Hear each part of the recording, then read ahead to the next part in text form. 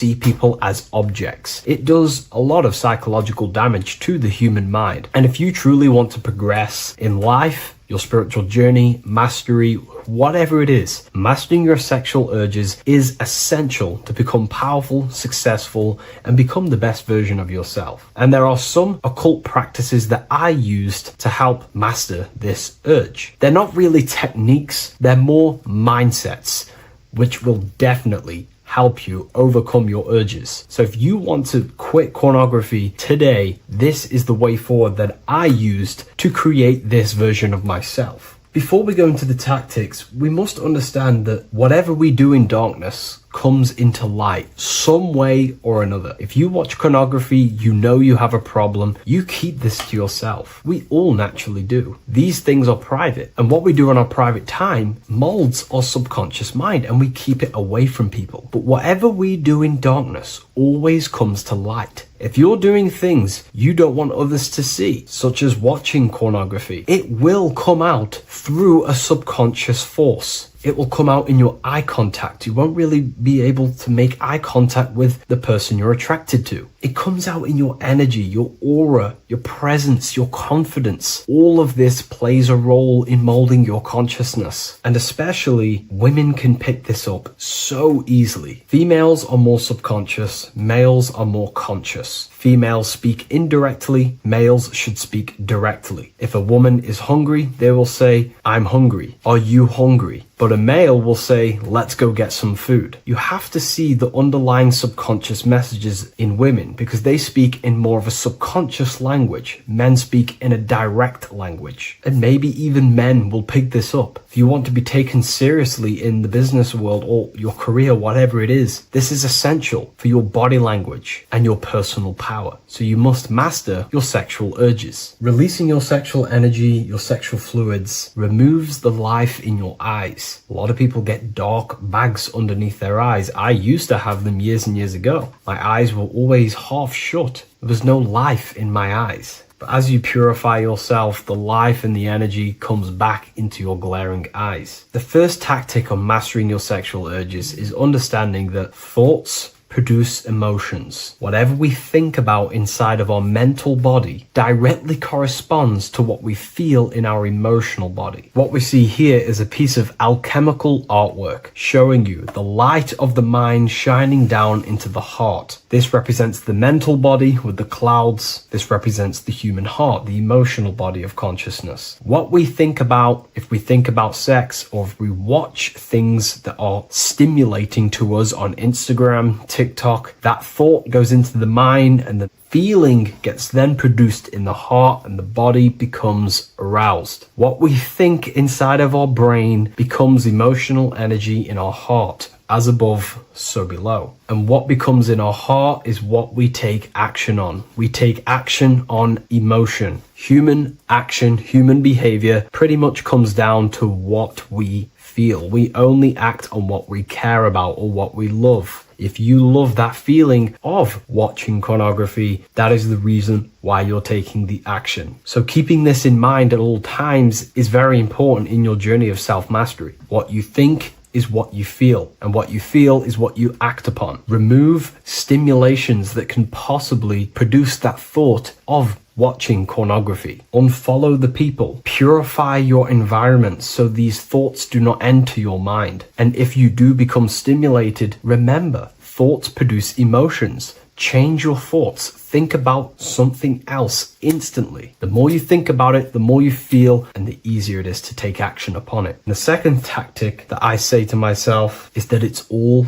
mental. World, the universe, life is all mental. For example, unfortunately, my brother passed away recently. I've never gone through something like this in my life. It's tough. It's horrible. It's not nice losing a loved one. However, if I sit around and focus just on the negative side of that, yes, of course, I'm going to have my my moments. But if I just sit there and focus on the negative, it will destroy my life. It will pull me down. The only thing that I can do to benefit from this situation is to become a better family person out of this. Become more loving. Spend more time with the people who mean a lot to you. You can always change and transmute the mindset of every situation in your reality. There's a famous saying I like to say, if you can change it, change it. But if you cannot change it, change the mental attitude towards it. Never just sit there focusing on the negative side of reality. This helped me with mastering myself watching pornography. It's all mental. You hold the power over the mind. And the next tactic is probably the best one ever. And I still use this today in everything in my life. Before I make any decision in life, I always say to myself, what is the effect of this cause? Is that effect going to push me towards who I want to be? Or is that effect going to pull me away of who I want to be and become and where I want to go in life? If the effect is not pushing me towards who I want to be, I will not take the action which is the cause. Consciousness cannot escape the law of cause and effect. It is an immutable,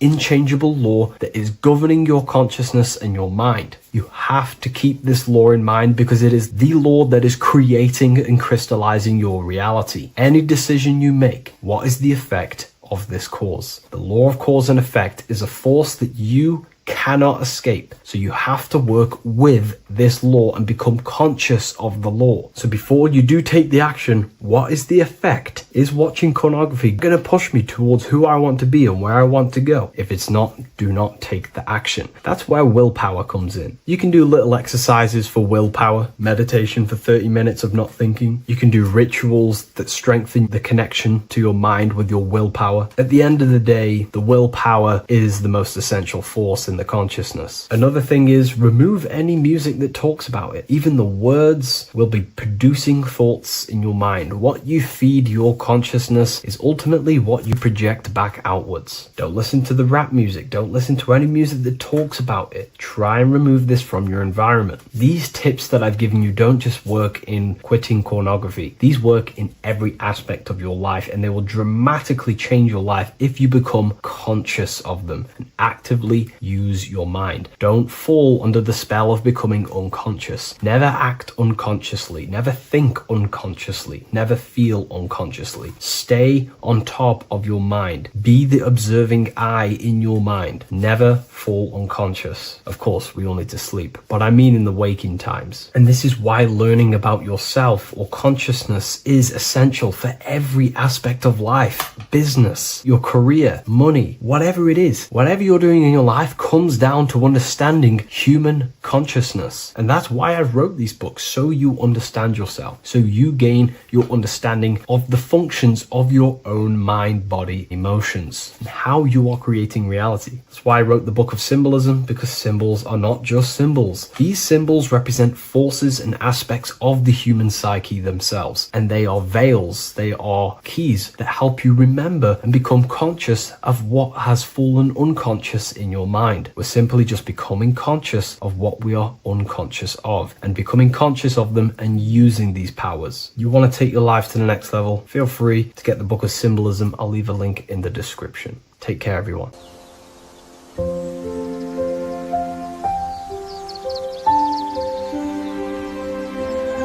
bookofwisdom.com. Visit today.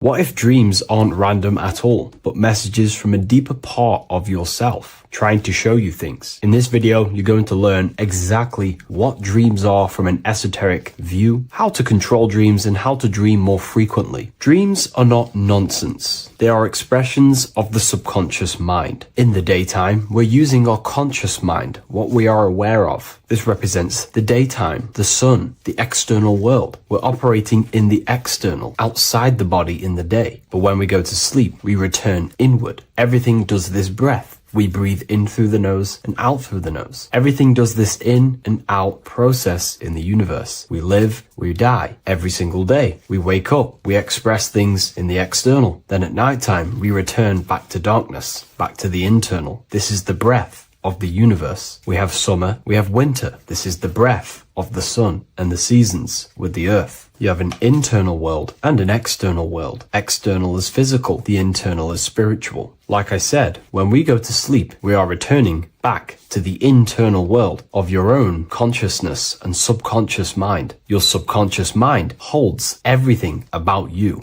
your memories, your traumas, everything you've ever learnt, your language, your name, your job, everything you identify with is stored within this vast network of the subconscious mind. It is your own personal consciousness. Therefore, when we dream, we return back to the subconscious mind, and we are in fact thinking, but in a subconscious way. The subconscious does not speak the same language as the conscious mind. The conscious mind uses language, thoughts, and all things that are very logical and very easy to understand. The subconscious is the complete opposite. It is very indirect, metaphorical, and symbolic. The subconscious communicates and works in symbols. Ultimately, symbolism is the language of consciousness. This is why in occultism and esotericism, it is filled with occult symbols, because symbols are used to communicate directly with the consciousness within, the subconscious mind, and the subconscious mind is ultimately connected to the collective consciousness. We are all connected and tapping into the mental plane, where we receive thoughts, ideas, depending on what we attune our mind to. That's why we call it a mindset. But getting back on topic, the subconscious mind is your own personal network. It is like a net, an interconnected web of your thoughts, memories, traumas, emotional blockages, and all the things you identify with and have experienced in your life is stored within this network. It can be seen as a web. One example of the subconscious mind using symbolism is this next story I can tell you. Let's say I was in a very traumatic car crash as a young child. I experienced a lot of emotional trauma in that car, and that deeply impressed my subconscious mind with that trauma of emotion that I felt. Therefore, every time I see a car in my external world, that car is now a symbol that represents the state of consciousness I was feeling in that particular time of the traumatic car crash. The car is a symbol for a state of consciousness within my subconscious mind. Just like when you see a word, that word triggers what you believe that word to be in your subconscious mind. Symbols are the language of the subconsciousness. Therefore, when we dream, we are basically seeing symbols of our own personal subconscious mind. Our higher mind, which is basically our subconscious, the higher version of you that exists beyond your human thinking mind, communicates using symbolism. The higher mind does not speak human thoughts, human language. It speaks the language of symbolism. Therefore, when we dream, every event, every person, everything that happens, and everything you see is your own personal subconscious mind materializing within the plane of the astral plane. This is a dimension that sits just above the physical world that everything is pulled out of. For example, look around you. Everything you see around you was thought, then imagined. Imagination is the astral plane, and this astral plane sits above the physical world. As above, so below. These objects were thought, imagined within someone's mind, and then pulled into a physical reality. Therefore, the imagination is what you're experiencing within a dream. It is your subconscious mind thinking and materializing within the imaginative plane. For example, let's say you are a Christian, you believe in Jesus your whole life, you have lots of emotion towards Jesus. This deeply impresses your subconscious mind. You believe in him so much, you go to sleep, you have a dream that you meet Jesus. You did not meet directly with Jesus. You met with your own belief. It was your own belief materializing within the imaginative plane and revealing itself to you. Dreams are materializations of your memories, your subconscious beliefs, traumas, and anything that could be inside the subconscious mind. It is your subconsciousness revealing itself to you in a material form. Let's say you have a nightmare. There is a big dark figure chasing you and you are running away in fear, away from this dark figure chasing you. That dark figure is not an external entity. It is not a spirit or a jinn or a demon. It is in fact an aspect of your own mind. It is a symbol that represents maybe a fear, a trauma, or something you are running away from internally, inside your subconscious mind. Something that you are not addressing, but something that is fearful, something that can be controlling you on a subconscious level. Let's say you have a fear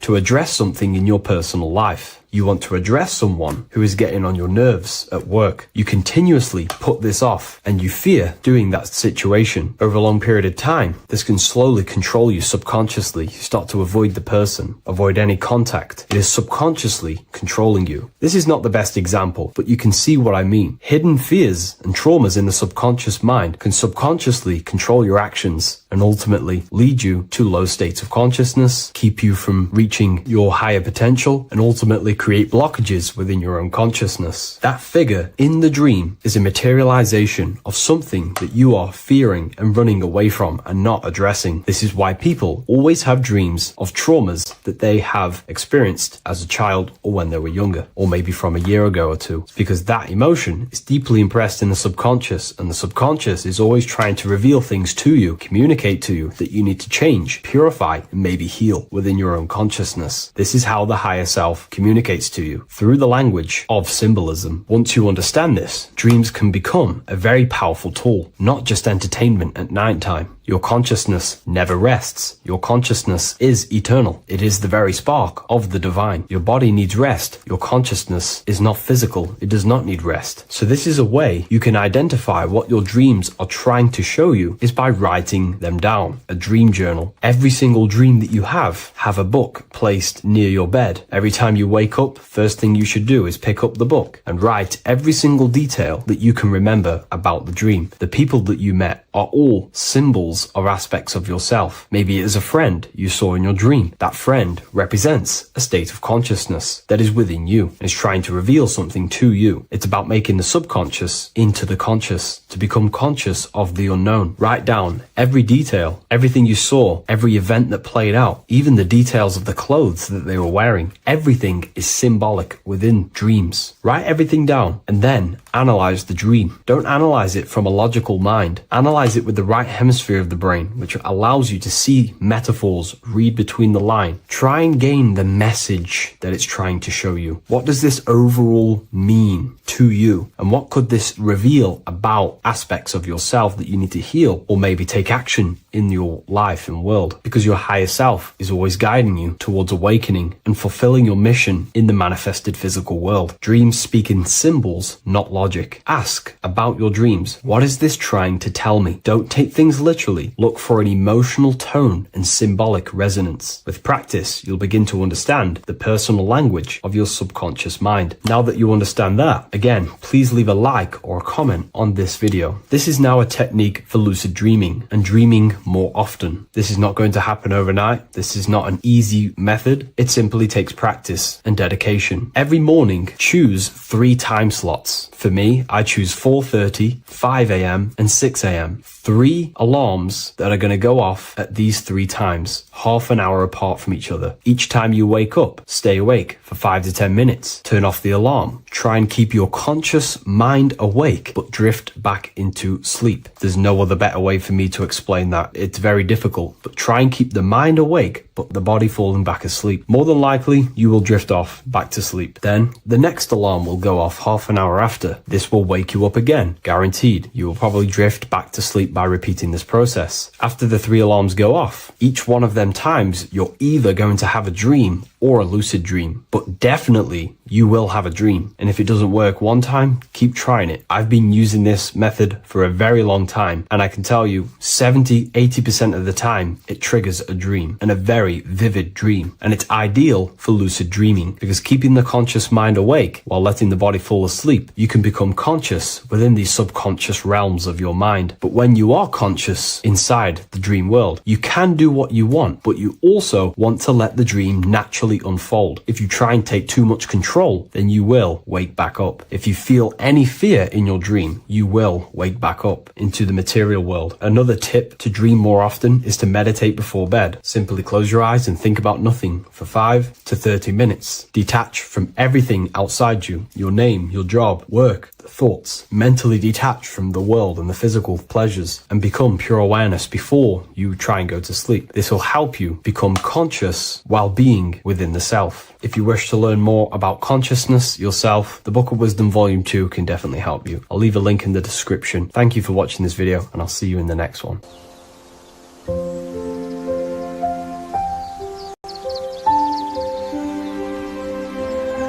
bookofwisdom.com. Visit today.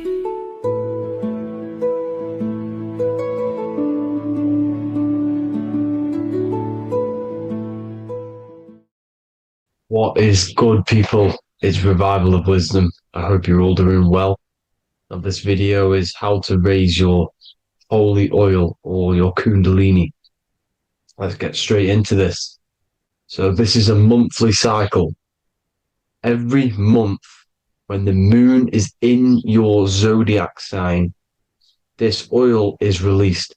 Now, the moon is in control of monthly cycles. For women, it's the menstrual cycle, and as well, this holy oil cycle. The moon changes sign every 2.5 days and passes through the zodiac signs in 27 days. So the moon tells the day, the sun tells the time, the stars tell the month. This reality is a massive clock, if you like to say. It's a cycle. Okay. The moon controls the night, emotions, water, fluids, and the mind. Okay. So this oil is produced in the claustrum. It's produced in the claustrum, which is here, right? This is where you get Santa Claus from. Now, the claustrum is at the center of the brain, and it is next to the pineal gland and the pituitary gland. Once it starts in the claustrum, this is the holy present. This is the present that Santa gives to us, Santa Claus. And it goes to the pituitary gland and the pineal gland. And what's connected to the pituitary gland and the pineal gland is the Ida and the Pingala. The Pingala is the pineal gland's nerve, which is the honey, which is the positive charge, electric. And the pituitary is the Ida nerve, which is the magnetic charge. This is the milk, the land flowing with milk and honey. This is the brain, the heaven, okay? And it travels down the spine using these two nerves, these electromagnetic charge. And this is what the ancients symbolized with the two serpents wrapped around the spinal cord, the Ida and the Pingala. And this travels down to the sacrum or the solar plexus. Okay. So once it's here, okay, the spine is an elongation of the brain. So the spine is pretty much the brain. It's an extension of it. And it's kind of a microcosm of how we descended from heaven to physical reality, to physical matter, which is our consciousness has done. Our consciousness has descended from heaven into physical matter. And this is a microcosm of it. Okay. So once we're in the sacrum bone, this holy oil, like I've just explained, this holy oil starts in the Santa Claustrum, goes down the chimney to the sacrum. This is the sacrum, the solar plexus, and drops the present off at the sacrum. Now, once we're at the sacrum, we need to raise our vibration to take this oil back up the spine. Okay. And the River Jordan symbolizes this in the Bible. King Herod wants to kill Jesus in Nazareth, which is here, this is the River Jordan, is Nazareth. He goes to be born in Bethlehem and then goes back up to Nazareth to Joseph and Mary. Joseph and Mary, the pineal gland and the pituitary gland. The Bible is huge symbolism. It's all metaphors for this sacred process which goes on inside of your body. You are the Temple of Solomon. You are the Holy Land. The Holy Land is your brain. Once this oil is at the sacrum, you need to raise your vibration in order to take it back up. Once this oil has gone back up to the pineal gland, it activates the crystals which are wrapped around your pineal gland. Your pineal gland is this tiny little beam here. This is the claustrum. This is the pineal gland. And it's wrapped in crystals. And when this oil travels back up the spine by raising your vibration, back to the upper room where Jesus met the 12 disciples, or the 12 cranial nerves in the brain, and it activates and it turns on this pineal gland. And once it's turned on, it illuminates all the cells and the nerves in your brain and turns them all on and activates the higher God man, the God consciousness, Christ consciousness. And it regenerates the whole body. This is the secret to regeneration. It regenerates all the cells in the body. And this is how the ancients lived for thousands and thousands of years, as talked about in ancient texts. They lived for hundreds and thousands of years because they knew this secret. And this fluid, this brain fluid, the secretion, or the Christos in Greek, which means gold, because this is the alchemical process from turning lead to gold.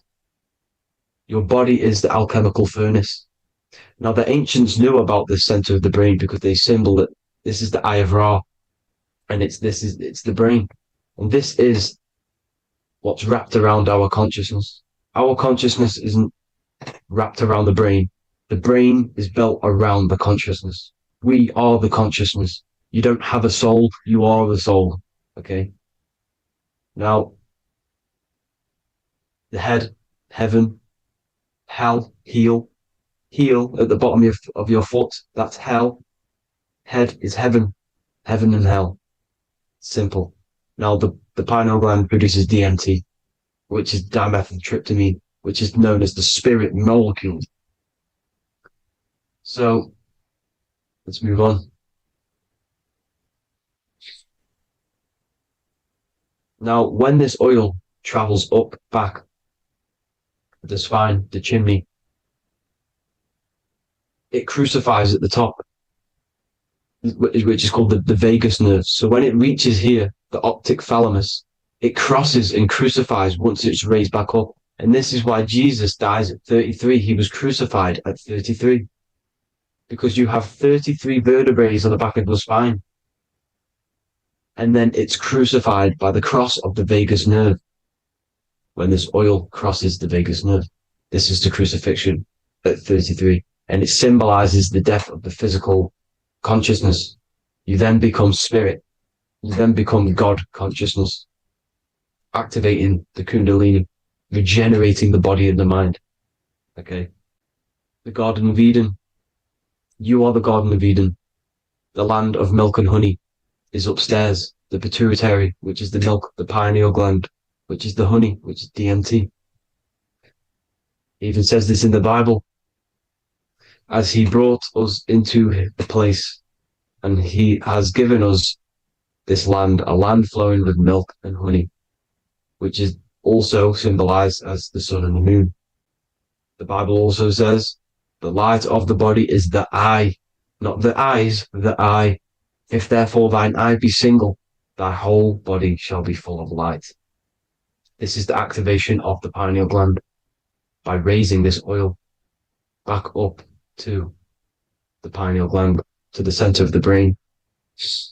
Neither shall they say, see that here, or see there, for behold, the kingdom of God is within you. So he's saying, don't look out there. Nothing is out there. It's all inside of you. Everything's inside of you. You're the universe. Now, how to raise this oil? back up to the pineal gland every month, like I said. The moon controls this cycle. The moon controls monthly cycles.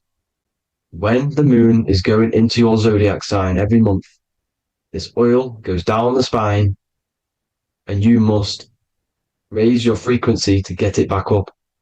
You must retain your seed. This is the most important. Your fluid, your secret, your holy fluid, your life force. You can't let that go. That life force is the reason you're alive. This holy oil is the reason you're alive because it feeds all of the systems in your body. It feeds all the systems in your body. You have to retain your seed, alkaline diet, positive thinking, and meditation. Okay? When you retain your seed, you will live longer. The moment you release it, you're killing yourself. You're killing a piece of yourself every time you release your seed. Every single time. You're killing a part of yourself. Okay? Now, this could be why this could be the illumination, the single eye on the Illuminati's symbol, the Freemasonic symbol, the illuminated eye, the triangle, which could symbolize the body, mind, and spirit, but the eye illuminated. Now, in the Bible, it talks about the two trees, the tree of knowledge and the tree of life.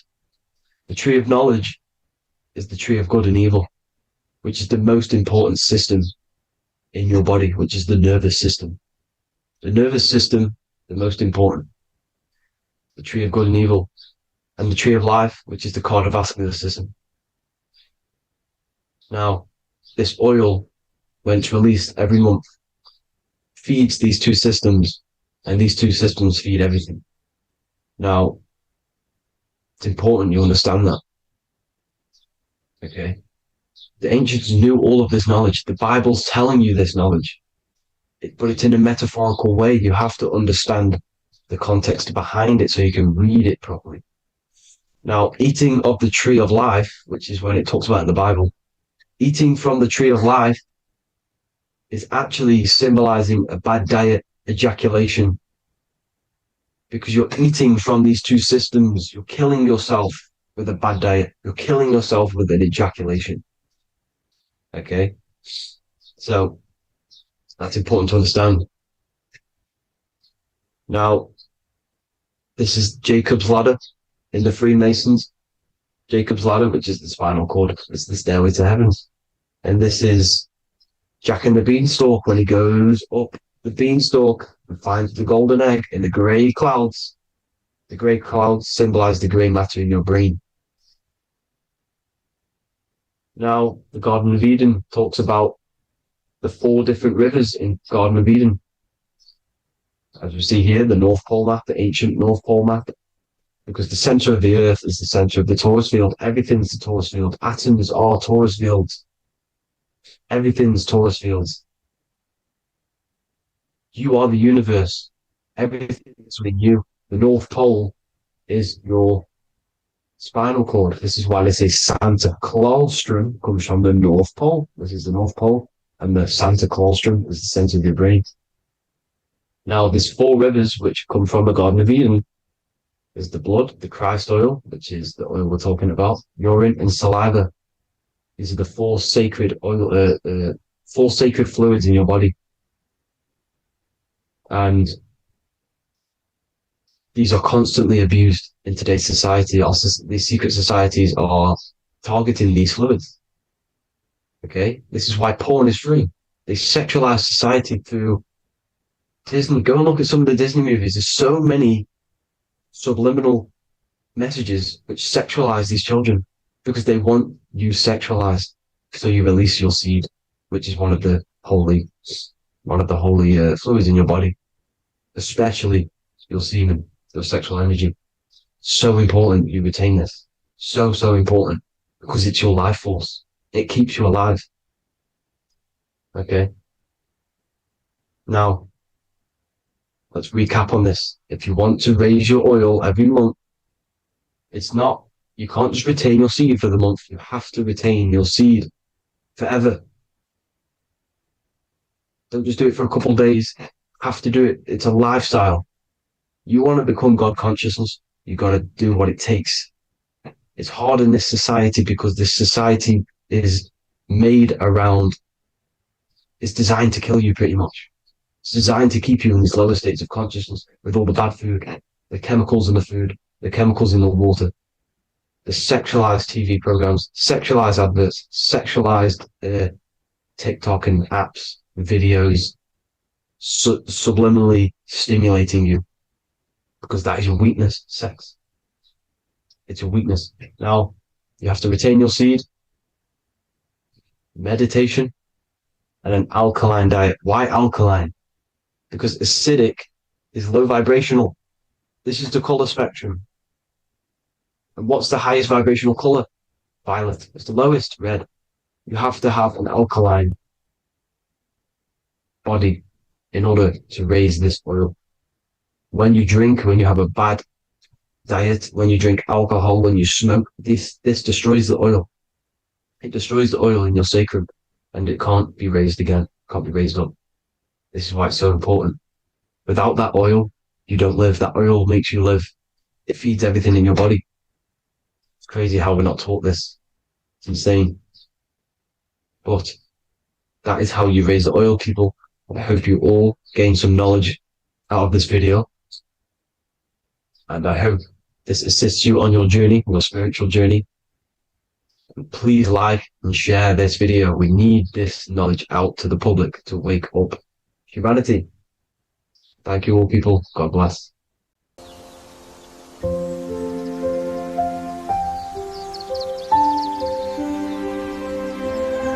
bookofwisdom.com. Visit today.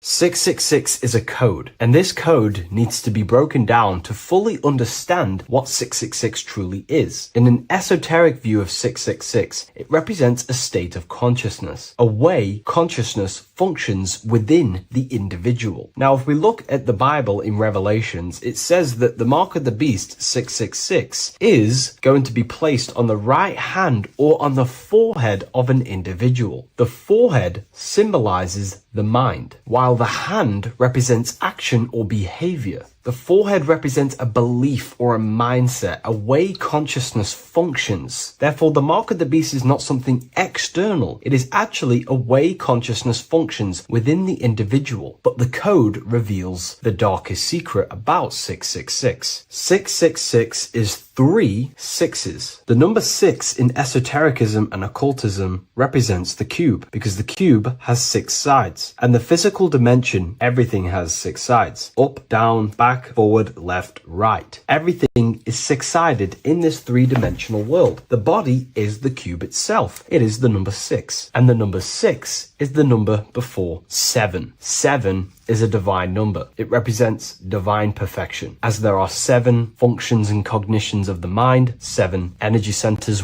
along the spinal column, 7 major planets for the 7 days of the week, 7 days of creation, 7 visible light spectrums, colors. The number 6, therefore, is often understood as imperfection, as the body is imperfect. The physical form is imperfect compared to our divine spiritual nature. But let's decode the 666 code properly so you can understand this. Now you understand that the number 6 represents the material 3-dimensional world, or the physical body of consciousness. We can then look at the number 3 because there are 3 6s. The number 3 represents the 3 ways consciousness functions. Consciousness thinks, consciousness feels, consciousness acts. We have a mental body, an emotional body, and a physical body. Most people confuse these things to be all one. They think their mind is their emotions and their mind is their brain, and they interlock all of these, but these are actually 3 different bodies of consciousness. Consciousness has many vehicles or bodies it expresses itself in. So the 3 ways that we ultimately create our life, the 3 ways that shift our reality, and the 3 full things that we have full control over are our thoughts, emotions, and actions. If you try and control anything else other than these 3 aspects of life and consciousness, you are then breaking natural law. If you try and control someone else, you are then breaking their will, their natural rights. These are the three things you have full control over: your mind, emotions, and your body. Therefore, the number 3 represents the 3 ways that you express consciousness in this life or reality. And the number 6 represents the material body. 666 is the mark of the beast. Therefore, the mark of the beast could be a state of consciousness where your thoughts, emotions, and actions are all directed towards the physical, material, three-dimensional world, leaving no room for true spiritual connection with your higher self, no divine connection to the source or God, giving no attention to your true internal nature, to the self inside the mind. All of your thoughts, emotions, and actions are directed only for physical pleasures, for materialism,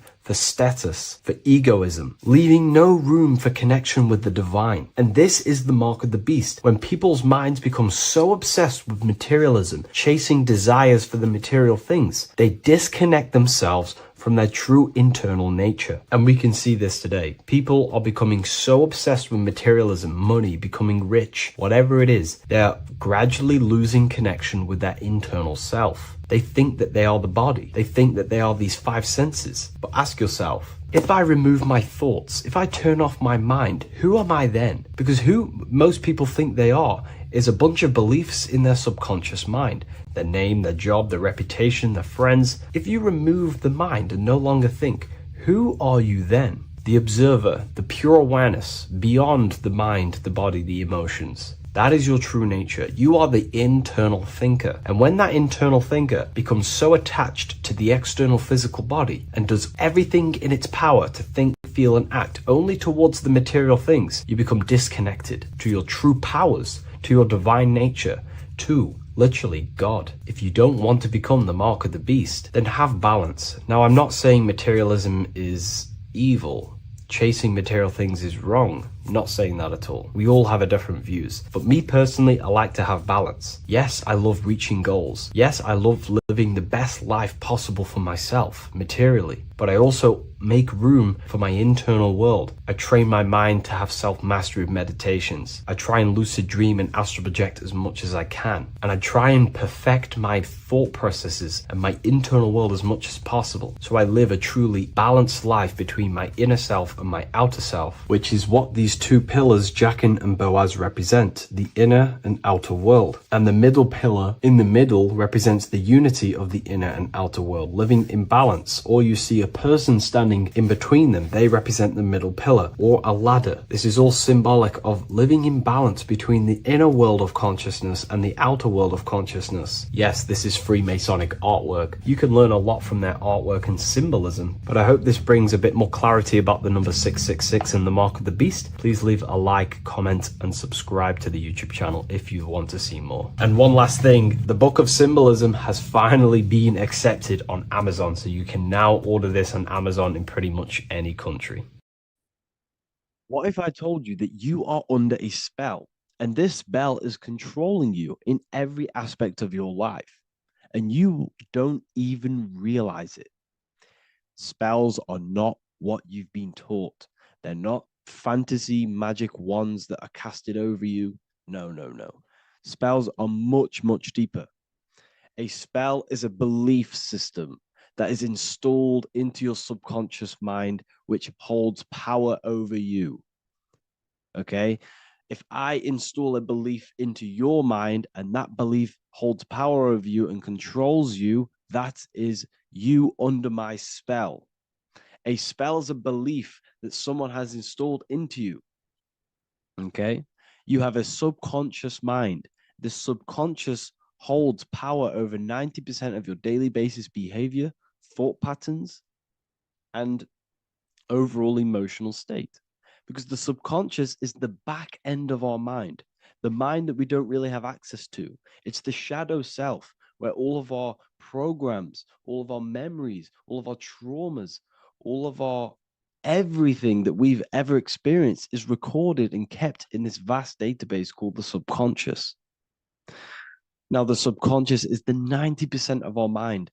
We are only aware of 10% of our mind, which is the conscious mind, which is what you're using now, what you're consciously aware of. but there is a subconscious mind that holds power over your conscious decisions, and you don't even realize it. For example, as a child, you had a very, very traumatic event happen. Let's say as a child, you were not loved enough by your parents. And this feeling of you not being enough for your parents and feeling alone as a child implanted this seed. And this seed was planted by your emotions, a strong emotion. And over time, as you grew older into an adult, this seed grew and grew and grew. And what this seed grew into is you being very needy, you always seeking validation from others.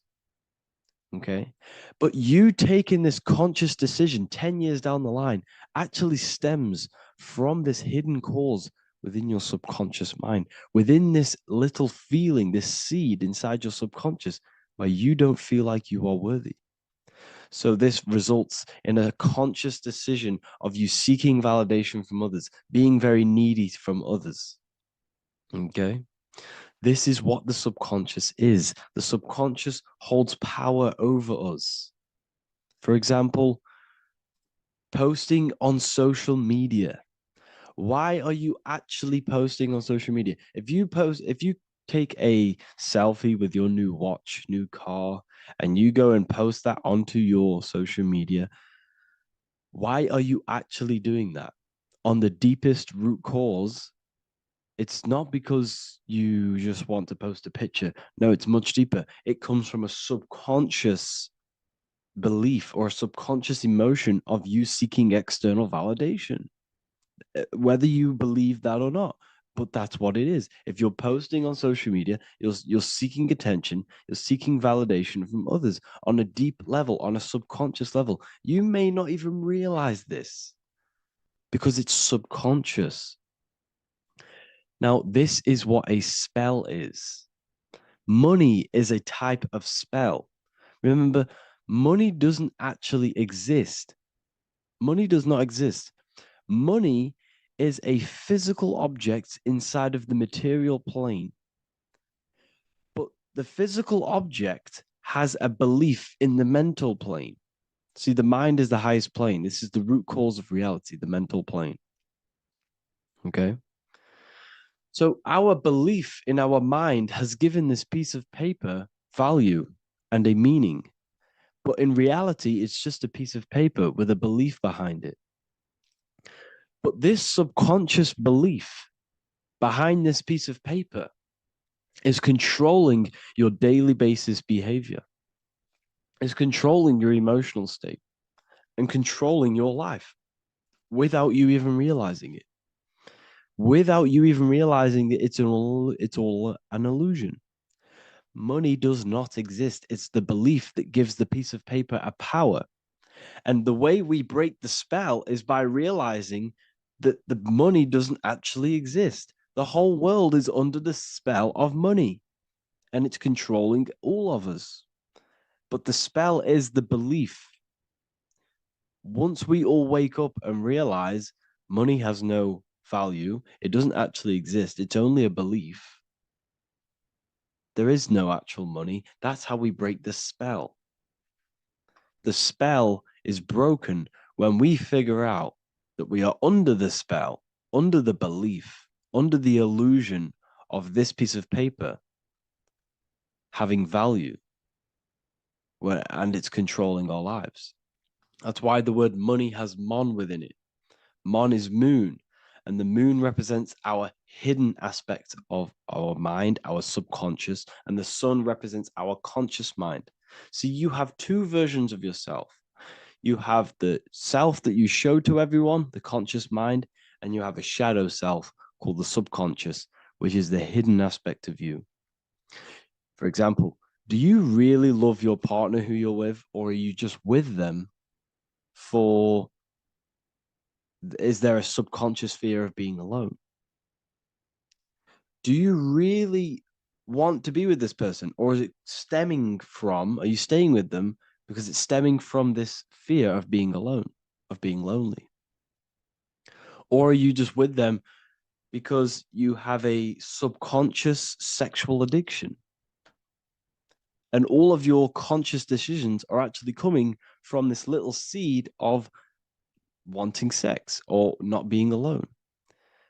You have two versions of yourself, the conscious mind and the subconscious, the shadow self and the self that you show to everyone else. Okay. And the subconscious is what's holding power over you. When you drive your car, you don't consciously have to think about changing gear. You've done it that many times. It's on autopilot. That's the subconscious doing it. You can be walking down the street. Your conscious mind can be thinking about what you're going to cook for tea later, but your subconscious mind is controlling your body and walking your body. You don't have to think about moving the body. You just do it because you've done it that many times. It's a program. It's a belief in the subconscious that's giving this movement power. You see, the subconscious holds a lot of power over you. Our beliefs hold power over our daily basis behaviors and actions. Okay, like I said, posting on social media, this is seeking external validation. There's a subconscious stem, there's a subconscious urge bringing this desire into conscious reality. So we must break the spell of our emotions controlling us, our traumas from a child controlling us. For example, another example of this, let's say you were in a car crash years ago, and this car crash led you to having a very traumatic event, very traumatic emotion you felt in that car crash. You felt a lot of pain. That was impressed into your subconscious. And even to this day, you're probably scared of going into trains, going onto cars, going inside of vehicles. And you might not even be aware that it's actually stemming from this event that happened 10 years ago. That's the spell. That's the spell that's holding power over you. And you don't even realize it. You realize the spell when you realize you're being controlled by this old belief, this old trauma. That's what a spell is. A spell is not something I cast over you with a wand like Harry Potter. Spell's much deeper. It's the hidden aspects of our mind that hold power over us, that control us. Okay? So, how do we get rid of the spell? How do we break the spell? By installing new belief systems, by installing new programs into our subconscious. The subconscious is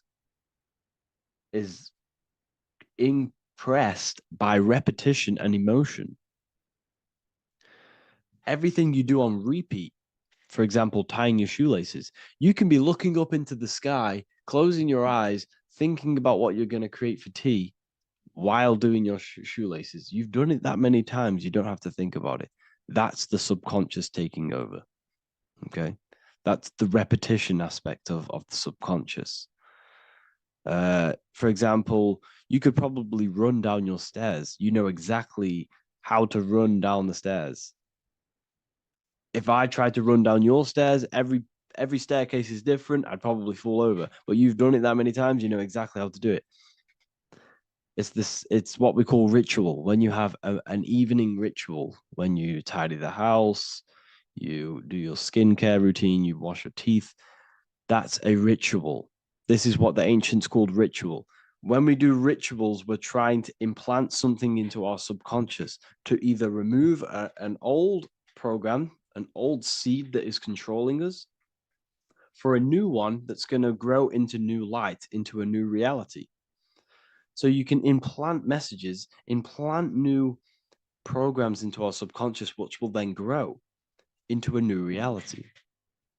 Okay? Because if I tell you something over and over and over again every single day, for example, if I say, you do what I say every single day I repeat this statement into your ears, about a month or 2 months in, you're going to start to believe in that statement and you're going to start to be under my spell. You're going to start to do everything that I say. So this is what spells are. Spells are subconscious beliefs that hold power over you, and you don't even realize it. So we need to remove these old programs we have that are controlling us for new programs. And we do that through ritual, affirmation, and imagination. Repetition and emotion is key to impressing the subconscious. They are the two ways that spells are created, that programs are created. The subconscious only knows the now and it only knows you. So every word you say is a spell. So when you call someone else a name, you're calling yourself a name because your subconscious takes everything you say as truth because it only knows you. It doesn't know anyone else. So every night we can do affirmation. We affirm the reality we want.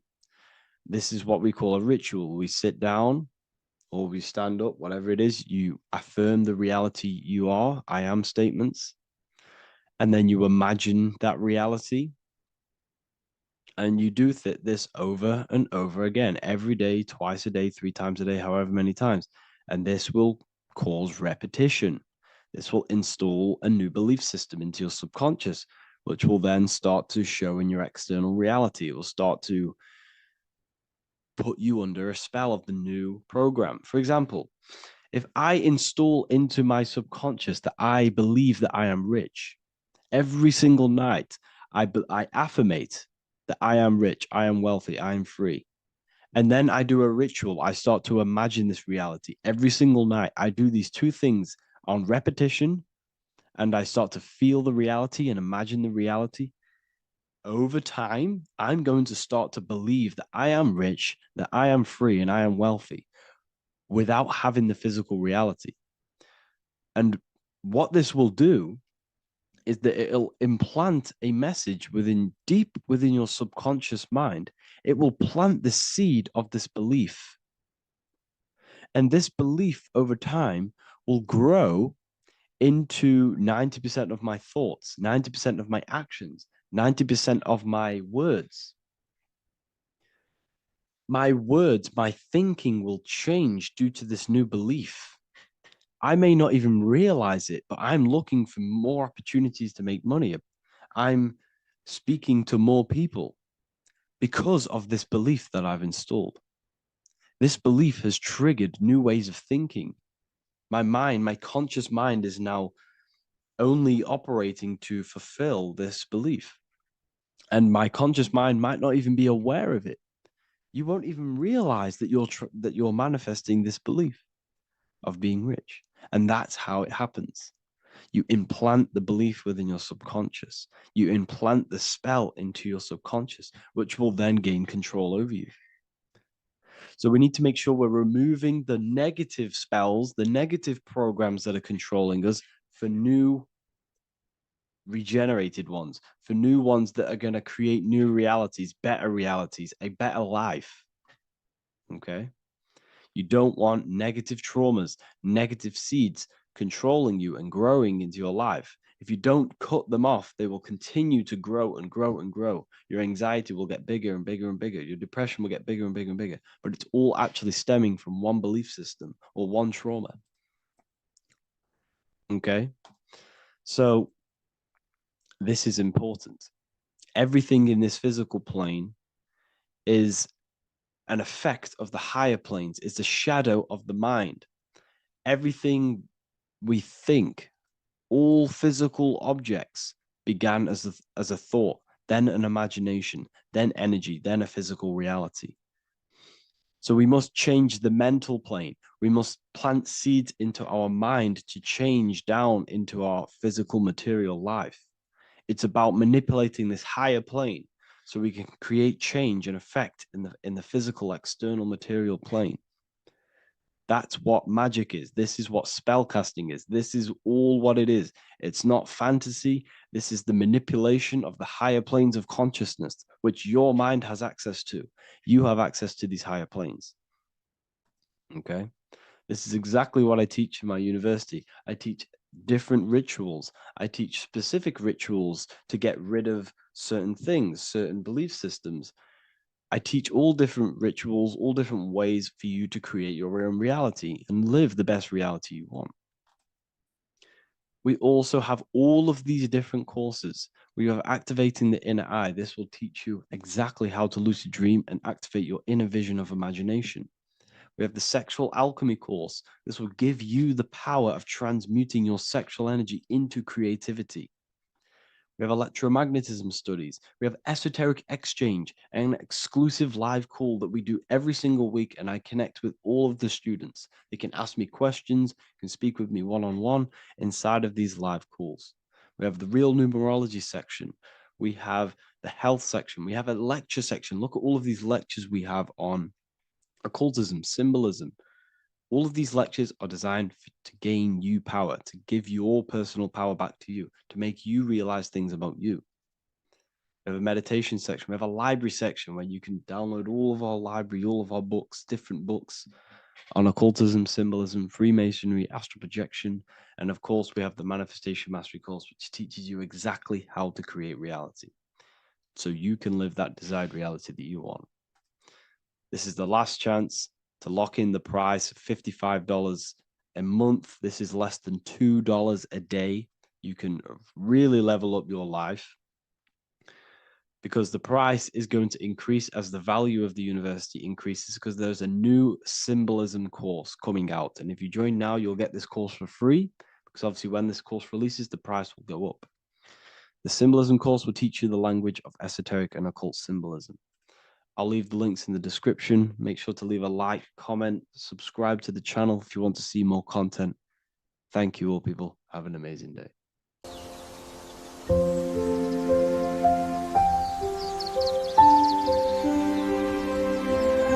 bookofwisdom.com. Visit today.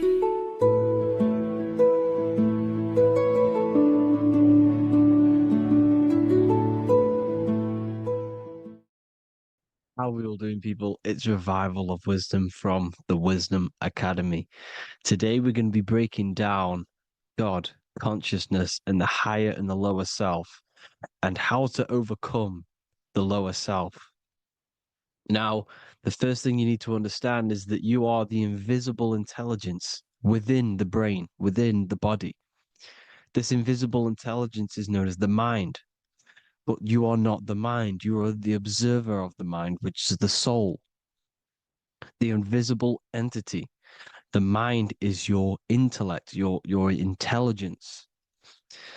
Now, the mind is, it's hard to put this in words, but the mind is something that gives you the ability to explore the universe. And this inner self is the I am. It's the quiet, the inner self, the voice you see in you hear in your head. This is why within spells high twin, inside, internal. The I is also the number one, which is one line. Because the one and only, is the inner self, which is the I am. This is why you say, my name is Harry. You are not Harry, you are the I, the inner self, the intelligence. Okay, this is why Jesus in French is I am. You look with the two eyes and you see with the inner eye. I and I, the same thing. Okay, because the I inside is what gives you the perception of what you're looking at. So when someone's trying to explain something and then you catch on saying, I see now, it's because you're seeing with your inner eye, the one that gives you perception, gives you intelligence, gives you the ability to understand things. This is the internal I, the invisible self, which the physical body is nowhere near as complicated as this inner self. Is in infinite potential, infinite potential. God, God, generator, operator, destroyer, soul, mind, and body. Brahma, Vishnu, Shiva, the Father, the Holy Spirit, and the Son. They're all, the reason why you see God is always a triad is because it represents yourself. Your invisible intelligence is God. Me and you are the same invisible intelligence.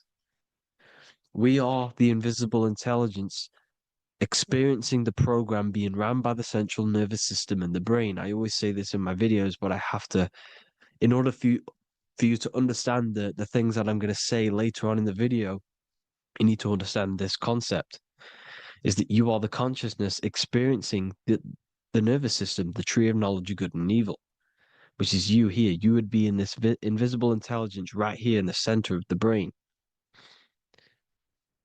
Now, this is why the ancient Christians show God is in the brain. This is the brain stem. This is the brain. This is also the brain stem and the brain. The brain stem and the brain. It's all depictions of the brain because the brain's the computer, the electromagnetic computer, which decodes the demands created by the invisible intelligence, the I, the inner self, you, your true self. The person moving, if you observe what someone moving, this is going to sound, but if you observe someone walking, it's not the body. The body is moving, but the thing telling it to move is the invisible intelligence. Before you kick a football, a decision is made within your invisible intelligence, your mind. And this consciousness, this invisible intelligence, is either stuck between the lower self and the higher self. Okay? When the invisible intelligence, meaning the true self, identifies itself with the physical body, it will trap its mind within physicality. This consciousness that we have is either operating in the lower self or the higher self. It's either feeding the material body or it's feeding the spirit. Okay? But because we are physical and spiritual, we need to be even. We don't want to be meditating all day long because we do have a physical body as well whilst we are here. We are playing a game in physical matter. Okay? Now, the reason that you incarnated here is to learn a lesson because the mind can manifest anything it wants within the astral planes, within the world of imagination. It can manifest anything it likes, but it incarnates into matter, into this game, so we can understand labor, because anything in matter you have to labor to manifest. But in the astral, you can manifest at the click of a finger. You come here to learn the knowledge of good and evil. And your consciousness, I came out a bit off topic there, but your consciousness is experiencing the lower or higher self.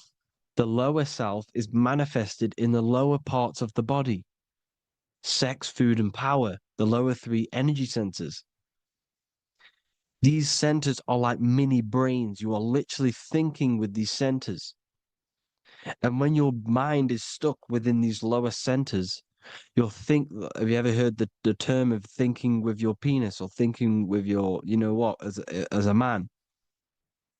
Even females maybe, but mainly this is a boy saying, you're thinking with your penis. This is a truth, it's truth in plain sight. You think with these energy centers. When you're living off the lower three centers, all you care about is sex, food, and power. Eating, sleeping, and greed. Power's kind of like greed. Now, when we move up to the higher parts of the body, when we live our life within the higher parts of the body, this is considered heaven, love, expression, intuition, and wisdom. This is what we need to be aiming to do, moving out of the lower half of the body and living our life within the higher self, the higher parts of the body, thinking with the higher energy centers, thinking with love, expression, intuition, and wisdom, spreading love, expression, intuition, and wisdom to others. Heaven is even. This is why Jesus is pointing at the heart chakra, always pointing at the heart. Earth rearranged his heart because in earth you're manifested as a physical being. You're in the heart, good and bad. You need to be balanced between the good and bad. because love can be a demon too. That's a whole nother video, but love can be a demon. Now, the seven chakras are known as the seven seals in the Bible. When the Lamb opened the seventh seal, there was silence in the heaven for about half an hour. This is a verse from the Bible. The Lamb is Aries, which is the higher brain, the cerebrum, the cerebram, Aries. Because when the Ram opens the seven seals, you enter the kingdom of heaven. Because these chakras seal your invisible intelligence, they seal your true self. You are behind these seven seals, your true invisible self, your true consciousness. Because behind these seven seals, you do not think about anything materialistic. Your intelligence is not material, it's not physical, it's not from the physical world. It does not desire the physical world. The body is the beast, the body's the animal, the lower self, which can corrupt our intelligence. It can corrupt the intelligence. Okay? Now, we need to balance these chakras so that we gain a deeper connection between this intelligence and the brain. Because when there's a strong connection between the brain and the intelligence, your body and the intelligence, you have a strong connection. Therefore, you can manifest what the intelligence is saying at all times. Meaning, when, for example, your higher self, this is intelligence, the higher intelligence is always speaking to you. It's always guiding you. It's always telling you the right thing to do. You can feel it when you're doing something wrong. You can feel that you're doing something wrong because this higher self, this intelligence knows what it needs to do here. And when there's no connection between the body and our intelligence, our true self, when we strip away, when you close your eyes for long periods of time, you will figure out you are this invisible, infinite, creative being. There's no words that I can't describe what it is, but it's the voice inside of your head that you can feel when you close your eyes. You are this being inside of the heaven, because this is heaven, this intelligence. And when there's a strong connection between the body, you can manifest everything it's saying. When everything is balanced, when you're no longer thinking with the lower centers, when they're all balanced, you're not thinking in particular with every center, you balance them all, you can manifest everything it says. Your body will act out what the intelligence is always saying. This is God in the brain, the intelligence, trying to touch Adam, representing the lower self. This is why they're not touching. Notice how Adam is resting, but the intelligence is always reaching out, stretching, symbolizing metaphorically saying it's guiding. I'm always reaching out. The intelligence, your intelligence is always guiding you. It's always reaching out to you. But Adam is ignorant of it. The lower self is ignorant of it.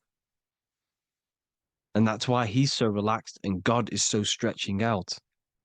Because at our highest self, that when you think of when you want to better your life, that highest true version of yourself is God. When you're manifesting this, your highest self, this is God. Your truest form, your most perfect form, that is God. Your highest version of yourself, that is God. Emotions. Emotions are not what you've been taught. Emotions are not something that should be reactive, okay? You should not let the emotion be you, except that you should experience them instead of letting them become you. You need to understand there's a separation in our consciousness. You have the soul, which is the person who is observing your thoughts. When you think a thought, who's the one observing that thought, the soul, you, the I am, the I, the inner self, the one and only. And inside of every single body, inside of me, inside of you watching this video, there is this same intelligence that is inside of me, inside of you. And it's the exact same intelligence, experiencing a different body. And this is what we mean by the universe is mental. We all are all sharing the same ball of consciousness in a different body. The animals, the fish, the cells, all expressing this one consciousness. Me and you are the same. This is why the golden rule is treat others like others should be treated, because I am you and you are me in a different body. Now, going back, you need to identify that there's different levels of consciousness: soul, mind, emotion, and body. Okay? Your emotions are on a separate layer than the body, the mind, and the soul. So when you identify there's a difference between all of these, you do not let them become you. You do not let your mind rule you, because your mind can be corrupted. Your soul is the one that is pure good, pure love, but your mind can be corrupted. Okay? Your emotions can be corrupted. The body can be corrupted, but the soul can never be corrupted, only layered on top. You can only throw piles of programs within the subconscious, layering the soul down, but deep, deep down inside of every single one of you, there is a loving being. Because love comes from the heart. Love is the universal emotion, expression. Now, your thoughts can become bondage, your emotions can become bondage. Now, what do I mean by bondage? By conquering the lower self, we need to conquer our own mind, because the mind is what's manifesting the lower self. When you're thinking with the lower half of the body, when you're becoming your emotions, you need to experience the emotion, not become the emotion. Do not let the emotion become you. Do not let your thoughts become you, because your thoughts are tools that you can manifest. Your thoughts are the idea. Your emotion is the energy that you can use to manifest that thought. Your emotion is energy in motion, emotion. You use emotion to manifest, to feel as if you already have the thought. Therefore, you become that vibration.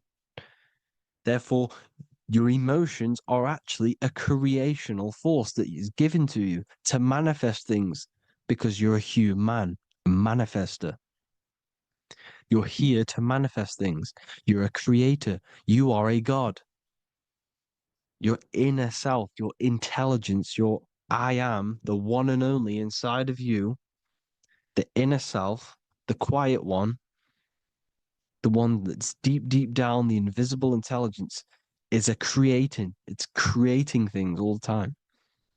All the time. Speak no evil, see no evil, hear no evil. This is the astronauts, they're Freemasons, but they understand this, because thinking, seeing, and hearing can corrupt your mind. And when you have a corrupted mind, you'll have a corrupted subconscious. The subconscious will manifest into the body, because 90% of your behavior comes from the subconscious mind. So you got to speak, see, and hear no evil. But sin, what is a sin? To overcome our lower self, to overcome our lower self, the 7 deadly sins are not something that goes against an external God. A sin is something that goes against your inner guide, your inner conscience, the inner self that is always speaking to you. It's always telling you the right thing to do. A sin is something that goes against this inner guide. And this is why you can feel something where you can feel you're doing something wrong because the inner guide is speaking constantly. And when you commit these 7 deadly sins, which are 7 internal states which keep your invisible intelligence bound to your physical body. Because evil, right? Evil love bondage. This is why they stay in this realm and they control this realm, because they love the bondage of the body. They like matter. They want to stay in matter for eternal life. They don't want to ascend back into the heavenly realms where you do not have a physical body. You can explore the universe within the astral planes. They stay bounded to the body, bounded to the 3D construct of the physical world. They have greed, lust, envy, gluttony, wrath, sloth, pride. They want all of this. And if you want that, that's okay. But deep, deep down, you don't want that because your soul is always telling you the right thing to do. Your soul knows what to do to get out of here. It needs to detach from the external world, detach from all of these 7 internal states which bound you to your lower self, your lower centers.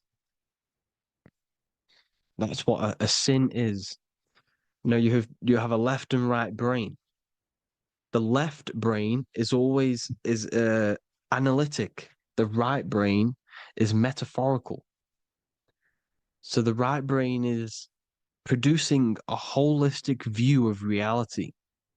Now, what do I mean? And not view, perception. When you see, because your eyes are parts of the brain, so when you look at something and you look, that image is produced in the back of the brain in the visual cortex. And then the right brain produces a perception, a holistic, it breaks down what you're seeing into a holistic image, a holistic perception. So, for example, if you're in a woods, the right brain sees the whole woods as one big woods. The left brain is breaking that perception down into individual trees, branches, and leaves. So the left brain's to do with duality, the right brain's to do with wholeness, unified. The left brain's dualistic, analytic. This is necessary so that we can pick things up and manipulate them and break things down. We need the left brain, we need the right brain. I'm not saying any of them's bad, but the left brain, sinister in Latin, means left. Because when you're left-brained, you see everything in dualistic. You see everything is dual, when everything's actually one. We need to be focusing and strengthening our right hemisphere. I'm not saying sit in the right hemisphere all the time, but we need to be strengthening our right hemisphere. And this is why left is sin and right is right. Because when you focus on the right hemisphere, you see the holistic perception of creation. The right hemisphere sees humanity as one unified consciousness. The left hemisphere sees everyone as individual persons and egos. Because the left hemisphere is dualistic. And this is why the Bible says, cast the net onto the right side of the ship and ye shall find. John 21:6. What does that mean? Cast your energy, cast your perception into the right hemisphere of the brain, and ye shall find unified consciousness. You shall find your higher self, the one and only. If then you have been raised with Christ, seek the things that are above, where Christ is seated at the right hand of God. Wow. Powerful. What does this mean? Seek the things that are above, where the Christ is seated at the right hand of God. God is your consciousness, your invisible intelligence between the 2 hemispheres. The right hand of God is the right hemisphere. Seek the things that are above the heart.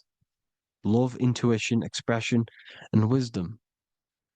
Seek the things that are above the heart, the higher self, the higher part of the body. Because when you seek the things of love, expression, intuition, and wisdom, you create a strong aura. You attract the same frequency.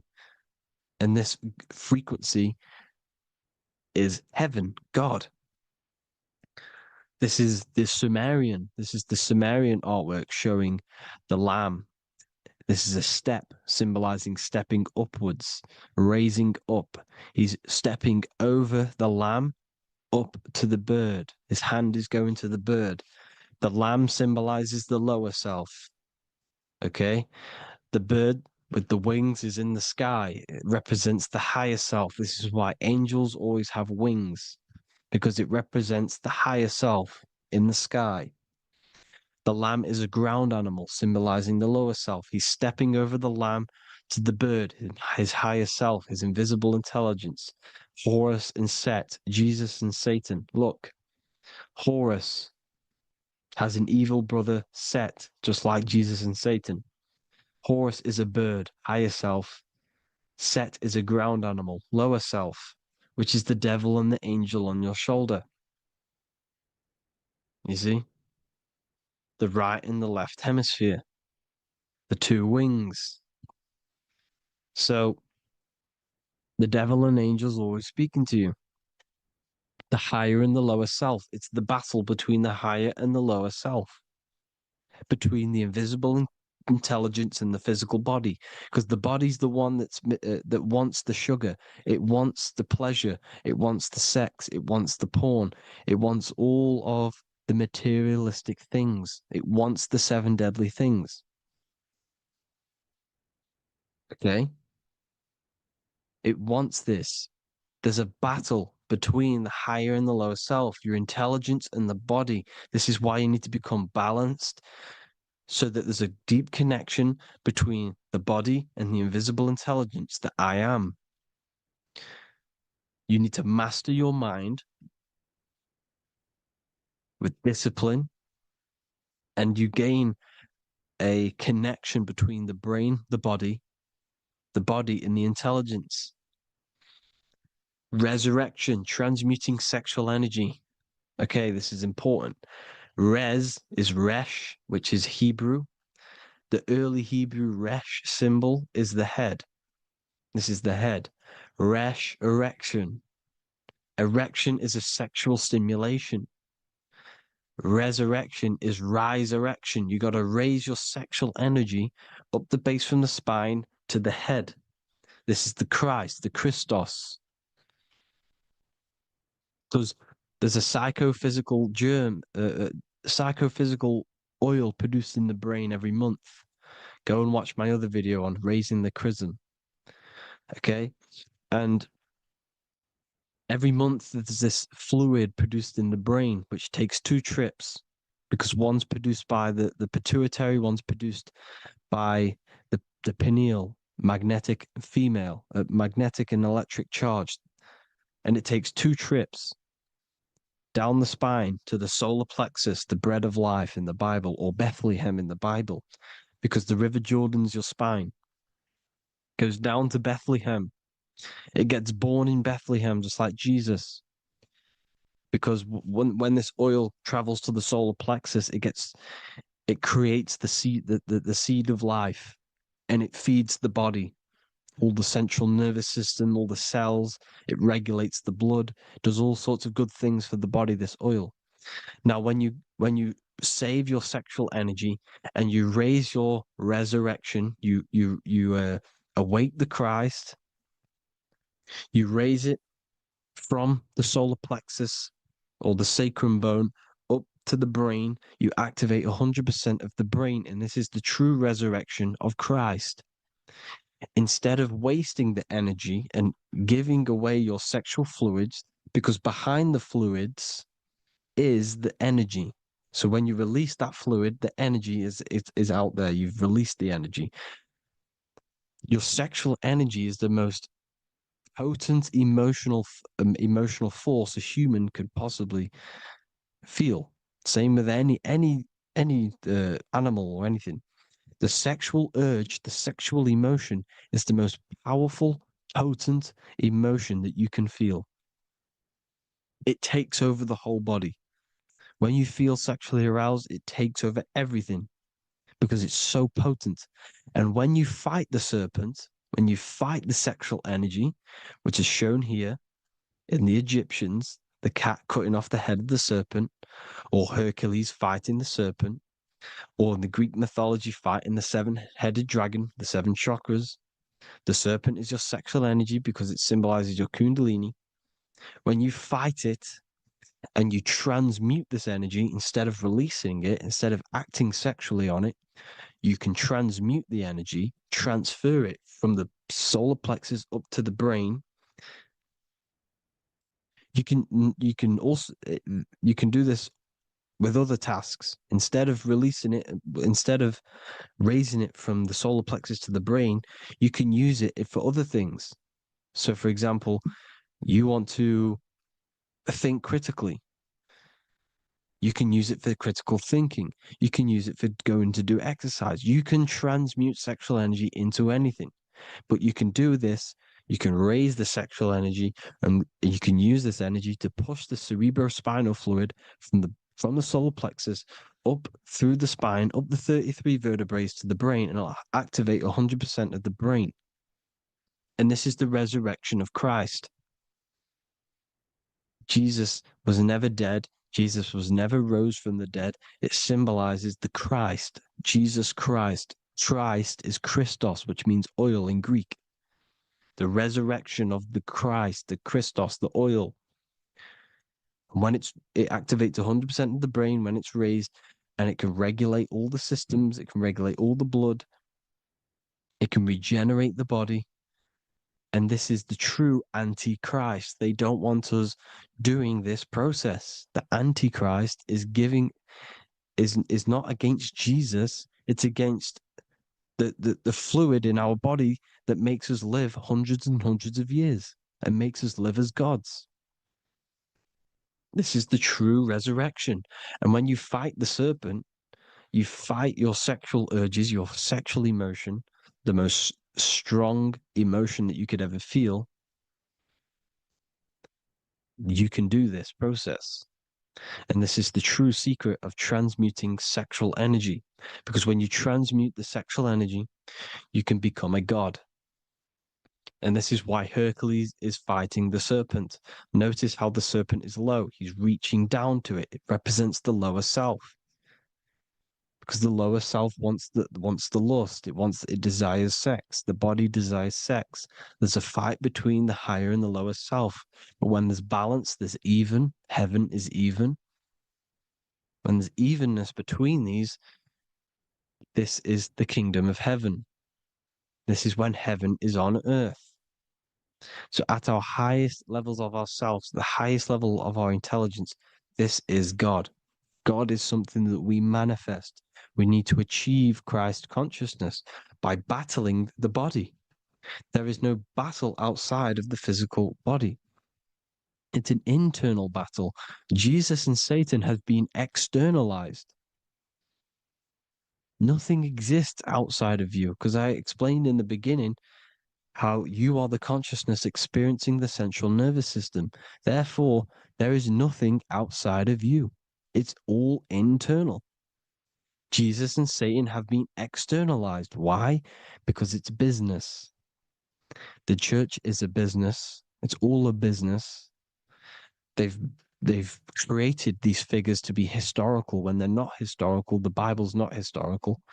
It's all externalized. It's called exoteric when the truth is esoteric, internal teachings. So, anyways, people, balance the chakras, balance the two hemispheres of the brain, balance the conscious and the subconscious. Balance is perfect, the yin and yang. You are spiritual and physical. You live in day and night.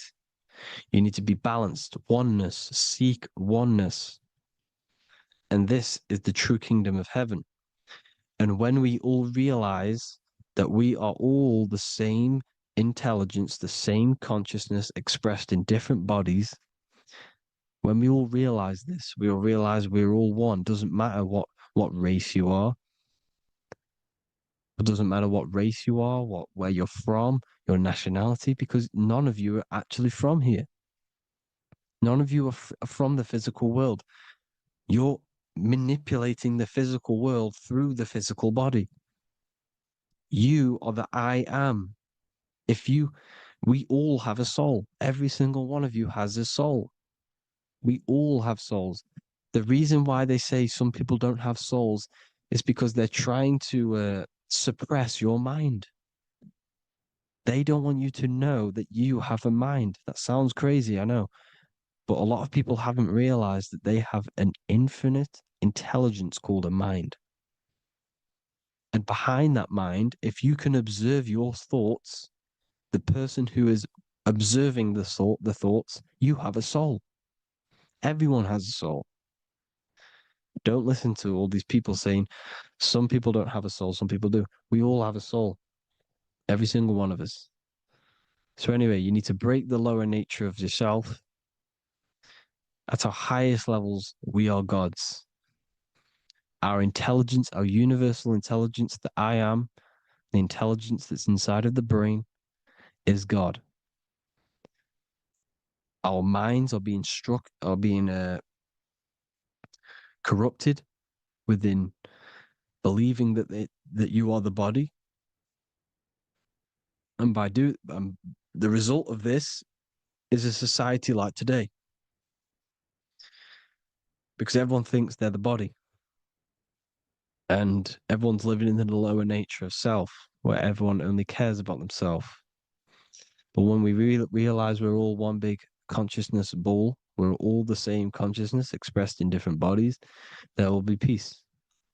So thank you all, people. If you do want to learn more, if you do want to read my book, it's called The Book of Wisdom. I'll put it in the description. It's an amazing book, people. It's going to give you the best understanding possible about creation, yourself, and the world. It's amazing. The Bible, everything. I have just launched a new cymatic library. A friend of mine has just added this to the website. He creates beats, and he creates the purest beats. So they are actually the frequency that it tells you. Most of the stuff on YouTube and Spotify and Apple Music it says it's a certain frequency, but we know these major platforms are all playing with the frequencies of the app. So if you want a real binaural beats, solfeggio scale frequencies to meditate on or listen to throughout the day, join the Occult Library. You can get a 2-day free trial. I'll put the link in the description. Thank you all, people. Hope you all enjoyed this video. God bless you all.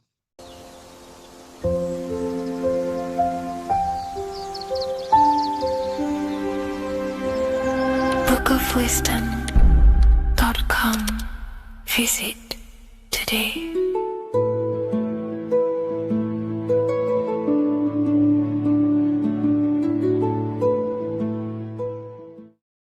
There is a massive mystery around the Freemasonic G, and in this video we're going to be discussing it. Some people call it geometry, God, gnosis, genesis, generation, but in fact it's all of these things, and all of these things relate back to one concept that links them all. And in this video, you will be discovering this secret force, which pretty much creates everything in your reality, in your life, and has done unconsciously, whether you are aware of it or not. The Freemasonic G is the 7th letter in the English alphabet. This is important because the number 7 has many mysteries inside the esoteric and occult traditions. Some people say the number 7 represents the 7 colors of light, the 7 major planets, or the 7 musical tones, 7 days of creation. The number 7 is a massive mystery. But what we have to understand is that in the context of Masonry, Freemasonry is all about building the self. Every day we wake up, we are either building our prison of our mind or freedom of our mind. Everything inside of esoteric Freemasonry is about building the self and reconstructing our consciousness, our inner dialogue, the inner voice. We're transforming the mind from low awareness to high awareness. This is why Freemasonry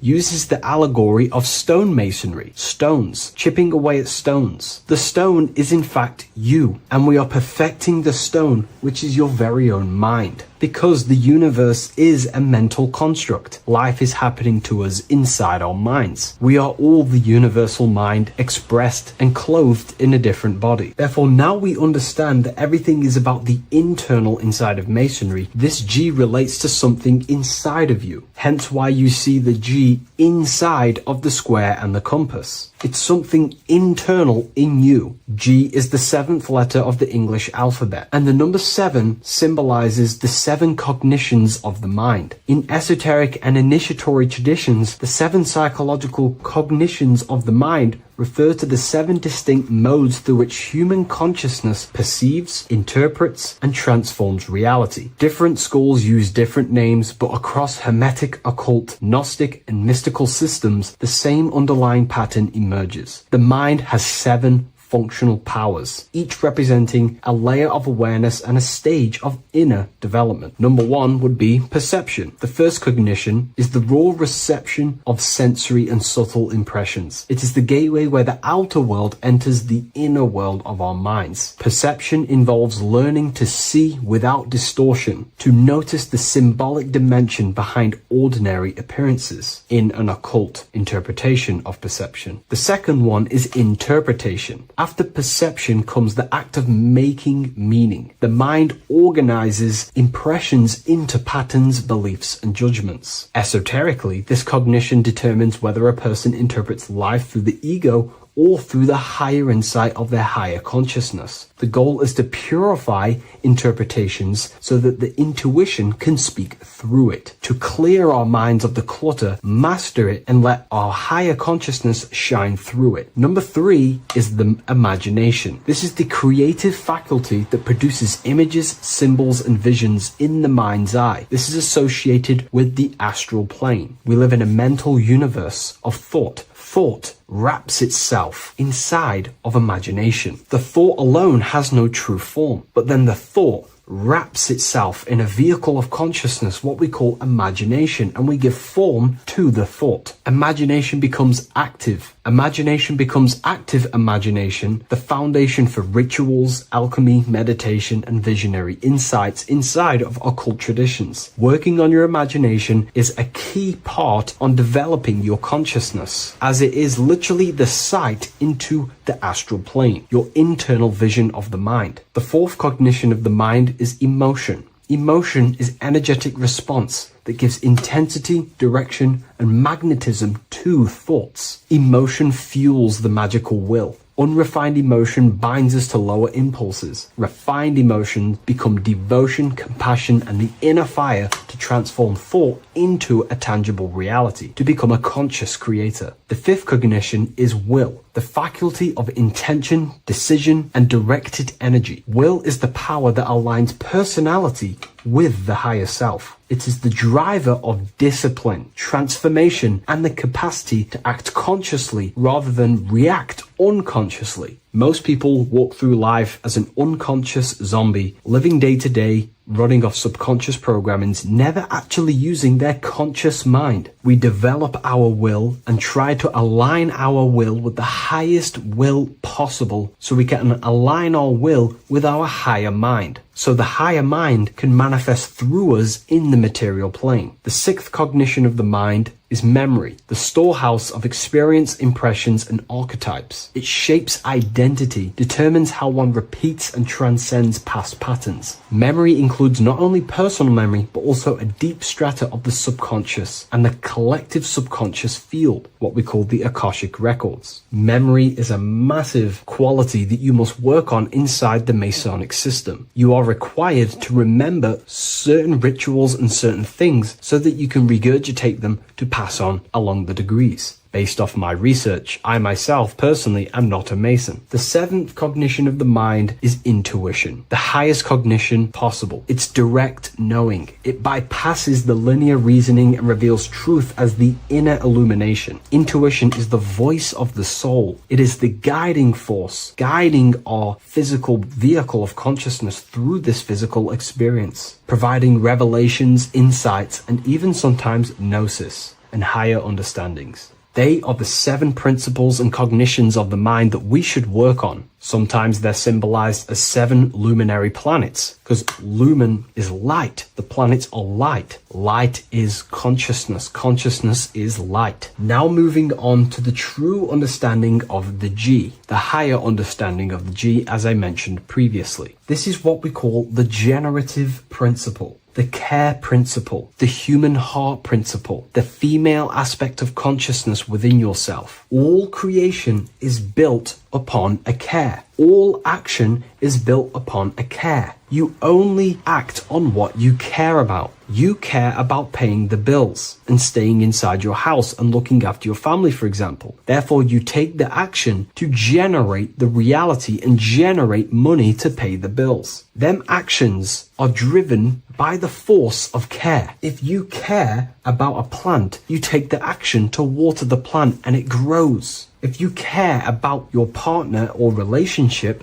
you give them attention and care and love, and you grow the relationship. As soon as you stop providing care, watch the relationship crumble and the reality destroys itself. Care is the generative force of reality. This is the generative principle that generates your experience in this world. We are in a continual state of becoming. Each cause gives birth to an effect, and that effect gives birth to a new cause. The G is the generative principle that drives creation in the present moment. Reality is creating, unfolding in the present moment, and the G is the force inside of you that generates your experience. You're watching this YouTube video right now because you have a care in your heart for the information I have provided in the past, and you have a care about watching this video. As soon as you don't care, you take action to do something else with your time that you actually care about. The G is the generative force of the heart. It is the love energy. You only take action on what you love or care about. The whole world is built upon this principle. This is why we say money makes the world go round, because the whole world has a G or a care for money, and it's making everyone wake up in the morning, take actions, and make the world go round. It is the G, the care for that principle or money object to generate that reality. It is the force that drives you, hence why the G is sometimes surrounding with light rays, because it represents a force, emanation, something that is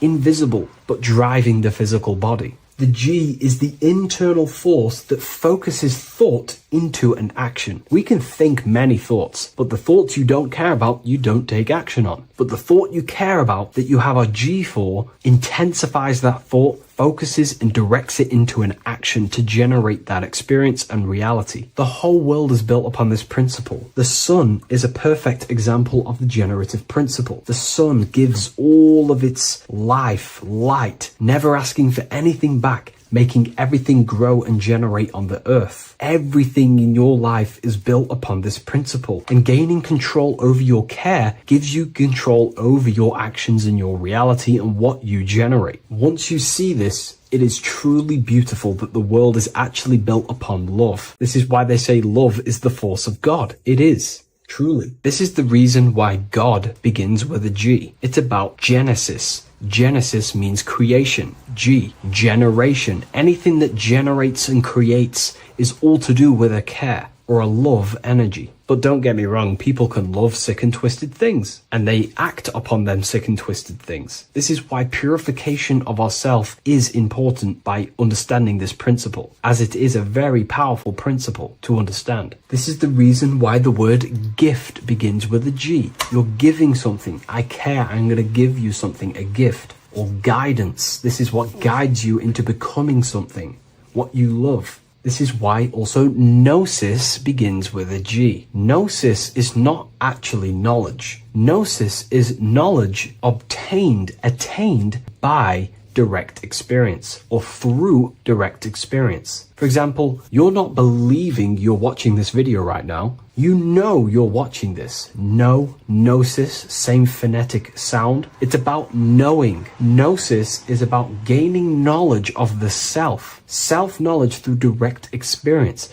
Instead of believing in God, I seek to know God through direct experience by altered states of consciousness, transcendent meditations, understanding human anatomy, understanding the laws that govern my mind, understanding creation. That is direct gnosis, knowing that God exists instead of believing he exists. By going within the self, questioning the self, and gaining a deeper relationship with the inner observer, you start to gain gnosis, self-knowledge through direct experience. And in order to gain gnosis, you have to care, because gnosis requires action. It requires you to meditate and go within yourself. It requires you to study yourself. It requires you to go within yourself. And in order to do that, you have to care. If you don't care about knowing yourself, you won't take the action to generate the gnosis. If we take a look at this piece of Freemasonic artwork, we can see a whole lot going on here.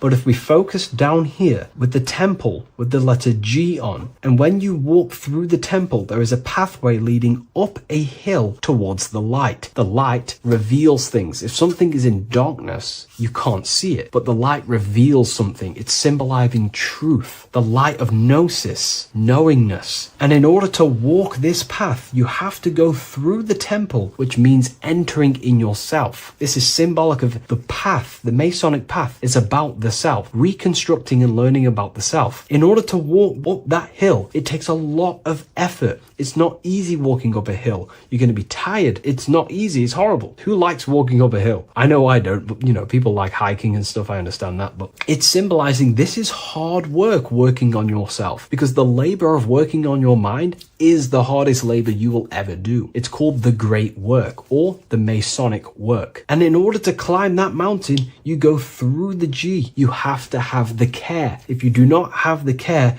you will not walk up that mountain. You will not generate the gnosis. You will not get close to the light. You have to have the G to walk that path of self-mastery and working on your mind. This is very, very important. If you want to gain the light, you have to have the G inside of you. You have to have the care to generate a higher consciousness. If you want to earn more money, you have to have the care, or else you will not take the action necessary to generate that reality. This is why we have to master ourselves and write down everything you love. It could be even the bad things. It could be lust. It could be anything you're wasting your care energy on. Try and remove them one by one. Master them and become disciplined. And then you'll have more G energy, care energy to direct towards something else in your life to generate and grow that experience or reality. Again, the word grow, G. It is a growing force. What you place your love and care into grows and expands. What you have a G for is what you spend your time and attention on, your two spiritual currencies. So this is the Masonic G, and I hope you gain a deeper understanding of this. So that is pretty much everything about the Masonic G that you need to know, and hopefully this has helped you. If you wish to learn more and gain guidance through your life and understand yourself on a deeper level, the book I've used today is called The Book of Symbolism. I'll leave a link in the description.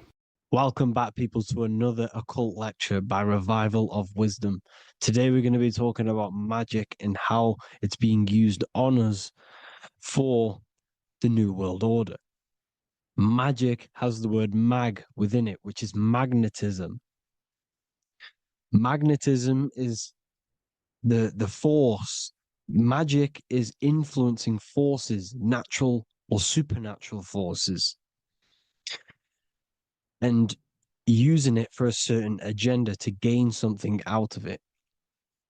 Now, magic is not what everyone's being thought. It's not some sort of fantasy thing. It's actually very common, and we all do it, whether you believe it or not.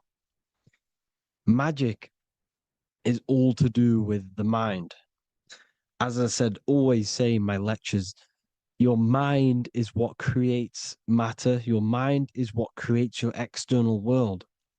So it's all about manipulating and planting seeds within the mind, because your mind is a garden, and thoughts And words are seeds which are being planted in that garden. Your life, your physical life, the people you have in your life, your friends, your car you own, the job you have, is all a reflection of the thoughts that you've been thinking in the past. You are where you are in life because of the thoughts that you've been thinking. Therefore, your life is a direct reflection and manifestation of your mind, the garden, the Garden of Eden. Okay? The mind is what they are targeting. What you see, say, and hear has a direct effect on your mind. Me talking to you is influencing you. The words I'm saying is planting seeds within your mind. Now it's up to you to consciously act on these thoughts or these words, or to maintain these words. As above, so below, as within, so without. What's inside of me is outside of me. What comes into the storehouse comes out of the storehouse. You have the left, you have the right, you have the up, and you have the down. As above, so below. Whatever is in your mind will be expressed in some sort of way, consciously or subconsciously, spiritually or physically. The mind is what manifests everything. And this is what we need to understand. We need to understand is that the mind is not physical. All things spiritual manifest physical. All things seen come from the unseen. The words you're thinking, that everything you have is coming from the unseen. The actions that you do come from the unseen mind. Another expression for as above, so below is you are the universe itself. You are a universe, a mini universe. But just because you are mini does not mean you are the whole thing. If I take a little piece of infinite, let's say there's an infinite light source. Let's say I take a little chunk of that infinite light source. That little chunk I took is still infinite because it's been taken from infinite. You are the universe. Your awareness, your mind is the universe. It's information.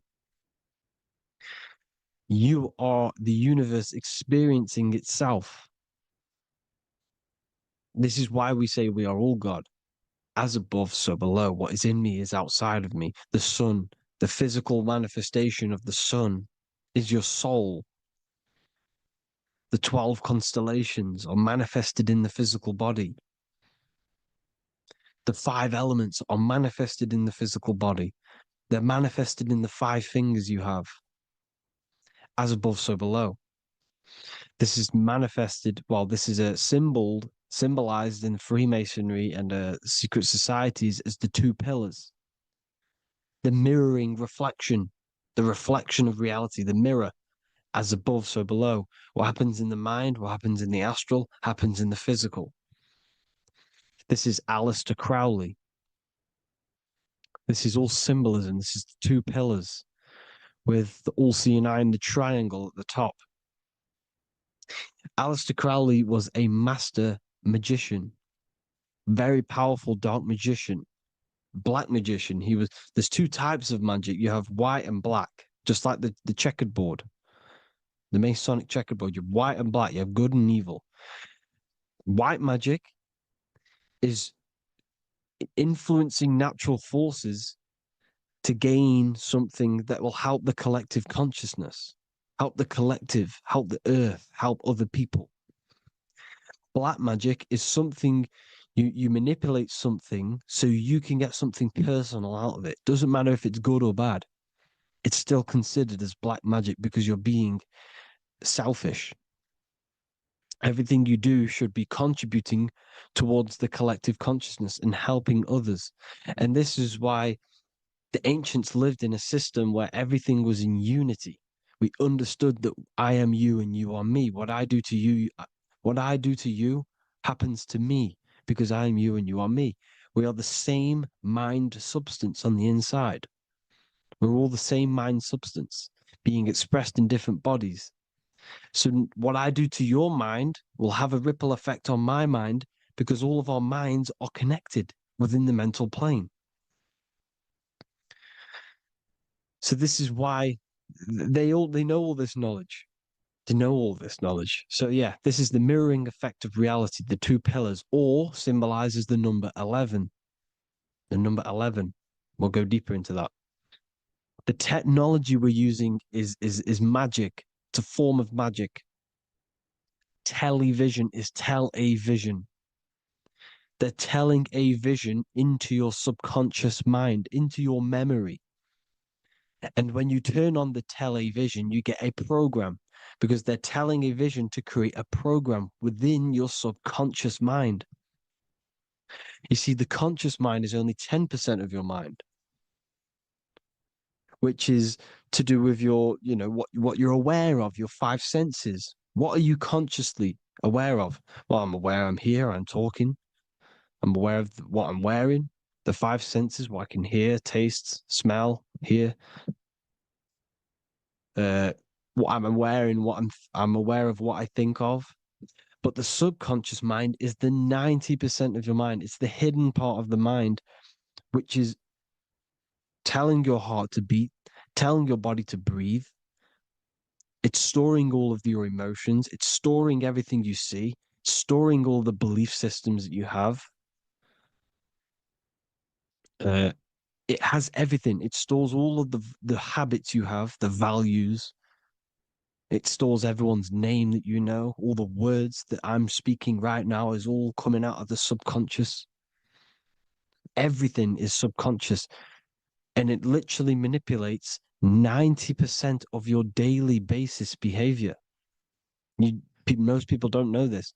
What you did yesterday is what you will do today because of these beliefs and mental programs within the subconscious, stored within the subconscious. So the subconscious is what they're aiming at. They're trying to create programs within the subconscious because the subconscious manifests 90% of your thought patterns, 90% of your actions and words. They know all this stuff. So the subconscious mind is the most powerful part of the mind. Another way the subconscious manifests and influences your life is, let's say you were in a car crash years and years ago, 10 years ago. Let's say you're in this car crash, right? And you really hurt yourself. The emotion you felt in that time when you were injured in that car crash had a great impression on your subconscious mind. You see, the stronger you feel something emotionally, the stronger impact it has on the subconscious. You can remember and recall that moment and very vividly because of the impact it had on the subconscious. Another, for example, you become that terrified of cars that it manifests into your life today that you are wary to go in certain cars. You don't want to go into cars at all, maybe, because of that moment that stored within the subconscious. And it will manifest into anxiety. It will manifest into not going into cars. It will manifest into depression, maybe. These things, these emotional, very emotional, traumatic events have a great impression on our subconscious and they control your life. This is why you need to meditate and let go of, go deep within yourself and let go of these internal, deep emotions that you may have repressed and keep pressing down and ignoring. But you need to address it and let go of these subconscious impressions you have, which are controlling your life, like anxiety, depression. All of these things are stemming from things that are stored within your subconscious years and years ago, more than likely. Broadcasting. They're casting spells to a broad audience, to news, north, east, west, and south. They're casting spells. No, if you watch the news, everything's red. Breaking news in red writing or the red background. Everything's red. Why? Because red's the root chakra, which is all to do with survival. They want to stimulate this root chakra because they want you down there in survival mode. They want you in survival mode because you're easier to control. They control out of fear. And not only they're casting these spells as if because most of the things they cast in the news hasn't already happened. They're constantly bombarding you with there might be a war breaking out, war this, war that, kill here, kill there, murders. It's impressing, it's casting spells on your subconscious mind.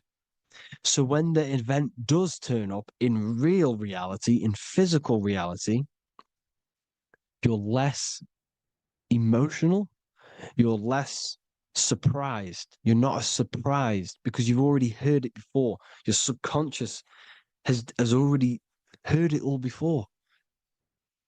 If you never heard of a war and then a war broke out, you'd be going crazy. So they subtly program your subconscious mind through the words because the words they say is impressing your mind. It has an effect on your mind, which will have an effect on your behavior, your words, your conversations you have with people. They're casting spells to north, east, west, and south on the tell a vision. They're telling a vision by broadcasting, by saying spells. This is why we call it spelling. Even the word, listen, the words we say cast spells. Bless. Oh, bless you. That's be less.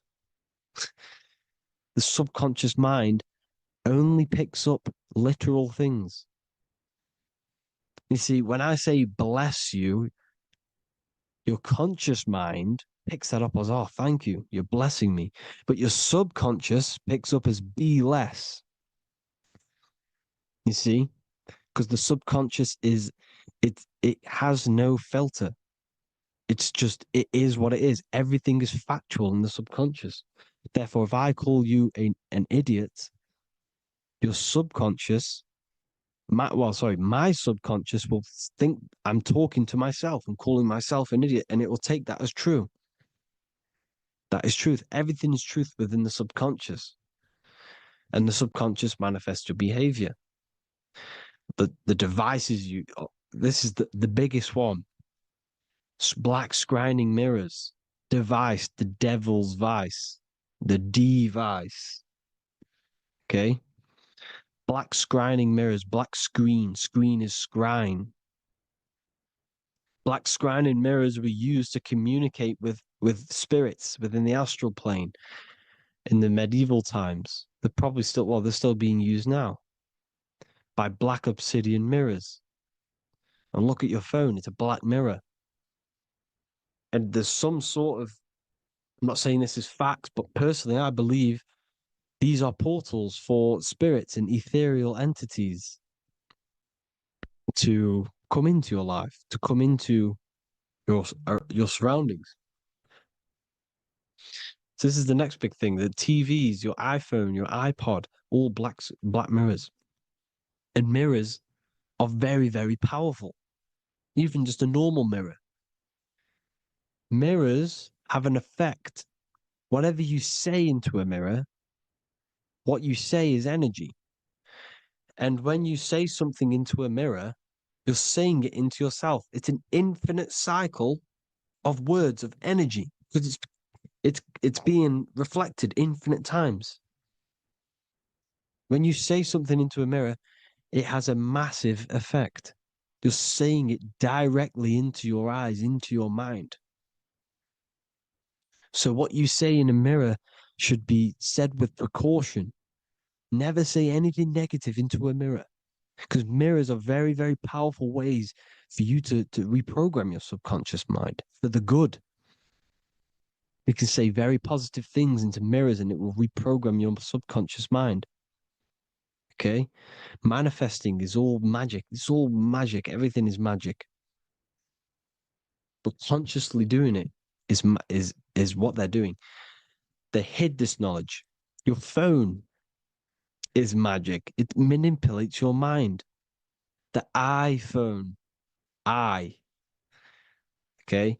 See, magic isn't all of this with wands and see, Harry Potter, okay, that was created to give you this perception of a mystical and amazing form of magic with magic wands and all sorts of stuff like that. Yes, that stuff was true when the collective conscious minds were on a higher level and our belief systems believed in these things, because the universal mind, all of our minds contribute to reality. If the masses don't believe in magic, in if the masses don't believe in a certain thing, it's going to have an effect on physical reality. So when the collective minds are higher and have more open minds, things like Harry Potter can come true. See, it's all in the mind. The iPhone, the I is the symbol for the mind, the invisible intelligence. The triangle is the ethereal plane. Okay. So the eye in the triangle is the eye that sees into the beyond the ethereal planes. The square is the physical plane. So the iPhone, your phone is a black box, just like the Saturn black cube. It's a black mirror. It's taking photos of you every 2 seconds. And it's a it's a it's your mind. Your mind is in that phone. Everything you like, everything you text, everything you type in Google, everything you say to someone, every conversation is all recorded on the phone. Therefore, it is a direct reflection of your mind. Your mind is imprinted into your phone because your mind, everything you think in your mind, you're manifesting into typing, saying, taking pictures into the phone, and it's collecting it and storing it. And what they're doing, and this is for all forms of magic, it's manipulating the mind. It's all manipulating the mind. Reels, Instagram, TikTok, this is all dopamine. It's all controlling the mind. Every like you get, every follow you get, every share that you get is dopamine within your brain. They're literally targeting your brain and mind. It's all manipulating, because what they're pushing through the phones, through the media, through the news, through the televisions is visions and programs. You are the one manifesting the new world order. They're not manifesting the new world order. They're giving you the information so you can manifest the new world order. Everything they say is contributing to your mind. For example, digital money and all the information they put out for you to see is contributing to your enslavement. Your mind is manifesting the new world order. They know this. They don't manifest it. There's billions of us. We could easily run over them physically, but on a mental level, these people have the knowledge and they hide it from us, and they let us manifest reality because we are the collective. They give us the information which manifests their agenda. It's all magic through the phones, the media, the television. So your phone is a manifestation of your mind. It's a record of your mind. Hollywood, holly tree, holy tree. They used to make wands out of holy trees, because it was the most holiest wood, the best for casting and transmitting energy.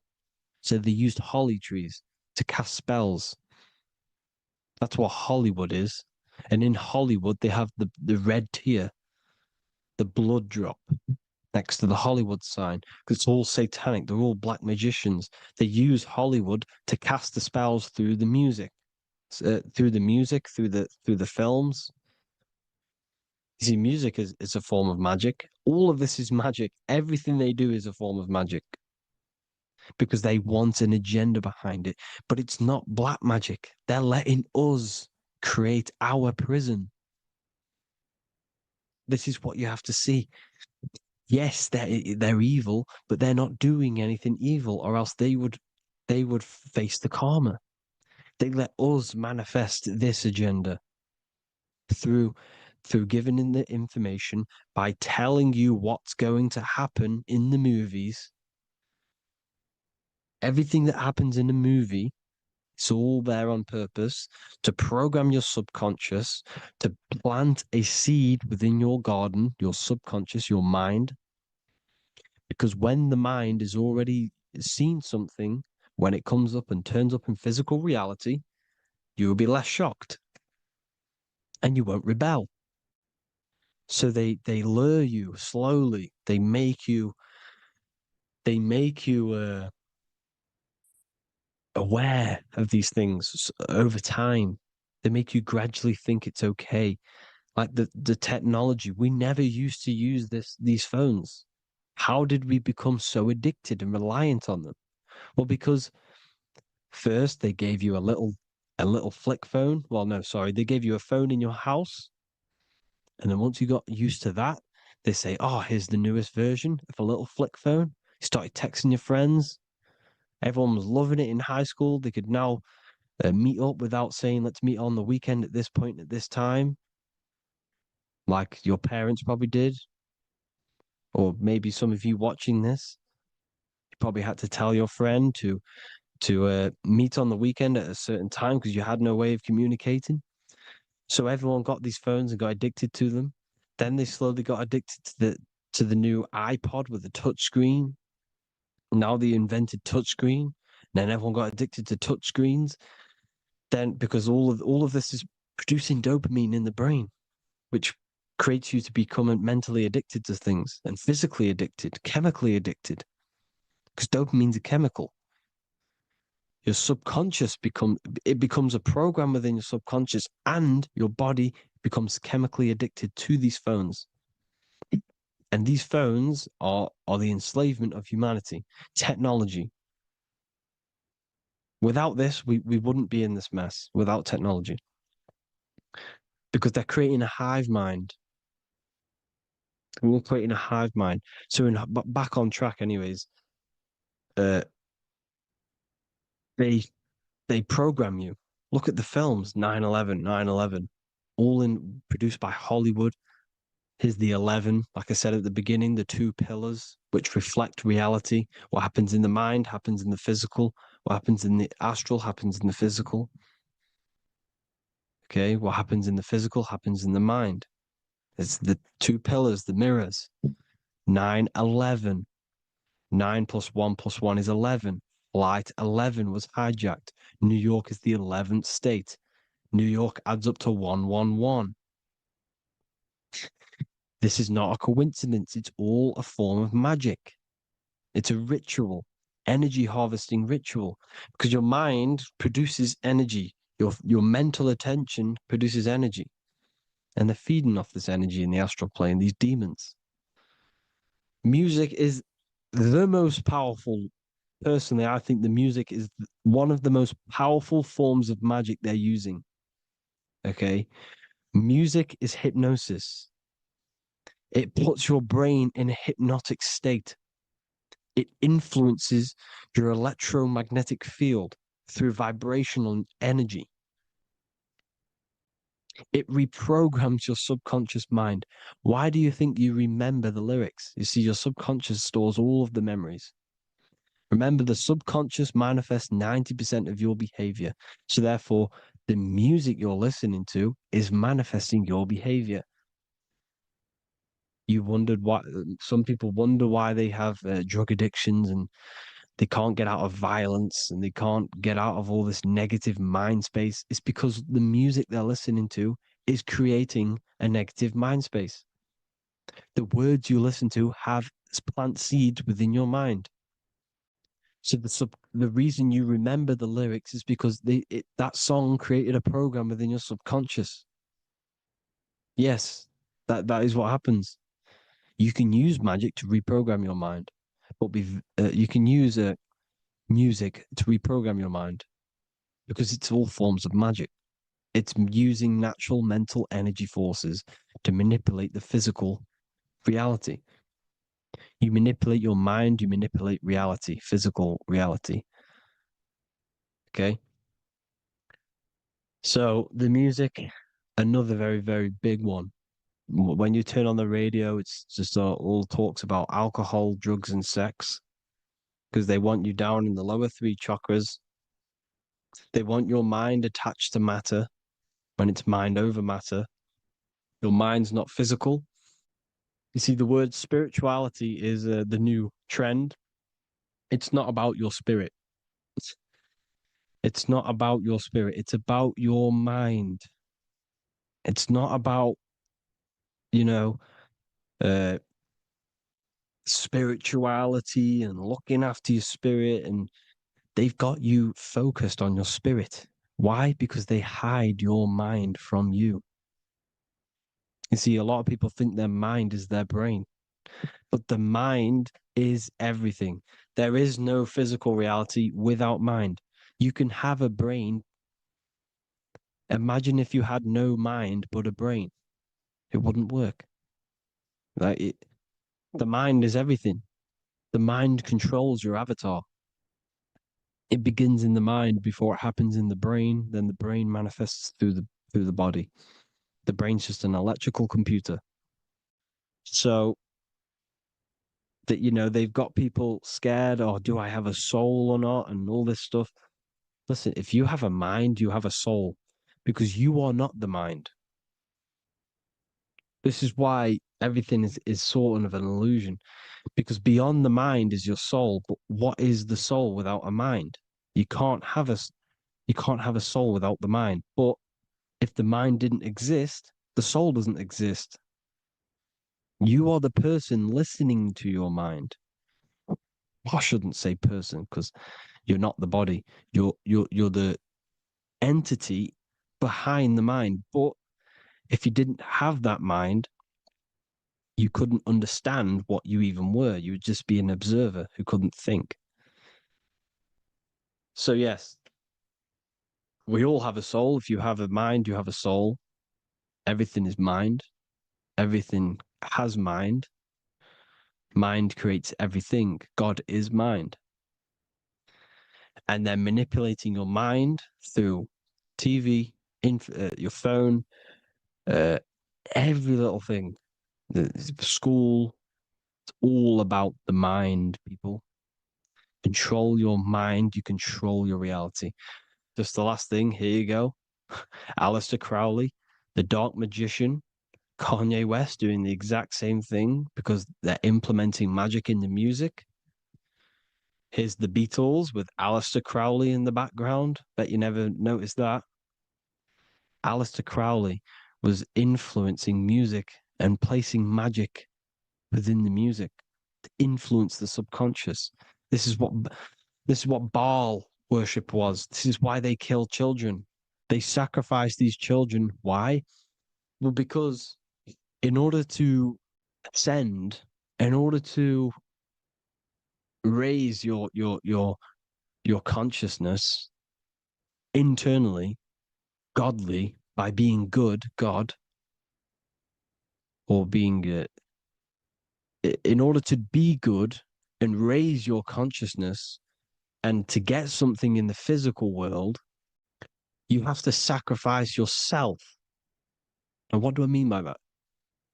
In order to raise your consciousness and ascend, you have to sacrifice the lower nature of yourself. You've got to abstain from having sex to retain your sexual energy, to transmute it, or staying away from some poisonous foods like meat. So, staying away from blood. We shouldn't be consuming other animals' blood.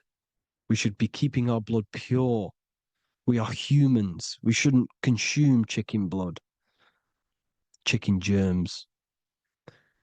We are the most divine creatures on this creation. We are the most intellectual creatures in this creation. Therefore, we should keep our temples pure. We are not animals. If you want to associate yourself with an animal, go out in the wild, go and find a wild boar and go and try rip its guts out with your bare teeth, because you can't do it. You're not a cat. You're not a carnivore. Okay? So in order to ascend, you have to kill and sacrifice your lower part of yourself to ascend up to your spirit self, your mind self, the highest version. And the elites don't want to do this. So they sacrifice other things like babies to kill them, to exchange their life over to the astral plane, so these demigods in the astral plane can give them something in return in physical. They don't want to sacrifice their lower self, so they sacrifice other things for exchange, for physical pleasure. But the godly person sacrifices their lower self for their higher self to do good and ascend. So this is what all the Baal worship is, people, and this is why they're doing it. Hope you all had an amazing lecture.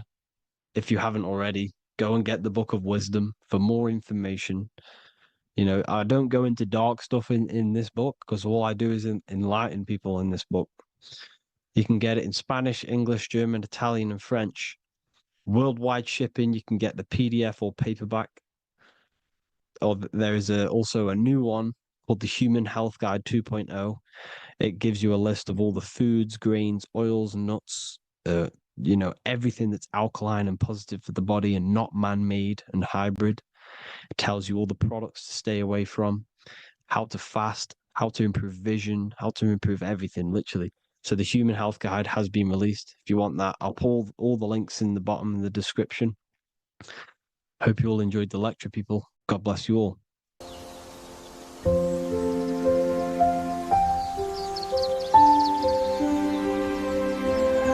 bookofwisdom.com. Visit today.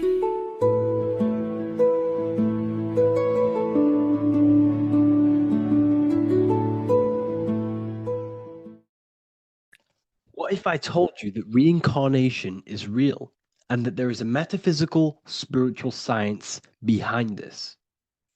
Most people leave this world just as lost when they entered it.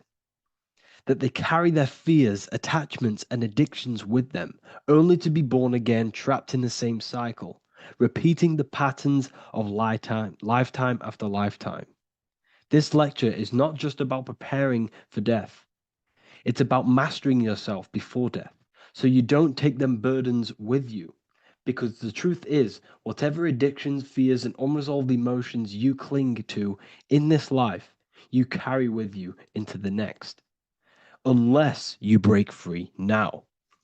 You must master yourself before death. Death is not the end. It is the great passage. But how we transition depends on our mastery of the self.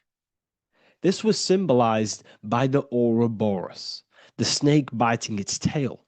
Every ending is a new beginning. It's an infinite cycle of consciousness. Now, your human body is basically an antenna tapped in to a stream of consciousness. Just like a radio is tapped into a specific frequency to play that radio. Your body is basically an antenna, a crystal picking up the consciousness of God. You are on an ever-ending journey, a journey of learning and expansion of the mind into new fields of thought. This was symbolized as the Ouroboros. When you die, it is a new beginning. It's a transitioning, not an ending. Everything is eternal in this universe, as consciousness is formless and constantly transforms into new forms of life. Let's break down the word death. Death contains the word ether. Now, the ether can be found in the word heart or earth. Ether. Everything in this plane comes from the etheric plane. The etheric plane is the barrier between the physical plane and the spiritual plane, the astral plane. The astral plane is the screen that you have in your mind that allows you to imagine a red apple, for example. This is the imaginative plane where thought forms start to take form. Everything begins as a thought, then the thought form becomes an imagination, then energy, then physical. Everything in the physical plane is a shadow of thought, all objects manifested as thought. You came from the astral. You came from the stars. This is why we say reach for the stars. Or this is why you say you are a star. Cis star, miss star, fraud star, stir is star. And when you become famous, you become a superstar and you gain a star on the Hollywood floor. You are a star. The ether. The ether is the infinite energy source which all things come out of and return back to. This is the cycle of life and death, summer and winter, day and night, sleep and awake. The ether is the infinite energy source which all things come from and will return back to. Okay, sorry about that little error. The ether is the boundless source of energy from which all things emerge, to which all things return to. We can see this in the cycle of the sun. The sun does this wave of creation. It rises and it falls. We have the day and the night. The daytime represents our conscious mind when we are alert. The nighttime represents our subconscious mind when we are inside the spiritual realms. The nighttime is spirit, the daytime is matter, spirit and matter, awake and asleep, conscious and subconscious. We see this in the yearly cycle. Summer is life, winter is death. Spring is the morning, summer is midday, autumn is evening, winter is the night. Everything is a macro and a micro cycle of being born out of the ether and returning back from life and death. Life and death is manifested within the cycles of the sun and everything outside of you, as within, so without. This is why we say sleep is the cousin of death. The macrocosm is death, the microcosm is sleep. Every time you go to sleep, you are essentially it's a miniature death. You're entering into spirit and then returning back into matter in the morning when the sun rises. Everything is a reflection of the macrocosm cycles. Preparation for death. The first thing we must do in order to prepare for death, for life after death, in order to stop being reincarnated in this cycle of materialism, in order to progress as a soul, because remember, you are a soul in a body. Just like the sun gives power and life to the earth, your soul gives power and life to your body. When you say I, you're referring to the soul. And your soul can be stuck underneath layers of false identifications. Who you believe yourself to be is merely a collection of subconscious programs running within your mind. Now that's very deep. That is very, very deep. Who you think you are is a part of your thinking mind. Your name, your job, your reputation, your family, your friends. These things are not you. They're all aspects of the thinking mind. What happens if you meditate and you turn off the mind? Then all these things do not exist. You're left with the pure soul, the pure awareness, the pure observation. If you turn off the thinking mind, you're no longer your body, you're no longer your reputation, you're no longer your friends, you're no longer your job and your labels. You are the soul. That's the true you, the observation of the mind, not the thinking mind. The ego is the echo. It's an echo of your true self. The ego is your mind's perception of itself, shaped by experiences, trauma, emotions, and beliefs. It is merely an echo of your true soul self. The ego is not you. Your mind is not you. You are the soul. And this is the true self that we must express within our life and we must connect with before we die. Because when we die under the echo, under these false layers of the emotions, the traumas, the experiences, the addictions, the emotional attachments, when we die underneath all of this, when we don't know our true self, the soul is still hidden. The true you is hidden underneath these layers of false identification. We must remove these layers of false identifications. We must remove them. We must destroy the echo. Remember the ego. You never had an ego when you were a child. When you were a child, you were pure. You didn't, you didn't show off things. When you were a child, you were pure. You expressed yourself freely with you didn't hide anything. You didn't hide any aspect of yourself. You didn't suppress any aspect of yourself to fit in as a child, as a baby. Because the ego was not here when you came here. The ego grows with experience. The ego is a false perception of yourself while being incarnated in this material world. It's your mind's perception of itself and it's created through your experience. Remember, you are unconditioned consciousness, and your experiences, thoughts, traumas, emotions, and beliefs have conditioned your consciousness into believing you're only a physical body, but you are the soul. We have to remove these layers. How do we remove these layers? Like I said, the best thing, meditation. Meditation. There is a great meditation that you can do every single morning and every single nighttime. You can sit there and repeat over and over before you meditate. You can repeat that you are not this, you are not that, you are not this. You can label them one by one. Start with I am not my body, I am not my job, I am not my name, and then detach from absolutely everything until you are left with nothingness. And when you start to meditate, detach from everything. Nothing matters. I am here right now. And what will be left? The only thing that will be left is the language that your mind is using. Now, this is very deep. Not many people will tell you this, but I've lingered in meditation many times. And I can tell you from experience that the only thing left once you detach from everything is the language that your mind is attached to. So whether that's English, Italian, French.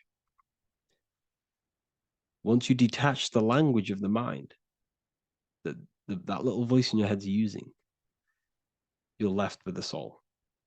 Once the mind is switched off, you're left with the soul, and you have detached from all of these external things. You're left with the soul. That's you. That's the power. That's the source of all creation, where everything you've ever done has come from. Every thought, every idea has come from your soul. Number two, that's meant to say number two. Sorry about that. Mental addictions and emotional addictions. Okay. These two are very important. Mental addictions, this could be thought patterns, this could be the labels that we've just been talking about. Then you have emotional attachments, which is maybe you're too attached to an external thing. Maybe you're too attached to your phone. Maybe you're too attached to family. Maybe you're too attached to loved ones. Yes, I'm not saying don't love them, but what I'm saying is do not rely on anything in this world to make you happy, to fulfill your emotional needs. Everything is found within you. You must look within, and if you're looking without, if you're trying to find yourself in the outer world, you'll never find yourself. You'll constantly be looking around in loops. Because you cannot find yourself in the outer world. Nothing will give you long-term validation. Seeking validation in the outer world will leave you soulless, leave you feeling empty inside and sad and depressed. You have to find yourself within. You have to detach from everything you are relying on to give you emotional stableness. You have to detach from all. Yes, love your children. Yes, love these people, but do not rely on them. Because everything in this world is temporary. Do not conform to this world. The Bible tells you this. Everything in modern society nurtures the body but neglects the soul. They keep you addicted to as many things as possible. Smoking, you have to detach. Drugs, you have to detach. Alcohol, detach. You cannot rely on anything. This is why this path is very, very difficult to walk. But I'm showing you the way. These are the things you must do before death. You have to detach from absolutely everything. If you die and your mind and soul is still addicted to these worldly things, then you guess what? You're going to reincarnate. You're going to reincarnate because your mind is still thinking about these material earthly things. And if you are operating in that vibration, you're going to project that vibration and come back here. You have to detach. You have to master the soul and master the mind. Like I said, the matrix is designed to keep you addicted to as many things as possible. Your phone, food, smoking, drugs, alcohol, clubbing, all of these things. Everything in society is made to trap your soul and reincarnate in this world. That's why it's very, very, very difficult to walk this path. Very difficult. Matrix, matter tricks. John 2:15 to 17. Do not love this world, nor the things it offers you. For when you love the world, you will lose God. Do not love this world, nor the things it offers you.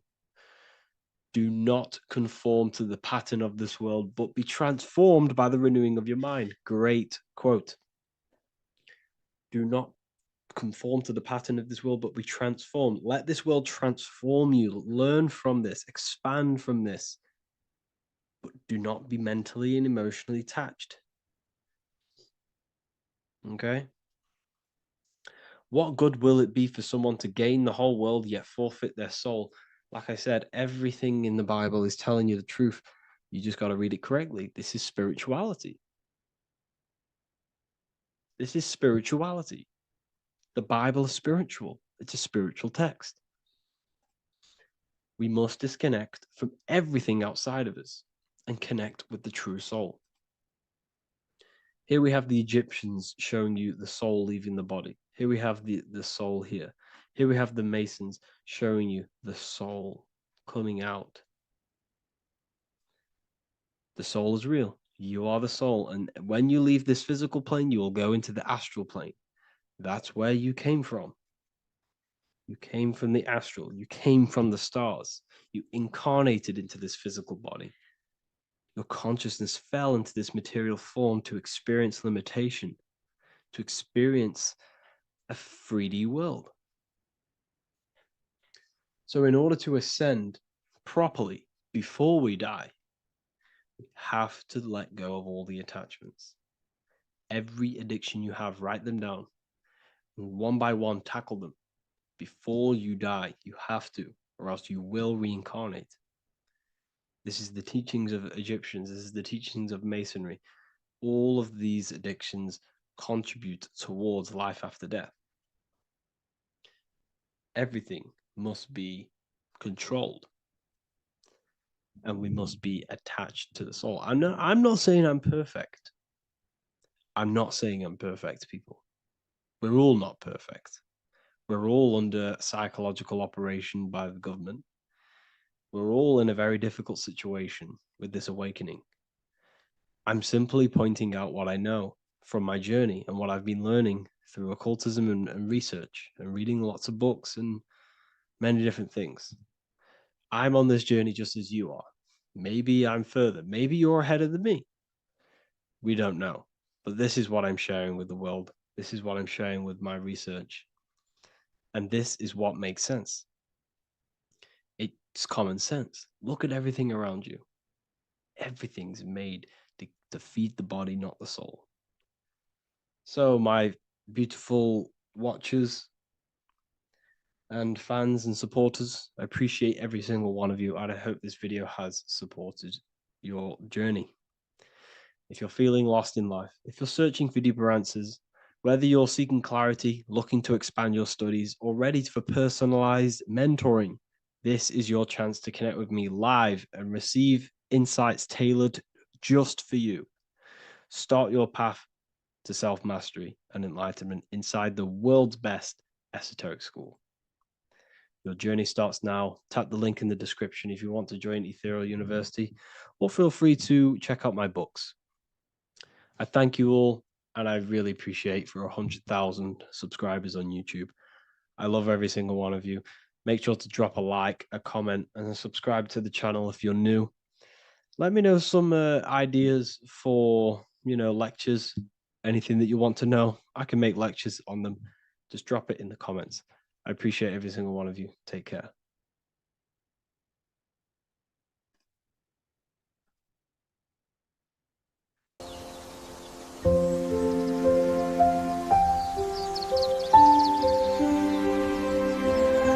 bookofwisdom.com. Visit today.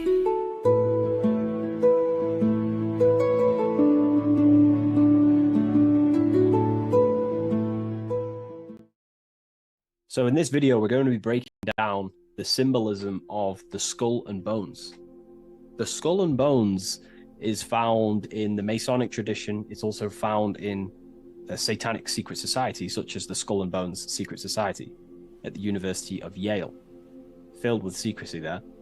Anyways, to dive deep into the symbolism, we have to think between the lines and read between the lines of what this symbol means. So this symbol is obviously a symbol that represents something in yourself. It is a way of living. It is a way of think, feeling, and acting. It is a state of consciousness. Each symbol represents a state of consciousness. Each symbol reveals something about yourself, the way you process things, the way your consciousness functions. This is what symbolism is for. It is visual representations of modalities of consciousness.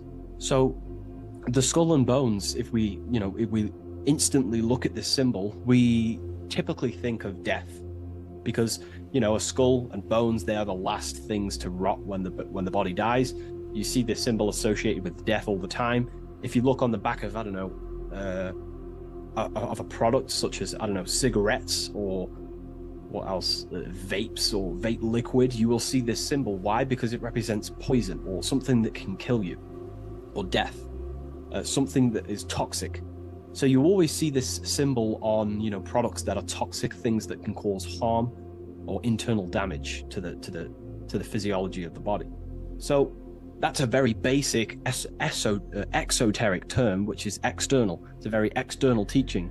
But inside the occult and esoteric traditions and occult schools of thought, this symbol represents the death of someone's consciousness or spirit. It is the death of their soul. Now, what do I mean, the death of their soul? This is used in satanic societies, or it's used in Masonic traditions. Two different meanings, okay? So inside the Masonic tradition, this symbol of the skull and bones is always found on a coffin, on a Masonic coffin. The coffin will have a symbol of the skull and bones.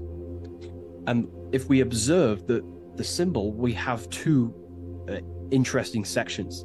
We have a skull and we have bone, okay? These are two symbolic aspects of consciousness and forces of consciousness. The skull encloses the brain, and the brain is all to do with intellect and thinking, intelligence. However, these bones are for the limbs, such as arms and legs, and the arms and legs are specifically for action. The body uses these bones for taking action in the external material world, in the manifested world. So it's a symbol of thought and action, intelligence and action. But what is that the death of? If this symbol represents death, it is a symbol of, the death of something, which is the soul. Okay? You can have very high intelligence, and you can also act upon that intelligence. However, you could also have no connection with your divine nature. So the thought and the skull and bones is a state of consciousness representing someone who is in the coffin. The Masons use this on a coffin. It is a symbol of thought and action. Mainly, it represents base consciousness. In the Masonic tradition, it represents base consciousness. I'm going to explain the satanic tradition of the symbol after. But in the Masonic tradition, they use this symbol to represent someone who's on base consciousness, which means they only think and act. They have no connection with the divine self, no connection with their higher self or the spirit or the divine nature of themselves. They only use their intelligence and they only use their body. They have no connection with emotion. There is no emotional symbolism in this image here. Hence why the image is either gray or black. It's normally gray because gray symbolizes dullness. Each color is symbolic of emotion, and looking at colors invokes emotion. However, gray has no emotional tone. It's dull, it's dead. So it represents disconnection from the emotional body of consciousness, but it represents thinking and acting without the emotions. Why is that significant? It represents the death of emotion. Someone who is in an unconscious state of living. Why is emotion important? Because emotion is basically the connection to law, moral law, natural law. When we're given birth into this world, we have a natural state of consciousness of innocence and love. As a child is not born racist, a child is not born a killer, a child is not born chopping people's heads off. A child is born with love and living in peace in a natural condition of consciousness. Therefore, the skull and bones is the inversion of this. It represents someone who either has high intelligence and they take action, or it just simply represents someone who is unconscious and they only think and act. They have no connection to their heart energy, emotional energy. This is very important, okay? They have no connection with their heart energy. And the heart energy is what allows you to take action on things that are good. For example, if you think of stealing an old lady's purse, the feeling will tell you it's wrong. But if you take an action anyway, that is now going against the heart, which is the feminine, the guidance system, the heart of goodness and righteousness and love and care. So in the unconscious state, in base consciousness, symbolizing the first degree of masonry, base consciousness, the checkerboard floor, you'll see a coffin with a skull and bones on, symbolizing an unconscious way of thinking and acting. They have no connection with their feminine qualities of consciousness, which is the heart energy. Look around in the world today, you will see this everywhere. People only think and act. They have no connection with their intuition, their feminine side. And the feminine side is what guides your soul through this life. So in the Masonic tradition, this is a symbol of someone who only thinks and acts, and they may even think and act unconsciously, because it's a symbol of death, which means the death of consciousness. They are unconscious. They don't even know they exist. They don't question life. They don't question what is this world. They don't question, they think manifestation is just a fairy tale. They unconsciously think and act and create their reality. They wonder why there's so much negative in their reality because they are unconscious. So this is a symbol of the death of consciousness. They have no connection to their internal self, the qualities of the heart, and they only think and act, an unconscious state of living. Now, to go into the satanic side of this, the Skull and Bones tradition, the Skull and Bones is a satanic society. Allegedly. We don't actually know what goes on in there, but it's allegedly a satanic society. This symbol has a complete different meaning. Well, it's the same meaning, but it represents high intelligence, someone who is very, very, very intelligent in the mind, intellectually, and they take action. Because Satanism is not worshipping Satan. A lot of people won't understand this, but Satanism is not about worshipping Satan. Satan, therefore, is an allegory, a metaphor, or a symbol that represents the egoic force of an individual's mind or consciousness. Satan is a symbol representing the ego of man, of an individual. And like I broke down earlier, when we think about stealing an old lady's purse or punching someone in the face, the heart tells you that's wrong, but the body takes an action anyway. That little voice inside your mind that says, do it anyway, even though you know it's wrong internally, that little voice that says, do it anyway, that is what the ancients or esoteric societies call Satan. It's not a deity, but it's an aspect of our own mind, an unchecked aspect of ourself that is always trying to rule and gain is trying to conquer you. This ego tries to conquer and take full control of you, and that's what we see in today's world. So therefore, in the satanic society, this is a symbol of head consciousness, no heart consciousness, because satanic societies do not want to connect with their heart. They prefer to live in their personal consciousness. What do I mean? The universe is one consciousness, one giant being expressed in individual forms. And that universal essence beyond your ego, beyond that universal consciousness, is the heart. But the head is the personal consciousness. The head is where your perception of yourself is. You know, that false character of who you think you are, your beliefs, you know, your name, your job, your status, your reputation. That is all head ego consciousness. It's not necessarily evil. However, in satanic societies, they do not connect with the divine. They would rather live in their personal consciousness and become their own God instead of connecting to the God of the heart, which is the God of the universe. They prefer to become like a material God. They want head consciousness, and they think and act without heart. They will think, they'll have high intelligence, they'll develop their mind, they'll develop the power of their mind, but they'll never develop with their heart. They'll never connect with their heart. So this is what the symbols represent in satanic societies. They live in satanic consciousness, which is simply head consciousness, thinking, acting, high intelligence, high IQ, no connection with the divine. Okay? And today, this is what this, you know, the world is being pushed upon. This is, you know, the world is 80% Satanist, and people are walking around they're Satanists and they don't even know. This is how the dark occult has influenced the world to become so vain, lost in vanity, ego, lust, materialism, status, money. They've made the world unknowingly become satanic. Most of the people in the world are walking around Satanism. They're satanic. And what they've done is purposely tricked people to believe that Satanism is about worshipping worshipping Satan, when actually it's a state of consciousness. They think Satan is a deity. Yeah, very well said, esoteric. Yeah, they think Satanism is about worshipping this man in the sky or this negative force. But it's a state of being, because we are all God. We're all co-creators of God. We're not the God, but we are expressions or emanations of God. And our soul is the thought force of God.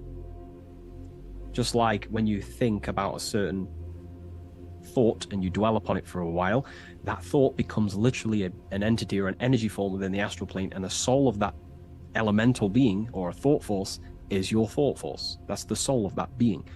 Your soul is the thought force of God. You were thought into existence by the mind of God. I hope you gain an understanding of what this means in the two different ways, the Masonic tradition and the Satanic tradition. The Masonic tradition is a symbol of base consciousness, someone who only thinks and acts. They may have high intelligence, they may not. They're living in the death of their feminine side of consciousness. They're emotionless, have no connection with their moral compass of the heart. They have no intuition. They only think and act. They go against their heart. They take actions against their guidance. Someone who lives unconsciously, creates their reality unconsciously, thinks, feels, and acts unconsciously. And then in the Satanic tradition, well, going back to the Masonic tradition, that base consciousness that I've just explained is the state that we must arise from, because that is the coffin. You'll see this symbol on a coffin, because the coffin represents the death of the spirit, the death of the feminine side of consciousness, and the death of conscious, being actually aware. And that's the state we must rise from, out of the coffin into higher consciousness. And that's why Masons, not just Masonry, you have this whole story of death and resurrection is in everything. It's in the Bible. Jesus dies and he is resurrected. In Masonry, when you're initiated, they symbolically kill you and then you are resurrected. Every secret society symbolically kills you and then resurrects you. Why? Because In order to awaken to what you truly are, you have to kill who you thought you were in your mind. In order to awaken to what you are, you have to kill what you thought you were. So it's a death and resurrection. Okay. So this is the state we arise from, but in the satanic tradition, this is glorified, this state of consciousness. They are conscious, they have high consciousness, but they only have intelligence and action. Their intelligence and action are one. They think and act instantly, but they think and act at the expense of others because they have no connection with their heart. There's no heart symbolism here. It's a symbol of intelligence and action, the mind and the body. So the satanic tradition, they think and act at the expense of others. They seek to control other people because they have no connection with their heart. They have no connection with empathy, love, or care. They only care about themselves and the brotherhood of their secret society. This is what true Satanism is. It's not about worshipping Satan. It's about serving Satan, which is your ego, the egoic force that tells you not to go with your heart. So yeah, I hope that clears some things up about this symbol.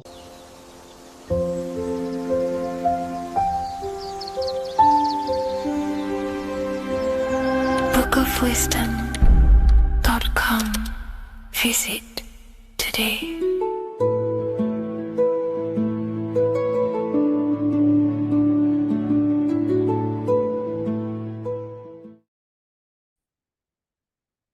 Hello, Seeker. Welcome to Revival of Symbolism, a channel devoted to the language of esoteric symbolism, guiding you to discover yourself and expand your consciousness into deeper realms of thought. I'm Harry B. Joseph, also known as Revival of Wisdom, and today we're going to be discussing this particular piece of artwork of the eye and the checkerboard together, and the esoteric teachings behind the veils of these symbols. So the first thing we must look at is, of course, the eye. The eye being a symbol of consciousness. The eye is the inner witness inside of ourself. This eye is referring to the internal eye of perception inside of our mind. The mind that gives us the ability to perceive and to understand things internally. This is also the eye we use to vision things through our internal vision, what we like to call imagination. The screen in our mind that allows thoughts to be projected into a particular form. So this eye is talking about the internal eye of perception inside every single individual and form of life. Dogs, cats, squirrels, humans. Every single form of life has this internal dialogue, the inner being that no one else can listen to but themselves. This is a symbol of consciousness. And together, these two symbols reveal a grand teaching and understanding of the world and the universe, of how the universe is one consciousness, one observer. This is symbolizing the observer, witness consciousness. Consciousness holds many vehicles and many dimensions that it exists in. As I've talked about previously in my previous lectures, we have a physical vehicle of consciousness, which expresses physical actions through the physical body. We have an emotional vehicle of consciousness, which is our emotional body or the astral plane. We have a mental vehicle of consciousness to express thoughts inside of, the thought body of consciousness. We also have a witness side of our consciousness. This internal witness, like who is the one seeing the screen of your reality right now? Who is the one seeing it? Not looking, who's perceiving the screen of reality through your eyes? Well, that would be the inner witness. And that inner witness is also perceiving your thoughts. A lot of people become identified with their thoughts, and they let the changes, the ever-coming, unfolding changes in their mind, world, become a part of who they are. And they get caught up in the world and the changes that happens to them. And a great teaching that I've come across this last year is to never identify with the ever-changing circumstances that happen in life. When things are tough, when things are bad, always remind yourself that you are the witness of your thoughts and you are the witness of this reality. You are the one witnessing your thoughts, emotions, and actions. You are the one behind them. So when things get tough, try not to get too indulged in these negative things. The I is the witness. Connect with the witness. And this is the same I that perceives, sees the screen of your reality, and it also sees the screen of your dreams. So this witness consciousness is transcending your physical day life and reality, and it's also witnessing your dreams. It's the same observer who's observing your reality now, but also observing your dreams. So this witness consciousness transcends all forms of bodies of consciousness. It is essentially the highest aspect of ourselves, and it is literally the thought voice, the inner thinker, because you are not the external body. You are not the being outside your mind. You are the being inside your mind who is actively thinking. I like to call uh, what you are, what we are as consciousness in action. We are the thinking inner thinker, the inner being. And it's about becoming into contact with that inner being again to unveil who we truly are. If we sit back and truly have a thinking session of, closing your eyes and going inside yourself, and you ask yourself, who am I truly? Who am I beyond all of my beliefs, memories, my body? Who am I beyond that? And it will lead you to the inner voice, the inner dialogue. But again, you are not the voice, you are the one hearing the voice. You are the silent, invisible one, the one behind the veil. So, this is ultimately what the eye is representing. It is representing the inner self shining, looking down upon the earth, upon duality, right? But this also reveals a great teaching as well, is that consciousness is universal. It is not something uh, solely given to you. It is universal. It is a part of a greater whole. Consciousness is personal and also impersonal. We have our personal sense of self. We have this inner voice. We have this sense of who we are in this world. And that is our personal sense of self. But you can also transcend the personal sense of self by turning off the mind and fading into the collective impersonal consciousness, which is ultimately what you call transcended states of consciousness, altered states of consciousness, or astral projection. When you astral project, you are simply accessing this impersonal aspect of consciousness. And this is ultimately what the symbol is representing with the checkered board floor, because the checkered board floor is duality, division. There is many, many different forms, but the I is singular. This is representing how the universe is one witness being, one consciousness expressing itself in infinite life forms and into division. But ultimately, division is an illusion. Consciousness fades into an impersonal consciousness. So the checkerboard floor and the eye above symbolizes how consciousness fractals itself and crystallizes into many different forms of personalized consciousness, the self, the sense of self, right? And this is why we always say, I am. I. If we look at the word I and the the word I. So we have I, which is I am, and you also have the word I, which is like the I you see here in the sky. The I, and if you look at the beginning of some words, you have inside. You also have internal, intelligence, all things to do with the inner self.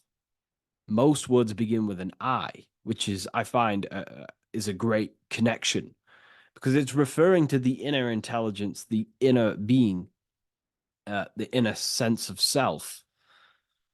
So the universe is essentially one being expressed in many different forms. That's also found in the word universe, uni, coming from the root word unite, meaning oneness, unification, united, and verse being a verse of a song, because we're all playing the song of consciousness, which is an ever unfolding song, an unfolding vibration, an unfolding creation. So this is simply representing how consciousness fractals itself into many different forms. And when we identify with our self consciousness, our sense of self, we no longer realize that we're a part of a greater whole. We're part of a unified field of consciousness. And there is only actually one true being in the universe, and that is the inner witness. And that inner witness is inside of every living form. And in order to truly process that, it takes a lot. You have to disintegrate who you truly think you were before you wake up to this universal truth. Before you understood this, you just think I am me, you are you, and everyone is divided and everyone is their own being. When in fact, we're all not. We're all one consciousness expressing itself infinitely. Uh, and it's kind of like a social system. Consciousness is always interacting with itself. When you interact with someone else, you're interacting with yourself. It's a very mind-boggling concept to truly understand. But again, in order to truly understand this, you have to let go of who you thought you were. And when you do no longer identify with your personal consciousness and you identify with the witness consciousness, you become unified with the whole, with the greater, with the collective consciousness. And this changes the way you think, you feel, and act because you then realize that we're all playing a part of creation on this earth. We're all contributing towards the building project of Earth. And your thoughts, emotions, and actions also hold a great impact on the building project, your contribution towards humanity and the collective. And you start to have empathy for other people and you start to care for other people naturally by understanding this concept. And it's a very important concept because if the whole world truly understood this, we would live in a better reflection in the material world. The world would be reflecting a better place because the world is simply just a reflection of consciousness. And the world today is so bad because people's thoughts and consciousness is not in the greatest state of mastery, of self realization, and people don't understand who they truly are. And a religion plays a massive part in this. Our whole lives, we're stuffed with someone's going to come and save us. Jesus will return and save the whole world. It's to me, to be honest, it's complete utter nonsense. We have free will. We are the ones holding we hold responsibility for the creation that unfolds on the earth. Us as a collective consciousness, our God manifesting, unfolding this creation and steering it in the present moment. And that's another thing. Reality was never created thousands of years ago. God is creating the world right now through the present moment, and it's unfolding. It's in a continuous state of becoming, just like you are in a continuous state of becoming. Time is evolving. time evolves our minds, it evolves our sense of self. And we evolve over time as an individual and as a collective consciousness. And so does the earth go through this change as we change. So it's important that we are becoming more self aware in the world so we can actually start to reflect a better world. But the checkerboard floor, again, is just reminding us of the duality and the illusion, because it looks like an illusion, a checkered board floor. It's an illusion. The physical world, if you only look at the world through the eyes, you will live in the veils of illusion and never see the light, the higher understanding of the world. You will see everything as divided. You will see everything as I am me, you are you, and live in division. But in truth, we are all one. We all come from the same source, and we're all the same infinite witness expressed in different forms. And this brings me back to the concept of love. Love is the force that unifies consciousness. It unifies yourself. It unifies your relationships with people. If you love your partner, you love your brother, your sister, whoever it is in your life, it unifies. If you have a care for someone, it brings you two together and you grow the relationship by expressing care into the other person, and it grows. So love is a very expanding, it allows things to grow, and it unifies things. And when you start to love yourself, you start to unify with yourself. And when you start to when you start to love nature, you start to unify with nature. So if we understood this, the world would be a better place. And love is the force that unifies the collective consciousness. If we truly hold love for ourselves, for others, other individuals, nature, then the world will become more unified. It unifies consciousness. This is the force of love. It's a very, very powerful, powerful force. And I do truly believe and come to understand now that love is the reason of all creation, which is the generative principle. All action is coming from a place of love or care. We only take action on what we care about. So even the sun is a symbol of love. It just expresses life, gives away all of its light, life, and energy to the earth and asks for nothing back. It is love, it is the expression of care.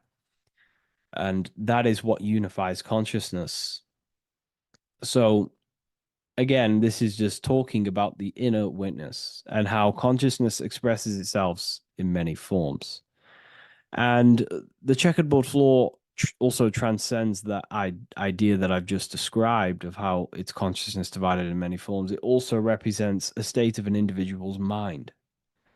The checkerboard floor is symbolic of being divided, you versus me thinking, walking down the street and thinking everyone's a threat. It also represents their thoughts, emotions, and actions not being aligned, not being unified. Their thought, emotion, action are scattered, and they're not creating things consciously. It also represents many, many different personalities in our minds, the divided personas and personalities in our mind that we have. And the eye represents the unification of that. It's about unifying our mind pretty much to not have all of these different characters and sides to ourselves and actually being a whole mind, uh, becoming conscious of the unconscious aspects of ourselves and transmuting them. And when we become conscious of something, we then hold the power to change it. If we have an unconscious part of ourselves, we never truly realize it, we don't change it, and that unconscious thing can actually seek to control our thoughts, emotions, and actions from that place of the unconscious mind. So ultimately, that's what darkness to light represents. Darkness symbolizing things we are unaware of, because when something is in dark, you cannot see it. Uh, most people are in darkness of their imagination. They don't realize the power of their imagination. They're unconscious of it. They don't use it. And to become conscious of that is to put it into light. Shedding light on something reveals something. If I shine a torch on an object, it's going to reveal it. It's the truth. So it's about becoming conscious of the aspects of ourselves that we may be unconscious of and actually using them and transforming them as tools. And again, we have the eye with light, with white and black. This is duality. Uh, you are also the witness consciousness, as previously mentioned, and the witness consciousness thinks in duality. We think we are the hater and the lover. We are the deceiver and the truther. The truth is that consciousness thinks within duality, and within the mind, beyond the witness, there is duality in thought. But in truth, you are not either. You are neither the positive or negative thought. You are the witness of it. There's a great saying in the Gospel of John, and I can't remember exactly the words, but it goes something along the lines of lift the wood, I am there. Lift the stone, I am there. It's basically saying that everything is the I am, everything is the same consciousness. No matter where you go in the universe, you're talking to self, you're talking to the same thing, you're seeing the same thing. It is the same consciousness that is everywhere. So consciousness thinks within duality, and it is the light and the dark, and we have the ability to transform between them. And some people think that, darkness is all evil. Darkness is not inherently evil. Darkness is not inherently evil. There are dark aspects of the world that help you actually progress into the light. Without the darkness, consciousness can't move into the light, into knowingness. Without bad, there is no evil. They are needed. Both of them are needed. So, in order to understand the light, you have to understand darkness. And there are some forces of some forces of darkness in the universe that are purposely there to cause certain things to then push you and activate the good or the light. Some Gnostic texts talk about how there are beings that, very powerful beings that purposely descend themselves into darkness on purpose to make things happen in certain people's lives, so it actually pushes them towards the light, towards the good. So, this is ultimately what the whole allegory of Satan is. Satan was created by God, and Satan is necessary, which is symbolic of darkness. It's symbolic of evil, the evil forces of the universe, because the universe is simply just one force of consciousness, and that one force can express itself in good and evil. The power of the mind can be used to kill, or the power of the mind can be used to create amazing things. So there is only one force in the universe, symbolized by the one eye, the one force of consciousness, and that one force can be used for light and dark, which is the checkered board. It's also symbolic of the checkered board being on the ground, symbolizing the earth, which is base awareness, duality thinking, base consciousness, stuck in division consciousness. And the one eye symbolizes unification of the mind, a balanced internal perception. We're rising from the ground to the sky, symbolizing from heavy to the light, from darkness to light.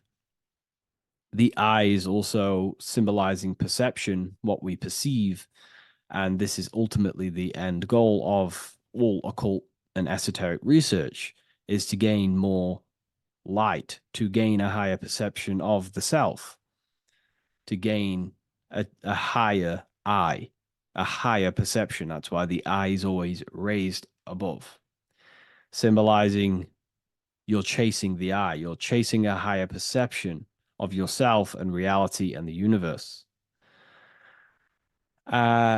It also reveals the teachings of the I that is always watching you. There is an I always watching you, and then that I is the laws that governs consciousness. Consciousness, or your mind, is governed by certain laws that your mind cannot escape, such as cause and effect, vibration, mentalism, correspondence, rhythm. The 8 universal principles that pretty much crystallize consciousness into a reality. Your mind cannot escape the law of cause and effect. That force is too powerful to escape. Therefore, this is the I watching you. This is the I that has governance over you. It is the laws.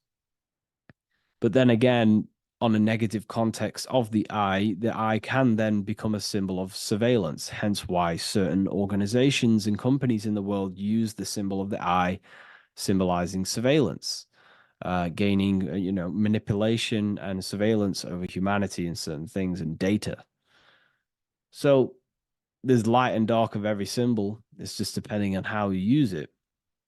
But ultimately, that is the teachings of the checkered board and the eye in the sky. If you wish to learn more about yourself, because that is the only thing that matters in the world, learning about yourself. The only thing you take with you after death is the knowledge that you hold in your mind. You can't take your car, you can't take your possessions, you can't take your money. The only thing you take is your consciousness, your level of mastery, and the things you know. With that being said, I'll see you inside Ethereum University if you decide to join, and I'll see you in the next video.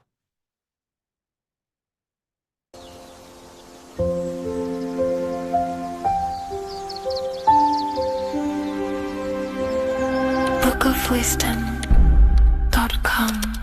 Visit today.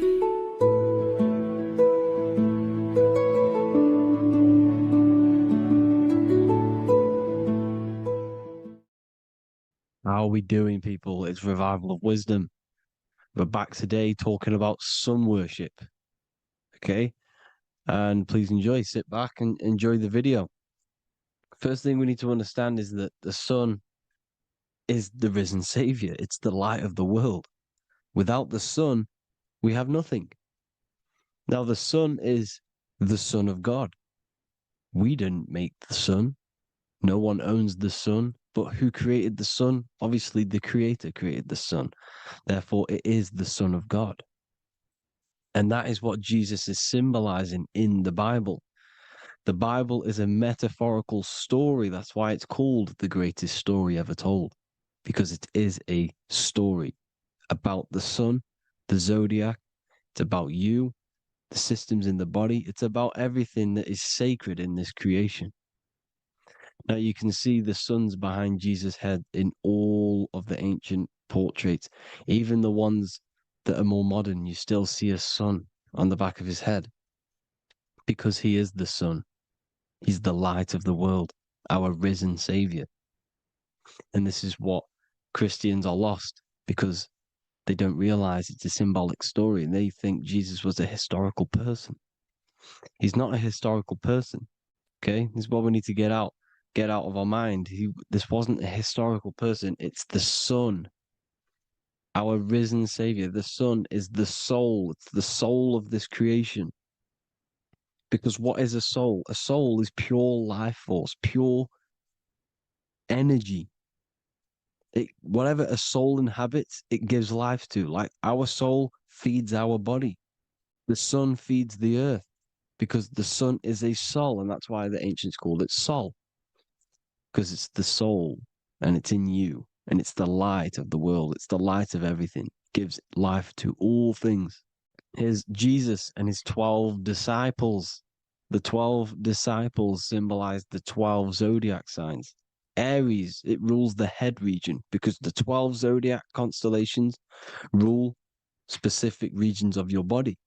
Aries, the ram, you have a cerebrum in your head. This is Aries on the head of the table. His Gemini rules the arms and the lungs. The two twins, Gemini. He's holding up two hands for the two hands and arms. The twins. Cancer has a knife in his hand. It's not so clear, but he has a knife in his hand. Cancer is the crab. Crabs have claws. And he's pointing at Virgo's Adam's apple, saying there's no Adam's apple there. It's a woman. Who's the sixth sign? The sixth sign is Virgo, the Virgin, the only woman in the painting. Now, notice how there are 3 people in 4 groups for the 4 seasons and for the 3 months and 3 zodiac signs in each season: spring, summer, fall, winter. Matthew, Mark, Luke, and John with the suns on the back of their heads, because it's the 4 states of the sun. The 4 states of the sun. Now, 6th sign, Virgo, the Virgin, the only woman in the painting with no Adam's apple. Then we have the sun, Jesus, red and blue, red shift, blue shift, electromagnetism. The ancients knew this. He's got one hand open, one hand down, because the sun gives and retrieves. The sun rises and it falls. It gives, then pulls away. That's what the sun does, and that's what he's doing. His arms are out, symbolizing the rays of the sun, casting down onto the earth, giving and then receiving. Libra, his 2 hands are equal, holding his arms out equally, because Libra is the 2 balanced scales. Libra is when the sun is balanced between the summer and the winter. It's being judged. The sun isn't balanced. That's what Libra is, the 2 scales. Capricorn is the goat. Goats have 2 horns, and you can see the 2 horns on his head here. See? So this is astrology. This is what Leonardo da Vinci is depicting here. It's astrology. And he knew the story of the Bible is all astrology. It's all based on astrology. The Son of God, the real Son. Now here are some Bible verses. I am the light of the world. Obviously, that's the sun. What other light is there that lights up the world? The moon can't do it. It's the sun, the one and only Son, our risen Savior. Because if the sun didn't rise, we'd all be dead. So it's our risen Savior. And it dies for our sins every night and then gets reborn every day. Now, Jesus calms the storm. Mark 4:35-41. The disciples are all on a boat and there's a heavy storm. But Jesus is asleep. The disciple says, Jesus is asleep. We need to awake him. They wake up Jesus, and Jesus got up and rebuked the wind and said to the waves, quiet, be still. Then the wind died down and it was completely calm. Well, when Jesus was asleep, this is the sun not being risen. It's not risen yet. Because in the night times, that's when the storms happen on the sea and the ocean. And when they awake Jesus, Jesus rises because he's the sun. He rises and everything calms. Because when the sun comes, the storms go. You see? So it's the sun. It's all about the sun. Here's another, Luke 22:10. A disciple asked Jesus, when will we know it's the end times? And Jesus says, as you enter the city, a man carrying a jar of water will meet you. Follow him to the house that he enters. Well, this is clearly talking about astrology, the topic that Christians think is satanic, when they don't realize the whole thing's based on astrology. Because the end times is the end of Pisces, which is the 2 fish, which is the age we've just gone out of. And you can see all these ancient churches here with 2 fishes, because they knew it was the age of Pisces. There's an ancient photo, ancient artwork with the 2 fish, Pisces. And the end times, as it talks about in the Bible, when Christians think the world's going to end or something. But no, it's just the end of Pisces. As you enter the city, a man carrying a jar will meet you. Follow him Follow him to the house. The house is the zodiac sign that he enters.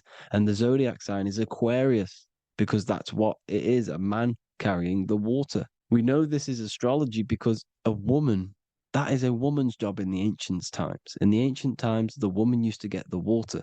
You would never see a man collecting water back then. That was the woman's job, whilst the man builds the houses, for example. You see, so we know it's talking about astrology because astrology is the man holding the bucket of water. It's the end of Pisces. Now we are in Aquarius. And of course, Luke 24:36, the risen Savior, the Son. Now, the Son is also born on the 25th of December, a virgin, just like Horus, Mithra, Buddha, Krishna, Hermes, and thousands of other gods, all born on the 25th of December. Well, it's because the sun moves 1 degree northward on the 25th of December. And on the 22nd to the 24th, it stays in the same degree because it's moving south. But then on the 22nd, it stays in the same degree on the Southern Crux constellation. And the ancients called this the sun dies on a cross because the cross is the Crux constellation, the Southern Cross. And it stays on that same degree for 3 days on the cross. The sun dies on a cross, and then on the 25th, moves 1 degree northward, bringing back the summer, the light, the warmth, the growth of crops.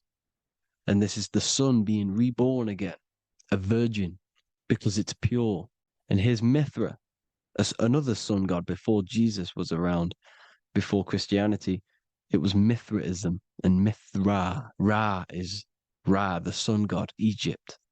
It's all about Ra, the sun. You see the crown of thorns on Jesus' head, symbolizing the rays of the sun. And here are the rays of the sun on the back of Mithra's head. Krishna, the sun. Buddha, the sun. Horus, horizon. All born virgins, all did miracles, all resurrected. Dead for 3 days. Well, here he is, dead for 3 days on the cross. And resurrected. Because it's the most ancient religion ever been on the face of the earth. The worship of the sun. And we should worship the sun, because without the sun we are nothing. The sun feeds us, feeds the earth, feeds everything. Without the sun we are nothing. It's been reversed, and now we're worshipping man. When we're worshipping a man called Jesus, was never real. It's all about the sun, the most high, the most powerful, potent, celestial body in the sky, the orb that feeds us every day. It dies for our sins and rises every day. It's the sun. Now on the Holy Communion Day, it's the worship of the sun. They give out many suns. Here's Jesus holding a sun. And they raise the sun on Sunday because they go to worship their sun god on Sunday. Not Saturn Day, not Moon Day, Monday, but on Sunday when the sun is exalting. And they hold suns up above their heads because the sun rises. They're symbolizing the sun rising above their heads as Savior. It's the sun. It's the Holy Communion Day. And here's Jesus giving a piece of himself to the children.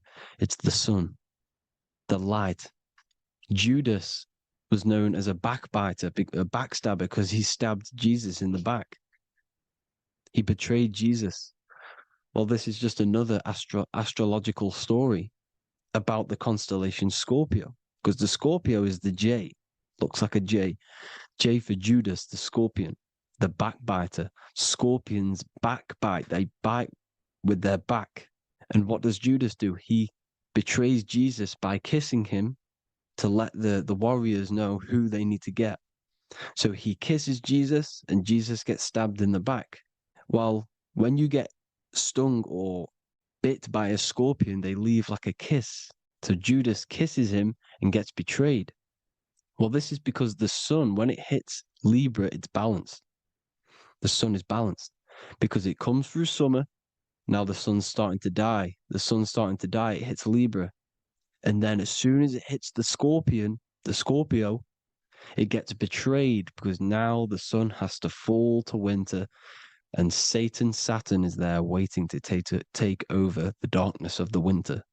So he gets stabbed in the back by Scorpio, Judas, the scorpion, the backstabber. You see, it's an astrological story. Here's Mary. Mary means marry, which means pure. The sun is pure. No one gave birth to the sun but the God. And it's born every day. It's born every day on every year. It's born pure. There was no controversy. There was no, activity for the sun to be born. It's pure. Now, the 7 metals come from the 7 planets. The sun gives you gold, and this is why the sun is golden. It looks gold. And this is why the banks are backed by gold, because gold is the most valuable metal, because it's the sun, the most valuable celestial orb in the sky, in the heavens. Well, here's Jesus, another ancient symbol of him being crucified on the cross with the big sun, the Southern Crux constellation. The sun dies on the cross constellation. And if you go to the old etymology dictionaries, you will see sun and son is the same word. They come from the same etymology roots. You can use them for no matter what, but they've been confused today. But if you go back to the old dictionaries of etymology, they are interchangeable. You can use them. Son, sun, sol, it's all the same thing. The 12 disciples, 12 brothers of Joseph, 12 tribes of Israel, 12 breastplates on the stones, because it's all the 12 astrological signs. They could have used any other number, but there's 12. Because 12 is the mind, which is God. 7 is the number of matter, which is man. 7 energy centers in the body. 12 cranial nerves in the brain, because it's the mind. 12 is the 12ness. The zodiac is literally the mind of God, the signs of God. Now here we see here, Job 38, 31 to 33. Can you lead forth a constellation in the season? He's asking you, can you read the sky? Can you read the heavens? Canst thou bring forth the Mazzaroth in its season? Mazzaroth means 12 signs, the zodiac. Why did they translated every single Hebrew word in the Bible into English, but they decided to leave out Mazzaroth? Why? It's because if that said zodiac, Christians would have a different view on the Bible, but they leave that out. But Mazzaroth actually means the 12 signs, the zodiac, and the stars means sign. The word stars means sign because the stars are signs, things to come, which is off in Hebrew, which means sign, things to come. You see a sign on the road, it's something coming. But God is saying, no, what does he say? To qualify as a director, a judge of man's life on earth, one must be able to govern the heavenly bodies that rule the earth. It's telling you to read the heavens. We need to read the heavens. Astrology, the 12 zodiac signs, the mind of God. It's telling you, read the Mazzaroth, read the zodiac, because they are things to come in your life. They are signs. It's not satanic, it's made by God. God said, let there be lights in the firmament of the heavens to divide the day from the night, and let them be for signs. Signs are things to come. The 12 zodiac signs. It's all about astrology. Here's Mary holding the sun. His son, her son. It's the sun in the sky. The one and only, the most high. The soul, the solo because it's on its own. The most powerful, Ra, radiance. Here's the Pope holding the sun. All 3 popes holding the sun because they're sun worshippers and they know the true meaning and origins behind Christianity. Sun worship. Here's the Vatican is a sundial. Yes, this is literally a clock. Your watch is a sundial. It's got 12 sections on it for the 12 zodiac signs. 12 hours, 12 Horuses. Now here you see Jesus walking on water. Well, it's the sun. And here's the beard of the sun. Here's the pyramid of the sun, the illuminated one, the all-seeing eye, the sun. Here's the Ankh. The sun creates these symbols. The ancients knew this. Now, when you see these headdresses, these are actually the days of procession of the sun. Aries, Cancer, Libra. It's all about the sun. Here's some more sun worship going back to Egypt. Ra, Horus, Osiris, and Set. Jesus and Satan is Horus and Set. The sun and Saturn. Saturn rules the winter, Satan. Jesus, the sun, the light of the world, rules the summer, rules the day. Satan's the night, Saturn's the night, the sun is the day. The evil brother, Satan. Well, Horus comes, well, this is where we get the word hours from. There are 12 Horuses. The sun moves in 12 Horuses, 12 hours. Where's Horus? What hour is it? Where's Horus? His Ra, 12 noon, Ra, radiates, powerful, the most high sun. That's why he has a sun on the top of his head. These are the 4 states of the sun. Set, sunset. This is why we say sunset, because the sun is setting. His sunset, his Horus, horizon, the Horus is rising, Ra radiating, and the sunset. Then midnight is Osiris. Here's another ancient symbol for the sun, the scarab. Ra, the sun, scarab. It's got the word Ra in it because it's the sun. And here's the sun on top of the scarab with the wings.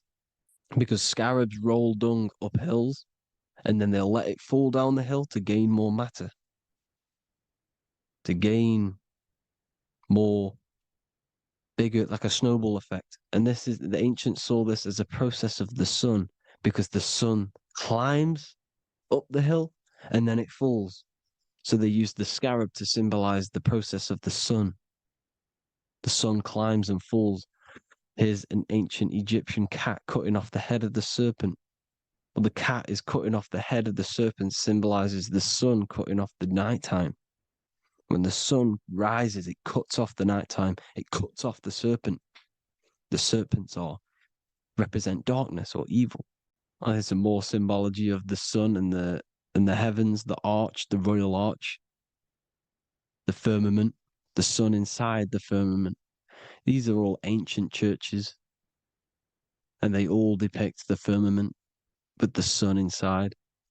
Is the ancient cosmology, you see, because it's all about the sun. Everything's about the sun, because the sun is our orb made for us to sustain life in this, inside of this creation, inside of this firmament, the royal arch of heaven. Here's the Freemasons depicting it. Here's the Masonic royal arch, but you can even see the zodiac signs. Here's Cancer, the checkered board. It's the royal arch of the firmament. Obviously, they don't want to tell you that. You live in space, apparently. Some more sun worship. Here's the beard of the sun on the water. They all have this long beard. And why do they say amen? Amen at the end of every prayer. Amen is a sun god, a creator god. It's all about the sun. So thank you all, people. Hope you all enjoyed. Hope you all gained some knowledge and insight. Please give me a follow, drop a comment, drop a like. Have a good day. Love you all.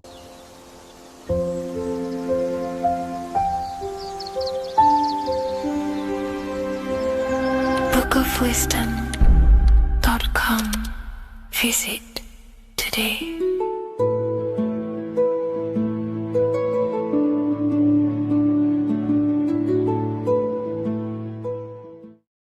There is a secret meaning behind the number 666. 666 is 3 sixes. The number 3 in occult and esoteric numerology represents the 3 aspects of human consciousness.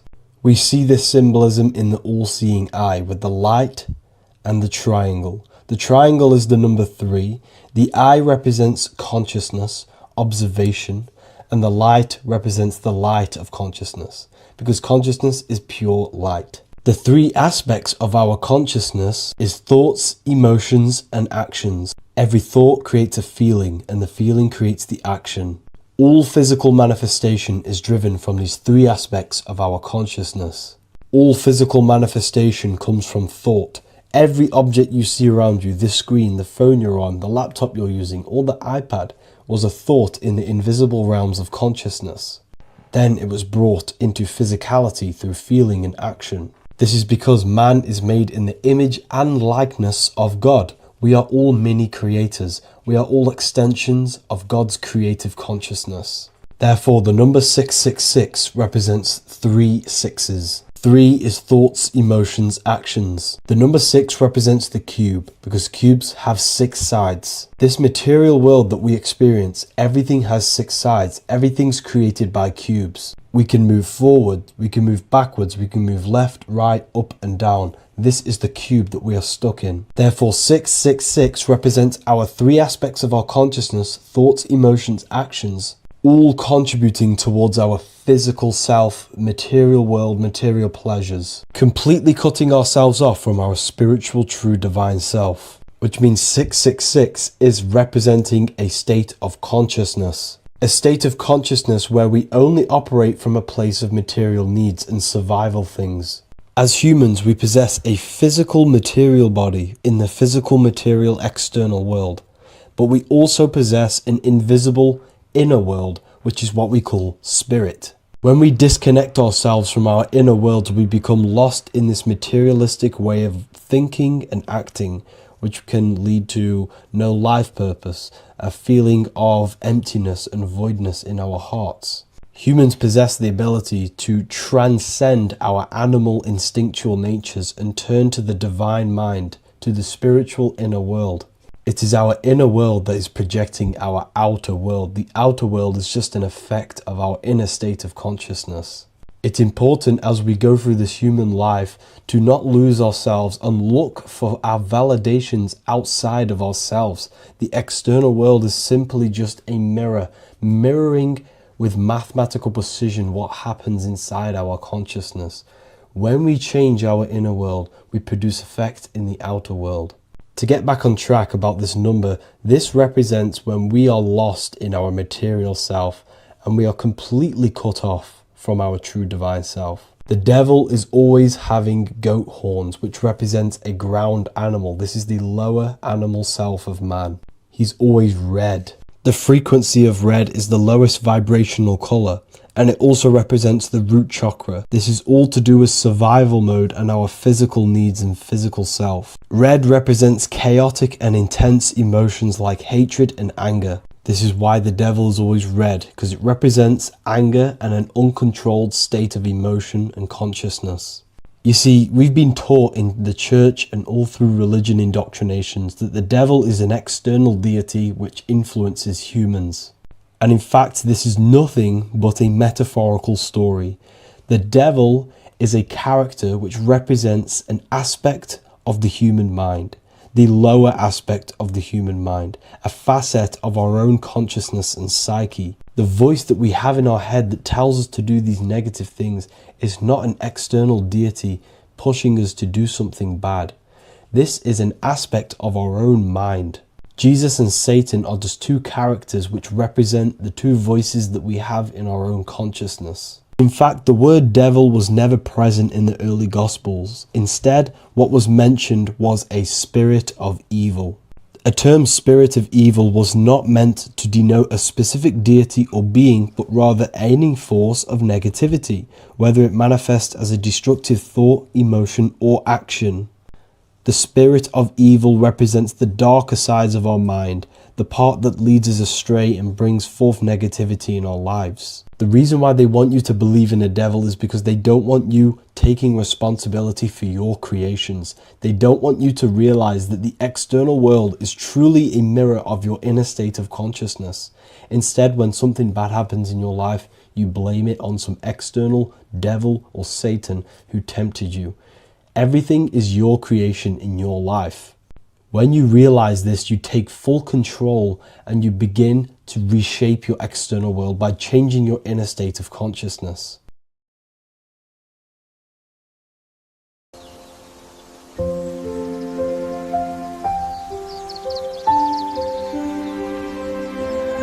bookofwisdom.com. Visit today.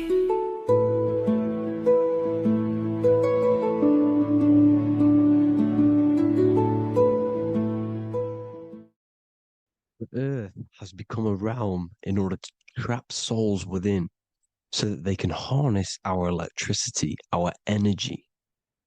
Even the Bible is talking about how this realm is controlled by the wicked one in John 5:19. We know that we are the children of God and that the whole world is under the control of the evil one. Ephesians 6:12. For our struggle is not against flesh and blood, but against the rulers, against the authorities, against the powers of this dark world, and against the spiritual forces of evil in the heavenly realms. So the Bible is telling us that this is not the only world. There are other worlds, there are other realms that we can go to, considered as heaven. Heaven being a higher realm where there is no evil, no darkness. This is a midpoint realm where there is good and evil. Now, we're going to explain how the soul trap is how it's working and how your soul is being harnessed for its energy and how you are tricked to come back to this realm after death. What you need to understand is first is that you are the invisible intelligence behind the physical body. You are the mind and soul. The soul is the true you, the good you. It is pure love, pure bliss, eternal, never dies. The mind can be corrupted though. The mind is the intelligence of the soul. It is invisible. It has no true form. The intelligence inhabits the brain. The brain is the computer to control the electrical machine called the nervous system, which is choice, program, and action. You are the invisible intelligence behind the body, and this will prove it even more. You do not even see into the external world. You are seeing an image produced by the brain because the light is being sucked through the retinas of the eyes. The image is produced in the visual cortex at the back of the brain.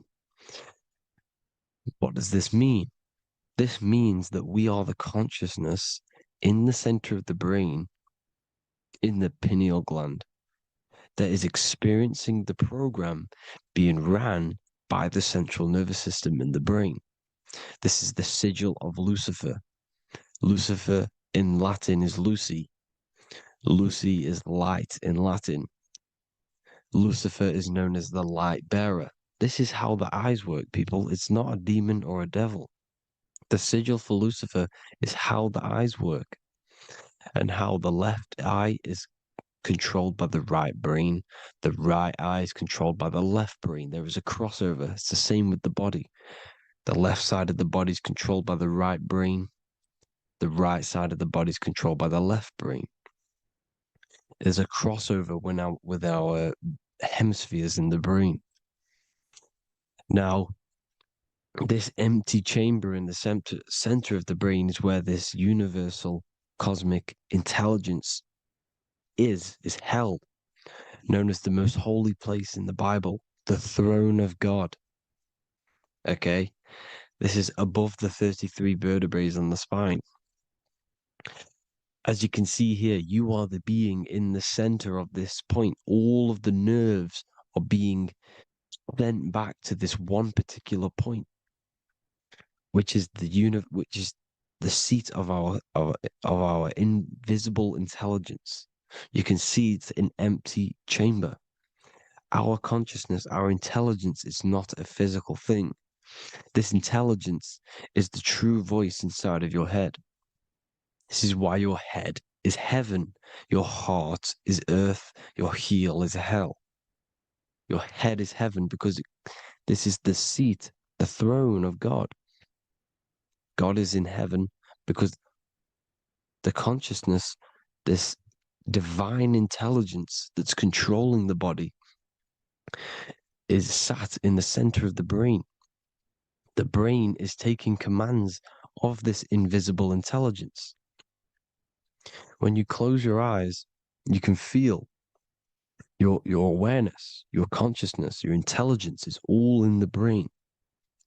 Your awareness is not in the feet, the heart, the legs, the arms. It's all in the center of the brain. Now, if you meditate deeply, you will find that you are beyond the mind. You are the being observing the thoughts. You are the soul observing the thoughts.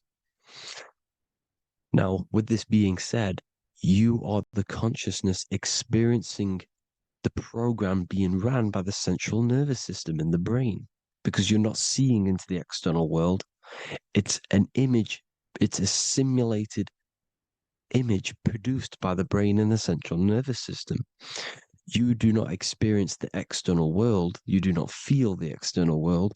You feel electrical impulses on your nervous system. Your nervous system is decoding what you are feeling. So the only thing that you truly feel is the electrical impulses on your nervous system.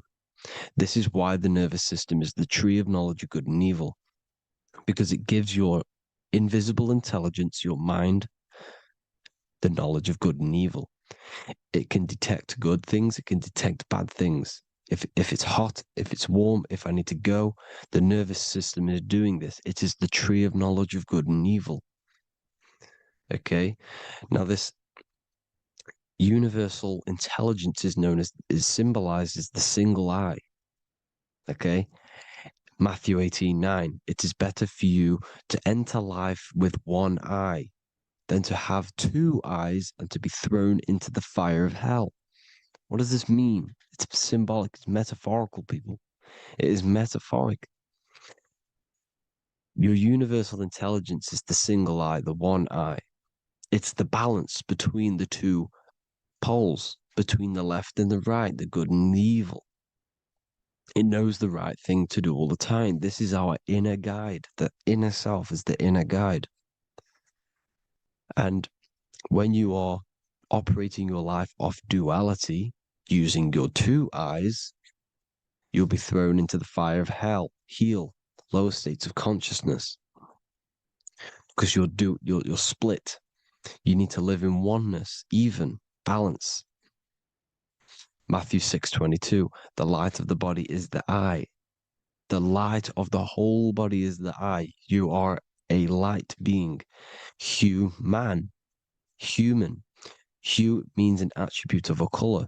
Man is the word manifested. We are light manifested into physical form.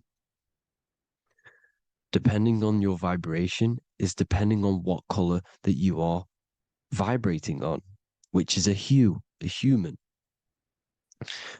If therefore thine eye be single, thy whole body should be full of light. Again, it's talking about the single eye, oneness, completeness. When you balance the hemispheres of the brain, we'll go over that later. But anyways, the body is the earth. This is what we need to understand, people. The body is running the simulation, the program that our consciousness is experiencing. So when we leave the body during death and astral projection, we leave the earth. This is how it works. The body is the vehicle for the earth, for this realm. Everything exists within our mind. You have the soul, mind, and body. The soul is the observer, the watcher, the true being.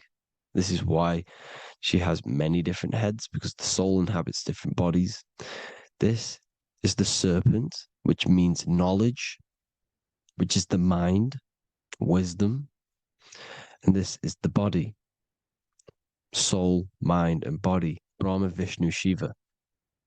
The mind is the bridge between the soul and the body. So what do I mean? When you astral project, you are using your mind to project your awareness, your observing consciousness outside of the physical body. The mind is the projector, projecting consciousness. By using your mind, you can project your consciousness outside of the body, which is known as the astral realms, which is known as walking on water. Jesus was never walking on physical water, people. It's metaphorical. Leaving the physical body. The water is the ether, which is the veil between the physical and the astral realm. It's a fluid substance. It's on either side. It's physical and astral. The ether is the fifth element that they hide from us. Why? Because they're trapping you in the physical. They are hiding all of these realms. Etheric, astral, and mental. People think their mind is their brain. It's two separate dimensions. These are completely different dimensions. The mind is way more intelligent. The mind is formless. There is no form to the mind. You can think anything you want. You can manifest anything you want within your mind. It is not a physical object. The physical realm is being controlled by the mind. Everything's being controlled by the mind. Everything exists within the mind. This is why the Egyptian says the universe is mental. So when we project our consciousness outside of the physical, we go to the astral. The ether is the water that Jesus is walking on. This is the veil between the physical and the astral world. The word together has ether within it because it joins the two worlds together, together, the astral and the physical. The word either is ether because the ether is on either side, physical and astral, physical and spiritual, physical and non-physical. In the astral realm, the mind can manifest anything we want. We incarnate to restrict our minds. This is why Saturn, if you go and watch my video on Saturn, how Saturn is this simulation, okay? Our minds can manifest anything we want in the astral plane in the click of a finger. However, when we incarnate in matter, we now have to labor for our manifestations. This is why Saturn's known as the great teacher in astrology, because he teaches you a lesson. When your mind incarnates into matter, it's teaching your mind a lesson, the knowledge of good and evil. This is why the Bible says you shall be gods and know the knowledge of good and evil. When you incarnate here, you have to know the knowledge, you need to know the knowledge of good and evil to become a god. Okay? Now, the square is the physical plane, the triangle's the ethereal plane, the circle's the eternal plane. The circle has no beginning, no end, it's eternal. The physical plane is the square, it's limited. The square is limited. The cube is the geometric shape which gives rise to matter. Now, the term think outside the box has truth in plain sight. You have to think outside the box to project your consciousness, use your mind to project your consciousness outside of the box, the physical plane, into the astrals. The astral realm is the realm of the stars. Above us is the stars. Through the stars is the astral plane. This is why astral has the word star within it. The devil is the de-veil. When you sell your soul to the devil, quote unquote, it's metaphorical. The devil exists in the physical plane. It's the lowest state of consciousness.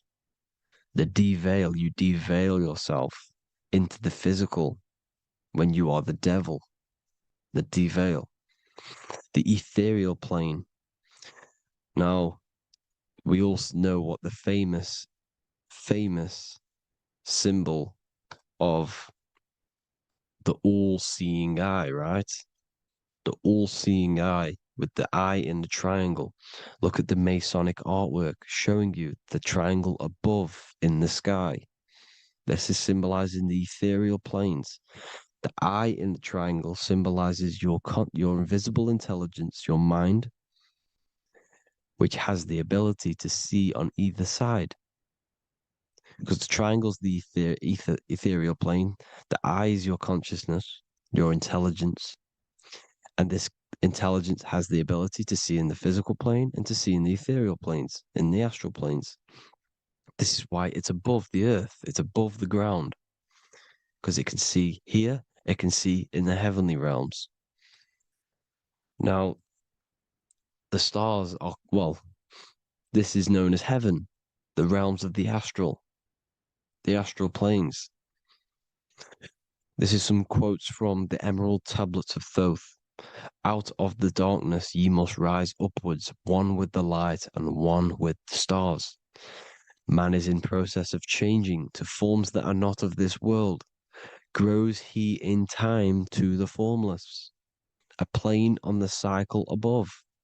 So there's other worlds. The Bible's telling you there's other worlds, there's other realms.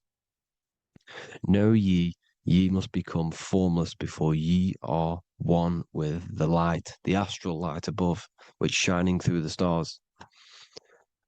Not of the earth are ye, earthy, but a child of the infinite cosmic light.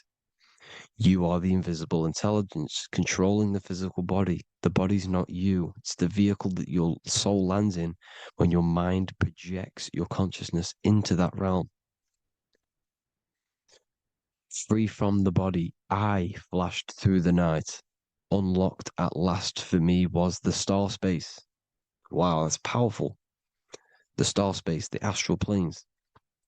This is what he's talking about. We are all a star. We descended from the astrals, which is the star. We are all a star. Look at the ancient paintings of Jesus' birth. It's the star beaming his consciousness down into the physical plane. Here's another one. Here's some Freemasonic artwork showing you, again, the ether, that invisible intelligence, the I, manifesting itself inside of here, in the physical realm, where the people are. You see? It's the same here. This is Jesus. Here's the bird symbolizes the Holy Spirit, your invisible intelligence, descending into the waters, the ether, the ethereal, everything. The ether's the base of all physical matter. His Truth in Plain Sight, Mr. Bean, the famous TV program in England, in the UK. He begins the program like we all begin the program from falling from the stars. He falls down with a beam of light. And this is truth in plain sight. This is false. The aliens don't exist. They're a lie, alien. But this symbolizes the star beaming our consciousness. And when we die, this star will suck us back up. Just like this UFO is doing. It's truth in plain sight. So this is some more Freemasonic artwork going from duality to singularity. Sun, moon, masculine, feminine. Right hemisphere, feminine, left hemisphere, masculine. The consciousness in the center, the balance point. Here's another more Freemasonic artwork. The two pillars, left and right hemispheres, and the invisible intelligence between the left and right hemispheres, the light of the body. This is why light's coming off it. Because it's light, it's pure light. The blazing star. The stairs go from the checkered board, the duality, up to oneness, in between the sun and the moon, the masculine and the feminine. This is symbolizing going into oneness. What did the Emerald Tablet say? You've got to become one with the stars, one with the one with the self. Balancing the two hemispheres so that you can gain, because when the two hemispheres are balanced, you can gain a more deeper connection with your invisible intelligence. Same with the chakras. When the chakras, the seven seals in the Bible, these are seven seals because when you conquer the seven chakras, when you balance the seven chakras, you then gain a more deeper connection with your internal self because your mind is not filled, it's not being ran, it's not being dominated by these seven deadly sins, the seven seals, the seven chakras. These are seven energy centers which are concealing our true form. Balance makes us have a stronger connection with our true cosmic intelligence. Heaven is even. This is why Jesus is pointing at the heart. The even point is the heart. You got to balance the chakras and live from the heart because the heart is the earth. You're in good and evil. The body manifests the lower and the higher self. The higher self is in the higher parts of the body. Wisdom, intuition, expression. The lower self is in the lower parts of the body. Sex, food, and power. This is how they are trapping your soul, people. Like I said, The mind is the bridge between the soul and the body. So by tricking the mind, not giving it the right knowledge, and keeping the mind stuck in the lower three senses, thinking about power, food, and sex, this is low vibrating energy. It's going to keep your mind addicted to the physical realms. Okay? This is why you need to go even, balance, heaven. Okay? I will explain the soul trap in a second, how it fully works. But I'm telling you all the science behind it so you can understand. When you are doomed, you are domed. This is the dome, the firmament, the firmament, the mind. Ment is mind, firm is firm. A firm ment is doomed under the firmament. You must have a loose mind, an open mind to expand your consciousness beyond the stars, beyond the ethereal barrier. You have to vibrate higher than this world. Your consciousness must be expanded more than the physical plane. You need to learn how to astral project. You need to learn how to leave the body, how to operate outside of the body, so that you, when you do leave the body, you will have recognition. You'll have knowledge. You'll have practice. But this is as above, so below. The woman's belly is the earth. It's as above, so below. It's a microcosm of the macrocosm. We are the children in the womb. We are the people in the earth being ready to be born into the heavenly realms. As above, so below. It's a microcosm, macrocosm. Everything is in everything on a bigger and a smaller and a larger scale. Now, when the baby figures out that there is a world beyond its mother, what happens? The baby starts to move around and tries to get out of the mother. Because once it starts to hear the external world, starts to hear people, it's going to wonder, what's outside of why am I in here? What's outside? So the baby will force its way out of the mother. It's the same with our minds, as above, so below. When our minds figure out that there are other realms beyond this world, we will seek a way out. This is the womb, the mother earth, mother nature. It's the mother. We're in the womb. We can be born out of this world, which is being born again in the Bible.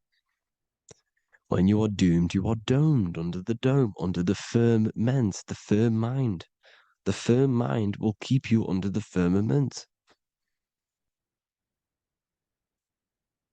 Due to the law of polarity, there has to be other realms.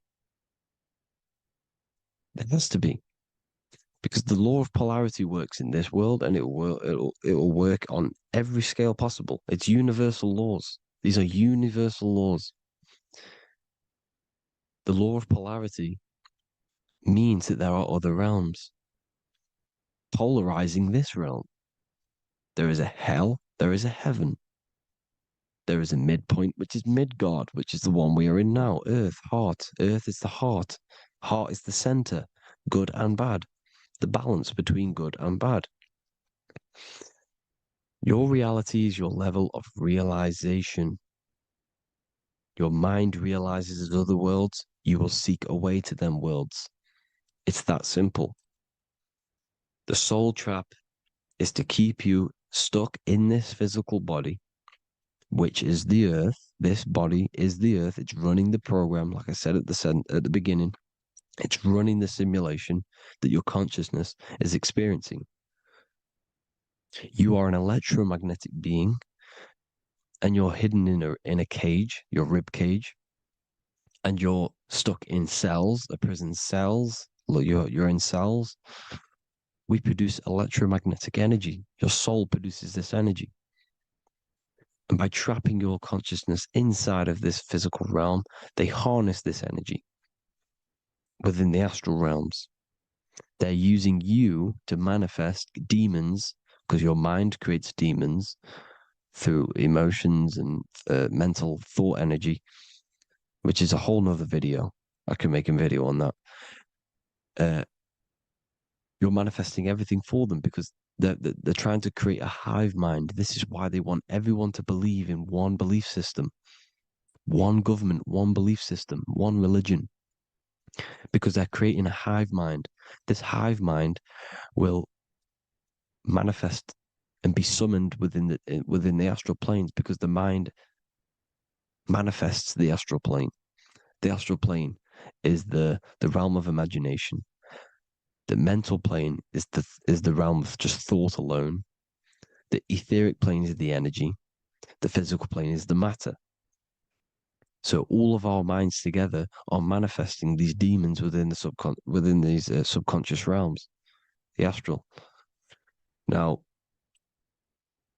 how are they keeping you stuck to this realm? Well, when you die and you're stuck in your lower three chakras, okay, when your mind and soul detaches from the body, which is the earth, when you leave the earth, you're still going to have these mental addictions to the food, the sex, the materialism, the phone, the cigarettes, everything. This is why they get you addicted to everything possible. The TikTok, the YouTube, they get you addicted to as many things possible. Because when your mind is addicted to these things, and when this mind leaves the physical body, you're still gonna have these addictions. Okay? You're still gonna have these thoughts. And you will be manifested into the lower astral realms because you're thinking materialistic, you're thinking negative, because your level of realization was your reality. You were manifesting hell on the earth. When you leave the body, you're going to manifest hell in the astral planes, which means you'll be vibrating on the very low, which will put you in the lower astral realms. So guess what? You're going to come back. You're going to come back into materialism. You're going to reincarnate because you haven't prepared for life after death. You must detach from the external world. Okay? Moon is mind. The sun is the soul. The earth is the body. The moon is the mind. This is why we say lunatic. In your mind, you have a specific mood. Moon. Money, M-O-N, is the moon. Money exists in the mind. They get you addicted to the money. The Bible's telling you this. Do not conform to the pattern of this world, but be transformed by the renewing of your mind. It's telling you. Of this world, but be transformed by the renewing of your mind. Who knew that the Bible was this deep? Matthew 16:26, what good will it be for someone to gain the whole world yet forfeit their soul? James 4:4, don't you know that friendship with this world means enmity against God? Therefore, anyone who chooses to be a friend of this world, of the world, becomes an enemy of God. John 4:4, dear children, are from God and have overcome them, because the one who is in you is greater than the one who is in the world. It's talking about the invisible intelligence. It's greater than the physical world. John 2:15, do not love this world, nor the things it offers you, because this world will create you to, if your mind has attachments to what this world offers, sex, money, and power, pretty much, you will reincarnate here. You will come back here, because when you leave the body, your mind will still have these addictions. Do not love the world, nor the things it has to offer you. All of this is in my newly published book. The paperback versions are now available. Finally, for all the people who have been waiting, the Book of Wisdom. All of this knowledge is inside of the Book of Wisdom. The paperbacks are available. There's worldwide shipping. You can get it anywhere, pretty much, any country. My new website, it's amazing. There's going to be some amazing products coming on the new website. But I thank you all for the support.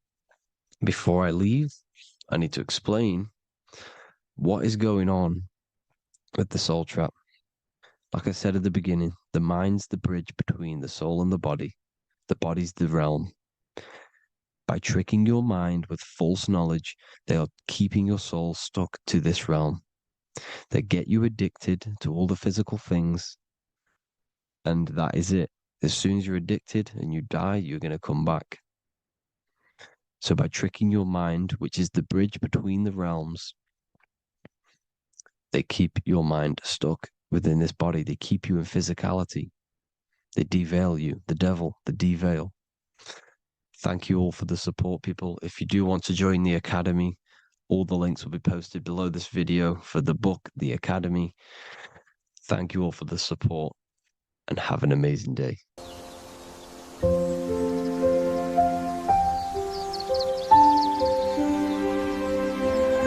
bookofwisdom.com.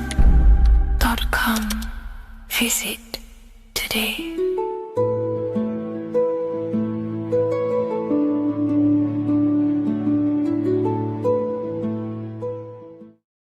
Welcome to Revival of Wisdom. Welcome people, we're back with another video. In this video we're talking about how Jesus Christ and Christianity is all sun worship. The Holy Bible of Christianity is not meant to be taken literal for history. It is a story and has lots of metaphors. Starting with the symbol of the cross of Jesus. This cross originates from this ancient cross of the sun.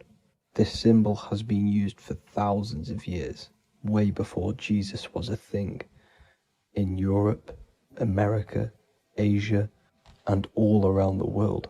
In fact, this symbol is still being used by Christians today, not knowing it represents the sun. This is a 4,500-year-old artifact, a golden plate with an equal-armed cross found in England. The gold to symbolize the sun, and the equal-armed cross for the 4 equal seasons of the year. So this is why in the Bible you have Matthew, Mark, Luke, and John, symbolizing the yearly cycle of the sun and the 4 equal seasons. Also in the Bible, Jesus is referred to as the light of the world. So yes, Jesus represents the sun. He is a metaphor for the sun. Hence why in all of these pictures and images and paintings of Jesus, there's always a sun behind his head, and some even with the sun cross behind his head. Jesus also has 12 disciples, which represent the 12 zodiac signs and the 12 months of the year. This is the Last Supper by Leonardo da Vinci. As you can see, the sun, being Jesus, is in the center, because the sun is in the center of the zodiac signs. There are 4 groups which symbolize the 4 equal seasons. Each group contains 3 people symbolizing the 3 months and the 3 zodiac signs in that season. There is only 1 female in the painting, which is Virgin Mary, who symbolizes Virgo, the astrological sign. So yes, Jesus symbolizes the sun with his 12 zodiac signs and 4 gospels for the 4 seasons of the year. However, there is another phenomenon. The 25th of December is known as the birth of Jesus Christ, which is known as Christmas today. Jesus symbolizing the sun and is born on December 25th. This is the day the sun moves 1 degree northward, bringing back the warmth, the growth of crops, the life and light back to the northern hemisphere. Everything is springing back to life, as we call it, spring. So it is said that the sun is born again on the 25th of December, and Jesus is known as the risen Saviour, because the sun is our risen Saviour, because it gives life to the whole of this realm, the warmth, the crops, And without the sun rising in the morning, we'd all die in about 2 weeks. And we all know how Jesus died on a cross. The sun also dies on a cross in the southern hemisphere. It dies on the Southern Crux constellation. And on December the 22nd, 23rd, and 24th, the sun remains in the same position. So the sun dies for 3 days and it is born again on December 25th, when it moves 1 degree northward. And this is when the sun is born again, or resurrected, just like Jesus. Constellation Virgo is prominent in the spring sky in the northern hemisphere. So therefore, the sun is born a virgin, Virgo. And as you see in this image, you see Virgin Mary holding the sun. Us as humans do not own the sun, so therefore God owns the sun. So yes, the sun is the Son of God, and this is what Jesus is symbolizing. And just how Jesus sacrifices himself for humanity, that's what the sun does. The sun gives out all of its energy so we can live. There are many other Bible verses which represent Jesus as the sun.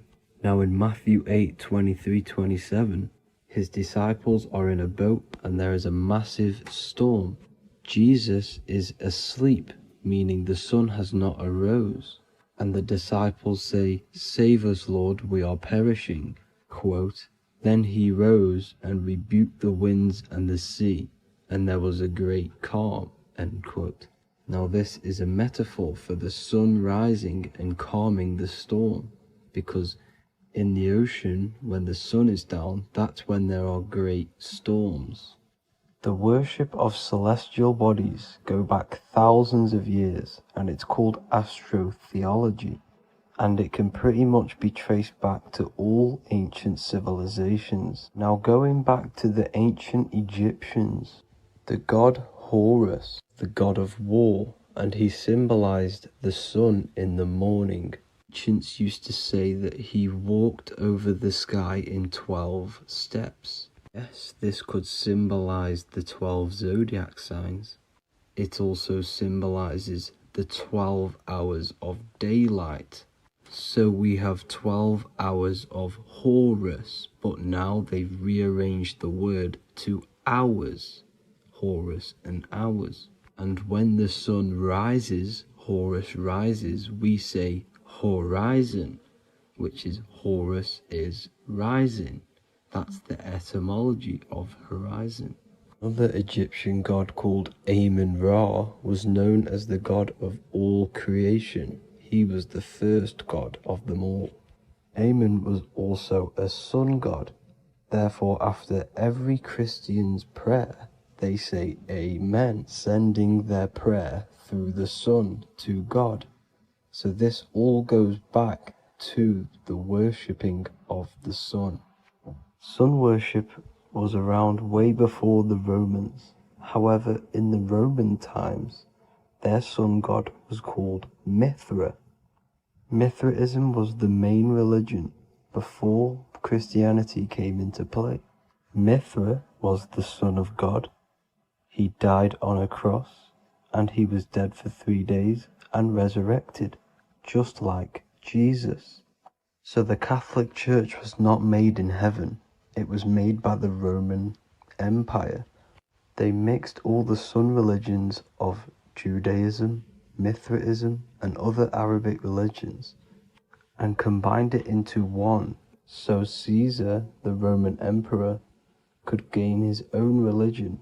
So yes, Christianity was a political move to gain more control over the masses, because it was a worldwide government at this point in time.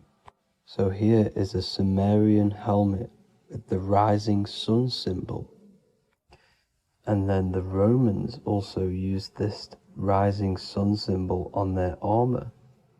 So sun worship has been going on for thousands of years, and it still goes on today. However, with all the programming and the low IQs, today we do not get the full interpretation of the Bible and these stories from the past. And Christians and other religions are all brainwashed to not question their religion and not realize their true origins and where they come from. I do advise you all to do your own research and come to your own conclusions. However, I'm just pointing out the facts and connecting dots for you all to see. That's it for this video, guys and girls. Thank you all for tapping in. God bless.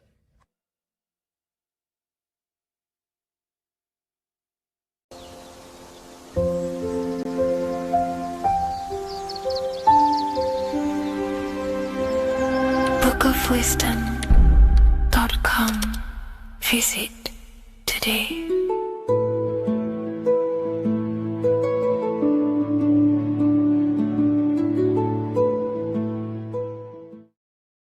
Welcome back everyone to another video.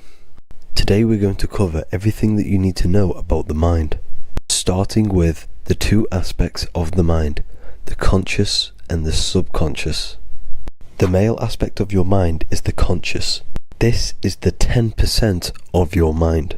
The conscious part of your mind is only aware of everything around you, your vision, your sight, your smell, your taste, your hearing, and your current state of emotion and thought. Every thought that you consciously think about has an emotion directly attached to it. That emotion is then impressed onto the subconscious part of the mind. The subconscious part of the mind is the female aspect of your mind. It is also a whopping 90% of your mind. Subconscious mind is controlling all of the subconscious processes which happen within your body. For example, your subconscious mind is controlling your heartbeat, your digestion of food, and all of the things that you do not have to tell the body to do. It is the hidden part of our mind which is controlling all of the hidden things. The subconscious mind is like a recording supercomputer. Everything that you have experienced in your life is all recorded and stored within the subconscious mind. One of the most important things about your subconscious mind is that it stores your mental programs. Everything in the subconscious mind manifests into behavior and actions within the body. Your daily basis routine and habits are all mental programs within your subconscious mind. These mental programs are created by mainly two ways. 1, repetition, and 2, emotional impact. The repetition is fairly simple to understand. The more you do something, the more it impresses onto your subconscious mind and becomes a program. That program will then manifest into your behavior. However, with the emotional programs, they work a bit different. The stronger that you feel an emotion, the stronger it is impressed onto the subconscious mind. And then that emotion becomes a program. For example, you had a very traumatic moment happen when you were a young child. The emotion that you felt was so strong in that moment that it impressed into your subconscious mind so hard that you can recall that moment like it was yesterday. That traumatic event that happened to you when you were young will still manifest into your daily basis behavior even to this day. However, it manifests subconsciously. For example, if you were in a car crash, you will be wary to enter cars with certain people. All because of that traumatic emotion that you felt and impressed onto your subconscious mind. Another example of the subconscious manifesting into our behavior is posting on Instagram. Most of the time, the reason why you post is because your subconscious mind is seeking gratification. So before you actually do something, question yourself and find out the root cause of why you are doing this. Another thing that you need to understand about the subconscious mind is that it takes everything you say and hear literally. So for example, if you go and say, "You are an idiot" to someone, your subconscious mind will only pick up the word idiot. It only knows yourself. It doesn't know anyone else. You are casting a spell on yourself just by saying that to someone else. This is why the golden rule is to treat others like you'd like to be treated. Now, you can rewrite these programs which are already in your subconscious mind. However, it does take consistency. You have to change these programs which have been running for years. And by changing these programs, you change your behavior. because these programs manifest into your behavior. The best way to do this, personally, is to listen to affirmations first thing when you wake up in the morning, and do this for 10 minutes every single morning. Then at night time, you want to think and feel that you are becoming the reality that you desire. The more that you feel this reality, the more it will become a program and impress your subconscious mind. For example, you're trying to gain financial freedom. If you trick your subconscious mind into creating a program saying that you are financially free, this will manifest into your behavior. You will start doing more work. You will start looking for ways to make money. Your mind will be set on the frequency of money and financial freedom. Therefore, you will receive thoughts based around this program. If you take enough action, your life will dramatically change because of this program that you created in the mind. This is why we call it a mindset, because your mind is a frequency tuner which sets its frequency onto different thoughts, because thoughts are frequency. If you fill your mind with a specific frequency, you will gain thoughts and ideas based around that frequency. To create a stable mind, you need to master your emotions. You need to change your mindset. Everything that you experience is neutral. Based upon the mindset that you see it, you either give it a positive or negative charge. By understanding this deeply, you will then control your emotions. I hope you gained some wisdom and enjoyed this video. Please, if you can, leave a comment and a like, and subscribe to the channel if you like this content. Love and light to you all.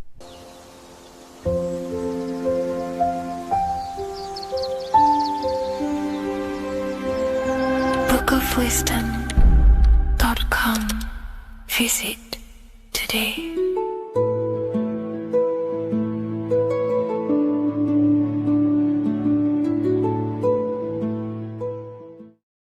Religions were made to hide the truth about yourself, God, and the universe. You see, religion teaches there is a God separate from you. He created the universe separate from himself. They did this to truly disconnect you from consciousness, from God, and from yourself.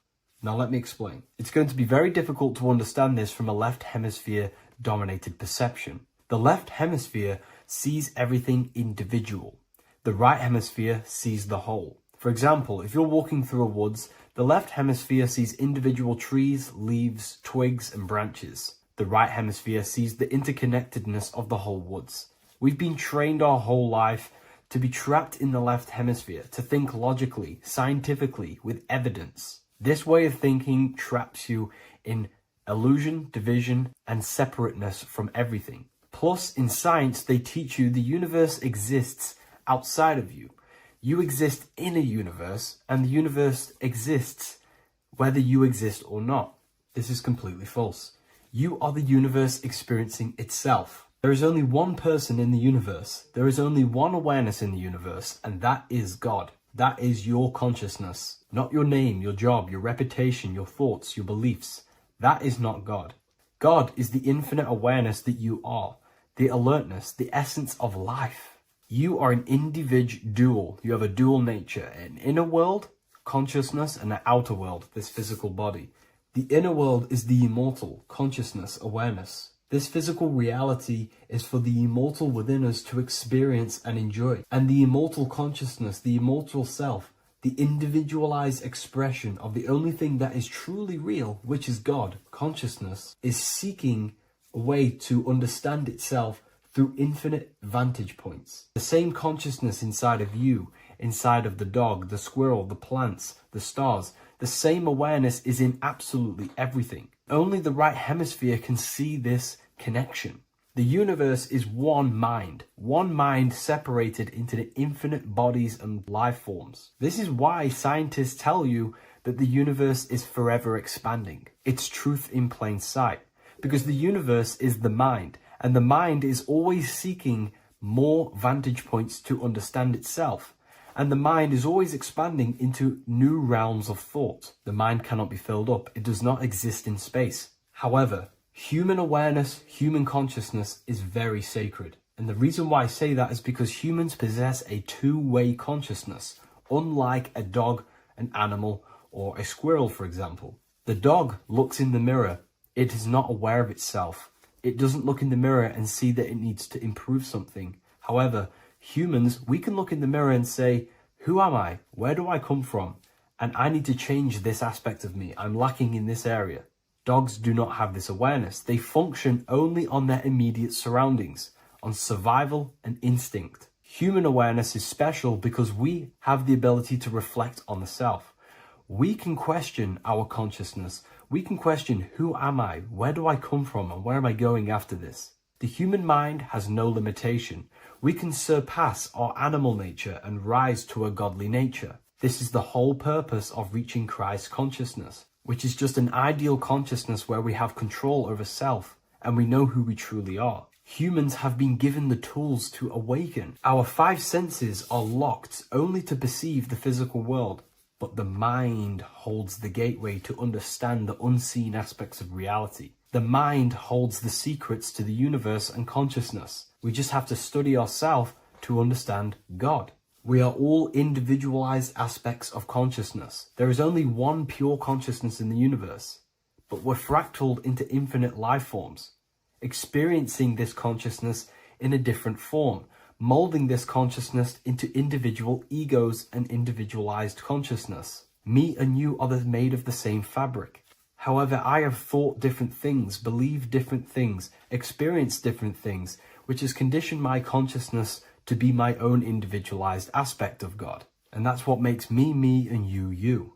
God is the creative power within us to turn thoughts into physical reality, to create things. We are a creator. Each one of us is a miniature earth, creating and building in this physical 3D reality. Our consciousness holds power over the 3D reality. We can mold it and create anything we wish. However, we have been conditioned to live like an animal, living in our animal nature, eating, surviving, lusting, and these low-level desires keep us trapped from figuring out our creative power. This is why the ancients always depicted God inside of the brain. Even in ancient Christian artwork, William Blake, Anton Raphael, all depict God inside of the brain. Why is this? Because God is our creative power. The spinal column acts as a type of ladder of consciousness. If you just think about sex and act on sex, eating, consuming, and living in a survival animalistic state, then your consciousness is functioning on the lower end of the spinal column, where your reproductive organs are and your gut organs are to consume food. In order to activate the God within us and to us to truly know God, we have to be aligned with the God consciousness. We have to unlock the God within us so we can truly actually experience God and understand it. However, God exists beyond our personal consciousness, beyond our human identity. In secret societies, satanic rituals and satanic societies, they are seeking a way to escape the human identity through ritual work, meditation, and trance-like states. A trance-like state is like the state that you enter just before you fall asleep, where there is no thought present in your mind, because you are not the mind, you are the observer, you experience the thoughts. And when we escape the human identity through rituals, meditation, or trance-like states, we can actually experience beyond the veil of this material world. However, satanic rituals do this in a negative way. Satanic rituals include ways to make the human mind tap out by pushing the human minds to the limit through pain, suffering, and even torture, to allow the mind to pass out so you can temporarily pass on the veil of the physical world and escape the limitations of the human identity and the human thinking mind. Now, you do not have to do it this way. You can experience the divine and beyond your human identity through many different ways, such as deep, deep meditation, rising above your thoughts, and setting 3 alarms, one for 6 a.m., one for 6:30, and one for 7:30. And when you wake up at these times, what you need to do each time you wake up is allow your mind to stay awake but your body to fall asleep. And you will enter this trance-like state. And you can gain ideas, experience lucid dreams, and maybe even astral project. All of these rituals in secret societies and satanic societies is all about escaping the human identity and experiencing the divine planes beyond the physical. To wrap all of this up, this is all about consciousness. Consciousness is the infinite awareness of the universe, just fractaled into separate bodies. And this consciousness is seeking a way to understand itself in infinite angles and vantage points.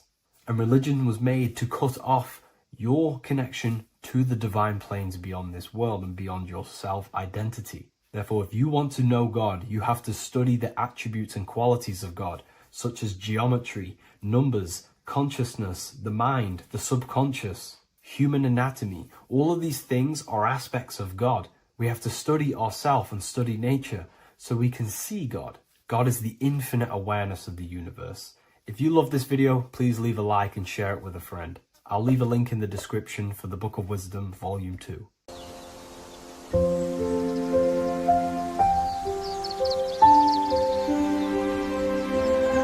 bookofwisdom.com. Visit today.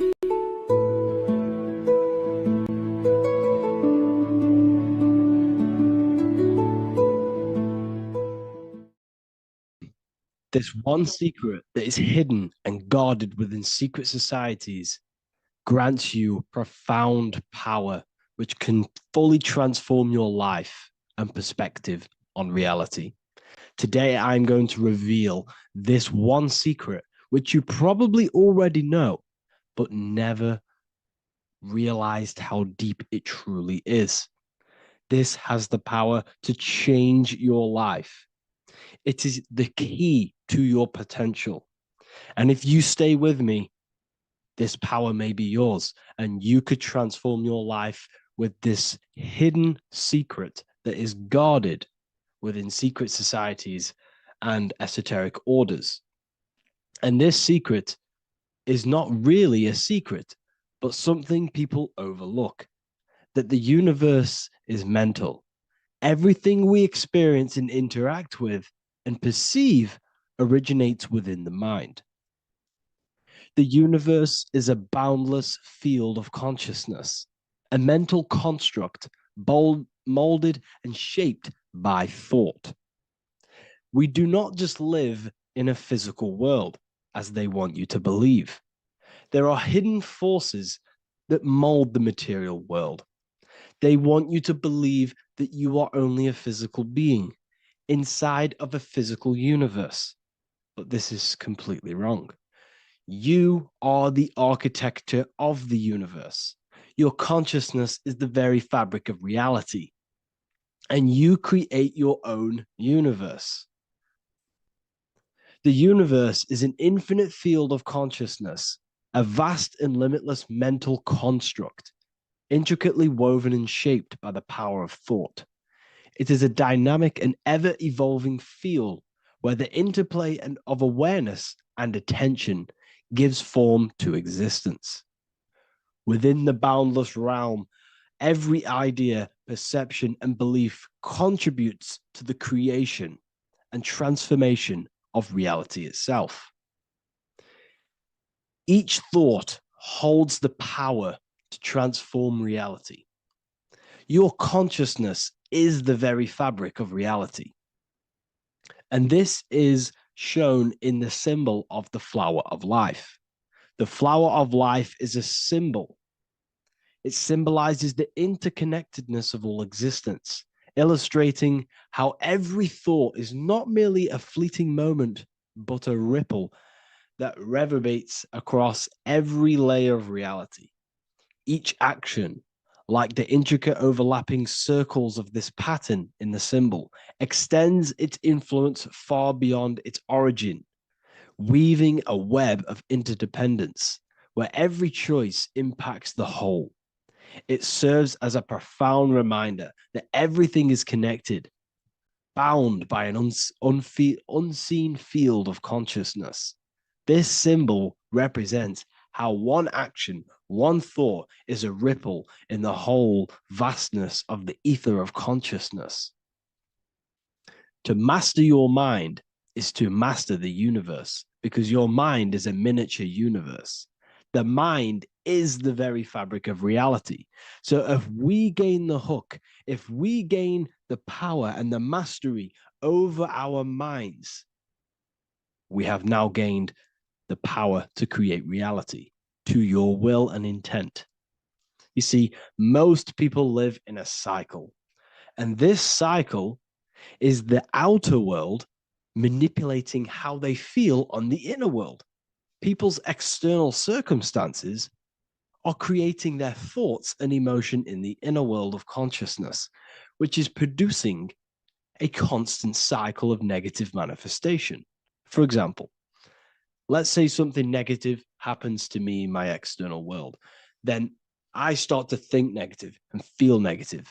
What that is actually doing is manifesting and projecting more negativity because our thoughts hold the power to control and weave our own life. Your life is a direct correlation of every thought you thought in the past. What we need to do is stop and not let the mind control you in your reality. You need to control the mind so you can control reality. So, what does this actually mean? Reality is an externalization of consciousness. Consciousness and matter are one, they're not separate. They are inseparable and interconnected. Everything we see, experience, and observe is a manifestation of thought, beliefs, and consciousness, shaping the world around us. Now, this ties in with the secret fifth element that they have hid from you. They've hid from you this sacred and very important symbol and pillar to reality. And this pillar, this sacred thing they've missed, is called the ether. And they've held this from you for a reason, a specific reason. This is the true fifth element. Why do they hide the ether? Because the ether has the power to shape and manifest whatever we imprint upon it. Every thought is a vibration interacting with the ether and actively shaping our reality. The ether, you could see it as the codes to physical reality. It's like an energetic blueprint which surrounds all physical objects. It is the life force that gives life to all things. All energy comes out of the ether and returns back to the ether. Energy, it's 0 point energy, and it is an infinite source of energy. So this is why they hide the ether, because whatever our mind can imprint onto the ether, we can create into a reality. And we imprint the ether through thought and imagination. The mind holds the power. The mind is the very source of reality. The material realm is not separate from the mental realm. Rather, it is intricately shaped and influenced by it through the ether. This subtle, all-pervasive medium bridges thought and matter, allowing consciousness to mold and manifest the physical reality. To transform our lives, we must first transform our minds. True change begins within, as our thoughts, beliefs, and perceptions shape the reality we experience. By shifting our mindset, we unlock the power to reshape our world and recreate the life we desire. This is the power of the mind, and this is the power that's been hidden from you. We're not taught these things in schools for a reason, because they don't want us all to be conscious creators.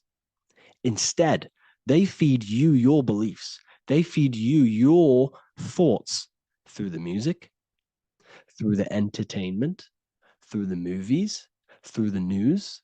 They're controlling your thoughts with this information. They're installing beliefs and information into your mind. So you are producing their reality.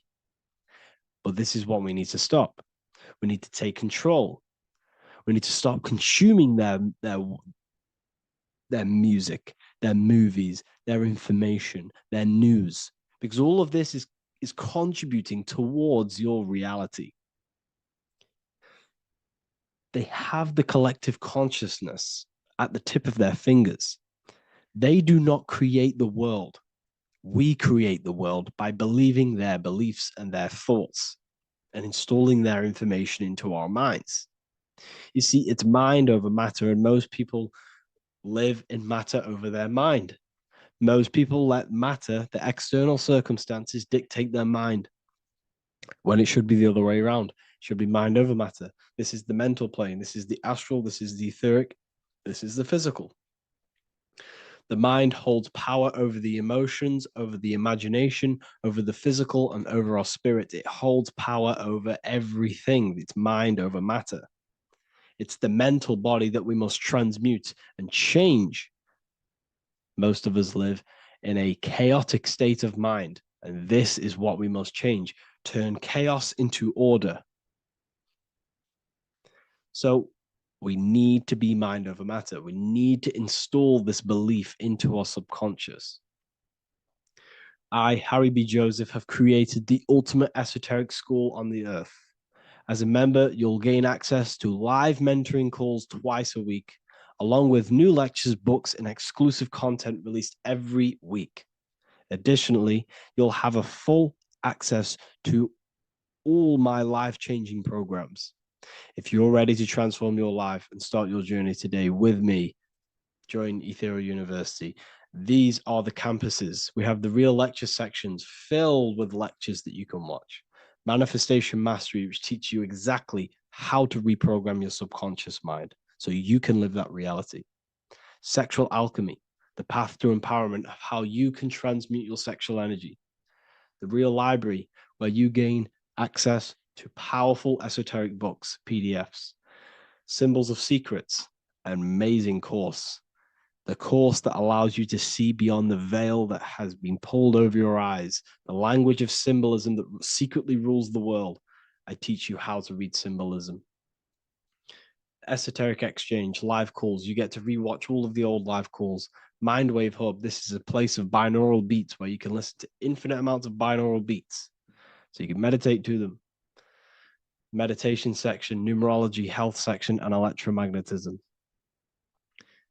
This is a life-changing place. And if you are serious, we only accept serious about changing your life and studying the occult and esoteric, this is the place for you. I've been there. I've been on YouTube looking around for valuable information, trying to find good accounts, good channels. It's very hard. I had to go through years of trying to find good information on YouTube. But what I've done is, instead of you searching around everywhere for bits of information and connecting the dots, I've put it all into one big place. You get your binaural beats, you get all the programs you need to walk the path of enlightenment to transform your life. I will connect with you on the inside, and I hope this lesson, this lecture, you gained some information, you gained some power from it. Please like and comment, or don't. It's up to you. If you have any reviews, if you have any ideas of lectures that you know, if you don't understand certain things, make sure to leave a comment and I can make a lecture about it. I can make a video about it for sure. I don't mind taking recommendations for videos. So I thank you all, people. Have an amazing day.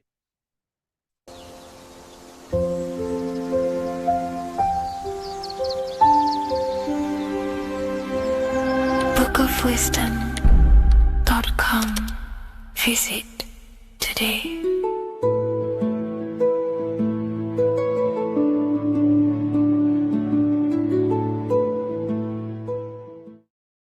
Neo is plugged in on the back of the neck, which is the reptilian brainstem. The reptilian brain is all to do with survival mode, survival state. It's always scanning the environment for safety, whether that's physically, emotionally, or mentally. It does not think. It is instant. For example, do I smack the guy or run off? If something happens to you, like a car's coming really quick to you, you do not think about this. The reptilian brain is the animal instinct that will instantly move your body on the instant reactions. Hence why it's the closest brain to the rest of the body. It has instant access to the electrical nervous system to control the body at instant reactions. Now, Neo is plugged in on the back of the neck, which is the reptilian brain. Therefore, the matrix is the body itself. It is the lowest state of consciousness. This is what it represents. The word matrix means womb. It translates to womb because your body is a womb. Your body is a vessel for universal consciousness, for God consciousness. And the body is also a womb where you can be born again outside of this body by raising your consciousness, by awakening the neocortex. This is why Neo is called Neo, because it represents the neocortex. This is the higher aspect of our brain. This is all to do with new things, higher reasoning, higher thinking, new learning. You see, the brain is a receiver for universal consciousness. Now, what do I mean? It is a radio receiver. Think of it like this. You have a radio tower which emits frequencies, and each little frequency, 00.1, 00.2, 00.3, each 00 point is a different person. We are all the same universal consciousness encapsulated inside of a different vessel. This is why our body is the temple of God inside of the Bible. Your body is a sacred temple of the divine essence of the universe. However, consciousness is controlling this physical body.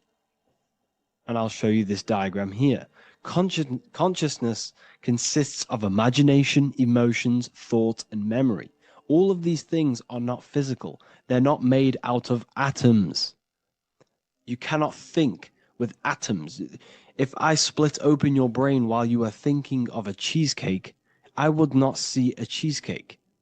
It's because these things exist metaphysically within consciousness. They are not physical. The body is physical. It's part of matter. It's part of time. You see the Leonardo da Vinci, the circle and the square. The square represents limitation, beginning and end, because when you draw a square, there is a beginning and end. It represents the body, the mortal self, the ego, the echo. Then you have the spirit raised above, which represents spirit over matter, mind over matter. Invisible forces create physical forces. Everything physical exists in non-physical. This is also the Freemasonic square and compass, why the square is below the compass, because the compass creates the circle, which is spirit or mind. Then you have the square, which is matter. Mind and matter are the same substance. Mind creates matter through thought. Everything in this physical universe manifested through thought. Everything began as thought. So you are spirit and matter. You have a material body and a spiritual body. And you are right in the middle. This is why humans are very, very important. Because we have an animal nature, the reptilian brain, and a higher consciousness, the neocortex. And we must awaken out of the matrix, which means womb, which is the body. And Neo is waken up from the lower self, the reptilian brain, and moves into the neocortex. Because the brain is a radio receiver for consciousness. Now, what do I mean? I went over this before. Your consciousness is controlling the brain. The brain is a computer. And when our consciousness, our imagination, our emotion, our thoughts, and our memories are all contributing towards just survival things, food, safety, fear, all of these things, and our consciousness is locked into a survival state, we are using the reptilian brain. We're no longer thinking. You don't think with the brain, but the consciousness is thinking, which activates the different parts of the brain. When we think for higher reasoning, we use the neocortex. It stimulates the neocortex. When we think about survival, we're using the reptilian brain. So therefore, when Neo wakes up, he wakes up to the higher aspects of consciousness, which is only utilized by the neocortex, by learning new things and expansion of the mind and expansions of consciousness. Okay? So the whole matrix is to keep you designed well, the whole matrix is designed to keep you in a survival state, in the three-dimensional awareness. They want you constantly scanning for safety, scanning for food, scanning for emotional safety in relationships in other people. You see, they do not want you to think. They want you stuck in that reptile, that animal state, that beastly state that most people are in. Most people, all they do is eat, listen to music, consume, have sex, lust, desire. This is all the reptilian brain. So when we say the world's being ran by reptilians, it's symbolic. There is no physical reptilian humanoid beings controlling, manipulating human consciousness. We are all the same consciousness. However, there is a corrupted state of consciousness running this world. And this consciousness worships the physical plane, and they control the physical plane. So by doing that, they keep you stuck in a reptilian way of thinking, the animal state, to keep you stuck in the lowest state of consciousness. Now, this is the god Osiris, which represents the reptilian brain. None of the Egyptian gods ever existed. They are all symbolic for the brain and anatomy of the human body. Osiris represents the reptilian brain. As you can see, this anatomy compare to the brain stem and Osiris statue found in Egypt. And we also see an ancient artwork of Osiris with green skin and two reptile crocodile alligators next to him, which also symbolizes the reptilian survival state of human consciousness and the activation of the reptilian brain. This is what it symbolizes.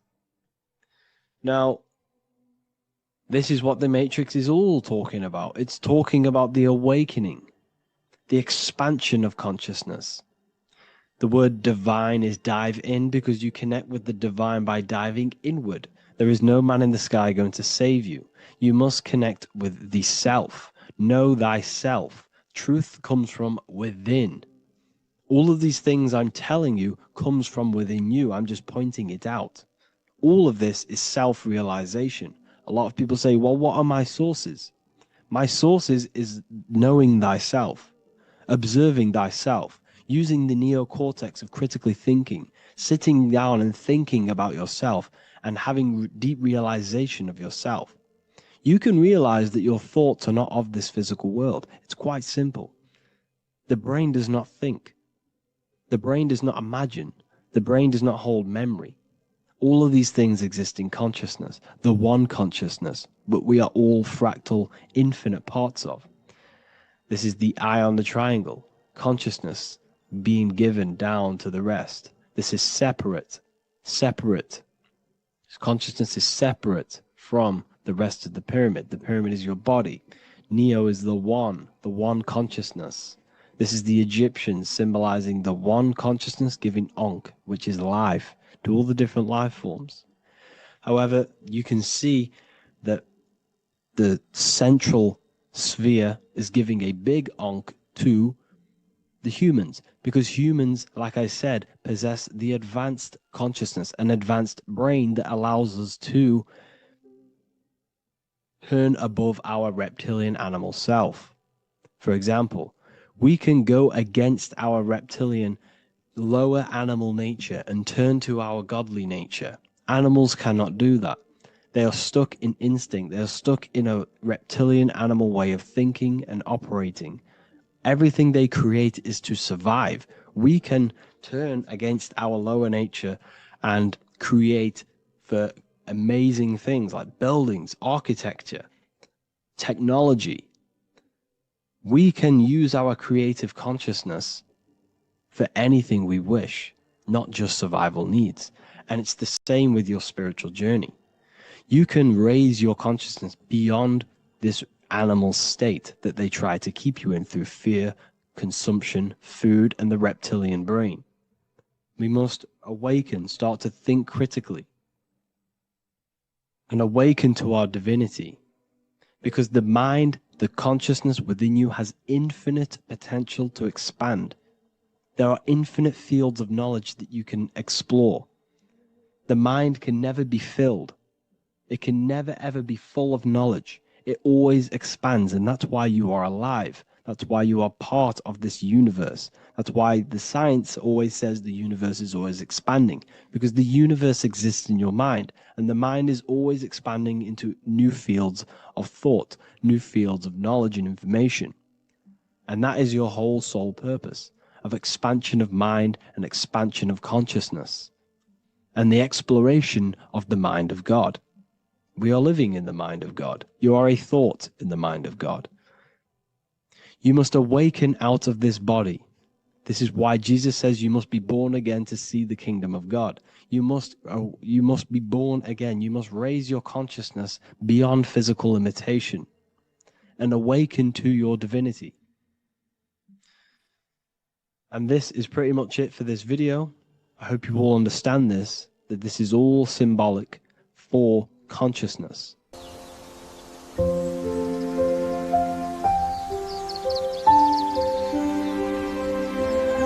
bookofwisdom.com. Visit today.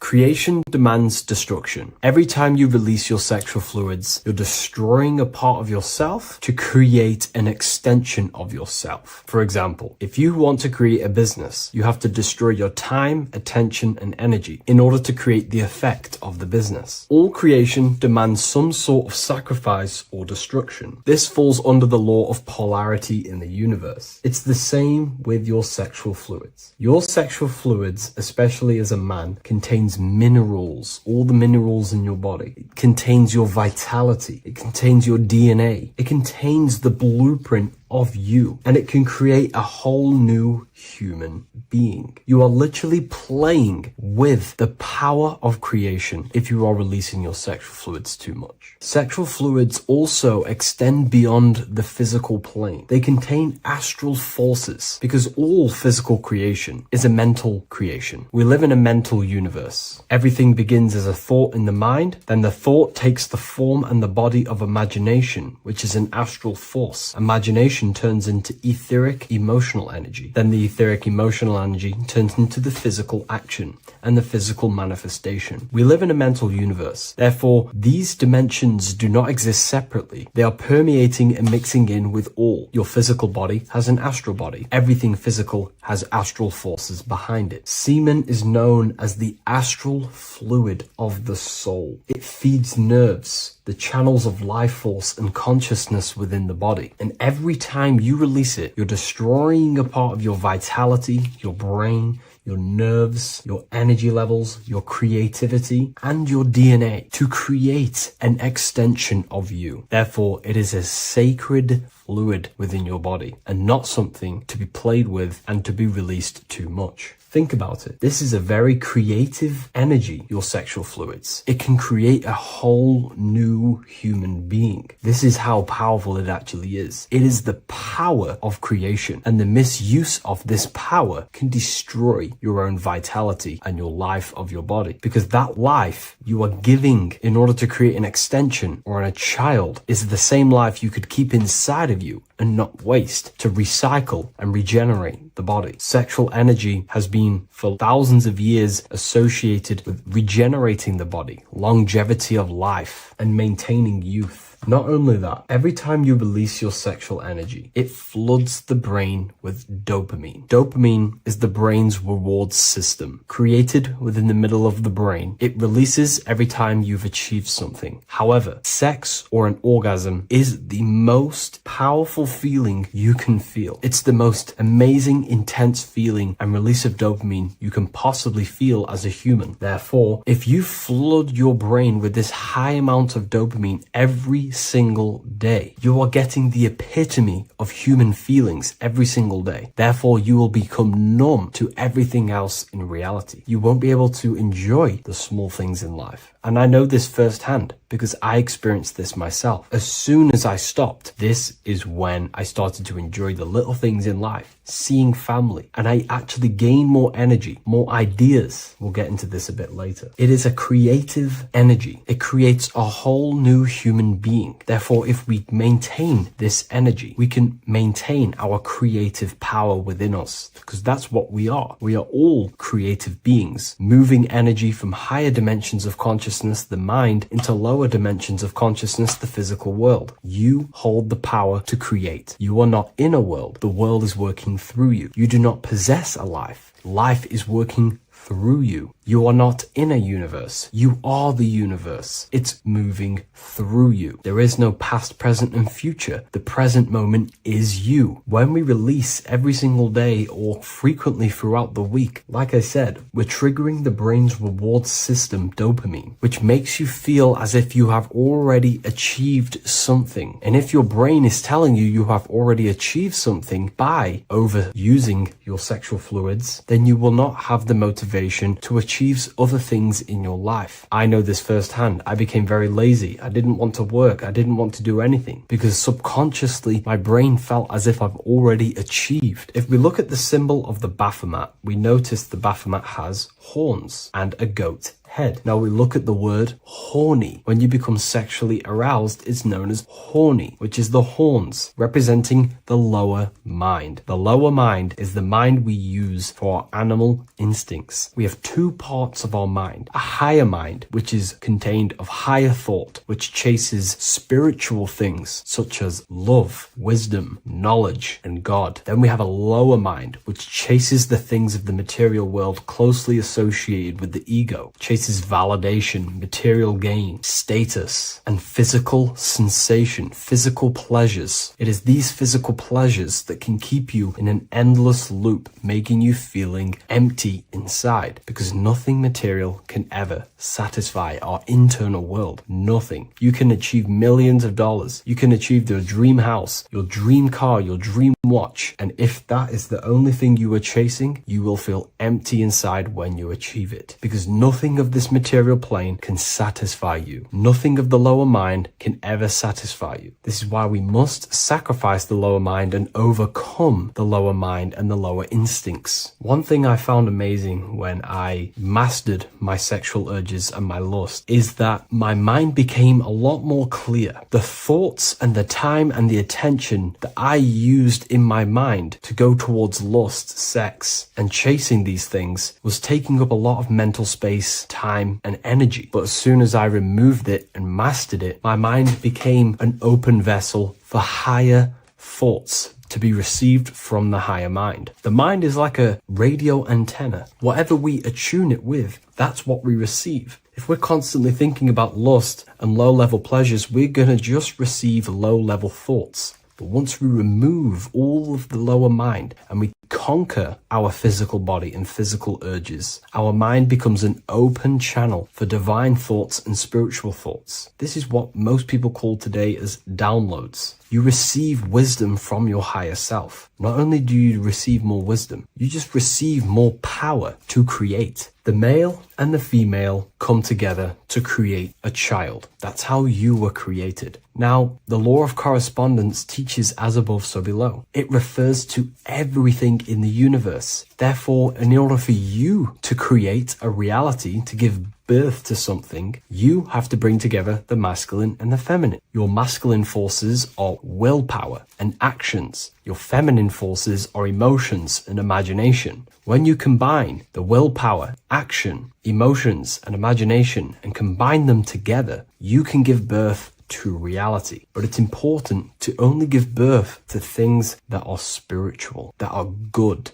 that are for the benefit of yourself and humanity, and not for the ego and the lower mind. Killing our lower mind is essential for spiritual ascension when we die. The thoughts that we give the most attention and energy to when we die are pretty much the same thoughts that we're going to think when we die. When you die, your physical body and external world is stripped and you're left with your internal world of consciousness. More than likely be resonating within the lower astral plane before you move on to any higher dimensions of the astral. It's important that we kill any addictions such as sex, food attachments, emotional attachments to people, any desire for material things before we physically die. The Hindus taught this, Buddhism taught this, the ancient Egyptians taught this. We have to remove the desires in our heart for material and things before we physically die, because when we die, we cannot fulfill physical pleasure. Therefore, we will create our own suffering within the astral dimension. So sex is the biggest part of this. We have to remove the desire for sex or releasing any of our sexual fluids before we physically die to master ourselves. And not only that, it's going to benefit the way you feel, the way you think, the way you act towards people once you have mastered this. Porn psychologically damages you. You are quite literally the person in the corner of a room watching two other people give pleasure to each other. Psychologically, that is not good. And what happens in darkness is always revealed in light. What you do in your alone times will show in your confidence, in your eye contact, in your presence, in your aura, your energy. You cannot hide things that you do in the dark, because they always reveal themselves in a subconscious way, whether physically or through an energetic spiritual way. Sex can be known as sacred energy exchange. You are exchanging energy, bioelectrical energy. It's a scientific fact that when you hold hands with another person, your brain waves of each individual become synced. Your emotions sync.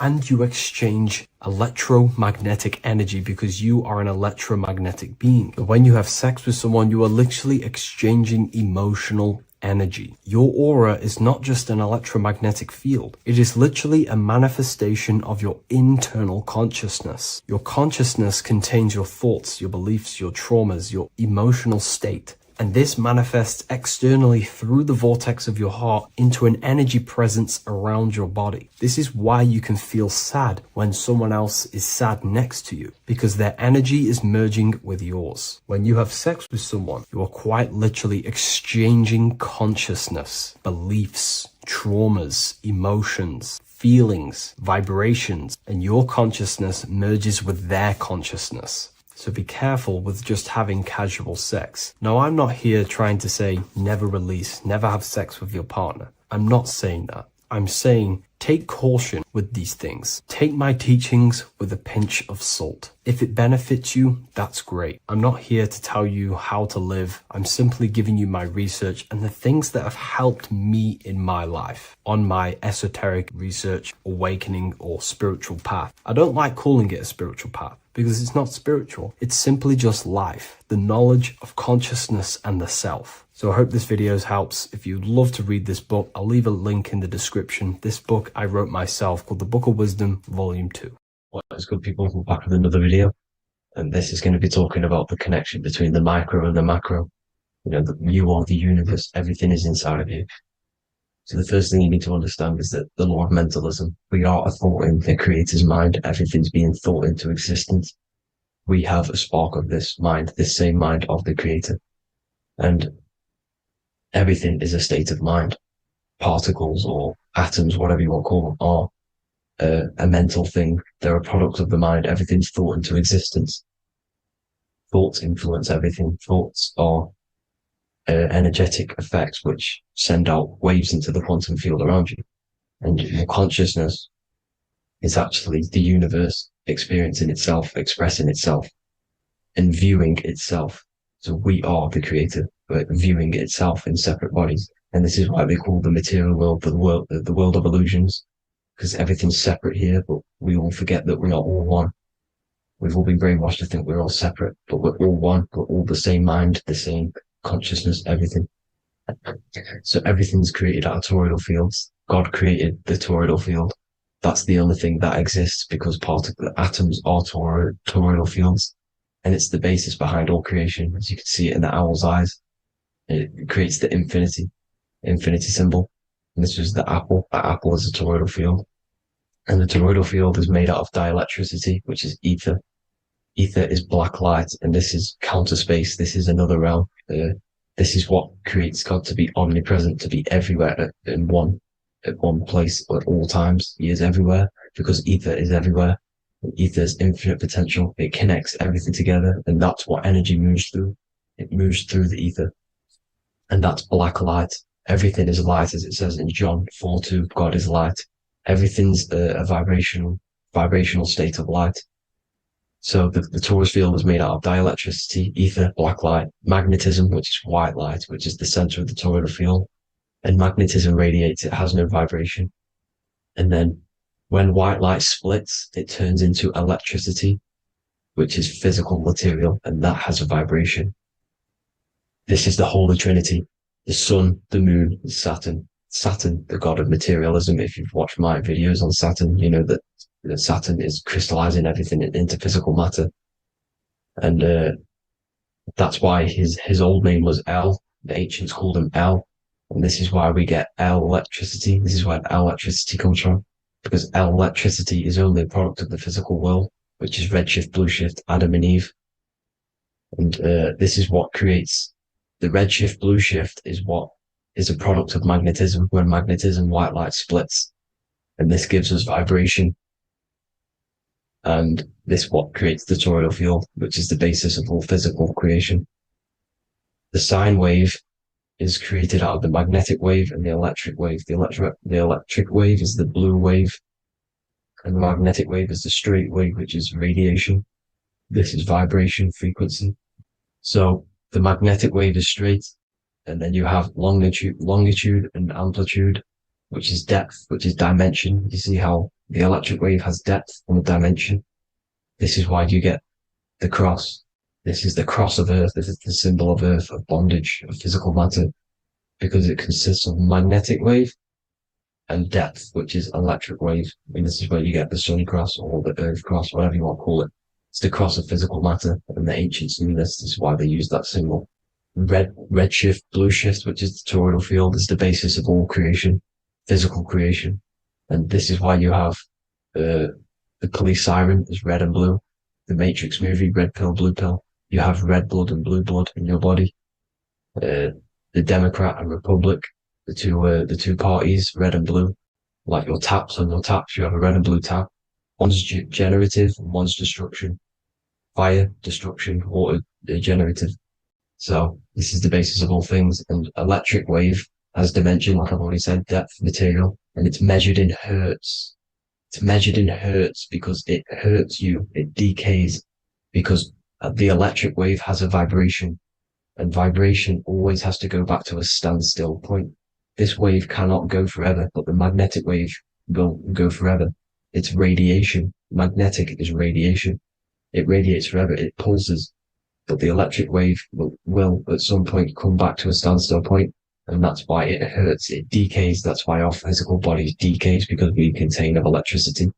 This body is an electric body, and it will return back to stillness like a guitar string. If you vibrate a guitar string, you pull it, it will vibrate, make a sound, and then go back to a standstill point. It's the exact same with every single toroidal field within the body. It will decay, and this is why our bodies decay, and everything in creation decays. So we're born into sin. The sin of Eve. The sin of Eve is us biting into the tree of knowledge of good and evil, which is the systems in the body. And the sin of Eve is biting into the sine wave. We bit into the sine wave. The sun moves in a sine wave. Our DNA is a sine wave. Time is a sine wave. Everything in this creation is a sine wave. This is why the dollar bill is a sine wave.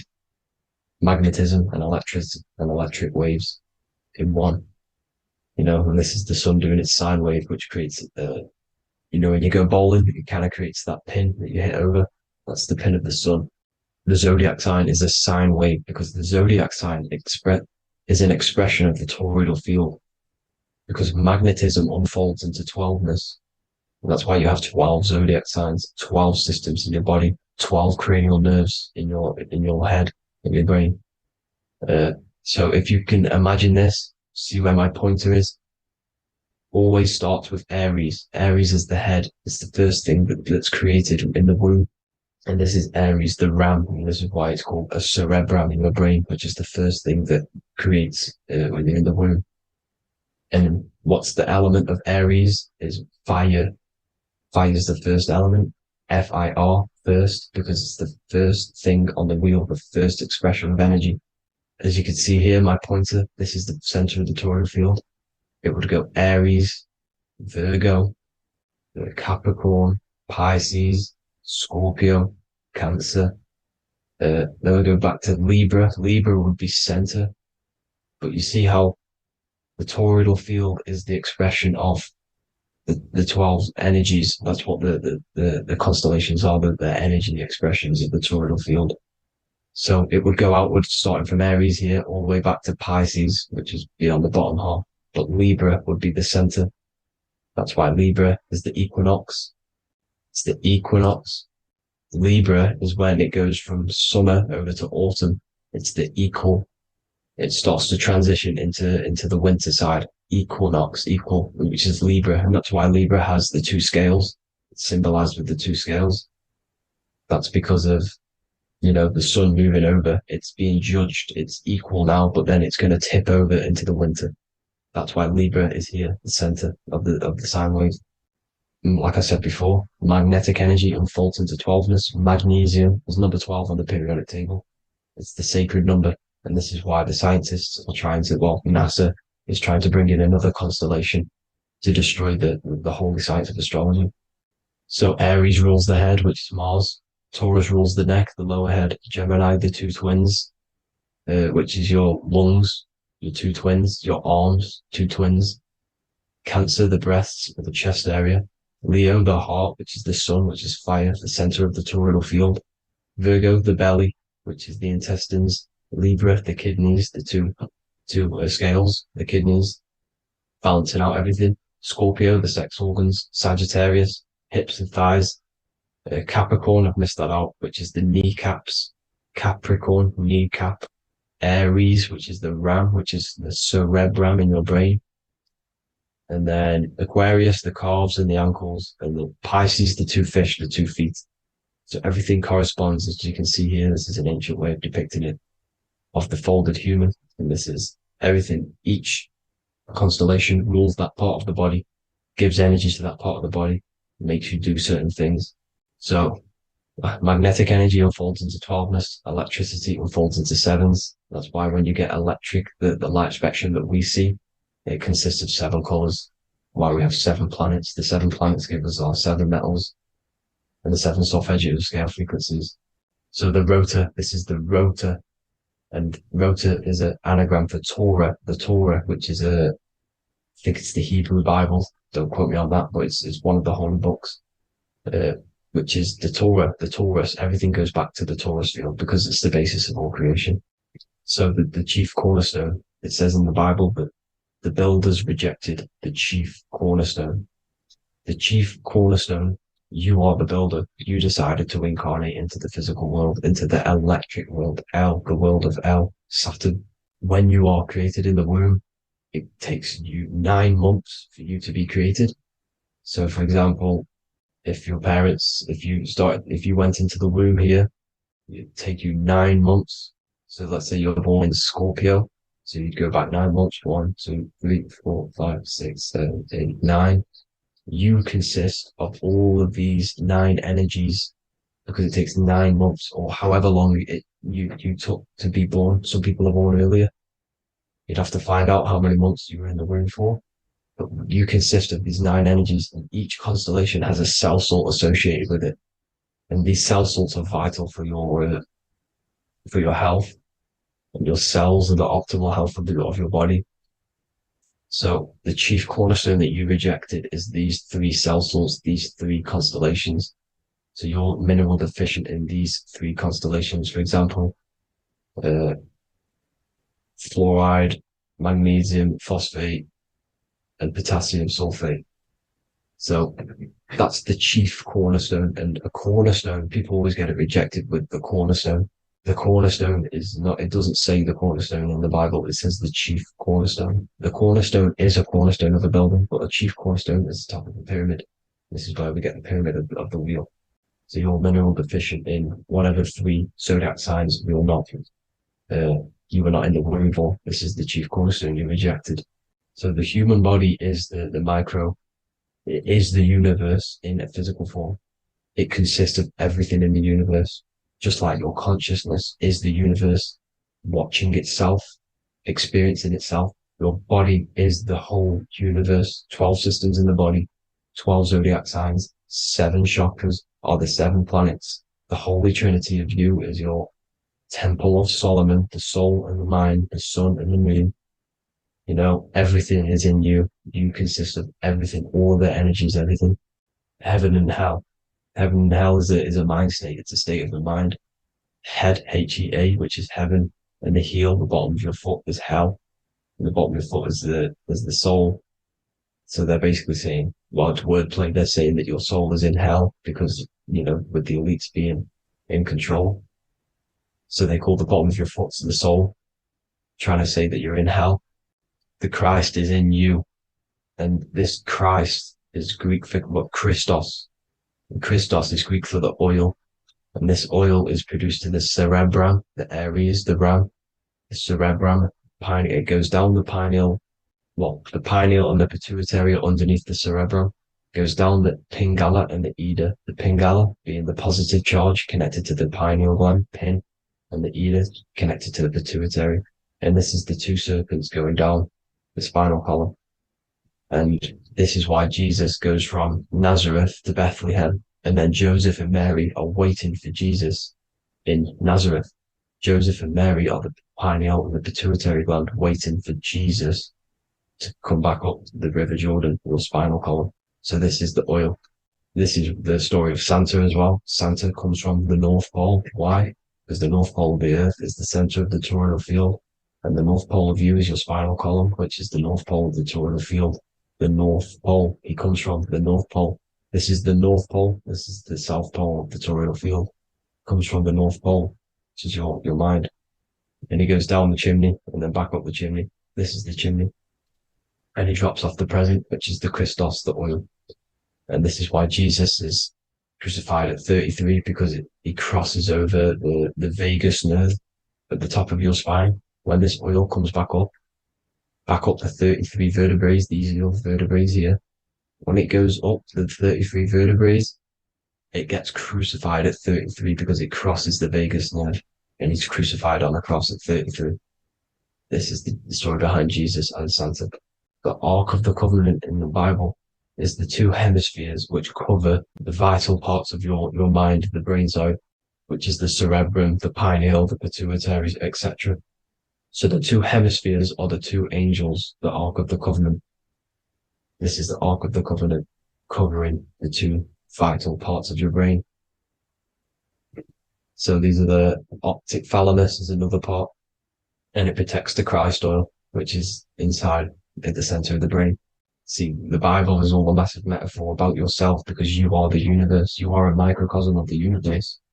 Your consciousness is experiencing itself, and the universe experiencing, and your body is the whole universe. Your head's heaven. So Moses crosses the Red Sea. These are the 2 hemispheres of your brain. This is the corpus callosum, the Red Sea. So he's pretty much saying that he's uniting the 2 hemispheres of your brain, because most people in this generation are stuck in the left brain, which is just logic, reasoning, science and maths, writing. You know, this is what school teaches you to do. It keeps you stuck in your left brain. And you want to cross over to you want to cross the Red Sea, which is the corpus callosum, to the right brain, which is awareness, art awareness, creativity, imagination, intuition, insight, you know, using the higher mind, creativity, imagination. If you don't have intuition, then you can't read energy, you can't pick up on bad things. This is what Moses is symbolizing by crossing the Red Sea. And it's also the upper room where Jesus met the 12 disciples. 12 disciples are the 12 cranial nerves in your brain. It doesn't just represent the 12 zodiac signs, the 12 disciples. It symbolizes many different things. It's like I said, energy the universe consists of 12ness. So you have 12 cranial nerves in your brain, and that's the 12 disciples as well. And they want you stuck in your left brain, which is the 5 senses, materialism. So they say in the Bible that Satan blinds the mind. Satan is Saturn. If you've watched my videos, Satan is Saturn. And you consist of the whole Trinity, which is the sun, moon, and earth, the soul, the moon, the soul being your sun, the solar, the moon being your mind, the earth, your physical body. and Satan blinds the mind. Why? Because we enter a soul system. This is a soul system, not a solar system. And Saturn is the Lord of the Rings, which is the outer ring. When your soul enters the soul system, your soul starts to materialize. It hits Saturn. Why? Because Saturn starts to materialize you. You take on the 7 virtues, which are the 7 planets, which are your 7 chakras. And to get out of this soul system, you must get out of your lower nature, your animal nature, which is lust, desire, greed. The number of the beast 666, which is Saturn, Satan. So you enter the soul system, you take on the 7 energies, which you turn into physical matter. And this is your descension from heaven to say hell. And then you must raise back up from matter to spirit. They say Satan blinds the mind. Why? Because your mind gets materialized. Your soul and mind get materialized. And when you get materialized, it's an intense experience. You lose the divinity within you. You forget the divinity. So Satan, which is the first planet, the first energy you take on, the material body, he blinds the mind. He makes you forget everything, your divinity. Then you must remember, ascend up Jacob's ladder, the 33 vertebrae, to heaven. And this is a microcosm of the macro, because you will ascend back up to heaven if you do this, when you leave your physical body, when your body decays. So when it talks about in the Bible, completely destroy them, the Hittites, the Amorites, the Canaanites, all the ites, this is what God says to the Israelites. It says completely destroy them. It's basically symbolizing saying destroy your lower nature. The Canaanites, cannibals. We're under a Canaanite system now, which is cannibalism. And this is flesh eating, lust, greed, all the demonic stuff, all the lower vibrational stuff, the lower nature, eating, sex, and survival, the lower 3 chakras. You must get out of these lower 3 chakras and return back to spirit, which is heaven, which is spirit, love, being holy, being truthful, being passionate. Going back to Satan blinding the mind, all of the planets are made out of these 3 symbols. Satan blinds the mind, and that's why Satan's symbol, this is the symbol for Saturn, Satan, the symbol of Saturn is the cross, which is physical matter, the earth, over the moon is your mind. So the Saturn symbol saying matter over mind, he blinds the mind, Satan blinds the mind once you enter the soul system. And you must remember, in the Bible, it talks about the Genesis, which is Eve, the sin of Eve, which is biting of the tree of knowledge, with the serpent, which wraps around the tree. It says the serpent placed himself on the tree. Well, the serpent is the spinal column. It's the serpent telling you eat from the tree of knowledge of good and evil, which is your nervous system. And eating from the tree of knowledge of good and evil is doing bad things. For example, over-sexualized, overeating, eating the wrong food. That's eating from your nervous system. It's decaying you, and it's preventing you from achieving the God self, the God consciousness. This is the symbolism of, the tree on the serpent, telling you to eat from the left brain, with the left brain being the sinister. Sinister is Latin for left. That's sin. Sin is left. And left is lefty Lucy, Lucifer, right, righteousness, right, God, godly. The tree of knowledge of good and evil, which is your nervous system, because it determines good or bad. That's the only thing you experience in this world is your nervous system. And then the tree of life is the cardiovascular system, and the Garden of Eden is your body. So that's it for this video, people. I hope you've got a greater understanding of how you are the universe and everything is inside of you. Just keep in mind you are the universe experience in itself, and your body is a reflection of everything. The 12 constellations, the 7 planets, everything's inside of you. This world is an expression from the inside outwards. You can't affect the outside world to manipulate reality. Everything's inside of you. I hope you got a greater understanding of this. God bless.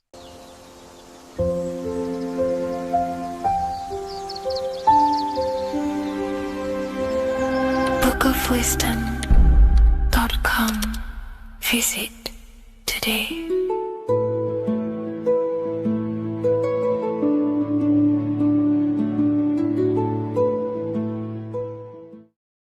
This isn't just spiritual fluff. Your words are vibrational commands that teach your subconscious what to believe and what to create in your reality. Now, I'm not going to sit here and tell you how words are these vibrational things that create reality. In fact, they are. However, the power of words does not hold in the vibration of the word. Yes, it has a little effect on plants. Yes, every word is a vibration that speaks to every cell in your body. However, this is not the main power of words. The main power of words is restructuring your consciousness and invoking energy inside of your own consciousness. I'm going to go over these two in detail for you. Your life is an externalization of your consciousness. Your belief system, your internal world, are building blocks to create your external world. What you believe in is how you see reality. It is the filter that you see to see reality. If you want to change reality, you have to change your consciousness first. There's no point trying to create a change, a manipulation in the external world, because it won't last very long. You have to restructure your inner temple, your inside world of thought and emotion. For example, your external reality is an externalization of every thought you thought in the past. Your life circumstances are just a result of every thought you thought in the past. You become what you think about. So if we can control what we think about, we will control who we become. Words are a powerful way to restructure your subconscious mind, which will then restructure what you think about. For example, if I said the word chicken all day long, I'm going to be thinking about chicken all day long. The words we repeat enter our subconscious mind, and our subconscious mind molds our conscious mind of what we are consciously giving attention to and thinking about. And that becomes our emotion. Our emotion becomes the energy, the charge behind our action. And all this creates who you are in your reality. If you want to create a change in your external world, you need to repeat the end result as in an affirmation. I am abundant. I am disciplined. For example, if you're trying to stop a certain addiction, don't say, I am going to stop smoking. Say, I am disciplined. By saying discipline, the subconscious mind accepts the word discipline and not the word smoking. If you repeat smoking, I am not smoking, your subconscious mind will just pick up smoking and then do more smoking. So if you are trying to create discipline in your life and trying to stop something, say, I am disciplined. The reason for this is powerful because you're conditioning your consciousness. You're conditioning your subconscious mind and filling it with the word discipline. And I'm not going to say do this a certain amount of times a day or do this in the mornings. I want you to do this as much as possible. I did this as much as possible. Whenever I had free time, whenever I had a free minute, I would say these words either physically or mentally, just to condition your consciousness. Words are the most powerful way to restructure your belief system and restructure your inner world, which will then mirror in your outer world. Words are also a powerful way to invoke energy. This is why when you see these magic occult rituals, you see people chanting and doing these things. It's because if you slowly chant a word, you can actually invoke the emotion. There are three aspects of creation: thought, emotion, action. Emotion is energy in motion. By repeating a word over and over again, you can actually begin to invoke that energy, that emotion inside your heart. And you can start to feel the reality as if you are already living it. And this is just another powerful way to condition your consciousness to become a certain thing before you have it. This is what magic is. Magic is all to do with reprogramming the subconscious mind, aligning the subconscious with a certain belief or reality, which will then produce an effect in our thoughts, our emotions, and our actions, which will then create that reality. So if you want to create something in your life, literally just repeat, I am something. I am is referring to your consciousness. I am is the highest aspect of you. It is the true self. Whatever you condition your consciousness will be mirrored in your external reality. I am abundant will condition your consciousness to feel and believe you are abundant, which will then seep into your thinking. And then you will start to act more on this because you are thinking about it, which will then change your external reality. Words are vibration, and vibration is powerful. However, If you truly want to change your reality, you have to change your inner world of consciousness. And words are the best way to invoke feelings to become the reality you want. And words are the best way to condition your consciousness to a certain belief or a thought. And by doing this, you're actually creating a root cause. The cause is your consciousness, your mind, and you have to restructure the mind to create that reality. Words are a great way to restructure your consciousness and create reality.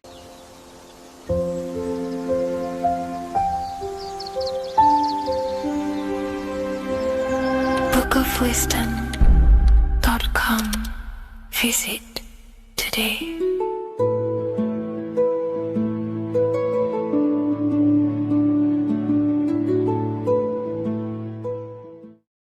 What if dreams aren't random at all, but messages from a deeper part of yourself, trying to show you things? In this video, you're going to learn exactly what dreams are from an esoteric view, how to control dreams, and how to dream more frequently. Dreams are not nonsense. They are expressions of the subconscious mind. In the daytime, we're using our conscious mind, what we are aware of. This represents the daytime, the sun, the external world. We're operating in the external, outside the body in the day. But when we go to sleep, we return inward. Everything does this breath. We breathe in through the nose and out through the nose. Everything does this in and out process in the universe. We live, we die every single day. We wake up, we express things in the external. Then at nighttime, we return back to darkness, back to the internal. This is the breath of the universe. We have summer, we have winter. This is the breath of the sun and the seasons with the earth. You have an internal world and an external world. External is physical, the internal is spiritual. Like I said, when we go to sleep, we are returning back to the internal world of your own consciousness and subconscious mind. Your subconscious mind holds everything about you,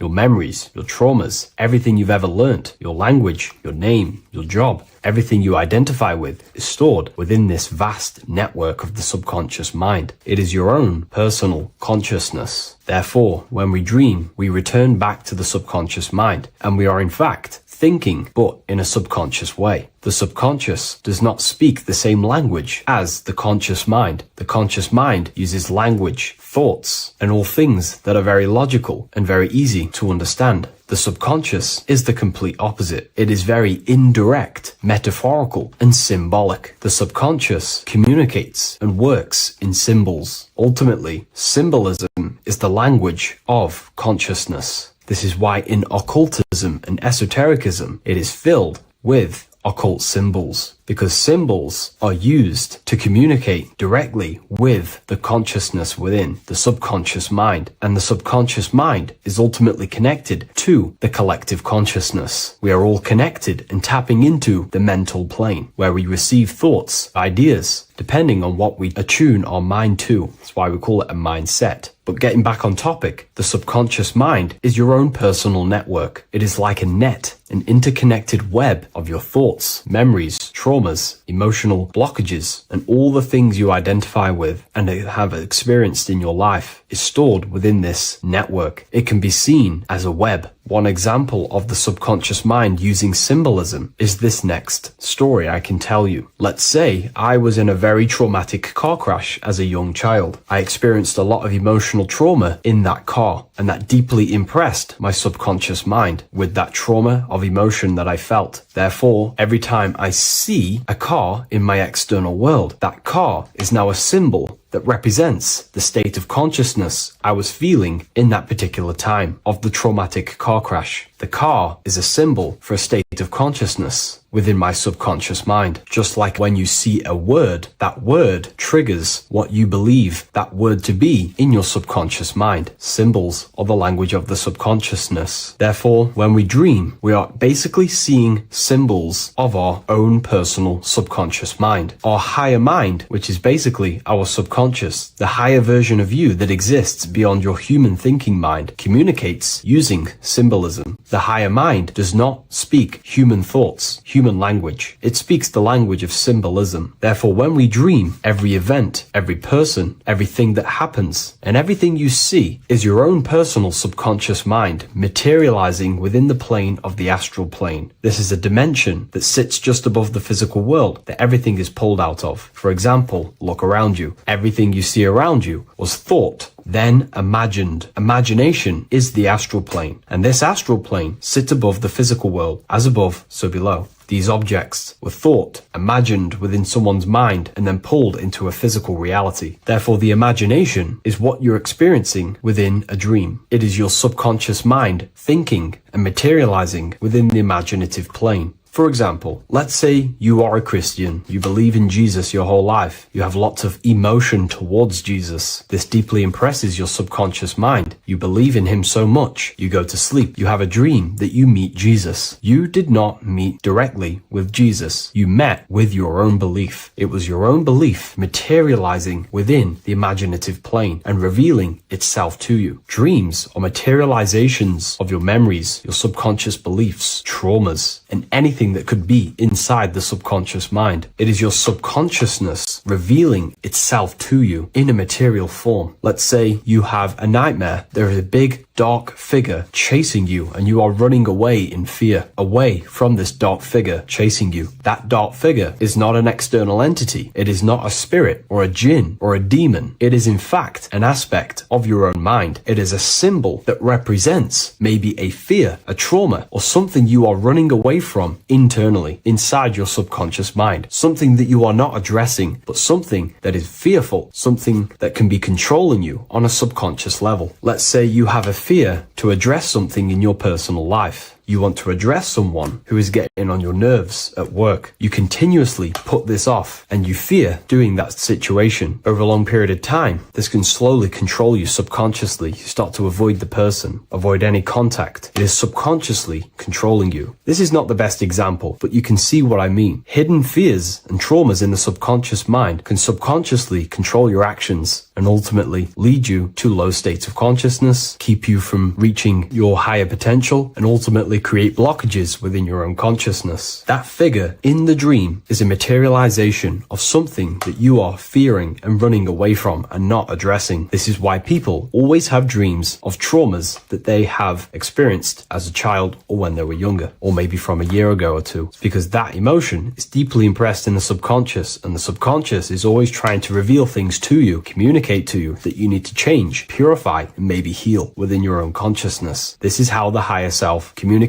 to you, through the language of symbolism. Once you understand this, dreams can become a very powerful tool, not just entertainment at nighttime. Your consciousness never rests. Your consciousness is eternal. It is the very spark of the divine. Your body needs rest. Your consciousness is not physical. It does not need rest. So this is a way you can identify what your dreams are trying to show you is by writing them down. A dream journal. Every single dream that you have a book placed near your bed. Every time you wake up, first thing you should do is pick up the book and write every single detail that you can remember about the dream. The people that you met are all symbols or aspects of yourself. Maybe it is a friend you saw in your dream. That friend represents a state of consciousness that is within you and is trying to reveal something to you. It's about making the subconscious into the conscious, to become conscious of the unknown. Write down every detail, everything you saw, every event that played out, even the details of the clothes that they were wearing. Everything is symbolic within dreams. Write everything down and then analyze the dream. Don't analyze it from a logical mind. Analyze it with the right hemisphere of the brain, which allows you to see metaphors, read between the line. Try and gain the message that it's trying to show you. What does this overall mean to you? And what could this reveal about aspects of yourself that you need to heal or maybe take action in your life and world, because your higher self is always guiding you towards awakening and fulfilling your mission in the manifested physical world. Dreams speak in symbols, not logic. Ask about your dreams. What is this trying to tell me? Don't take things literally. Look for an emotional tone and symbolic resonance. With practice, you'll begin to understand the personal language of your subconscious mind. Now that you understand that, again, please leave a like or a comment on this video. This is now a technique for lucid dreaming and dreaming more often. This is not going to happen overnight. This is not an easy method. It simply takes practice and dedication. Every morning, choose 3 time slots. For me, I choose 4:30, 5 a.m. and 6 a.m. 3 alarms that are going to go off at these 3 times, half an hour apart from each other. Each time you wake up, stay awake for 5 to 10 minutes. Turn off the alarm. Try and keep your conscious mind awake, but drift back into sleep. There's no other better way for me to explain that. It's very difficult, but try and keep the mind awake, but the body falling back asleep. More than likely, you will drift off back to sleep. Then the next alarm will go off half an hour after. This will wake you up again, guaranteed. You will probably drift back to sleep by repeating this process. After the 3 alarms go off, each one of them times, you're either going to have a dream or a lucid dream, but definitely you will have a dream. And if it doesn't work one time, keep trying it. I've been using this method for a very long time, and I can tell you 70-80% of the time it triggers a dream, and a very vivid dream. And it's ideal for lucid dreaming because keeping the conscious mind awake while letting the body fall asleep, you can become conscious within these subconscious realms of your mind. But when you are conscious inside the dream world, you can do what you want, but you also want to let the dream naturally unfold. If you try and take too much control, then you will wake back up. If you feel any fear in your dream, you will wake back up into the material world. Another tip to dream more often is to meditate before bed. Simply close your eyes and think about nothing for 5 to 30 minutes. Detach from everything outside you, your name, your job, work, thoughts. Mentally detach from the world and the physical pleasures and become pure awareness before you try and go to sleep. This will help you become conscious while being within the self. If you wish to learn more about consciousness, yourself, the Book of Wisdom Volume 2 can definitely help you. I'll leave a link in the description. Thank you for watching this video, and I'll see you in the next one.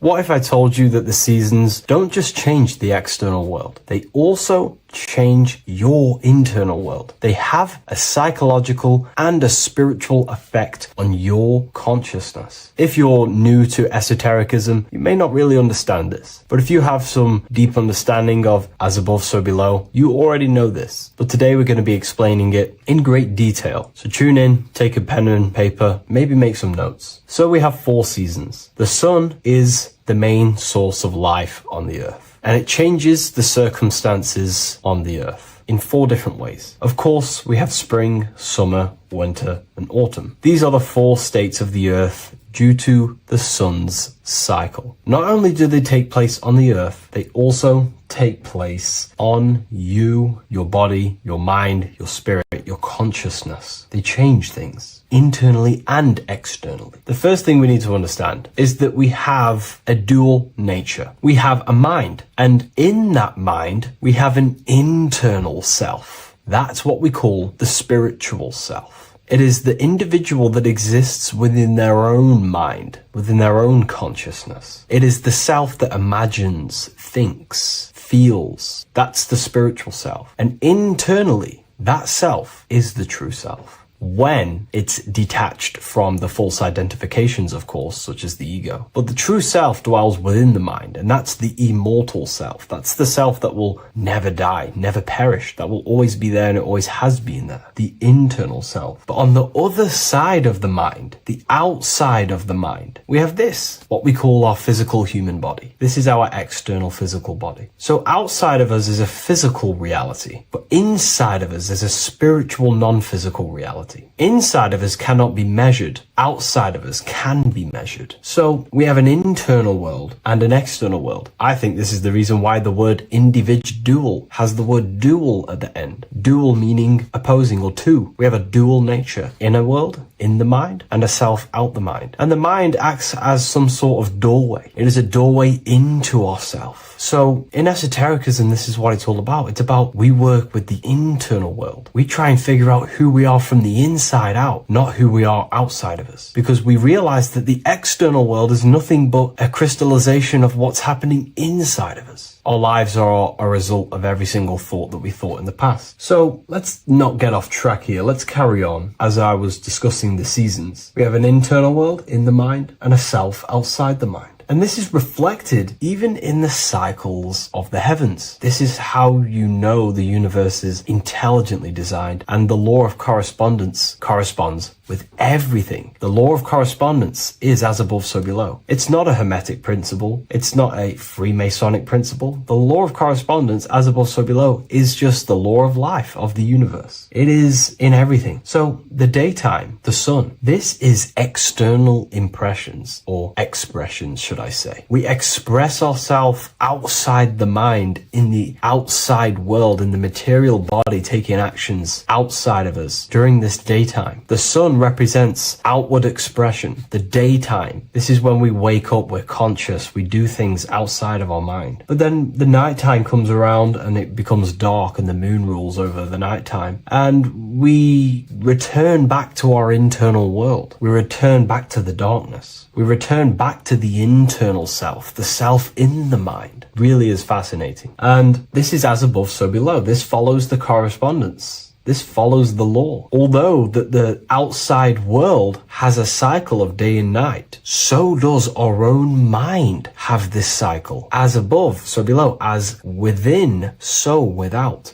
What's happening outside of us is also happening inside of us. The mind is also going in a cycle. Because in the daytime, the mind wakes up and we express things externally. But when the sun goes away and the electromagnetic rays of the sun are not very strong, our brainwaves decreases, our body activity decreases. It slows down and we return to the internal self. The body switches off and we return to the internal self in the mind. We enter in the doorway of the mind and return to the internal, the spiritual self. And when the body is less active, this is when we are more connected to the internal world, our spiritual true self. So as above, so below corresponds with the day and night, the sun and the moon. The moon represents our internal world, the world inside our mind, the self inside the mind. And the sun represents the external self in the external world. So not only are these cycles happening in nature, the darkness outside of us when the sun goes away is the same darkness that we go within ourselves when we go to sleep. It's the same cycle. Our bodies are in the cycle of the external world also, as above, so below. But then we can even take this even further. This fractals down even further. If we look at the cycle of the yearly cycle of the sun, which is what we call the 12 zodiac signs, we notice that these 4 seasons also take place in every single cycle of the day. So a yearly cycle can be seen as a big version of a daily cycle, or a daily cycle can be seen as a smaller version of a yearly cycle. For example, if we look at Aries, which is spring, this is when the sun springs everything back to life in the spring. This is when the crops start to spring up and start to grow again. But we could see that at 6 a.m. in the morning, when the sun rises and just cracks over the horizon and starts to bring light into our day. Aries is associated with the morning time also as spring. Morning time is a smaller version of spring. Then we look at the summertime. The summertime is midday, when the sun is at the top of the middle of the sky. This is when the sun is most powerful, most radiant in our day. This could be seen as the summertime. Then when the sun starts to set, this is associated with autumn. Autumn time is the sunset. Then the winter time is associated with the nighttime, the midnight, when everything's very dark. So a daily cycle is basically a smaller version of a yearly cycle. And just how I explained how the cycle of the sun outside of us also happens inside of us with our consciousness falling asleep when the sun goes away, is also happening to us on a yearly cycle also. So the daytime is associated with the summer and the nighttime is associated with the winter. The winter is like the inhale. The summer is like the exhale. It's the breath of the universe, just like how we breathe in and out of our lungs. Everything takes this rhythm and polarity, okay? So winter is associated with the self and the world inside of ourselves, inside of our mind, the spiritual self, the internal. Because the winter is when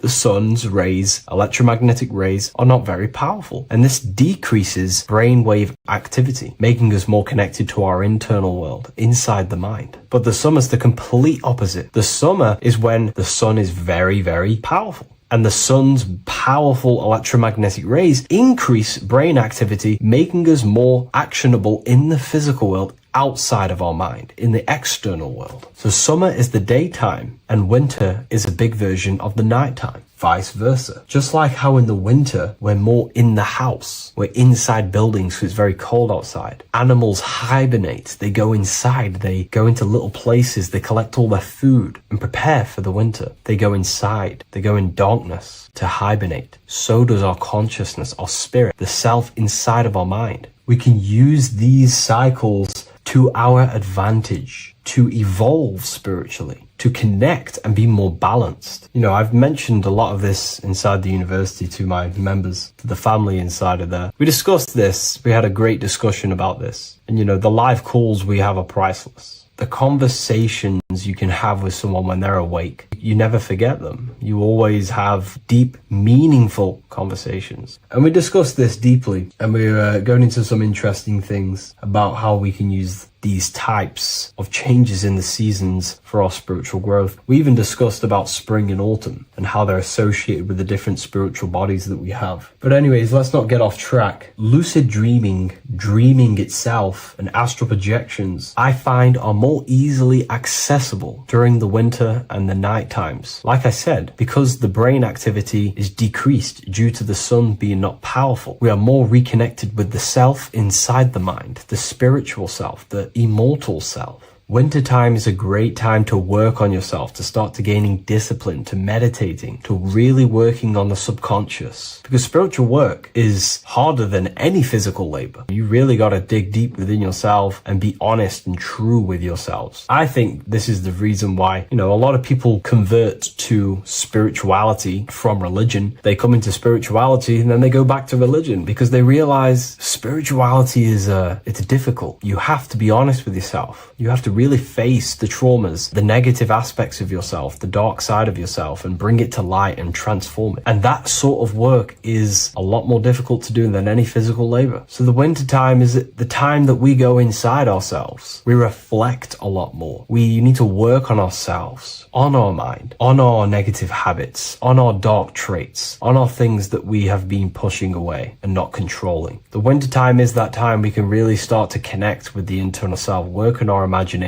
work on our mental willpower, work on all of these things like lucid dreaming, astral projections, and purifying ourselves, removing any mental barriers, any negative belief systems that may be subconsciously holding us back. It's easier to access the subconscious in the nighttime and in the winter, especially the winter. That's why I made this video, because we're in autumn now. We're transitioning into the winter. So I thought I'd share this with you all. And it's important to understand that you are a microcosm of God. Like I said, the law of correspondence associates with everything in the universe, people. Everything. And that's the best thing with the law of correspondence. And I've been using this for the past 3 to 4 years, right? The law of correspondence has determined and filtered out so many lies that was given to me, that's given to you, that's given to everyone in the world. The law of correspondence is like a filter. If someone gives you a piece of information, for example, gravity, and it does not apply with the law of correspondence, then you know it's a lie, because it's a universal thing. What happens inside of me also happens outside of me. What happens in my astral world happens in my material world, more than likely. As above, so below corresponds with everything. The same structure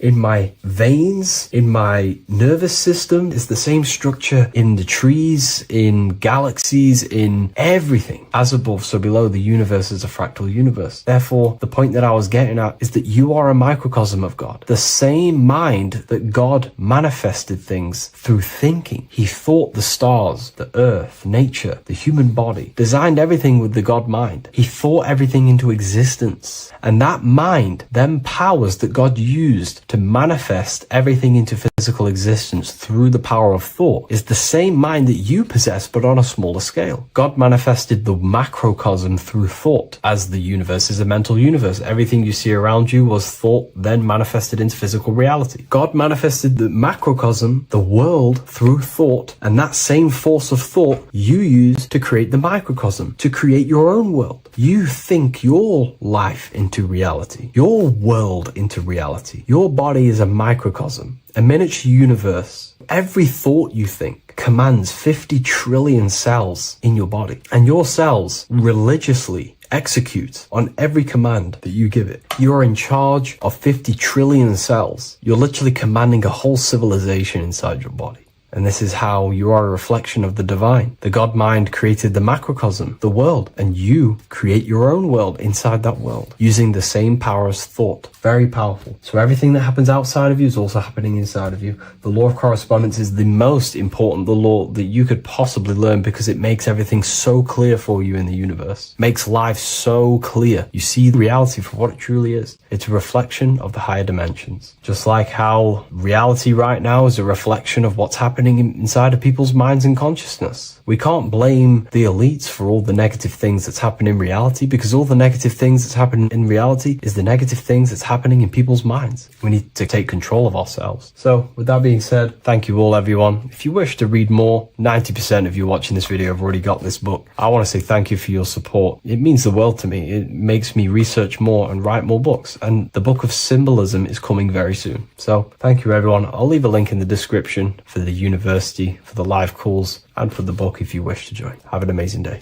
Neo is plugged into the matrix on the back of his neck. And if we look at the human brain, the back of the neck is the reptilian brain stem. And when one operates their life out of the reptilian brain stem, they are unaware, unconscious. They are consciously dead, because the reptilian brain does not really critically think. It acts on instinct, fight or flight mode. This is considered in the occult spiritually dead. When one is taking actions without intention, simply very reactive to life. They're not living, they're simply experiencing. When you're walking down the street and you see someone, and in your mind you think me versus them versus me, that is an animalistic way of thinking. I used to be trapped in this way of thinking, always thinking of fight or flight, always judging people, always reacting to the world, never consciously creating and commanding with intention in the world.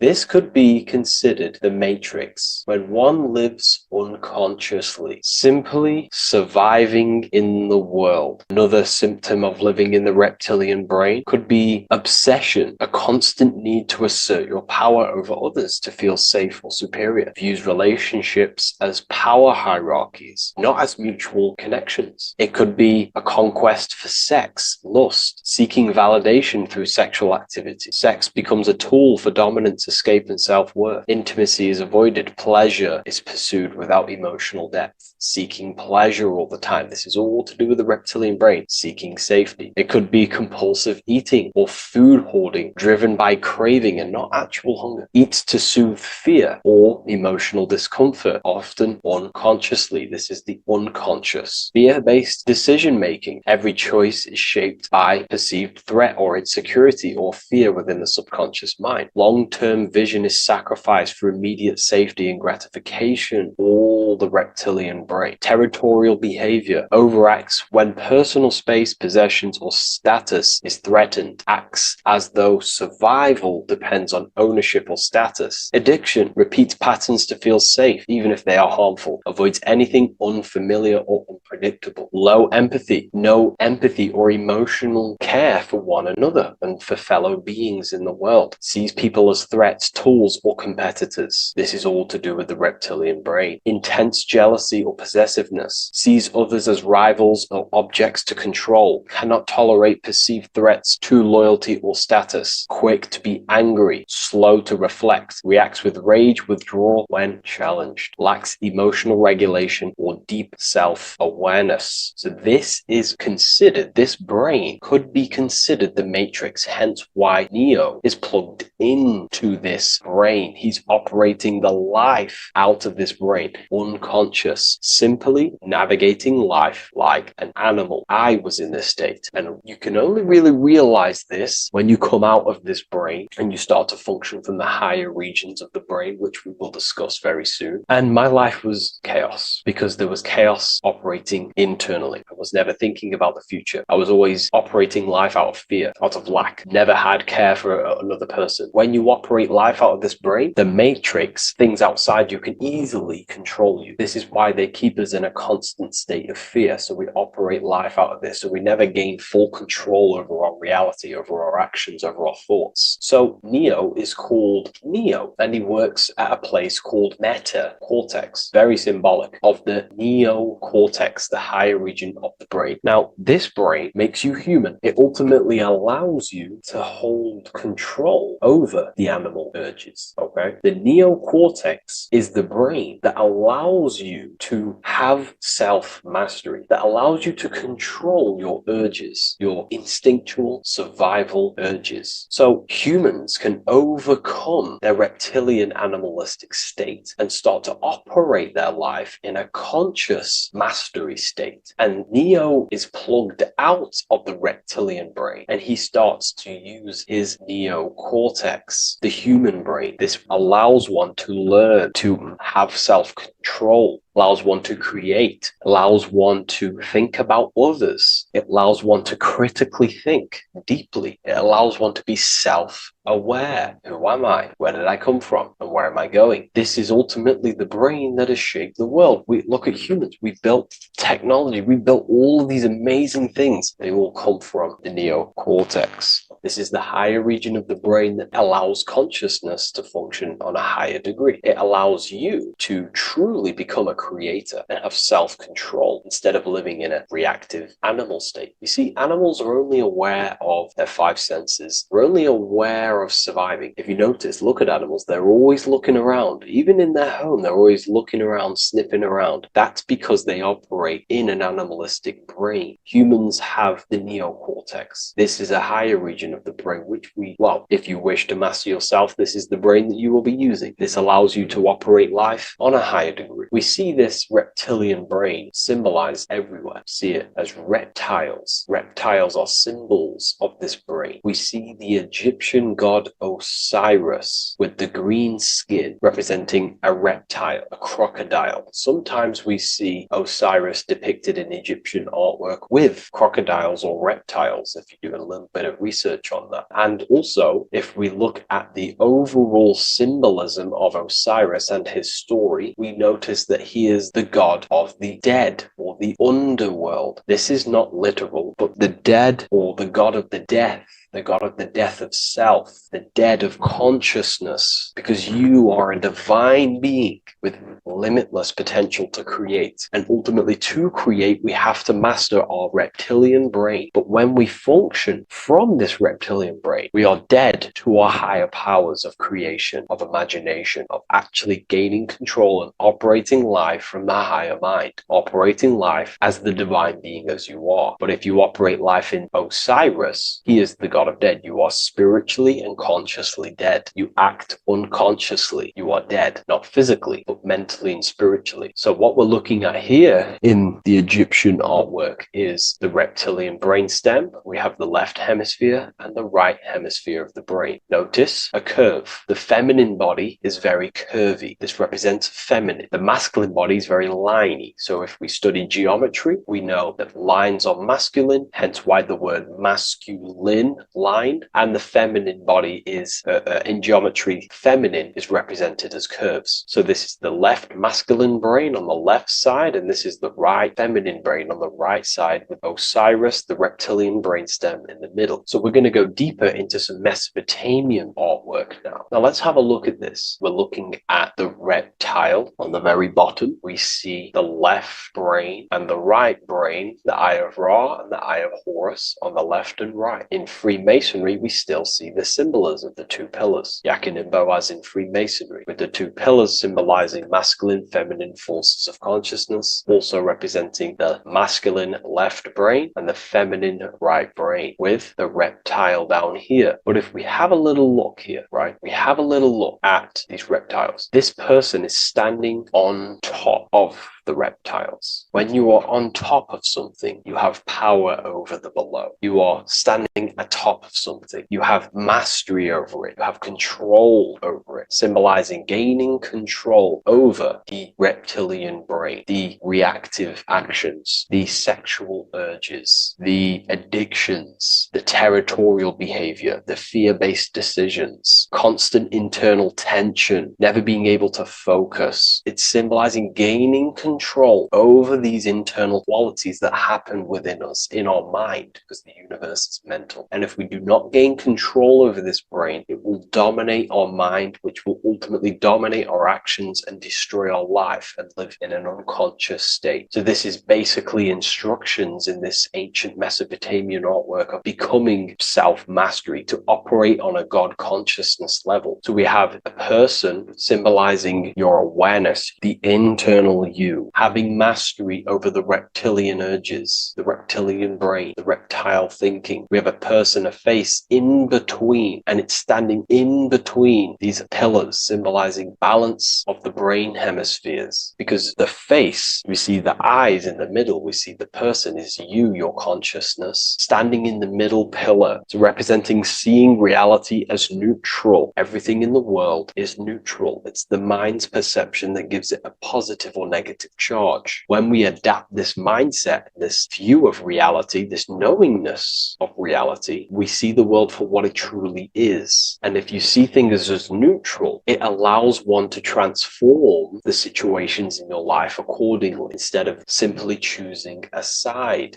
This is a major problem in society, and this was a problem within myself also. We like to choose sides, and choosing sides can keep your consciousness locked in a certain mindset, in a certain belief. And belief is what is ultimately destroying humanity. It's about knowingness, and knowingness is in the middle. We want to seek to know things. Knowing things allows you to go out there, directly experience it, and know it for yourself. For example, I know I'm not on a spinning global ball flying through space. Why? Because my senses tell me I'm not doing that. My senses tell me I'm not going 1,000 miles per hour and 360,000 miles per hour through space while spinning around the sun. I know that because I know myself. I know I'm not my body because I've had direct mystical experiences beyond the physical body. So we should seek to know things, and that's what we call gnosis, direct knowledge obtained through direct experience, knowingness. And that is a middle pillar quality. So in Freemasonry, we see the middle pillar. The matrix is designed to give you two wings all the time: Democrats, Republicans, feminism, and then there's another side. There's always two sides that they're giving you because they want you locked in either way, which is seek the middle pillar, seeing things as neutral, seeing things as the middle pillar, seeking direct experience, gnosis. And this aligns with the brain because the brain gives us these two perceptions also. The right brain sees the woods, the whole woods, but the left brain sees the individual trees and branches and leaves. If we're too left hemisphered, we're going to see everything as divided. If you're too left hemisphered, you're only going to see yourself. You're only going to think about me, myself, my ego, my consciousness, my life. And I'm only going to operate in the world, take actions only towards me without considering the collective, which is the right hemisphere quality. The right hemisphere allows you to see the bigger picture, how we're all connected, we're all one family of consciousness, we're all one being separated in different bodies, one consciousness operating in different bodies. So it's about aligning these perceptions of the brain and standing in the middle, and also conquering the reptilian brain. This allows us to operate in the world and see the world for what it truly is and operate from a place of balance. We also see some more symbolism in Egypt of the Ram Sphinx in Egypt. Ram Sphinx. Please leave a comment, and please leave a like and a subscribe onto the YouTube if you like my content. Smash that like button and we'll get straight to this. So this is the Ram Sphinx in Egypt, also symbolizing the brain. This is my research. These are my conclusions. You can take this with a pinch of salt and go out and do your own research. This is what makes sense to me based off my information I've gained, my symbolism that I can read. So take what you can from it. I'm not here to obstruct anything. I'm not here to place anything in your mind. I'm simply here expressing my research. Never take anything off anyone as solid truth. I've never have said everything I say is solid truth. This is my research. If the research aligns with you, that's great. Maybe it doesn't with some people, that's fine. Simply take things with a pinch of salt, go out and collect as much research and information from many different sources and place together your own understanding of symbolism and your own perspective on reality. But like I say, seek to know and not believe. So this is the Ram Sphinx in Egypt. This is a more powerful symbolism of the brain. We have Osiris here, the god of the dead, which is the reptilian brain, and an Aries symbol here symbolizing the hippocampus in the brain. So this is the reptilian brainstem, heavily aligned with the reptilian brainstem here. We can see the connections if we look closely. So this represents the dead of consciousness. This is the dead of self, living in impulsive animalistic state, the symptoms that I listed earlier. I'm not going to go over the symptoms again. And Aries symbolizes the hippocampus in the middle of the brain. It's the hippocampus. And Aries is a symbol of a state of being. Why? You see, ancients and the ancient Egyptians, according to my research, Freemasons still use this symbolism today. So what they do is they use the path of the sun to symbolize a state of consciousness or a journey in consciousness. So what do I mean? So Aries here is the transition from the winter arc. So this is the winter arc from Libra, Scorpio, Sagittarius, Capricorn, Aquarius, Pisces. This is when the sun is dead. This is when the electromagnetic waves of the sun are not very present. This is the winter. This is when there's more darkness in the world. However, from Aries, Taurus, Gemini, Cancer, Leo, Virgo, and to Libra, this is when the sun is giving more electromagnetic rays. Everything grows. Everything is reborn again. Everything's growing. There's more light. There's more warmth. You can grow crops. So this is very symbolic as a state of consciousness. Aries is used heavily to represent the rebirth of the sun, but internally as an esoteric interpretation of Aries, it symbolizes the resurrection of awakening of the self. It is the rebirth of the sun, of the soul, the rebirth of becoming aware out of the darkness into the light, living in the reptilian unconscious state, the unconscious, not being aware that I possess consciousness, not being aware of my thought, emotion, actions. And Aries is that symbol of the rebirth of the spirit, the rebirth of the self, becoming self-aware. So that's what we're looking at here with the Ram Sphinx. We're looking at Osiris, dead, the reptilian brain, operating life in an unconscious state, not really thinking, not self-aware of thought, emotion, actions, not aware of the soul, not aware of good and evil, not aware of the laws that are in the heart of love, not aware that there's always an intelligence in the heart telling us what's the right thing to do at all times, not aware of anything, just simply reacting to the world. But then we have a symbol of Aries above, which is the resurrection of self. So again, this is symbolizing by the Egyptians to me and my research going from darkness to light. This is the resurrection of consciousness when we start to deepen our self-awareness, which is ultimately what I'm doing to you in these videos. Hopefully I can awaken some people's minds and make people think deeper. And that process of internally what's happening within you that's what Aries represents when you're starting to say, wow, my mind's going deeper and deeper into the self and I'm realizing more. That is what Aries symbolizes. When the sun returns, it's also a symbol of a sacrifice, because obviously when the sun returns back to Aries, we're sacrificing the winter, when we're transitioning, and all transitions require sacrifice. So in Aries, the Jews celebrate the Passover. It's the Passover of the sun. And what do? They eat lambs in the Passover Aries, because it's all symbolic of this internal process. In Aries, Christians celebrate with the Easter, which is the resurrection of Jesus, the resurrection of the sun. Remember, it goes deeper. There's deeper layers to this. It's the resurrection of the self and the mind deepening into a deeper awakening. So again, we're going from the lower regions of the brain, and when we start to critically think and become self-aware, we're starting to use the mid part of the brain, and the mid part of the brain then expands into the neocortex, which is the resurrection of the self. The mind is no longer functioning in just the reptilian brain, but then it's going into the light of the higher brain, the neocortex, and this is the reptilian brain. This is the midbrain, what we're looking at here with the Ram Sphinx. Yeah. So this is the resurrection. It's the transition point of going from the reptilian brain into the midbrain into the neocortex. We're now resurrecting ourselves. Now, this is not putting anything negative on the reptilian brain. Without the reptilian brain, we wouldn't be able to live. We need the reptilian brain, but it's an abuse of the reptilian brain that can keep us in a very low state. It keeps us stuck in an unconscious state. But the reptilian brain is what's allowing you to breathe, to eat, to scan the environment for any threats. If there are threats, we do need the reptilian brain. That's not to say it's evil, but what I'm saying seeing is an abuse of this brain, which is what most people are stuck in. They're operating their life out of this brain. And this is what the Egyptians, I think, are symbolizing, trying to tell us to resurrect ourselves, to become self-mastered, to become the highest version of yourself, to actively create in the world. Because when we are only operating from this brain, we're unconscious, well, then other people can use you as a vessel to create their reality. This is how the world is at the moment. The ones who know how to use the mind are controlling the other ones who do not know how to control the mind. So I hope this makes sense to you. Let me know if you have any video recommendations, and I'll see you inside Ethereum University. If you wish to take your research to the next level, I have things inside of there that are very powerful. We happily invite you. I'll see you inside of Join. If not, I'll see you in the next YouTube video.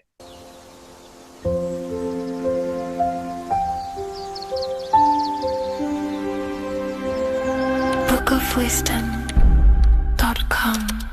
Visit today.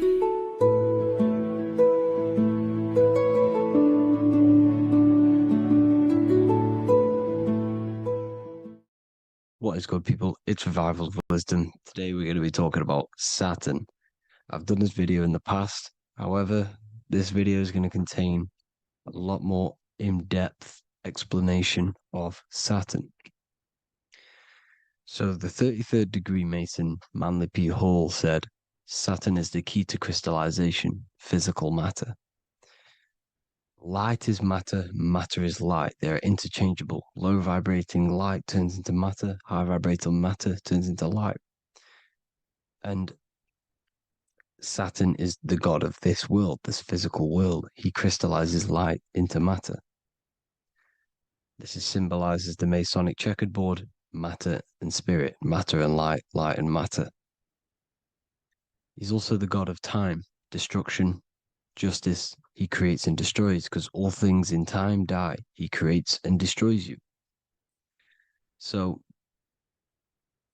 because we live in this physical world, which is the electric world, this is why we say electricity, because it comes from the root word of El, Saturn. They used to call Saturn El, E-L. This is why we used to say Elohim is God. The real God of this world is Saturn, but it's being hid. This is being hid. Jesus is Saturn. All of this is Saturn. It's all Saturn worship. It's the real God of this world, So, physical matter is a result of two opposing forces equalized on the plane of inertia, because everything is created out of electromagnetic toroidal fields. And these two poles equalize on the plane of inertia, which gives you planet Earth, plane of inertia. The plane of inertia is what Saturn is. It's the ring around the center of the plane of inertia. Thank you to Walter Russell saying, physical matter is a result of two opposing forces on the plane of inertia. This is what Walter Russell says, so please check out his work. He's got many books, many books on light and electromagnetism and stuff like that. So I advise you to check him out. So the torus field gives you the binary code 0 and 1, the female vagina and the male phallus. This is the code for this world. Saturn crystallizes physical matter. Now Saturn is the most outermost layer of the 7 layers of heaven, where it says in the Quran, it says, Allah, it is He who created the 7 layers of heaven. Saturn is the outermost layer. He's the top. He's the most high. So when we say the most high, we're referring to Saturn. He's the most high before the firmament, before the stars. So Saturn is the god of this world. He's the Lord of the Rings. He wears the crown. The crown is the rings. Crown, Kronos. So the planets are luminaries. They are lights. They are beings. They are energy, conscious energy. And we're in the heart of the solar system. Saturn is the outermost layer. He is the one of this world. He's the god of this world. Now, on the North Pole of Saturn, you have the hexagon. Add up all the sides. it creates the six-pointed star. Or it can be created as a cube. The cube is very important. The six-pointed star is very important. 6 points, 6 triangles, 6 side, 6, 6, 6. Black cube adds up to 6 in gematria.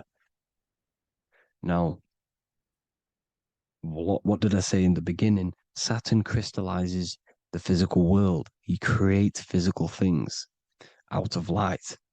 You are a light being. This is why we say human. Hue means the light spectrum.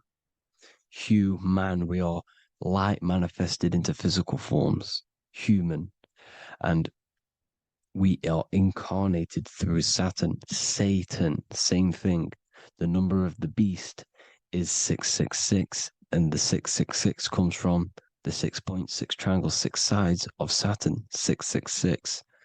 We are all known as carbon-based life forms. Carbon, the atomic structure of carbon, is 666, 6 protons, 6 electrons, 6 neutrons. We are materialized into our physical bodies through Saturn, through the number of the beast. These bodies are the beast, it's the animal. The divine, the Christ, is the consciousness within, because you are a physical, spiritual being combined into one, hexed into one. Hexagram. This is a hexagram. You're hexed into physical matter, spirit and matter, light and dark, combined into one. Now you contain of the mark of the beast, the mark of your body. Your body's the beast.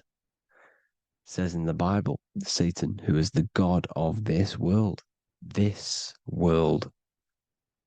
There are many different worlds, but this world is run by Saturn, and it says that in the Bible. Saturn is Satan. It's the same thing. And look at the crown of thorns wrapped around the heart. The soul is in the heart. The mind is in the brain. The soul is wrapped around the rings of Saturn. You're wrapped in physical matter. This is what it's showing you. This is symbolizing the rings of Saturn wrapping you. And the cross on top is the cross of the cube. The cube, the black cube of Saturn, unfolds into a cross. So Satan, who is the god of this world, Corinthians 4:4 in the Bible, Satan, who is the god of this world, has blinded the minds of those who don't believe. Saturn blinds your mind because the god of this world materializes you, and he blinds your mind when you incarnate into physical matter.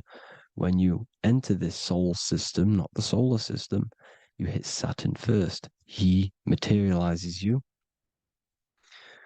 And look at the symbol for Saturn. This is the symbol for Saturn. All of the planet symbols are created out of the Holy Trinity. The Earth, Moon, and Sun. Body, mind, and soul. The sun is your soul, the moon is your mind, the earth is your body. Your body's made out of the 5 elements. The sun is your soul because the sun is life force, gives life to everything. Your sun is a soul. Your soul is the sun of your body.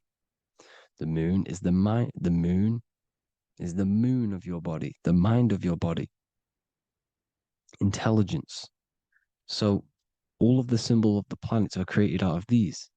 The Saturn symbol is created out of the Earth cross, matter, and the moon crescent, moon, mind, matter over mind. This is why Satan, who is the god of this world, has blinded the minds of those who don't believe. He blinds your mind. Look at the symbol, it's showing you. The Saturn symbol is matter over mind when it should be mind over matter. So we descend into a soul system, into our 666 Saturn carbon suit bodies, and we are matter over mind. Then we have to move up the spine to go back up to spirit, to mind over matter, where you manipulate your own reality. Now look at this. It creates the number 5. 5 is the number of change. You're moving from this side of the number sequence over to the right side. You're moving from the spiritual into the physical world. You're incarnating into the 5 elements, the 5 senses. So the cube, the black cube of Saturn, is another major symbol. Very important symbol. Here you see the cube, and the color black is associated with Saturn because Saturn's associated with death. He creates and destroys, light and dark. Death is associated with black, spirit, because you can't see spirit, which is blackness.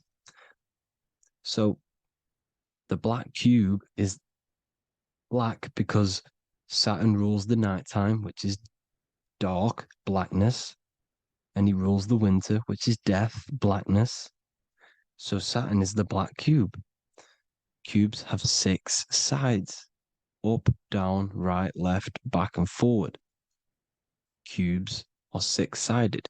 Everything is 6-sided inside of this creation because you're incarnating, you're materializing, crystallizing into the cube, the world of the cube. Everything's a cube. Everything's got 6 sides.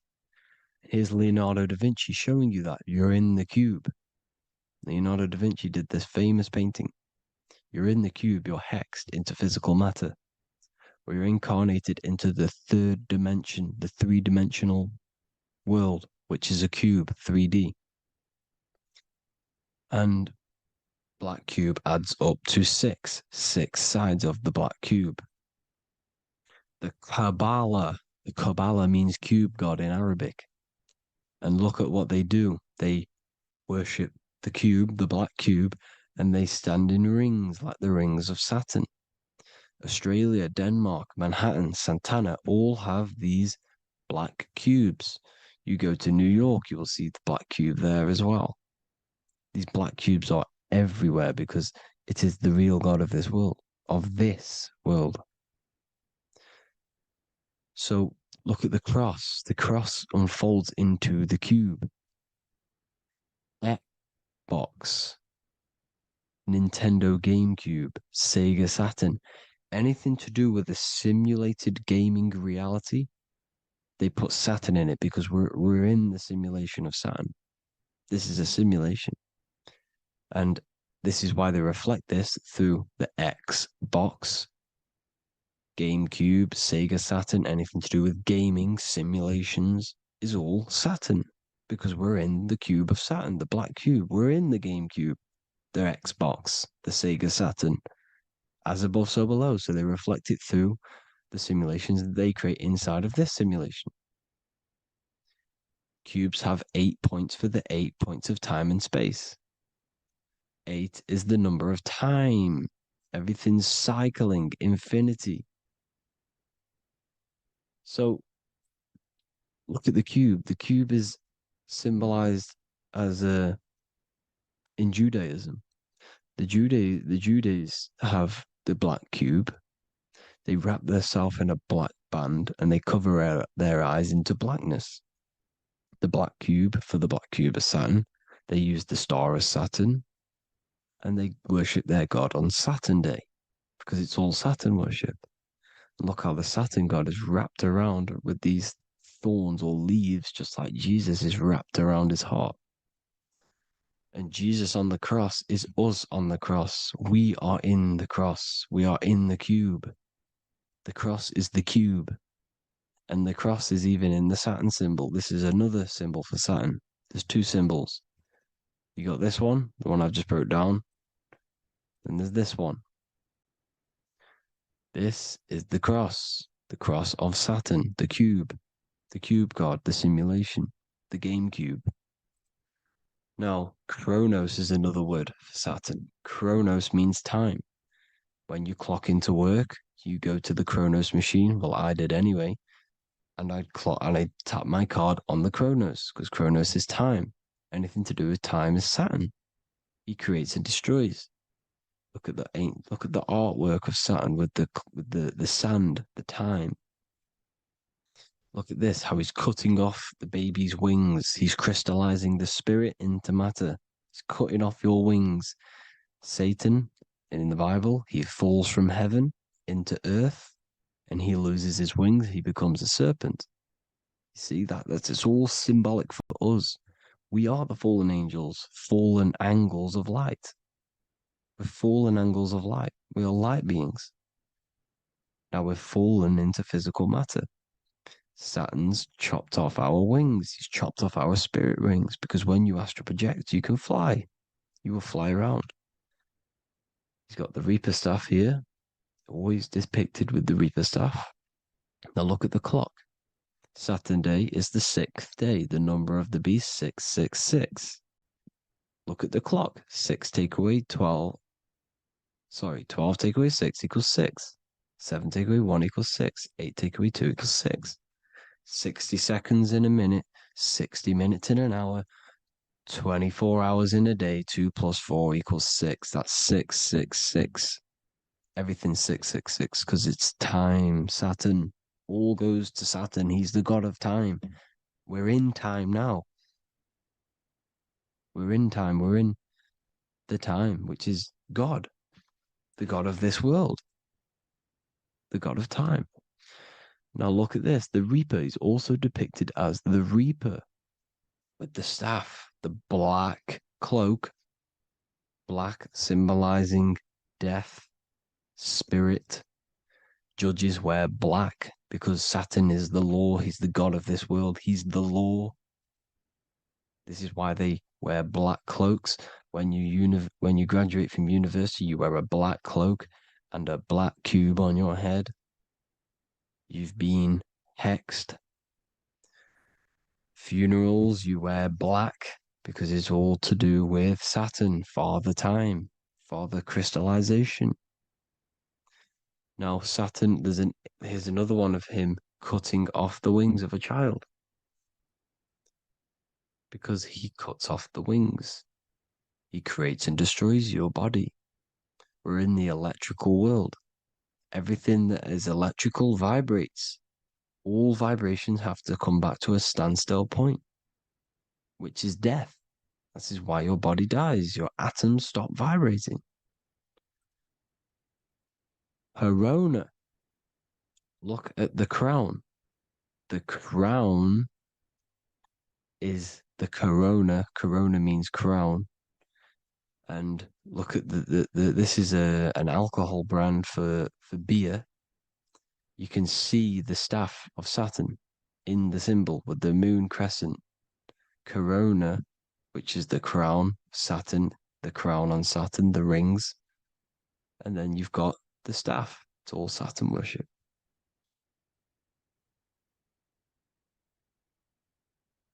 Is the black cubes of 9/11. 2 black cubes. This was a ritual for Saturn. It's all ritualistic. And look at the Star of David, the Star of Saturn. It's not the Star of David. Creates IXXI, the sigil of Saturn. IXXI means 9/11 in Roman numerals. 9/11. It's all a ritual for Saturn, and they have the 2 black cubes of Saturn. Now look, XX. There's more symbolism of Saturn now. We're going deeper. XX is more symbolism for Saturn. The sigil of Saturn is XX, as above, so below. Same with the Star of David. You split it in the middle, as above, so below, as above, so below. XX, this is a Knights Templar Cross of Lorraine. XX, Knights Templar, High Order of Masonry. They all worship Saturn. Well, Saturn's the real god of this world. X Eon with the XX. XXL magazines, which is all to do with famous rappers and stuff like that. When you die, you put XX on the eyes because it's Saturn. He's the Reaper. Is Jesus with the XX crown with the thorns around his heart, around his soul, with the cube on the top, the cross cube. Lil Uzi Vert with the XX Cross of Lorraine. Jay-Z with his alcohol brand, XX Cross of Lorraine. The X Factor with the rings of Saturn. All Saturn worship. The seal of Melchizedek is also Saturn. This is the cube. This symbolizes the cube with the 8 points for the 8 points of space and time. And this is the cube. It's another ancient symbol for Saturn. Here you see the star of Saturn with the Melchizedek symbol around it, which is all to do with Saturn. Here you see an altar, the Holy Grail, the Melchizedek symbol on it, and they're worshipping it. This is why we wear rings, wedding rings for the rings of Saturn. It all goes back to Saturn. Earrings. The 8-pointed star of the ancient Sumerians is all Saturn. It's all Saturn. So the ancients, the symbols of Saturn goes on forever. It's in all of the major corporations. You can see it everywhere, the rings of Saturn. Toyota is an obvious one. Internet, Nike, Target, Sega Saturn. It's all Saturn worship. All Saturn worship. Because he is the real god of this world. Here's Kanye West's album with a Saturn here. Here's Michael Jackson's album saying X, escape. There's the X again. The X, escape. You have to escape this reality. Maybe that's what he's pointing at. Here you see it on the dollar bill, the star of Saturn. Here you see it again on the dollar bill. So that is it for today's people. I hope you all gain some insight on Saturn. Please like, comment, and share if you can. Subscribe if you like the channel. Please have an amazing day. God bless.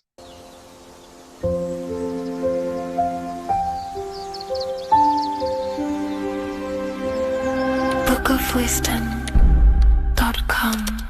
Visit today.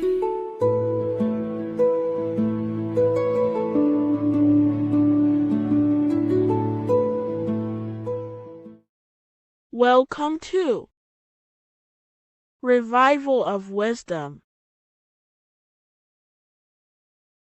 Today, we're going to be talking about portals, portal symbolism, and what portals are, okay, and how they show them to us, because they have to tell you the truth, guys. This is the thing with the universal law. They have to tell you the truth. And they tell you through symbols, they tell you through movies, and different things like that. But let's jump straight into this. So first, I want to talk about the Freemasonry symbols. Okay, so first we got, obviously this is some Freemasonry art, but notice how you've got the ladder with a key. Okay, so this is ladder symbolism with a key. So maybe this is talking about ascending. Okay, because look, because this is ascending into the heavens, because it's a ladder with humans going up it with a key. In order to ascend, you must have the key. Okay, so what else do we have with a key? Well, the Netflix show Lock and Key, which is all about portals and keys. Because what the keys do, they open doors, gateways. Okay, so what's interesting about this is that they've got this key here, which represents the Kundalini energy rising up the spine. Okay, but we'll come back to this. But it's that same portal key symbolism. We've also got the Vatican. The Vatican is in the shape of a key. Okay, so you can see the start of it here and the end. So this is key symbolisms. Keys open doors. And notice how it's got the 8-pointed star. Okay, what is the 8-pointed star? Okay, we'll come back to this. This all ties in, guys. I'll break it all down for you. But then you've also got the god Janus. Janus, okay, is known as the god of the doorways. He's an ancient god of Rome, and they worshipped him. However, he's not a god, he's more like a high-level ranked demon. Because he is the god of the doorways. And notice how he's got two faces. because doorways always have two sides. You're going into somewhere, there's always two sides of a door, and he's always depicted with two sides of a face and a key, because he holds the key to the doorways, to the portals to other worlds and realms. Okay, as you can see, he's always got two faces and a key. Okay, so now we have the Sumerians, the Anunnaki, and they are always depicted with the two faces.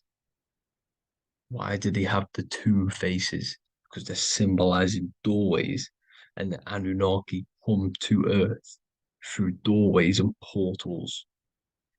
So these are what these gods are symbolizing in their artwork. But they always have the eight-pointed star. Okay, what is the eight-pointed star? You see how they always have. Look, let me try to find another one. It's the eight-pointed star. This eight-pointed star is Polaris. Okay, Polaris, just like the Vatican has the eight-pointed star with a key. Polaris is the center star. Polaris is a fixed star, it doesn't move. Okay, so the Anunnaki's symbol is also the eight-pointed star. So this is symbolizing the portals and doorways that they come through in order to get to the Earth. But Polaris is that center star which does not move. It's always symbolized with the eight-pointed star, just like a compass. Why is a compass the eight-pointed star? Because at the center of our realm is where the most electromagnetic energy is stored. As you can see, we have an aura field, an electromagnetic aura field. So does the Earth. And in the center, so like our heart, for example, is where the most energy is stored. And like the center of the Earth, this is why all compasses point to the center, because this is where the most electromagnetic energy is stored. It's at the center of our realm. Okay. So like I was saying with the lock and key series, see this here? The Kundalini energy rising up the spine, just like your Kundalini energy rising up the spine. Let me try. I can't zoom in, but you know what I'm trying to say here. Let's go back to Polaris, because at the center is where pole. Can you see the pole of electromagnetic energy? Polaris, the North Pole. It's symbolized. The truth is in the words. It's like a pole of electromagnetic energy.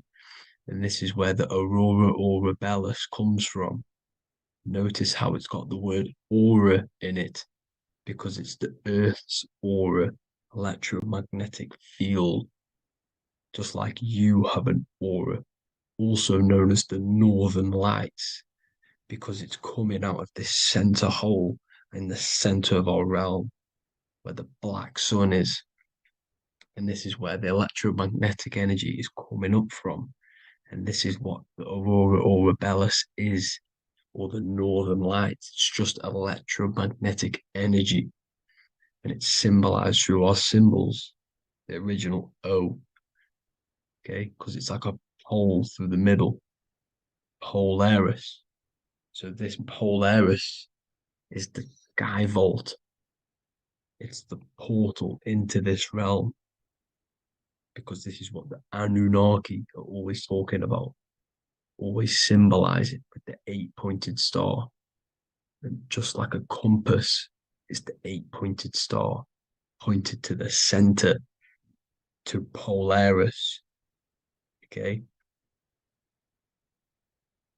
See here on the on the Sumerian tablets with the 8-pointed star again. And how we know it's talking about portals with this 8-pointed star is because CERN 666 are opening up portals to the underworld, letting in demonic entities into this realm. How do we know it's a portal? Because their Hydro Collider has 8 points, just like the 8-pointed star. So they are creating synthetic portals to the underworld to let these demonic entities into our realm. But what is the key? Because if we're talking about ascending through Polaris, notice how here on the masonry art, this luminary here, so this is the sun, that's the moon. This is Polaris because it's a luminary with what? 1, 2, 3, 4, 5, 6, 7, 8 beams coming off the luminary, just like the 8-pointed star. So you see the ladder with the key going up to Polaris. It's symbolizing ascending out of Earth. So what is this key that they're keeping from us? Because it's a human holding a key going up the ladder to Polaris. Well, chakras. We have 7 chakras. Okay, so this is what they are telling us in the lock and key symbolism. The Kundalini energy rising up the spine. Okay, just like they have 33 vertebrae on the back of your spine. Okay, this represents the Kundalini energy going up your 33 vertebrae, just like in Masonry has 33rd degrees. Okay, so what is the key? Your chakras. Your chakras have to be unlocked. Okay, you have to unlock your chakras, and you can't unlock this one without going through this one. You have to go through them all. It's like a ladder, just like Jacob's ladder. You can't go from the bottom to the top. You have to unlock each one. Okay, just like you have 7 chakras, you have 7 layers of your aura. Okay, you have to unlock your chakras to the highest point in order to reach Christ consciousness. And this is the key that they're talking about. They're symbolizing the organic portal within each and every one of us to ascend out of this realm. Okay, so this is the key that they're talking about, and they're holding back this knowledge to keep us trapped in this 3D realm. Okay, so like I was saying with the 33 vertebrae and the Kundalini energy coming up the spine, 33 vertebrae, you can see this sort of symbolism going up to the light, because it's the light you see here. Your crown chakra turns on and becomes enlightened, just like the Illuminati symbol. Can you see it? But also, Jesus also died at 33.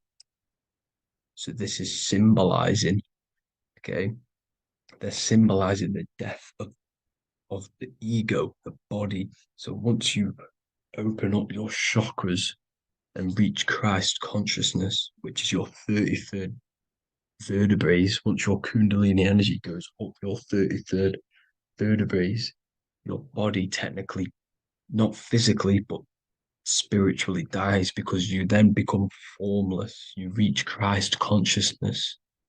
So then you can travel other worlds. Okay.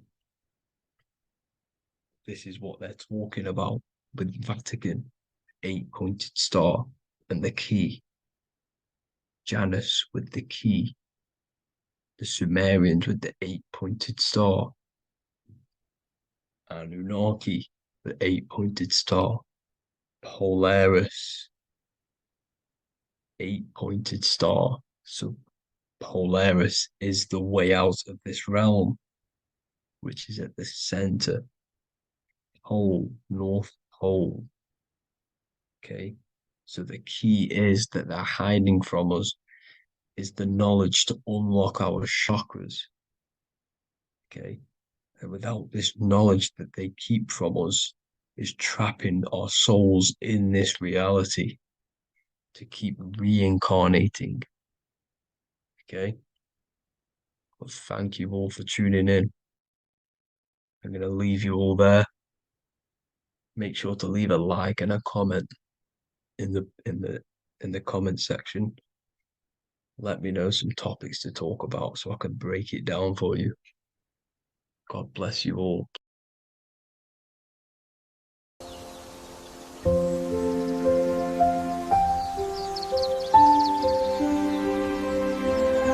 bookofwisdom.com. Visit today.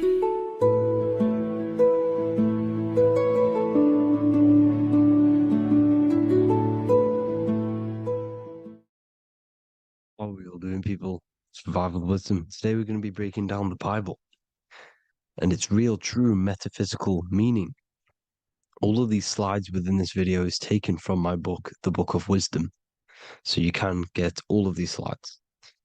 So the Temple of Solomon, you are body, mind, and soul, which is the Holy Trinity, the moon, sun, and earth. The sun is your soul because the sun is its infinite source of energy. It is its own source of energy. And that is what your soul is. It's its own source of energy. The moon is mind. This is why you call people a lunatic. You're a lunatic. Luna means the moon. And inside of your mind, you have a specific mood. Mood is moon. And mind in German is Mond. And the word Mon means moon. And earth is your physical body because your body contains of the four elements, the four physical elements. Well, the Temple of Solomon is the temple of the soul and the Mon, the soul and the Mon, the soul and the mind.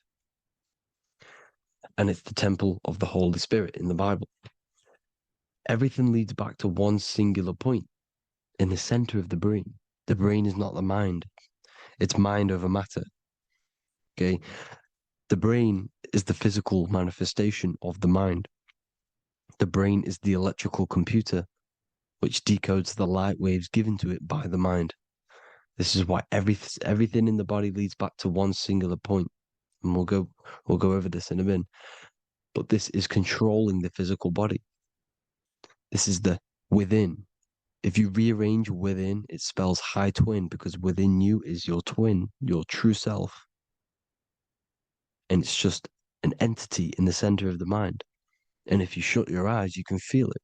Your awareness is in the center of the brain. So there's just an empty chamber in the center of the two cherubs, the two brains. They are two separate brains. They're two hemispheres. And the empty chamber, when scientists chop it up and see it's just an empty chamber, well, because you can't see in that plane of reality, you cannot see the mind. You cannot see thoughts. It is invisible to the human eyes, to the visible light spectrum, to the two eyes. The reason why we call it the third eye in the center of the brain, it's not the third eye, it's your true self. It's the mind and soul. It's an eye because it does see. It's the all-seeing eye that you always see here. There's some Masonic artwork showing the two pillars, the two cherubs, the two hemispheres of the brain, and the inner eye. This is the eye that sees all things. What do I mean by seeing all things? Not physically. It sees the mind. It's what because your soul is watching the mind. You can observe the mind. You are not the mind, and if you meditate deeply enough, you can go beyond the mind. It's the all-seeing eye. It sees the mind. It sees what emotions you're feeling. It sees what you're thinking. It sees what you're seeing with the two eyes. It's the all-seeing eye. It sees all things. It's omnipresent. It's everywhere. because the mind can be anywhere.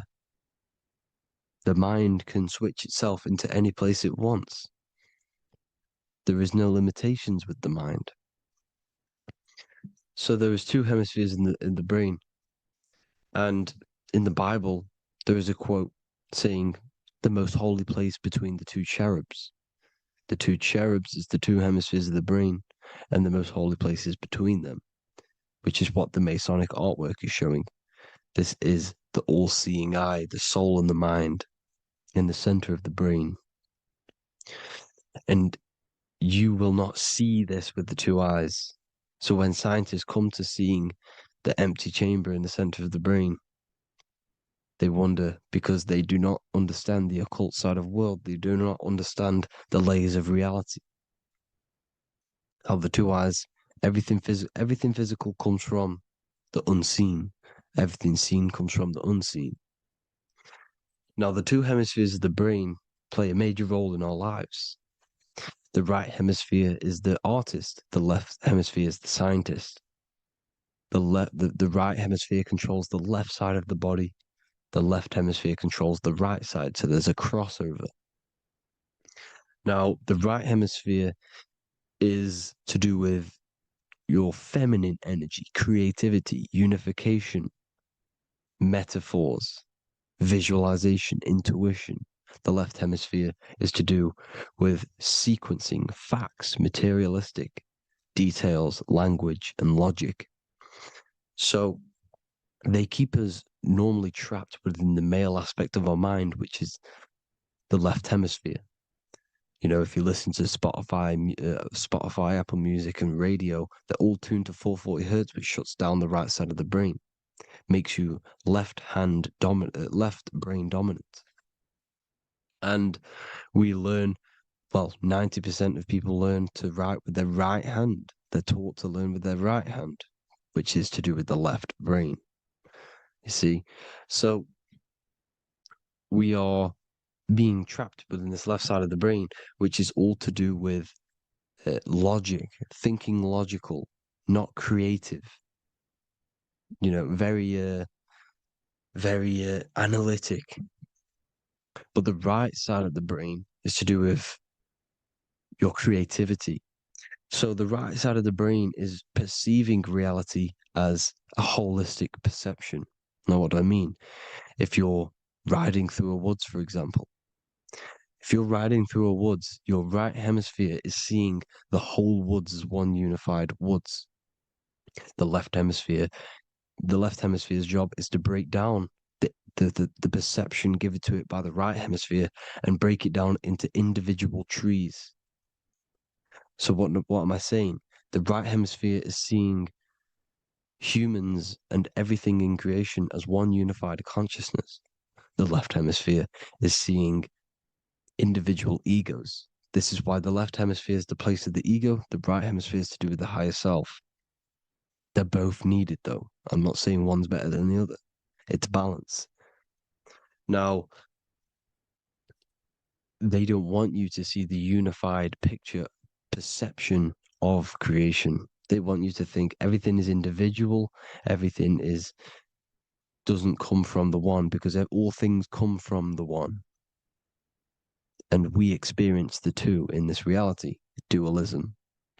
In order to understand the one, we have to experience the two to advance. So, anyways, let's get away from the two hemispheres. The right hemisphere, like I said, is to do with the higher self. And this is why in John 21:6, it says, cast the net onto the right-hand side of the boat and you will find fish. Meaning, cast your energy, cast your perception into the right hemisphere of the brain and you will find God, unification, and higher self. You will see things from a unified perspective. How we are all one. Because we are all the same consciousness. The same spark that is in me is in you. This is why I am you and you are me. We are all the all-seeing eyes of God, just split up into individual bodies. We are all made up of the same essence, consciousness. And that consciousness, that mind and soul is in the center of the brain. You are just in different avatars. And until we see this, we'll forever be divided and conquered. Until we figure this out as a collective consciousness, we will forever be divided and conquered and ruled over. This is why the Bible says, ye are gods. You are the sons of the Most High, because we are. We are the Word made flesh. We are God made flesh. Mark 16:19. So then after the Lord had spoken unto them, he was received up into heaven, head is heaven, H-E-A, and sat on the right hand of God. God is the consciousness in the center of the brain. Heaven is the head, and the right hand of God is the right hemisphere of the brain, meaning he sees things in unification, creativity, intuition, the higher mind, the higher brain. When Moses crosses the Red Sea is the corpus callosum, moving from the left to the right hemisphere of the brain to see unified perception of reality. Head, H-E-A, heaven, same root word. This is why the ancients always depict God in the center of the brain. Here you see ancient Christian artwork showing God in the center of the brain, the light. Here you see it here. Here you see Ganesh, an Indian god, which is the brain. Here you see the Father, the Son, and the Holy Spirit in the dome, the brain. This is the brain, because you are God made flesh. That's what consciousness is. The upper room where Jesus meets the 12 disciples. It's the upper brain on the upper room. The upper room is the chamber, the empty chamber in the center of the brain. That's the room. And the 12 disciples are the 12 cranial nerves in the brain, which pretty much rule the body, all the cranial nerves. The tree of life, the cardiovascular system. This is why in Genesis it says the tree of life was in the midst of the garden. Midst meaning middle, because the middle of the body is the cardiovascular system, which is controlling all of the systems in the body. The tree of knowledge of good and evil is the nervous system, is the spine and brain. This is what's detecting good and evil. The brain is the electrical computer with the left and the right hemisphere, decoding the dualistic world, decoding the light waves given to it by the external world. It is an electromagnetic computer. It is artificial intelligence. It is very intelligent, the brain and the nervous system, the human body as a whole. But the tree of knowledge of good and evil is the nervous system, because it is the tree that detects good and evil, makes you learn good and evil in this dualistic reality. Here you see Adam and Eve around the tree of knowledge of good and evil. Adam and Eve, male and female energies, but the serpent in the tree, and the tree of knowledge of good and evil. Well, this is the spine, the brain, and the serpent is the kundalini of the spine. The serpent is the S. That's why S, serpent, the letter S is the serpent. Sex and serpents make an S noise. You know, the Bible cursed the serpent. So we don't figure out the true religion. The true religion is raising the kundalini and becoming God-man and reaching our higher states, our true God self. Because once the kundalini is saved and hits the pineal gland, it activates 100% of the brain, when we're only using around 20 to 10% as of right now without the kundalini awakening. So when you use it, you're activating 100% of the brain. You're activating all the dormant brain cells. You're regenerating the body. And this is the serpent in the tree of knowledge of good and evil. This is the spine, brain. This is Adam, Eve, the male and female energies. The light of the body is the eye. Therefore, if thine eye be single, thy whole body should be full of light. Matthew 6:22. This is the single eye in the center of the brain. It is not the pineal gland, it is what's inside the pineal gland. You have to go beyond the physical world, and there are no words to describe things that are not physical, metaphysics. And the whole body should be full of light. Well, this light is the same pyramid that you see.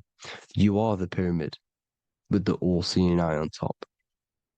This is why the ancients built the pyramids with the stairs in the middle symbolizing the spine, because once you open all the chakras and balance them and raise the kundalini, you activate all of the brain, which gives enlightenment. The word enlight in ment. Ment means mind, light in the mind. Enlighten the mind. And this is enlightenment. We are the temple. And Jacob called the name of the place Peniel, for I have seen God face to face. Within spells high twin. Within you is the God self, which you need to manifest into the external world. And he's seen God in Peniel, the consciousness. He's seen his true self, consciousness in the pineal gland. Genesis 28:10, Jacob's ladder. Jacob, he took a rock there and laid his head on it to sleep. Jacob had a dream. He dreamed there was a ladder that was on the ground and reached up into heaven. Head is heaven. The rock he fell asleep on is the sacrum bone, because he's symbolizing the oil that comes down the spine, hits the sacrum bone and rests there, falls asleep, and it looks up and it sees the ladder to heaven. Because when you raise this oil, you become God man. You become God in heaven. You can leave the body at will. Do you not know that your body is the temple, that your body is the temple of the Holy Spirit? Corinthians 16:19-20. Or do you not know that your body is the temple of the Holy Spirit within you? Your body is the temple of the Holy Spirit, the soul and the mind within, the center of the brain, the temple of Solomon, temple of the soul and the mind. Romans 8:10. Christ is in you. It's not external. When you give where attention goes, energy flows. When you give your energy to external things, your attention, your worship to external things, you're giving energy, meaning it's draining you, and you're feeding something within the astral plane, a mental thought within the astral plane. So with you realizing that the Christ is in you, that you don't have to worship anything outside of you, this means that you're internalizing your energy. You're not giving your energy, because where attention goes, energy flows, which means you become more present. You become healthier because you're not giving off all of your special electromagnetic energy that's charging you. This is why the religions run by the Vatican is all external. They're exoteric. Exoteric means external teachings. The esoteric is the internal, the hidden teachings. In Psalms 82, I have said, ye are gods, and all of you are children of the Most High, because we are the Most High, split up into individual bodies. That's what consciousness is. Consciousness is the Most High, and we have to raise ourselves to the Most High. Brahma, Vishnu, Shiva, the Father, the Son, and the Holy Spirit. Why is it always a trio? It's a trio because it symbolizes us, the soul, mind, and body. The mind is the bridge for the soul to be in the body. What is the soul? It's the life force. It's the watcher. It's the all-seeing eye. The soul sees into different realities, and it gives life to the body of every reality it goes in. This is why you always see light around the all-seeing eye, because it is the energy, the life force, the light, life, L-I. Life is light. And it's the eye because it sees into the different realities. It sees into the dream world. when you're going to sleep at night and you dream, it's not a dream, it's another reality. You're a multi-dimensional creature. We live in a multiverse. There's infinite amount of yous. And there is a version of you which is the highest self in a reality somewhere. And this I has the ability to switch realities, which is exactly what astral travel is. Astral travel is the ability to switch reality beyond the 3D construct of this world. The Father, the Son, and the Holy Spirit, Brahma, Vishnu, Shiva. Brahma, the soul, inhabits different bodies. This is why they have different heads. Vishnu, the mind, symbolizing gnosis, meaning knowledge. This is the serpent. The serpent symbolized knowledge. Shiva, the body. Father, the Son, and the Holy Spirit. The bird, the soul, because the bird symbolizes the soul. This is why you have here the Egyptians showing you the soul leaving the body. Here you see here with the twin head, the same head, and it's a bird. This is the soul self. This is the ego self. The Egyptians knew this. They knew all of this. Of course they did. Now the whole story of Jesus is all metaphorical for the process which goes on within your body. Your neck and head is the holy grail which the sun and the moon creates. Sorry, the sun and the moon creates the fluid within the holy grail, the brain, the skull. And the moon creates the milk. Sorry, the moon makes the milk. The sun makes the honey, the land flowing with milk and honey in the Bible. The land flowing with milk and honey is the center of the brain in the Holy Grail. Here you see the Masonic artwork showing you the sun and the moon creating the fluid in the spine. Here's the serpent. Serpent symbolizing the two Kundalini channels, the Ida Pingala up the spine. Here's the furnace raising the Kundalini, raising the oil, heating it up and rising it to the crown. You see? So here you see more Masonic art, seeing the sun and the moon creating the holy fluid in the brain, in the cup, filling the cup. This is why it's a cup, because it's the Holy Grail.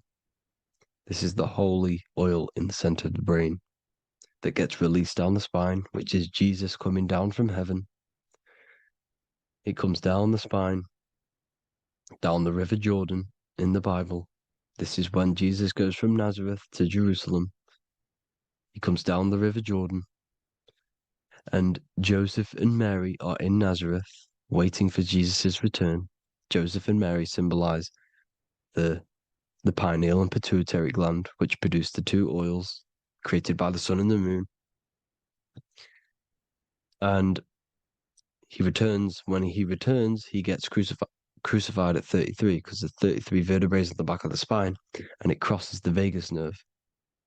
The crucifixion of the oil past 33 vertebrae creates God-man, and it creates your higher self, and it activates 100% of the brain. And you turn into spirit, you turn to your spirit self. This is why Jesus dies. He didn't physically die, it metaphorically dies and becomes his higher self. The ego self is left behind. It's the same with the whole story of Jesus. Jesus comes down from heaven, which is the oil. He dies in a cave for 3 days, which is the oil hitting the cave. Here's the cave, and resurrects after 3 days. If you resurrect the oil, comes up and gets crucified at 33 in Golgotha. Golgotha translates to a place in the skull.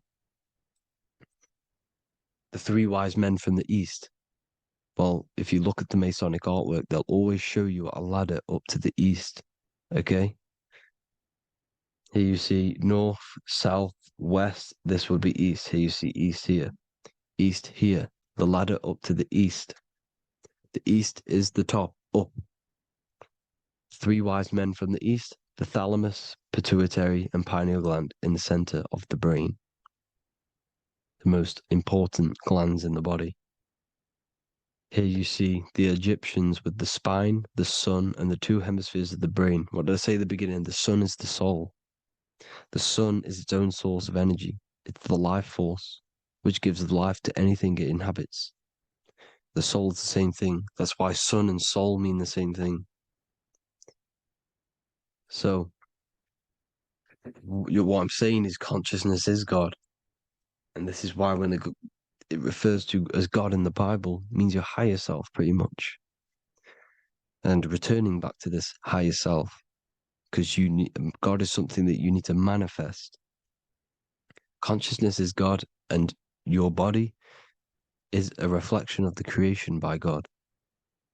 This is why everything in the body corresponds with the stars. The stars rule the body. We are an image of the stars. This body is an image of the whole of creation. Aries rules the head. This is the cerebrum. The ram in the brain is the ram, Aries. And we have something called the cerebrum, Aries, the ram. This is the Lamb of God moving to the higher mind. Taurus, which is the lower brain and neck, the cerebellum, the bull Taurus, the lower mind, and the cerebrum and the cerebellum, the ram and the bull, is what makes you ramble on. Ramble meaning walking. The higher mind and the lower mind working together makes the body ramble. Ramble is what makes you walk along. Thank you to Santos Bonacci. Gemini, the two twins, rules the two arms, the hands, and the lungs. These are the two twins of the body. Sagittarius, the horse, which rules the hips. Hips means hippo. Hippo means horse. Hippopotamus means water horse. Hippo means horse, and this is why we call them hips, because horses have massive hips. Capricorn, the kneecaps. Pisces, the two fish, the 2 feet. Then they make us swim. We are an image of the stars, people. Well, the body is anyway. Consciousness is God, and the body is the image of the whole of creation. It's a reflection of the whole creation, as above, so below. 12 systems in the body, 12 cranial nerves for the 12 constellations, 12 cell salts. The body's made out of 12 cell salts. So, this is where it gets kind of deep. This is where we get deep. And he said Jesus was known as the fisher of man. And fisher of man, meaning man does not mean man as in the male. Man means mind. He's the fisher of minds. So the Bible is not patriarchal. It's not patriarchal. Man just means mind, pretty much. So the fisher of mind, man, because he was fishing minds out of this reality into the higher realities. He was teaching people how to leave the body when he walks on water. Walking on water is the physical, etheric, astral, and mental. These are the different planes of reality. The ether is the either, because the ether is the substance that's on either side, astral and physical. It's the fifth element, is ether. And the fifth element is the water. The same water at the beginning of the Bible when it says, let the firmament divide from the waters above from below. The water symbolizes the ether. It's the base of all physical matter. And the ether symbolized is known as the water. So when you're walking on water, you're walking on the ether, meaning you're leaving the physical body. So when Jesus walks on water and he's teaching Paul to walk on water, Paul becomes scared and falls back into the water. Well, when you astral travel and you become scared when you're projecting, you'll fall back into your body. So he's pretty much saying walking on water is leaving the body, and walking on the ether, because the ether is the veil between the astral, and that's what devil means. Devil has the word veil in it, because the devil is trapping you between one veil, which is this world. They're trapping you in this world, this thin layer of reality. Your dreams are different veils. The ether, the astral, the mental are different veils. Devil is deveil. Deveil. You need to escape being stuck into in one reality and live in between realities. And this is when you truly become a multi-dimensional being, because your soul is just the eye. That's what you are. You're just an eye, and you see into different worlds. And it also, when Jesus means the fisher of man, the fisher of minds, he is I truly believe, because of my research, that there is other worlds. It's not just this one. There's higher worlds. There's an infinite amount of you, and you've been in you, in them dreams you call dreams. Them dreams are other realities that you are in. That's why when you're there, you don't feel like you're in a dream. You feel like it's 100% real, because it is real. So this is why the ancients always depicted the many different heads, because there's many different versions of you. And this I, the soul, the watcher, is switching itself into different bodies at all times. Well, when you sleep, when you astral project. And this is what the ancients were doing. They understood the multiverse, and they could switch bodies at will. And this is what the 7 seals are in the Bible, also known as the 7 chakras. These are literally portals within us to these different worlds. We're in the heart at the moment. Earth, rearranged, spells heart, meaning middle. This is where good and evil exist. It's the middle point, the midpoint of realities. So, I hope you all enjoyed the video. All of this knowledge that I've give you in this video is inside of my book, the Book of Wisdom. The Book of Wisdom gets updated every single month with new pages. It's a one-time payment for a lifetime worth of research and knowledge by me.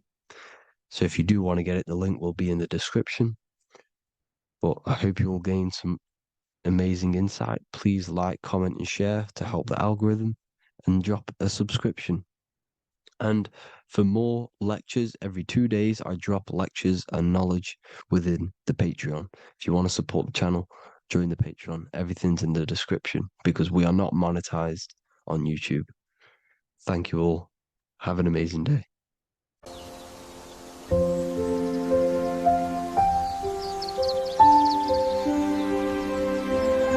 bookofwisdom.com. Visit today.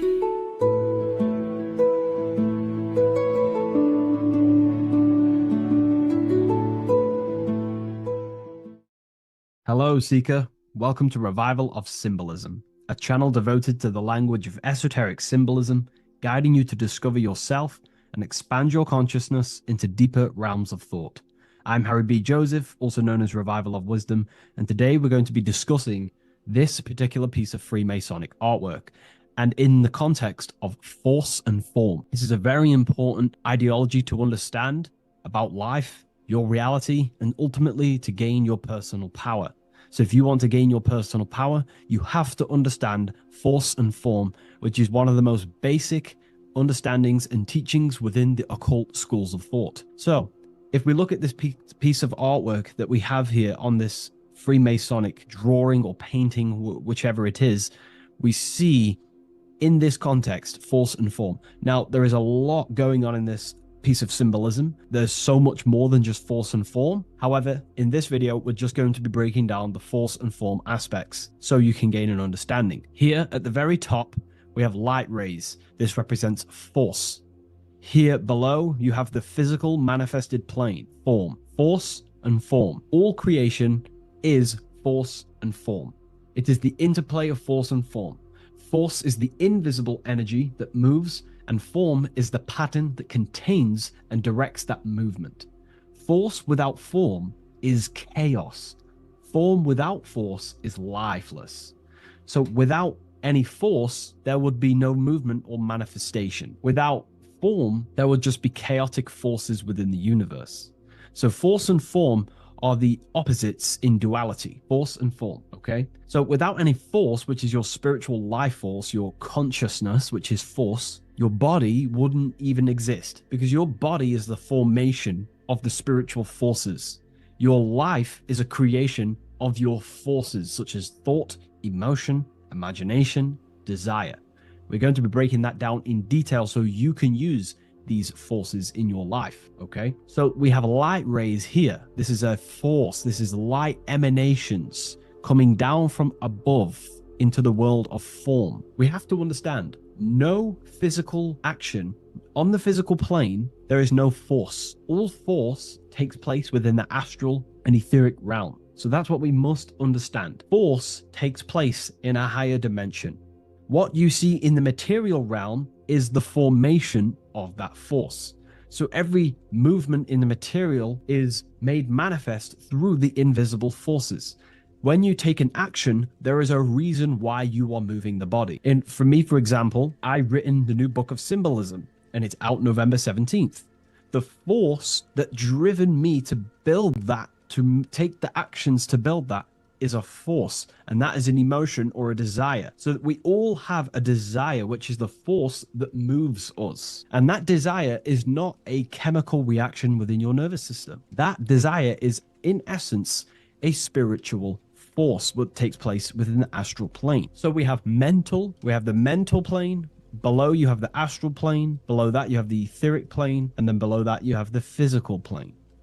All creation begins in the mental plane, what we think about. But then, if we have a desire about a specific thought, we have a specific emotion towards a specific thought, such as, I don't know, making money. We all have a desire to make money, right? That desire then focuses down the mind, because you can think any thoughts you wish, but if you do not have a desire or an emotion towards it, the mind will not be narrowed down to one specific thought. So then that thought has an emotion or desire behind it, which then manifests itself. The thought descends into an astral form. The thought takes the body of an astral desire or imagination. That imagination and desire feeds the human heart. That human heart feeds the force through the physical brain, through the nervous system, and then allows the body to take physical actions. So each one of us has forces. So it's very, very important that these forces, such as desires, are not random and they are controlled. Because if you desire many different things, you are uncontrolled, you will have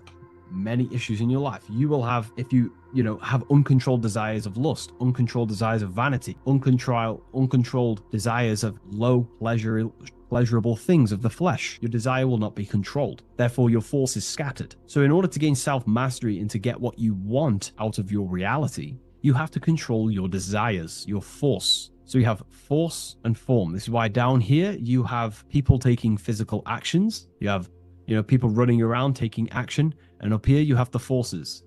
So it is the astral forces that is in constant rotation and interplay with the physical material realm, force and form. Force originates in the higher planes of consciousness and descends through the mental and astral into the physical. Within the mental plane, force takes the shape of thought. Thought is the first outline of form, the archetype that gives structure to creative currents. When one conceives an idea, the pure spiritual energy flowing through the consciousness becomes clothed in mental matter. This mental form is the mold through which all subsequent energies must pass. It defines the direction of movement and determines the quality of the outcome. Within the astral plane, the same force becomes emotion, desire, and vitality. Here, the mental pattern receives life. The astral body, being composed of the substance of feeling and magnetism, fills the thought form with motion and color.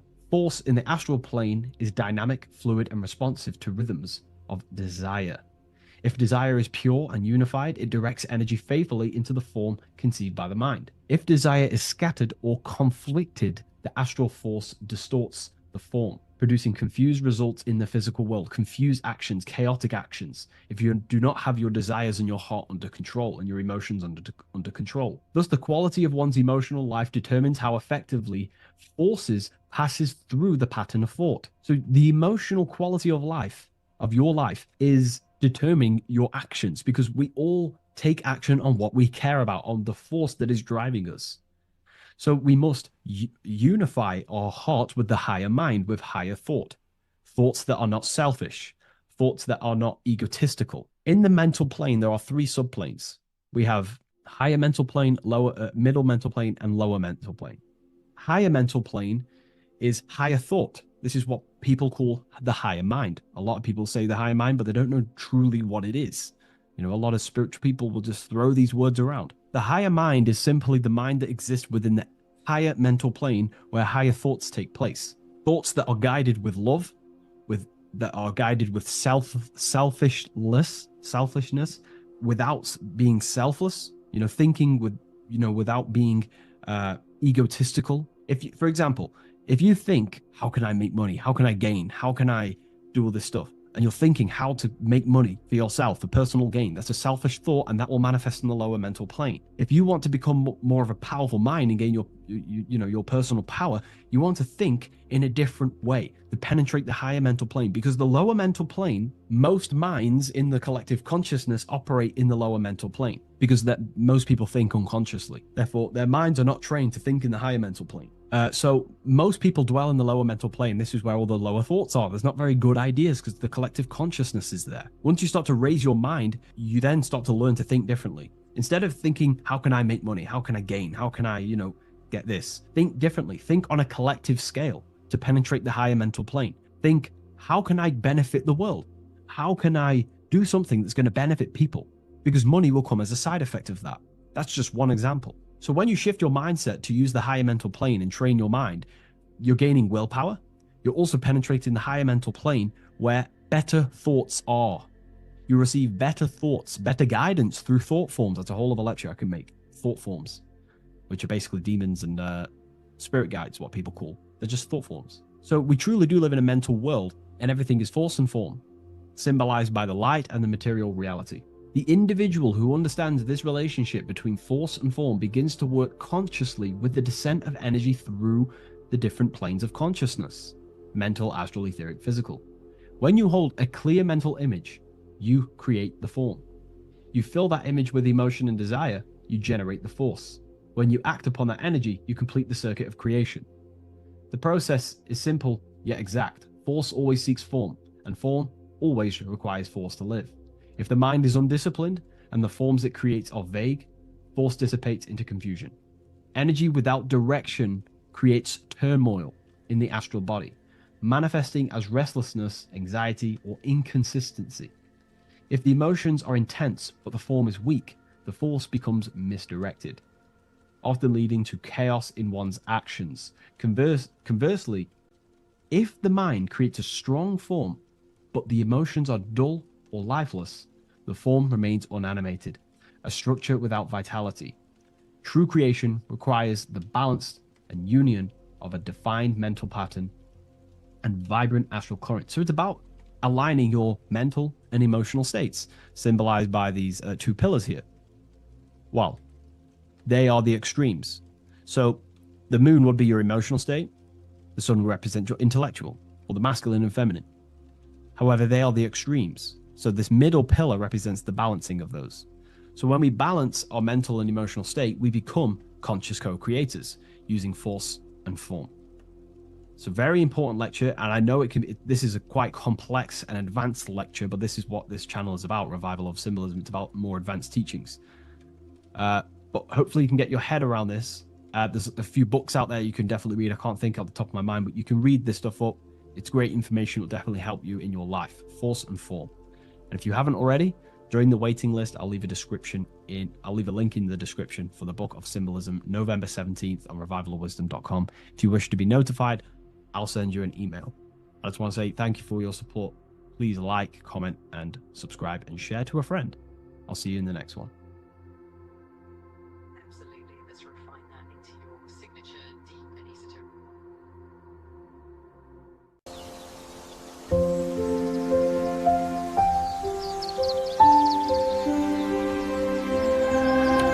wisdom.com. Visit today.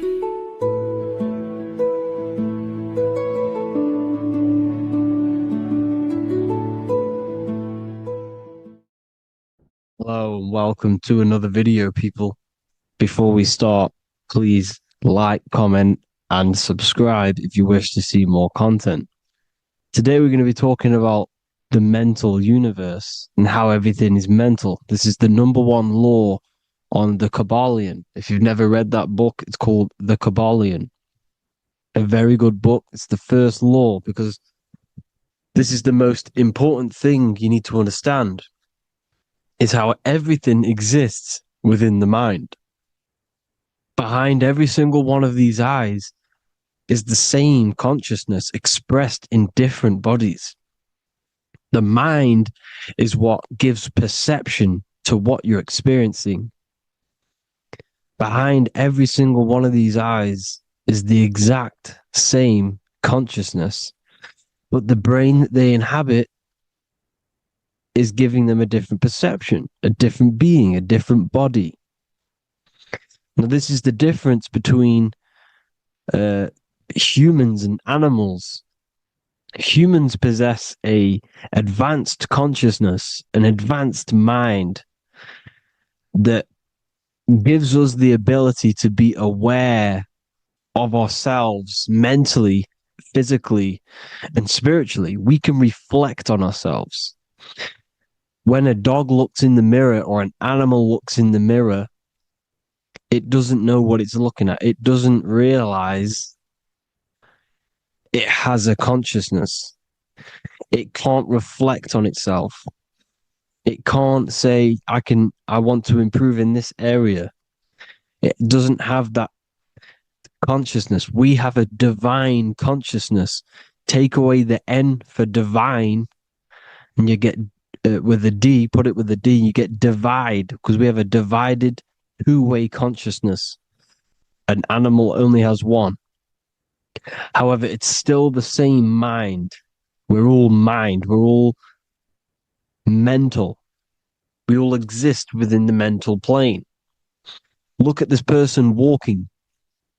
The body, the brain is sending electrical signals through the 12 cranial nerves, which the 12 disciples that spread the gospel of Jesus, right? You have 12 cranial nerves in your brain. There are 12 disciples which spread the gospel of Jesus. Jesus represents the mind, the intelligence, the invisible intelligence that we all are, the same intelligence, the same exact consciousness, which then sends a command into the brain. Then the brain sends these 12 electrical signals through the 12 cranial nerves to control the rest of the body through the nervous system. This person walking is not, the body is not walking. The mind is telling it to walk. And the brain is it's a supercomputer which is decoding these demands given to it by the mind. Because the pineal gland will have something to do with the ether, because the ether is physical and non-physical. The mind is sending the commands through the ether to the pineal gland, which is then getting broken down into electrical codes within the brain and sent throughout the nervous system to control the body. And this is why in the Sims simulation, because the body's the simulation, it's a false reality. It's the fake reality. It's not the real you. You are formless. There is no form. But the third dimension is a dimension within your mind. Matter, mind, light is all a product of your mind. It's all in the mind. Now, this is why The Sims has this green little diamond on top of the head. Because this is you. This is your invisible intelligence controlling the character. Okay? It's controlling the character. And this character is in the world. Your consciousness isn't in the world. The world exists within you, but the body is a vehicle for that realm that you land in.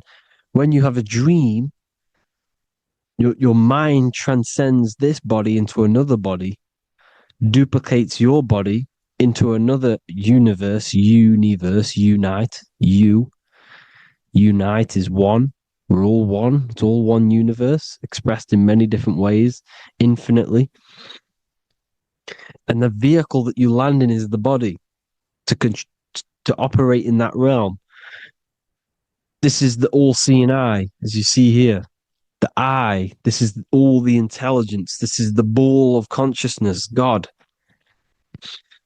expressed in different bodies. We're all this same one in different bodies, as you can see here. And this intelligence is expressing infinitely throughout the universe, an infinite universe.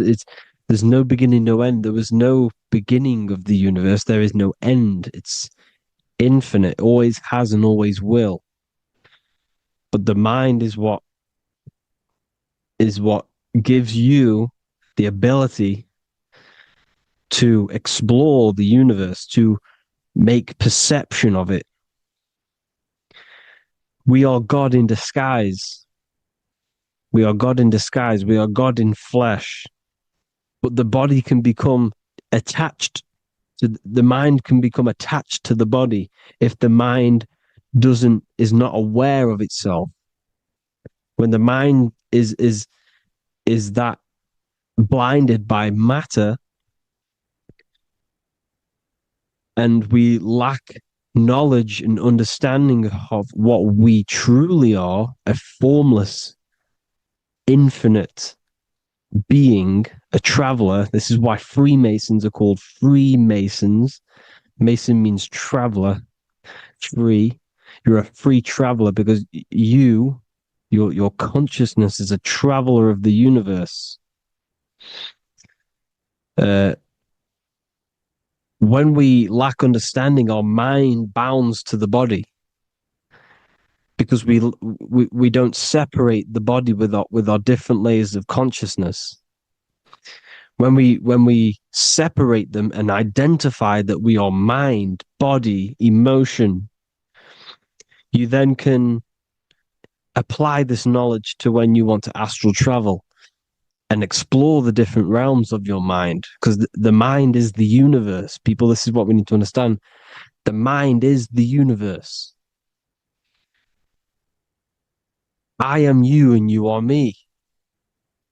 This is the Egyptians showing you this. The Ankh is the symbol of life.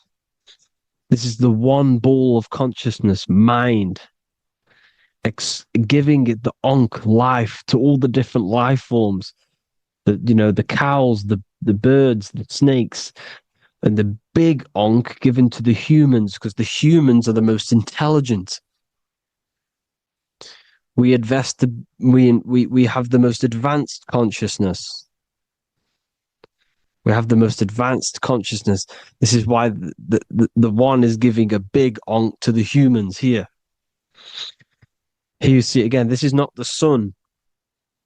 This is also showing Ankh giving out its life to all things infinitely. And this is the Most High. We are the Most High in disguise. When we strip off the body, we strip off the desires for the physical world, we strip off all of these fake identities that the mind gets attached to. That is God. The universe. You are the universe experiencing itself. I and I. The letter I and the number one is just one line. The letter I is the number one. Because your I am, when you refer to yourself as I, every single one of you who's watching this video refers to yourself as I, which is the one. We are all the one. We are all intelligence. We are all invisible. We are all the one. One is the only number. 1, 2, 3. Everything goes up in ones because there is only one. Doesn't matter how far you go down the line with numbers, all of their numbers are created by one because there is only one. To me and you are the exact same consciousness expressed in different bodies. Mind, cause. There is only one cause. There is only one mind. There is only one being.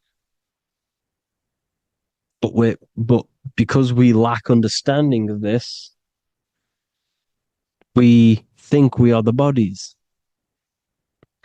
And this causes division because the physical world is the most illusionary world. It's an illusion. It's all an illusion. Now you see with the two, you look with the two eyes, but you see with the inner eye, the mind. Okay, the mind is the mental plane is a shared plane, and it gives perception to what you're looking at. The mind. I'm affecting you when I speak because the mental plane is shared. We all share mind. We all express mind. When I'm speaking to you, I'm affecting you because we are mind. So the words that I'm saying, which are being manifested from my mind, are being manifested through my body into vibration, is affecting you. I'm affecting you with what I'm saying. And these words are having an effect on your mind because we're all mind. This is why you need to be careful what you're listening to, music and all sorts. Because music can also create thought loops within your mind. Because the chorus, we shouldn't be listening to choruses. Choruses are loops. And what they're saying in the chorus is being looped. And this can create thought loops within your mind. Go and listen to an old song that you used to listen to about 5 years ago, 10 years ago, 20 years ago. Go and listen to an old song, and you guess what? You will get nostalgia. Why will you get nostalgia? Because that song will trigger the thoughts that you were thinking in that time of listening to that song. So songs with choruses create thought loops, and they reprogram your subconscious mind. It's important why music is very powerful. Mind and mind, same word. See, language is the truth, people. This is why I use language in all of my presentations, especially the English language. It's riddled with occult truth. I is my me. I, you, and me, or I, one. We are not the name. We are I. Every single one of you is I because we are all the one, all mind. Now, the only thing that is truly mine is my mind. When you say something is mine, it's an illusion. It's not yours. The only thing that is mine is mind, my mind. Okay? It's my mind. It's the only thing. It's the same word, mine and mind. Like I said before, everything's one. Hot and cold is different degrees of the same thing, of the one substance, of degrees. The 7 colors are different frequencies of the one white light. Everything is one. There is only one. We are all one. Everything is one. Hot, cold, day, night. It's the same degree of one, which is mind. The mind's perception is what's giving it, labeling it hot or cold. The mind's perception of colors is what is giving it red or purple, hot or cold. There is only mind. The mind gives things perception. There is only one, that is mind. The conscious and the subconscious mind. The male and the female, these are married. The subconscious mind is your hidden part of the mind. Okay, it's hidden. You can't really, you can access it through different meditations and Reiki teachings, and dreams or manifestations of your subconscious. This is how you know mind and matter are one, because your mind creates matter in dreams. Your subconscious manifests everything in a dream, in the astral realms. The conscious is what you're conscious of, what you're consciously thinking of. So me, I am conscious that I am speaking into this mic and creating this video. My subconscious mind is the hidden part of the mind, which is speaking to my heart, telling it to beat. It's telling my food to digest. It's regulating all my blood. It's doing everything in my body without me being conscious of it. Without me being conscious. The subconscious is the feminine. The conscious is the male. The Bible, of course. Proverbs 12:4. Helpful, not helpful, an excellent wife is the crown of her husband, but she who brings shame is like rottenness in his bones. In the same way, husbands should love their wives as their own bodies. He who loves his wife loves himself. You can take that physically, you can take that literally, or you can take it metaphysically. See, the Bible's written in such a way where you can take it as your level of realization. He who loves his wife loves himself. If you love your subconscious, if you love yourself, you speak good about yourself, because your subconscious takes everything literally. If you say, I hate you to someone, your subconscious does not know the difference between me and someone else. It only thinks me, me, me. Why? Because mind is the only thing that exists. You are mind, I am mind. If I say, I hate you, you're saying that to yourself. Your subconscious picks that up and says, I hate myself. And that's telling your subconscious that's what you want. Because your subconscious manifests 90% of your behavior. The programs within your subconscious. Tying your shoelace is a program. You don't need to be conscious of it. You can just do it because it's a program. It's deeply interwoven in the subconscious. Driving your car, texting on your phone. You don't have to think about what letter. You just do it because you know where the letters are. It's a program. Therefore, if you look after your subconscious, they are a married couple. It's your wife. Your subconscious is your wife. And it manifests 90% of your daily basis thought patterns, actions, behaviors, emotions, all the things that all the trauma that you've experienced is stored within your subconscious, which is affecting you. So let's say you were in a car crash 10 years ago, and you had a really traumatic event, you really hurt yourself, and you had a very, very, very strong emotion that you felt of pain. That will still affect you today. And why? Because it will manifest into your behavior. How? Well, you'll be cautious of what cars to go in and who. You'll be cautious because of that event that stored within your subconscious, because of that feeling you felt was so painful and so strong. It's still manifesting into your behavior today. For example, you won't go in certain cars, you won't go with certain drivers. Subconscious stores everything, all your memories, the programs, and everything.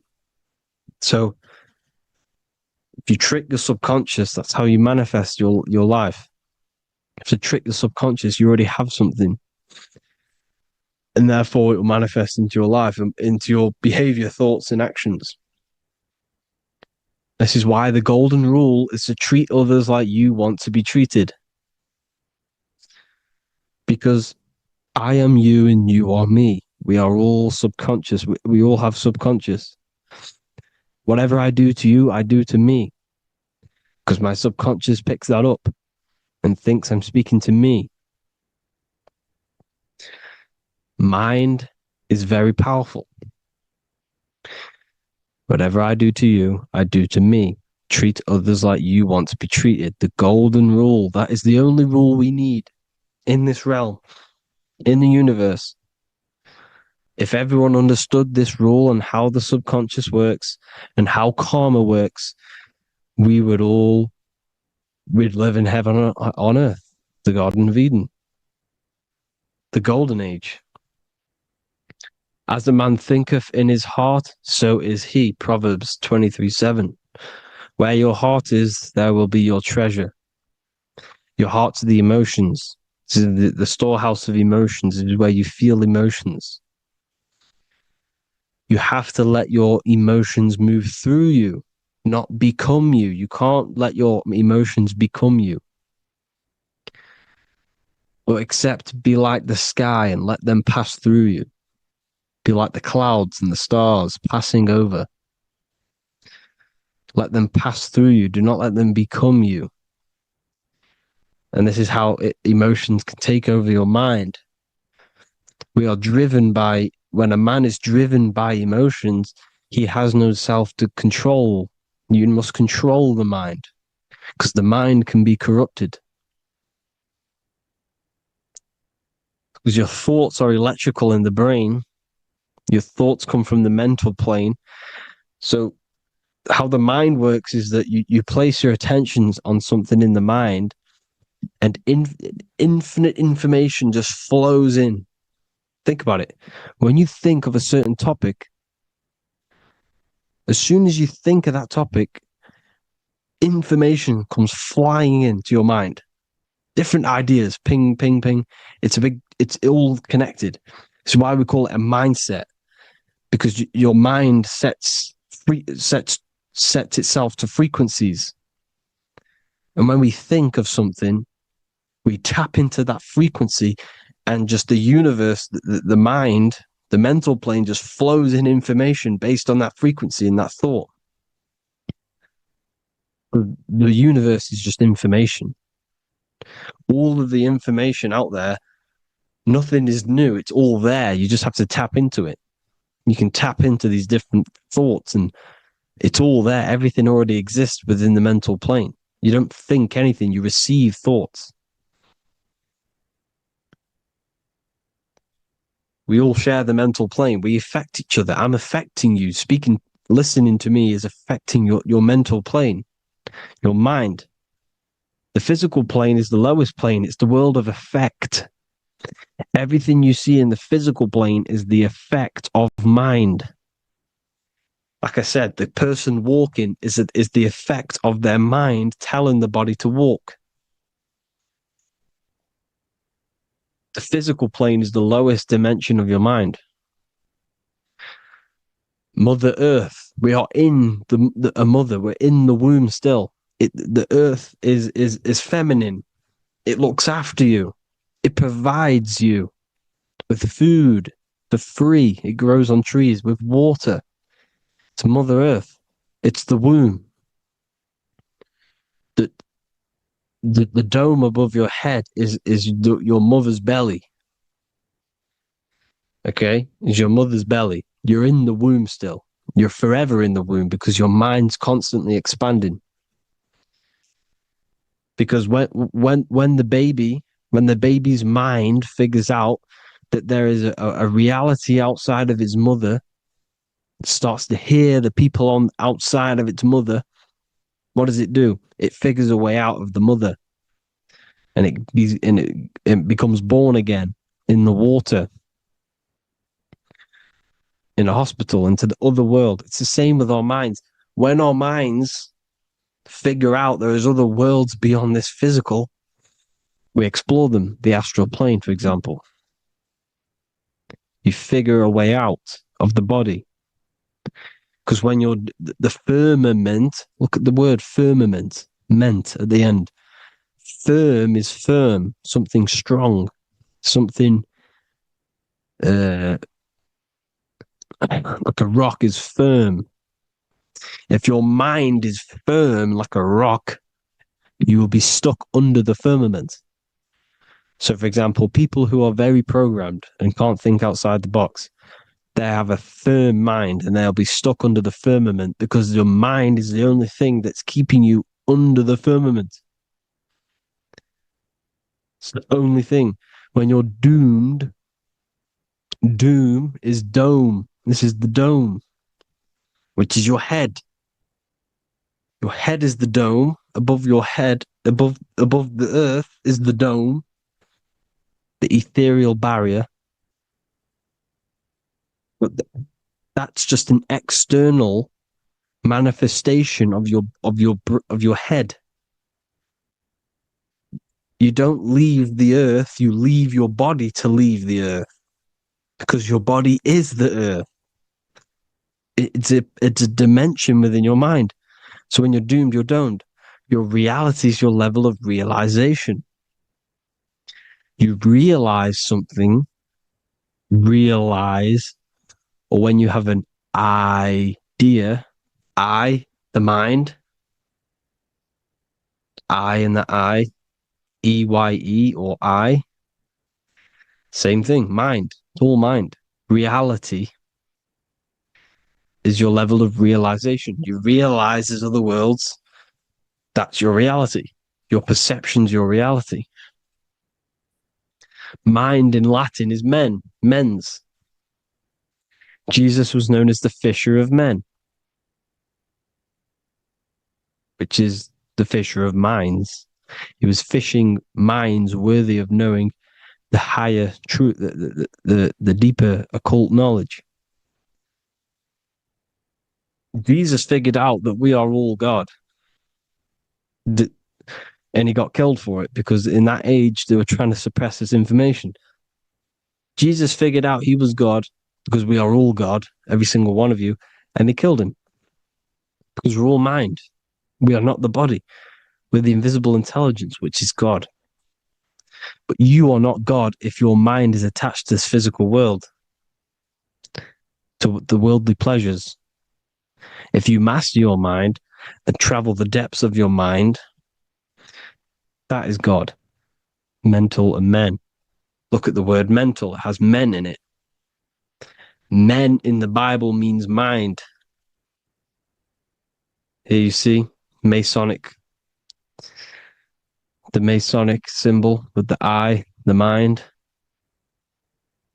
Looking over everything is the one. Everything comes from the one. Look at all the lines coming off it, giving its life to all of the life forms. Down here on the bottom, you have duality, black and white. Up here, you have singularity. One and the two. Unification and division. The lower self is divided into the left and the right. So the Bible even says, I forgot what verse it is, but it says, it's better to go through life with one eye than to have two and be cast into the fiery abyss of hell. I'm not sure what verse it is, but you can research it yourself. It's better to go through life with one eye, to be unified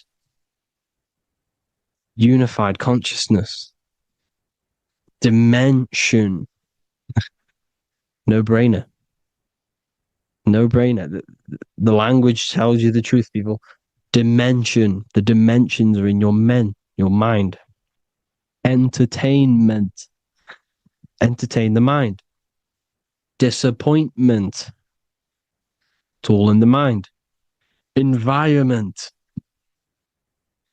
The environment that you are in is a product of your mind. Within, rearrange spells high twin. Within is your mind, and your external world is mirrored from the decisions you make in your mind. Advertisement, commitment, it's all meant, it's all mind. Everything is mind.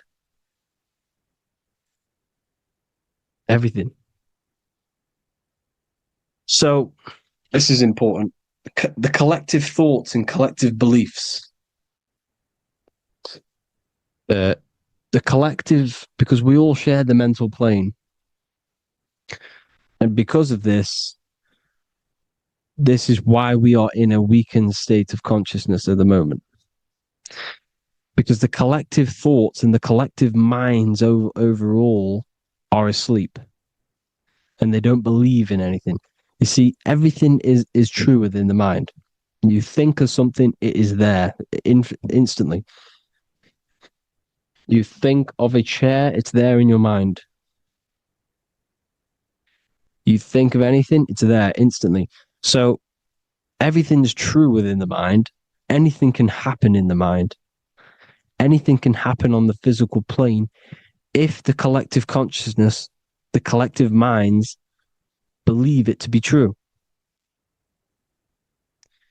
This is why back in the days, in the ancient days, you look at all the old world stuff, you see all this crazy technology, and it's because as a collective, as humanity back then, they believed that they had much more open minds. Therefore, the things manifested in the physical world were a lot more out of the box, so to say, compared to today. For example, magic is not as powerful today because the masses don't believe in it. It's still powerful, don't get me wrong. But if the masses believed, or if everyone knew magic could be real, because it is, anything's real in the mind, it would be a lot more powerful. You see? So and what they're trying to do is create a hive mind worldwide. They're trying to make one religion, an external God. What happens when you worship something external? You give energy to it, because where attention goes, energy flows. Where your mind gives attention to, energy goes there. And when we all believe in external gods and give our worship and our power to these external things, we all give energy to it, which will manifest as a demon in the astral planes. It's a hive mind. They're trying to make a hive mind to summon our energy. Trying to summon our energy. And it through mind, through collective thoughts, the hive mind. They want one religion, one government, one currency, one belief system. And that will create a hive mind, which will limit our consciousness, which will limit what we can do in the physical world. Because if everyone doesn't believe in certain things, it cannot happen, because it's all in mind. Mind is so powerful. I am you and you are me. I hope you all enjoyed this video, people. If you haven't already, join the Wisdom Academy. The Wisdom Academy, we have many occult lectures just like this one.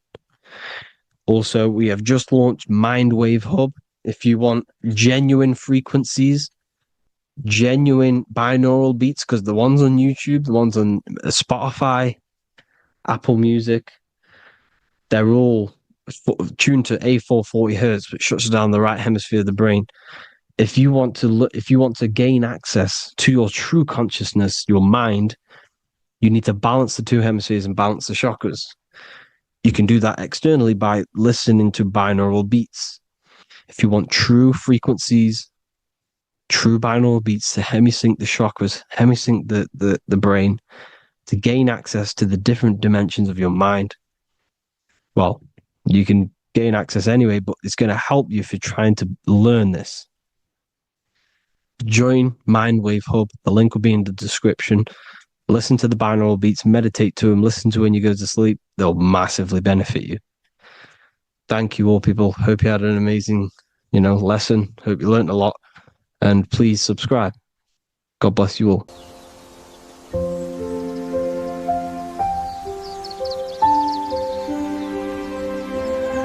bookofwisdom.com. Visit today.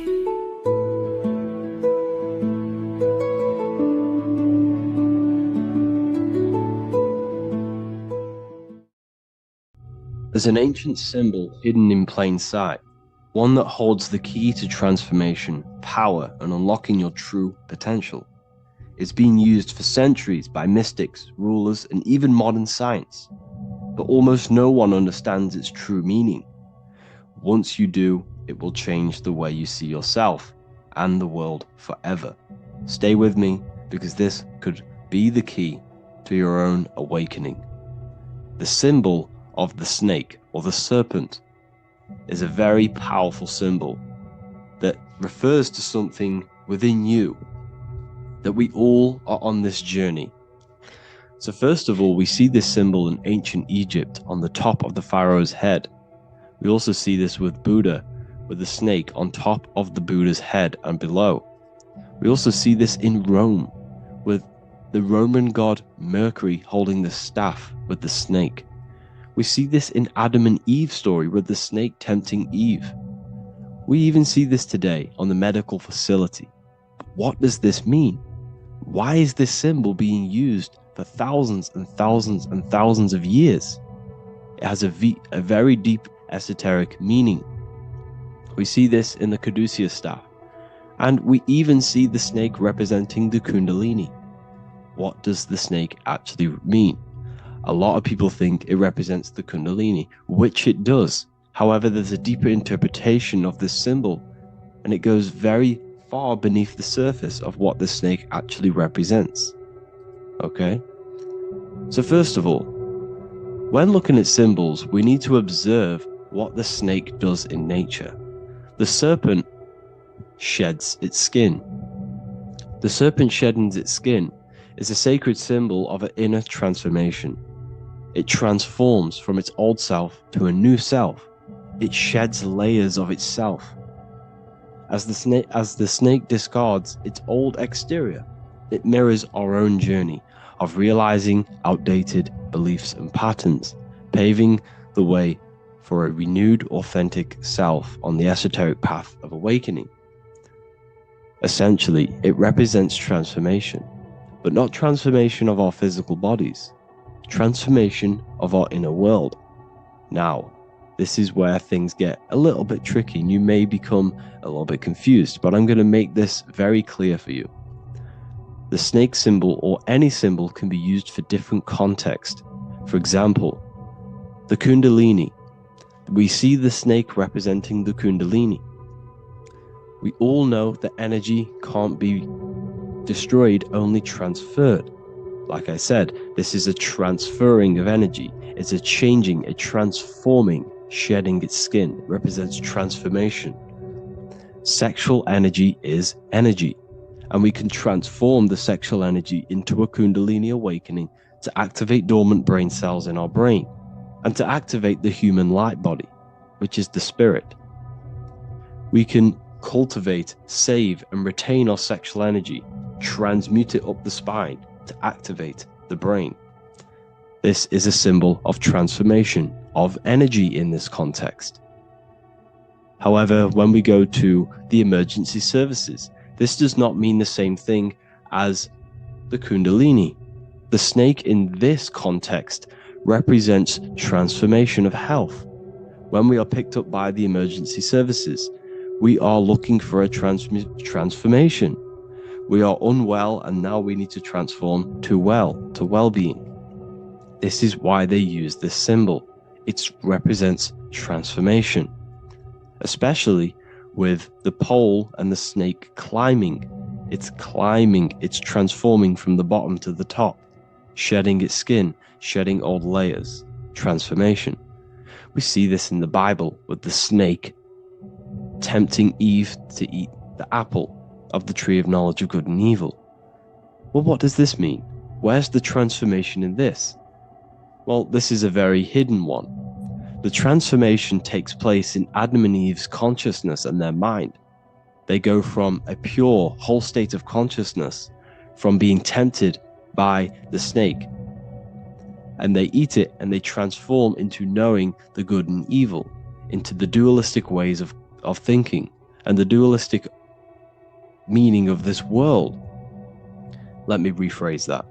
They understand the dualism of this world, and they now understand the two good and bad ways of thinking. They know the knowledge of good and evil, of duality. They shifted from a whole state of consciousness into their consciousness being split into good and evil. This represents the journey of every single soul that incarnates into this world, including yourself. When you were a child, you were whole. You had no understanding of good and evil. But as you grew older, you eaten the fruit. You grew to understand the knowledge of good and evil. Your consciousness split from a whole into a separate and divided way of thinking and divided understanding of the world. We suppressed aspects of ourselves to fit in with society norms.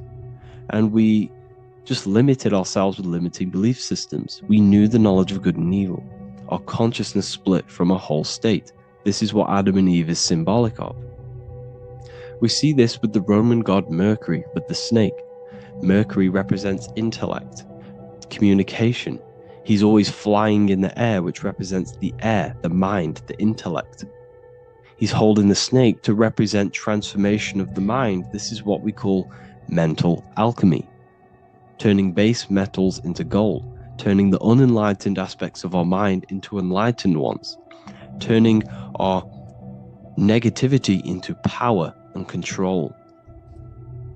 We see this with Buddha, and Buddha is all to do with transformation of the inner world, transformation of the mind and the soul and the emotions. And it also represents the Kundalini. We see this in ancient Egypt. We always see the snake on the head, representing the place where the third eye is, representing the intellect or the mind, the mind's eye, the third eye, whatever you want to call it. This is the place of the invisible intelligence within us. This is our mind or intellect. And this is the transmutation of the mind. This is why the snake is on the head, representing the transformation of the mind, going from the unenlightened into the enlightened, going from the uncontrolled to the controlled mind, so that we can control the very fabric of reality. I've kind of just given that away. Why is this important? Humans are creators. We're the architects of creation, endowed with the divine power to channel the fourth dimension, which is the imagination, into reality. Each thought and intention is a seed. When nurtured with focus and clarity, transforms the unseen into the tangible experience. This creative process bridges the gap between the ethereal and the material. Humans are creators. It's impossible for you not to create. Whether you're doing this consciously or subconsciously, you've been creating your whole life, turning non-physical thought into physical reality. We are creators. However, the mind cannot create in a state of chaos. The mind cannot create with limiting beliefs. The mind cannot create with thoughts that come and destruct our minds. The mind cannot create consciously and effectively if there are impulses within our mind and we have no control over the mind. So this is where self-transformation comes from within. This is where the snake comes in. The snake represents the transmutation of our mind from the uncontrolled to the controlled. In this context of the Egyptians with the snake on their head. It's all to do with mental alchemy. In the occult tradition, the mind is seen as a delicate instrument that demands constant vigilance. Left unchecked, it reverts to archaic and destructive thinking patterns. Like a finely honed blade, it must be continually sharpened through discipline and self-refinement. In this unending process of unveiling and mastery, we learn to shape reality, harnessing the power of our thoughts to manifest the highest potential. It's all to do with mental alchemy, and this is how the snake is connected to you. And what the snake represents to you, it represents the transmutation, the changing of ourselves, of our consciousness, so we can gain control in this 3D world. If we lack control, then we'll constantly be manifesting chaos. Now, there are 3 ways that we can transform our world, and we can slowly transform our mind. Now, this is not an overnight process. It takes periods of time of purification. And number one is affirmation. Let's say we have this dirty cup of water and we have a tap of water. And in this tap, it's pouring in more water, clear water. Over time, if I keep pouring clear water into this cup, it's going to slowly purify this cup. And then in the end, it will look like the cup on the right. It's the same with your mind. The cup represents the limiting beliefs, the negative thoughts, the negative mind, the uncontrolled mind. But if we keep repeating affirmations over and over and over again, such as I am disciplined, I am powerful, I am limitless, over time this can purify our subconscious and we can gain control over the mind, and we will become conscious of the thoughts that we are giving attention to. The second way is meditation. Meditation allows one to develop an off switch for the mind, providing a sense of control over it. Over time, we gain the ability to filter our thoughts and become more conscious of the ones we choose to engage with. Meditation, over a period of time, will give you this button that allows you to filter out negative thoughts. If you have a negative thought in your mind, you'll be able to become conscious of this and redirect your mind's attention. This is all about self-control, because remember, we become what we think about. The snake represents the transmutation of the self. And another way is visualization. Visualization allows your subconscious mind to experience the reality you desire, accepting it as truth. As the subconscious becomes more immersed in this imagined reality, it works to manifest it into your conscious experience. Your visual eye, visual eye. You're using the mind's eye to see and mold your future. That's what imagination is for, to create in your future. You can become your future now in your imagination. And this can slowly purify your consciousness, slowly purify your mind, which will then, if you do all three of these over periods of time, you will see great transformation from the inside out. And your outer world will start to mirror your inner transformation, because it's as within, so without. You change your inner world of consciousness, of thought and emotion, you'll change your external reality and your circumstances.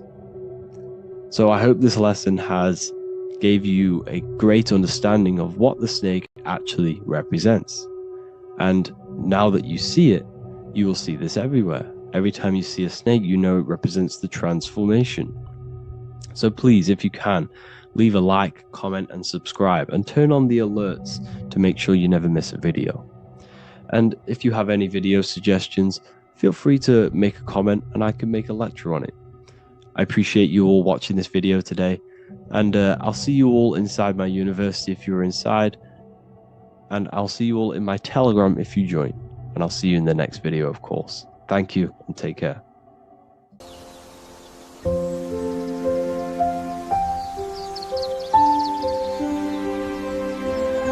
bookofwisdom.com. Visit today.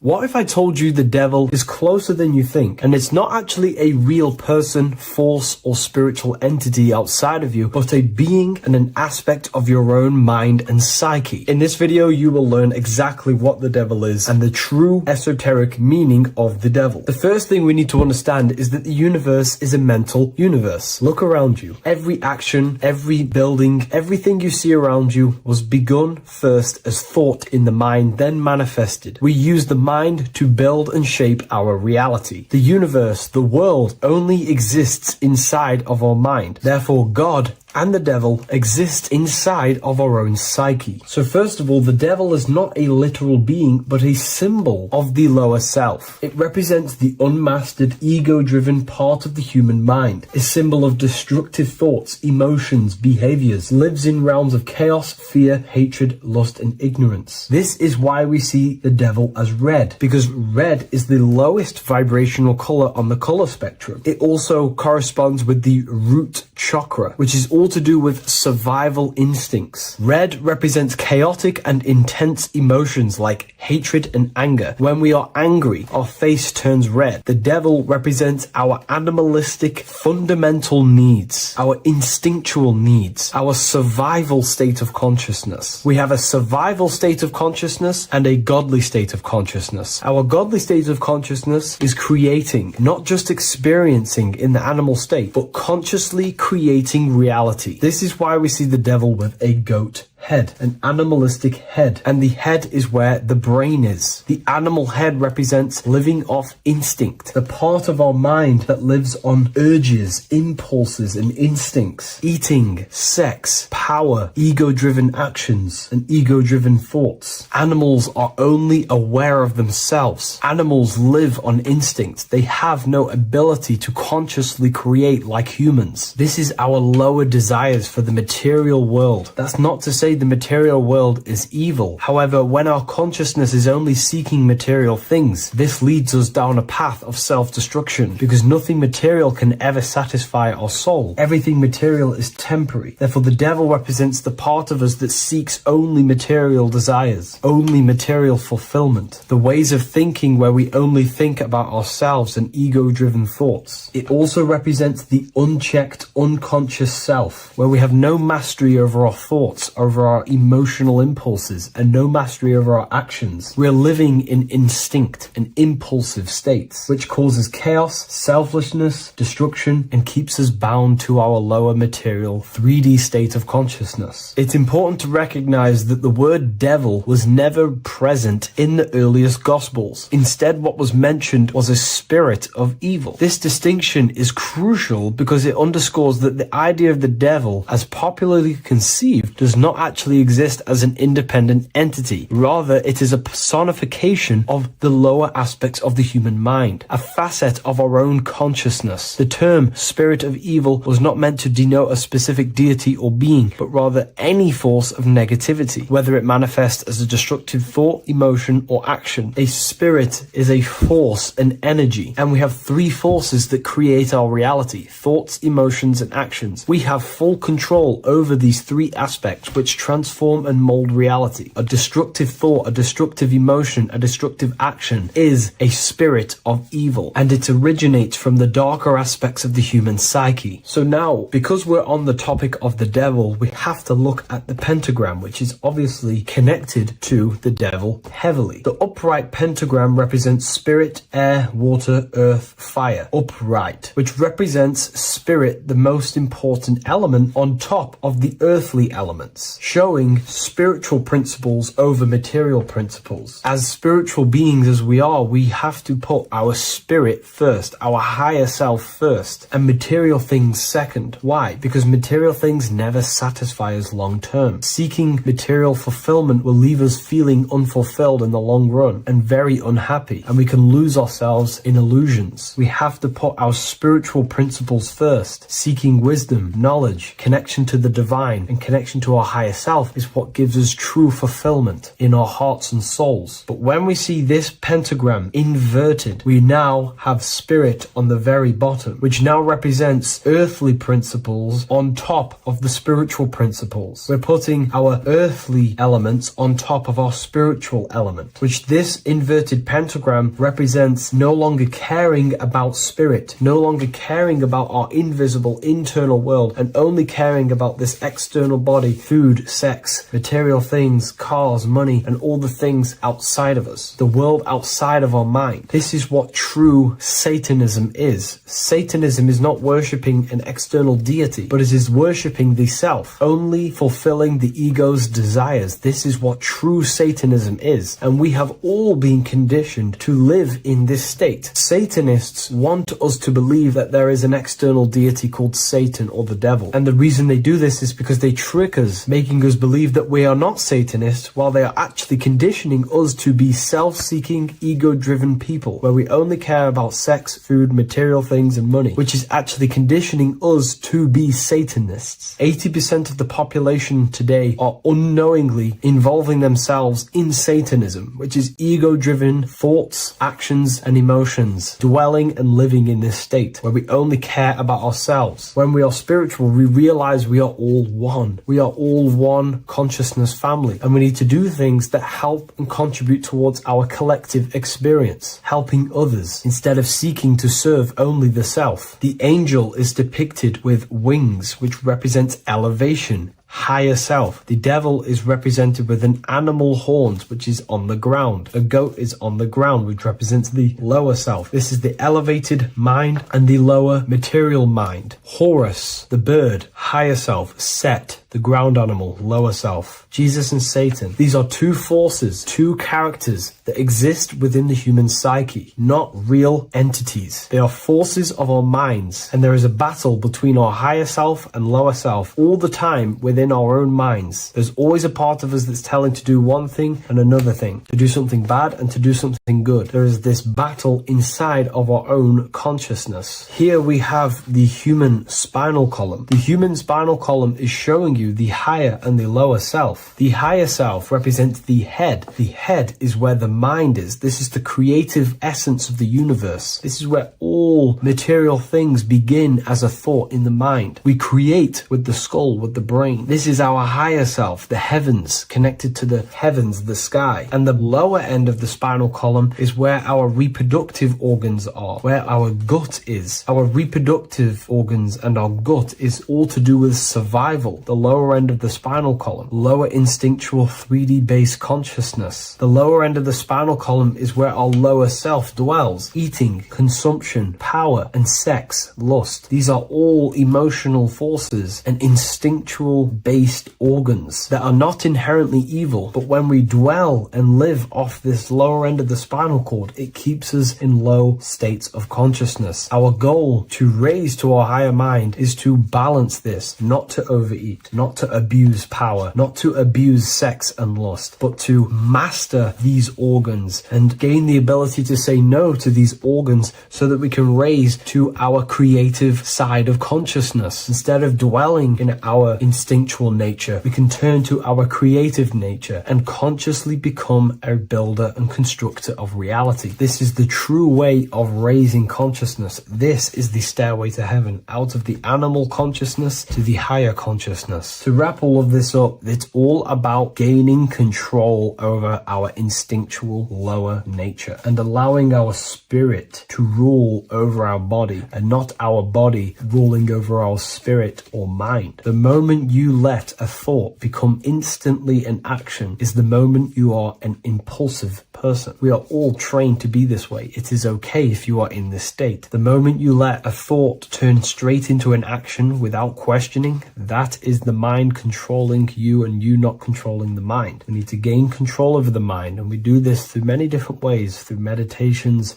affirmations, and discipline. We slowly gain control over our minds. And once we gain control over our minds, we gain control over our thoughts, and we gain control over the attention that we give certain thoughts. We can then start to uplift our mind, our thoughts, out of our instinctual state to the higher mind. If you wish to learn more about consciousness, I'll leave a link in the description for the Book of Wisdom, Volume 2. Welcome back, people. We're back with another video. Let's jump straight into this. Make sure to tune in till the end, because this has got so much information in this video. So sit back and enjoy. So everything's Taurus fields. The Earth's a Taurus field. Everything's Taurus, which is electromagnetic field, electric and magnetic. The center of the Taurus field is where the two opposing forces meet in the center. And this is what creates the plane of inertia, the dielectric plane of inertia. Okay? You got red shift, blue shift, positive, negative, south and north pole, right?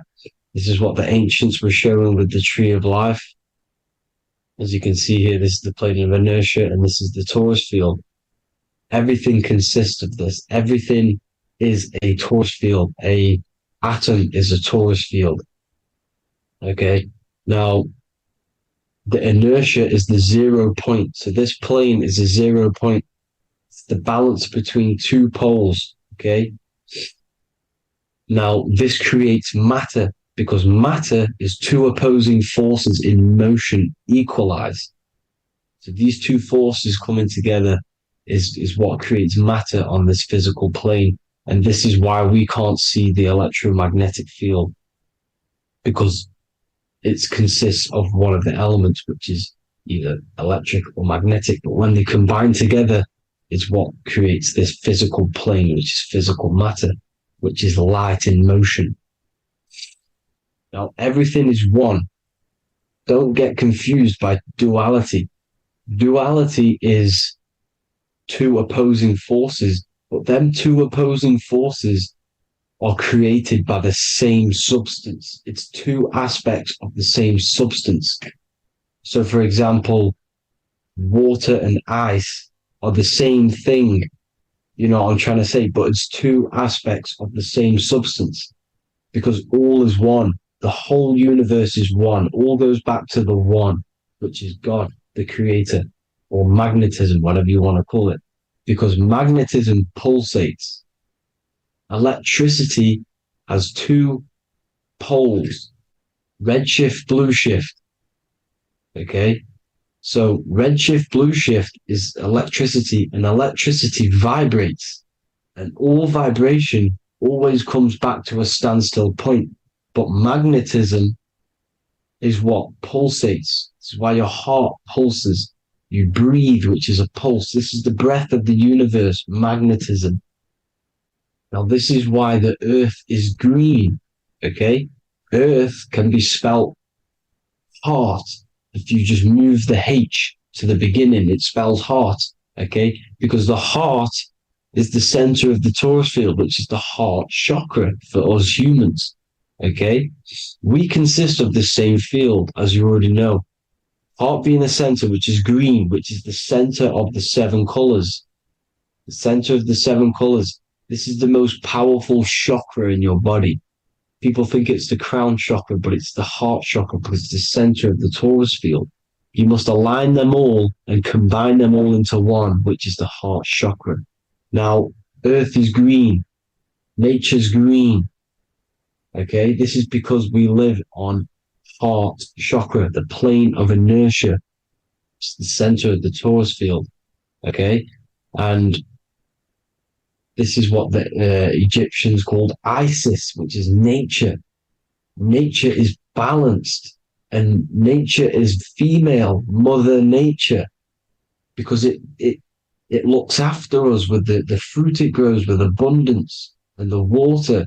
It's a female energy, Mother Nature, and this is the symbolism of an equal, balanced arms. This is the scales, it's balanced. Mother Nature is balanced. This is why the sky is blue, because what comes after the heart chakra? Blue. Sky is blue. We live in Midgard. This is what the ancients called Midgard. You don't have to take this tree literally. It's a metaphor. We live in Midgard, where both positive and negative duality here. Now, Mount Meru. Mount Meru was known as the center of the earth, okay, or known as Hyperborea.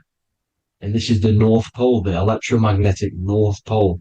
But when I say Mount Meru, it's not an actual mountain. They weren't saying there was a real mountain in the center of the earth, a magnetic rock. No. The plane of inertia, okay, there's something called a hyperboloid. That's what it's called, a hyperboloid. And this is the center of the torus field. And this hyperboloid is what is in the shape of a mountain, you see? So if I go to this next one, they say Hyperborea on this map. Why do they call it Hyperborea? Because this is the hyperboloid in the center of the torus field. And this is the electromagnetic mountain, a metaphor. Mountain, what they're metaphorically saying, this is the electromagnetic mountain at the center, the double vortex, the center of the torus field, which is the North Pole. Pole. pole of electromagnetic energy.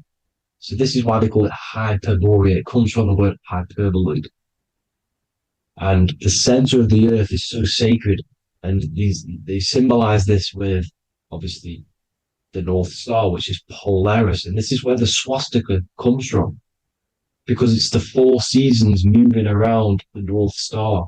This is the Big Dipper constellation moving around the North Star, which is Polaris. There's that pole again. Pole. Magnetic pole of the torus field. And this is where the green, emerald green, aurora borealis comes from. It comes from this center hyperboloid at the center of the earth, where the most electromagnetic energy is stored. The center of the plane of inertia, the center of the plane of inertia. This is the all-seeing eye as well. As you can see, they got the sun, the moon, this is the Masonic cosmos, the sun, the moon, and the all-seeing eye, because the eye is Polaris, the eye of the stars. It's all a big eye. Now, the eye means a lot more as well. It's not just that. There's different ways you can interpret symbols. Now, this is the emerald tablets. Deep in Earth's heart lies the flower, the source of the spirit that binds all in its form. Okay? The flower of life is thine own place of thine spirit, and stream through the earth as thine flows through thy form, giving off life to the earth and its children, renewing the spirit from form unto form. This is the North Pole. This is what he's talking about. He's talking about the aurora borealis. Aurora borealis. It's the earth's aura. Emerald green. Heart chakra. Plane of inertia. Green. Earth. Heart. You see? All related. Now, there's many symbolism of this. So much symbolism of the ancients. The 7 layers of heaven. 7 layers of heaven, which are the 7 planets. Okay? These planets are the solar system. It's the solar system because we are the soul. We are the sun, the soul. And we're inside of a solar system, which is the 7 planets. That's why there's 7 layers of heaven. Okay? The rings of Saturn, the rings of the planets are moving around us. Okay? So this is what the ancients were depicting in their cosmology. Now this is the Hebrew cosmology of the earth. This is the Mayan cosmology of the earth. You see, it's all an enclosed system. We live inside of a giant torus field. All is atum. It's what the ancients said, ancient Egyptians said. All is atum. Atoms are torus fields. Don't be tricked by the modern science today with the current model of an atom. It's completely wrong. They're hiding the torus field. They're hiding the electromagnetic field, which is in everything. Absolutely everything is in motion, and motion comes from this field. And you see, this is upside down, but this is the I think it's pretty sure it's candles, but the 7 candles, the 7 planets, the 7 Elohim. You see, it all goes back to the stars and the heavens. Now, this is how the earth really works, with the stars on the outside of the cosmic egg, and then the torus field spinning around the sun and the moon, the positive and the negative charge. The sun gives you energy, the moon takes your energy. The moon controls monthly cycles. Moon is mon. This is etymology. Mon, month, money, demon, monster. Stir is star, moon star. We are all stars. Youngster, minister, superstar, Hollywood star. We're all stars. We come from the stars, which is heaven. Our soul comes from the stars. You see? We are the universe, the image of man made in the universe. We are a microcosm of the universe. The universe is a macro. We are micro. We consist of everything. The body, mind, and spirit. The sun, the soul. Moon, the mind. Earth, the body, mind, and spirit. We have 12 systems in the body, which are governed by the 12 zodiac signs. Starting at the Aries, which is the ram of God, all the way down to Pisces. And Capricorn, kneecap. It all goes back to the stars. We are the stars. We are the universe. Everything is inside of us. Everything. Like I say, the Temple of Solomon, the Temple of the Soul, and man, the soul, The temple is the body, the soul is the soul, and the mod is the mind. The temple of the soul and the mind, body, mind, and spirit. We consist of the 5 elements: air, spirit, water, earth, and fire. We consist of everything. We are the universe. We're made in God's image, which is the universe. You see? Now, everything goes back to the stars. The ancients worship the stars because the stars govern everything. They govern the systems in the body. They govern your life. This is why your zodiac is so important, your sign. Each zodiac has a specific element associated with it as well. Aries, which is the first sign, the Ram of God, the Lamb of God, which is a fire sign. Fire, first. Fire, first. F-I-R, this is etymology. The cerebrum, ram, which is in the brain. Aries, the ram, control the head, the face, and the nose upwards. So it controls the cerebrum. The Torah, which is, I'm pretty sure it's a Hebrew Bible, which is the Taurus. Tornado comes from the Taurus field. You see? Everything's inside of you. It all goes back to the Taurus field, and the Taurus field is everything. Now, like I said, 12 zodiac signs, 12 systems, 12 cranial nerves in the brain, the 12 disciples of the Bible. All symbolic. Have to read the Bible properly. Now, this center, at the center of the earth, right? This is what's stirring the ether. And the ether consists of the 4 elements. Because there's 5 elements. Spirit can be called ether. People call it spirit or ether. Ether is pure potential, pure energy. It's what connects the astral to the physical. It's the dimension between the physical realm, which we're on, and the astral.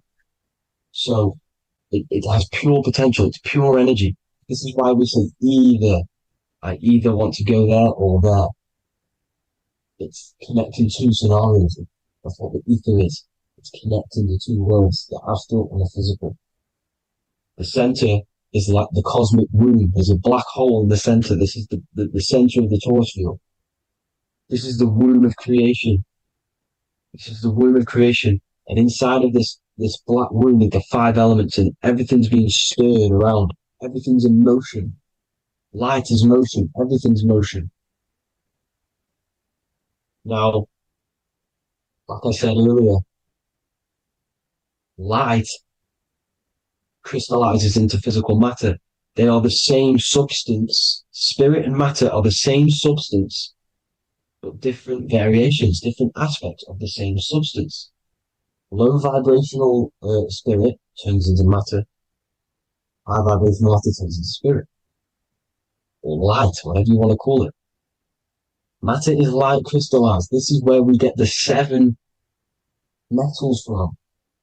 The planets. The planets are light. Specific frequencies and vibration of light. When these lights, or the planets, materialize, material metals materialize, they turn into the 7 metals. Saturn turns into lead. That's why lead is red. Saturn is red. The sun turns into gold. That's why the gold is yellow and the sun is yellow. You see, Saturn is the time god. What happens in autumn? The leaves turn red and they die. This is why Saturn, Satan, time god, the reaper, everything is crystallized till its death and then reborn again. You see, rust. When things rust, it turns to red. Because it's Saturn. Saturn crystallizes everything. He's the reaper who comes around in winter. You see? He's Satan.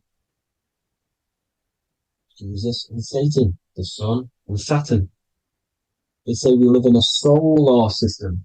The solar system. I think I've already just broke this down. The 7 planets are the 7 chakras. Everyone already knows this. But I'm going through it anyway. But this is where we get the 7 planets from. And the 7 metals.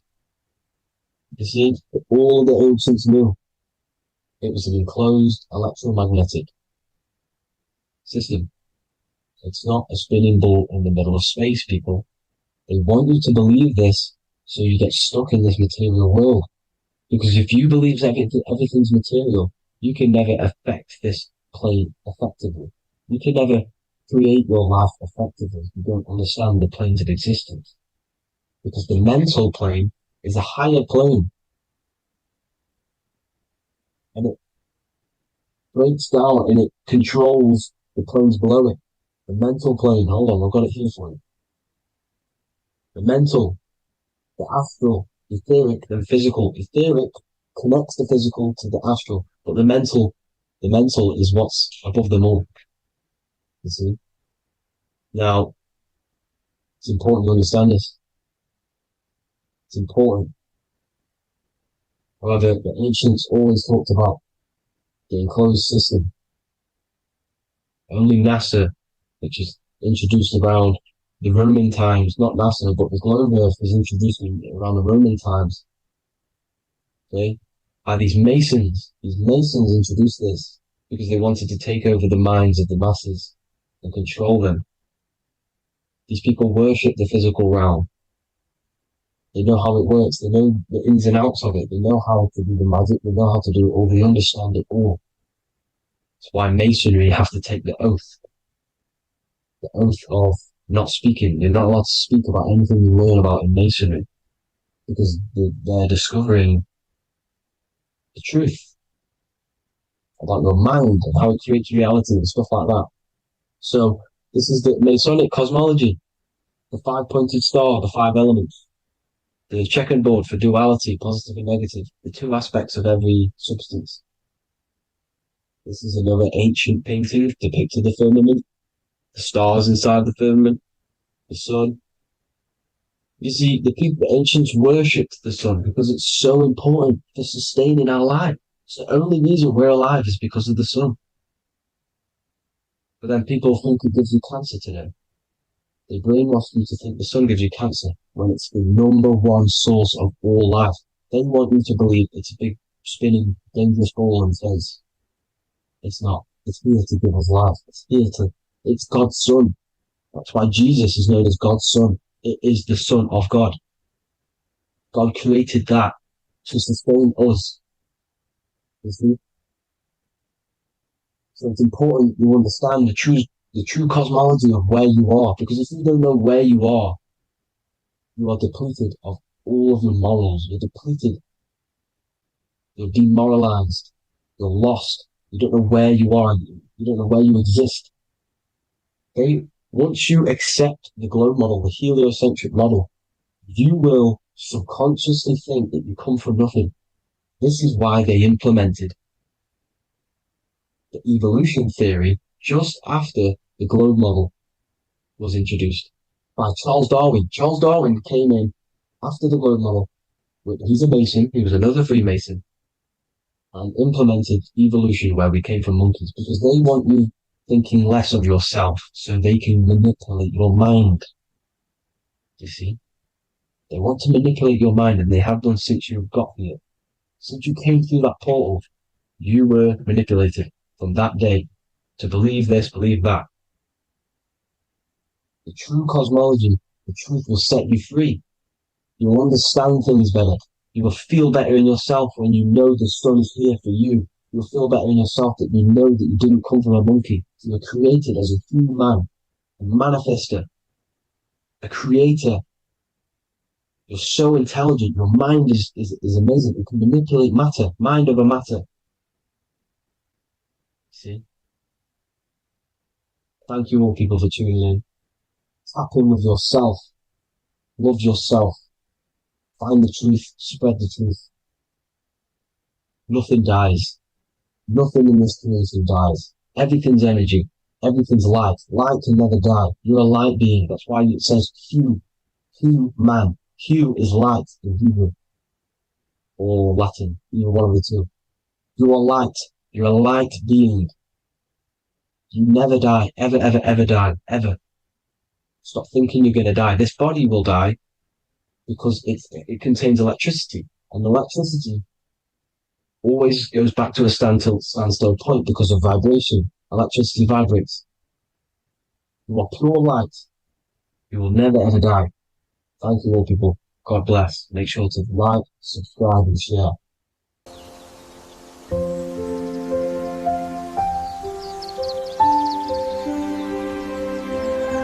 bookofwisdom.com.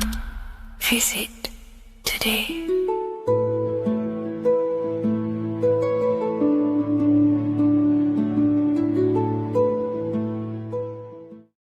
Creation demands destruction. Every time you release your sexual fluids, you're destroying a part of yourself to create an extension of yourself. For example, if you want to create a business, you have to destroy your time, attention, and energy in order to create the effect of the business. All creation demands some sort of sacrifice or destruction. This falls under the law of polarity in the universe. It's the same with your sexual fluids. Your sexual fluids, especially as a man, contains minerals, all the minerals in your body. It contains your vitality. It contains your DNA. It contains the blueprint of you, and it can create a whole new human being. You are literally playing with the power of creation if you are releasing your sexual fluids too much. Sexual fluids also extend beyond the physical plane. They contain astral forces because all physical creation is a mental creation. We live in a mental universe. Everything begins as a thought in the mind, then the thought takes the form and the body of imagination, which is an astral force. Imagination turns into etheric emotional energy. Then the etheric emotional energy turns into the physical action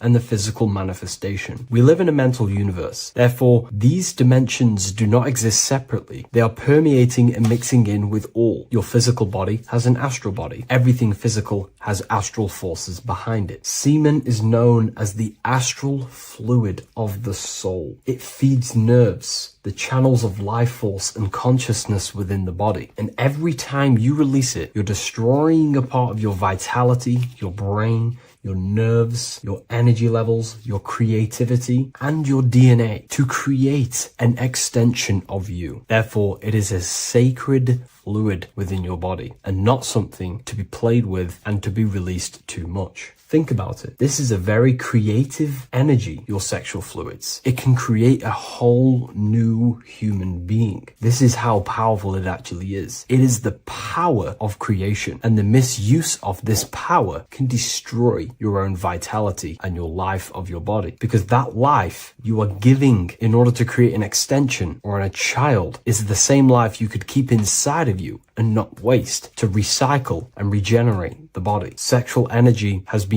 for thousands of years associated with regenerating the body, longevity of life, and maintaining youth. Not only that, every time you release your sexual energy, it floods the brain with dopamine. Dopamine is the brain's reward system, created within the middle of the brain. It releases every time you've achieved something. However, sex or an orgasm is the most powerful feeling you can feel. It's the most amazing, intense feeling and release of dopamine you can possibly feel as a human. Therefore, if you flood your brain with this high amount of dopamine every single day, you are getting the epitome of human feelings every single day. Therefore, you will become numb to everything else in reality. You won't be able to enjoy the small things in life. And I know this firsthand because I experienced this myself. As soon as I stopped, this is when I started to enjoy the little things in life, seeing family, and I actually gained more energy, more ideas. We'll get into this a bit later. It is a creative energy. It creates a whole new human being. Therefore, if we maintain this energy, we can maintain our creative power within us, because that's what we are. We are all creative beings, moving energy from higher dimensions of consciousness, the mind, into lower dimensions of consciousness, the physical world. You hold the power to create. You are not in a world. The world is working through you. You do not possess a life. Life is working through you. You are not in a universe. You are the universe. It's moving through you. There is no past, present, and future. The present moment is you. When we release every single day or frequently throughout the week, like I said, we're triggering the brain's reward system, dopamine, which makes you feel as if you have already achieved something. And if your brain is telling you you have already achieved something by overusing your sexual fluids, then you will not have the motivation to achieve achieves other things in your life. I know this firsthand. I became very lazy. I didn't want to work. I didn't want to do anything because subconsciously my brain felt as if I've already achieved. If we look at the symbol of the Baphomet, we notice the Baphomet has horns and a goat head. Now we look at the word horny. When you become sexually aroused, it's known as horny, which is the horns, representing the lower mind. The lower mind is the mind we use for our animal instincts. We have two parts of our mind. A higher mind, which is contained of higher thought, which chases spiritual things such as love, wisdom, knowledge, and God. Then we have a lower mind, which chases the things of the material world closely associated with the ego, chases validation, material gain, status, and physical sensation, physical pleasures. It is these physical pleasures that can keep you in an endless loop, making you feeling empty inside, because nothing material can ever satisfy our internal world. Nothing. You can achieve millions of dollars. You can achieve your dream house, your dream car, your dream watch. And if that is the only thing you are chasing, you will feel empty inside when you achieve it, because nothing of this material plane can satisfy you. Nothing of the lower mind can ever satisfy you. This is why we must sacrifice the lower mind and overcome the lower mind and the lower instincts. One thing I found amazing when I mastered my sexual urges and my lust is that my mind became a lot more clear. The thoughts and the time and the attention that I used in my mind to go towards lust, sex, and chasing these things was taking up a lot of mental space, time, and energy. But as soon as I removed it and mastered it, my mind became an open vessel for higher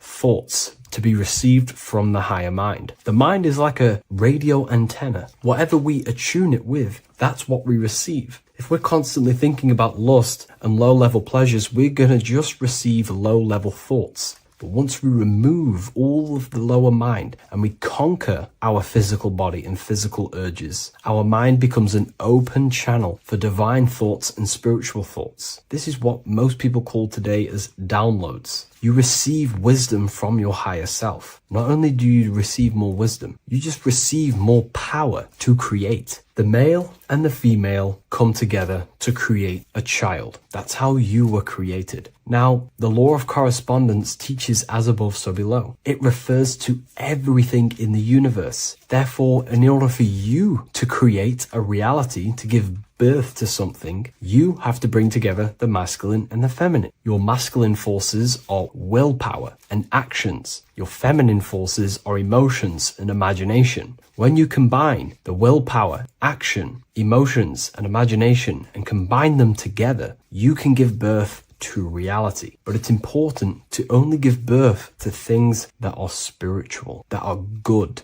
that are for the benefit of yourself and humanity, and not for the ego and the lower mind. Killing our lower mind is essential for spiritual ascension when we die. The thoughts that we give the most attention and energy to when we die are pretty much the same thoughts that we're going to think when we die. When you die, your physical body and external world is stripped and you're left with your internal world of consciousness. More than likely be resonating within the lower astral plane before you move on to any higher dimensions of the astral. It's important that we kill any addictions such as sex, food, attachments, emotional attachments to people, any desire for material things before we physically die. The Hindus taught this, Buddhism taught this, the ancient Egyptians taught this. We have to remove the desires in our heart for material and things before we physically die, because when we die, we cannot fulfill physical pleasure. Therefore, we will create our own suffering within the astral dimension. So sex is the biggest part of this. We have to remove the desire for sex or releasing any of our sexual fluids before we physically die to master ourselves. And not only that, it's going to benefit the way you feel, the way you think, the way you act towards people once you have mastered this. Porn psychologically damages you. You are quite literally the person in the corner of a room watching two other people give pleasure to each other. Psychologically, that is not good. And what happens in darkness is always revealed in light. What you do in your alone times will show in your confidence, in your eye contact, in your presence, in your aura, your energy. You cannot hide things that you do in the dark, because they always reveal themselves in a subconscious way, whether physically or through an energetic spiritual way. Sex can be known as sacred energy exchange. You are exchanging energy, bioelectrical energy. It's a scientific fact that when you hold hands with another person, your brain waves of each individual become synced. Your emotions sync. And you exchange electromagnetic energy because you are an electromagnetic being. When you have sex with someone, you are literally exchanging emotional energy. Your aura is not just an electromagnetic field. It is literally a manifestation of your internal consciousness. Your consciousness contains your thoughts, your beliefs, your traumas, your emotional state.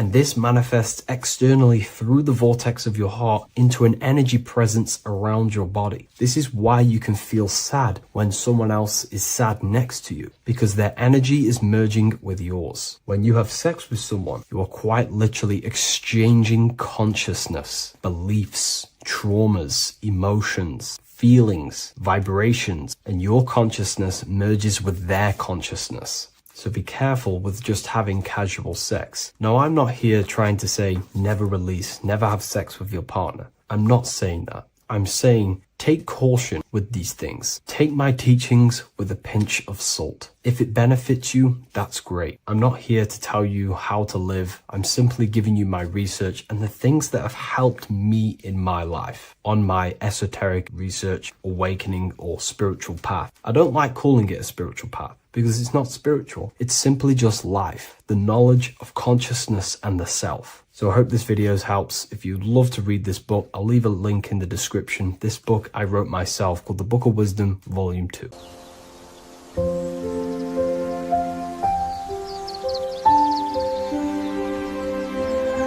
bookofwisdom.com. Visit today.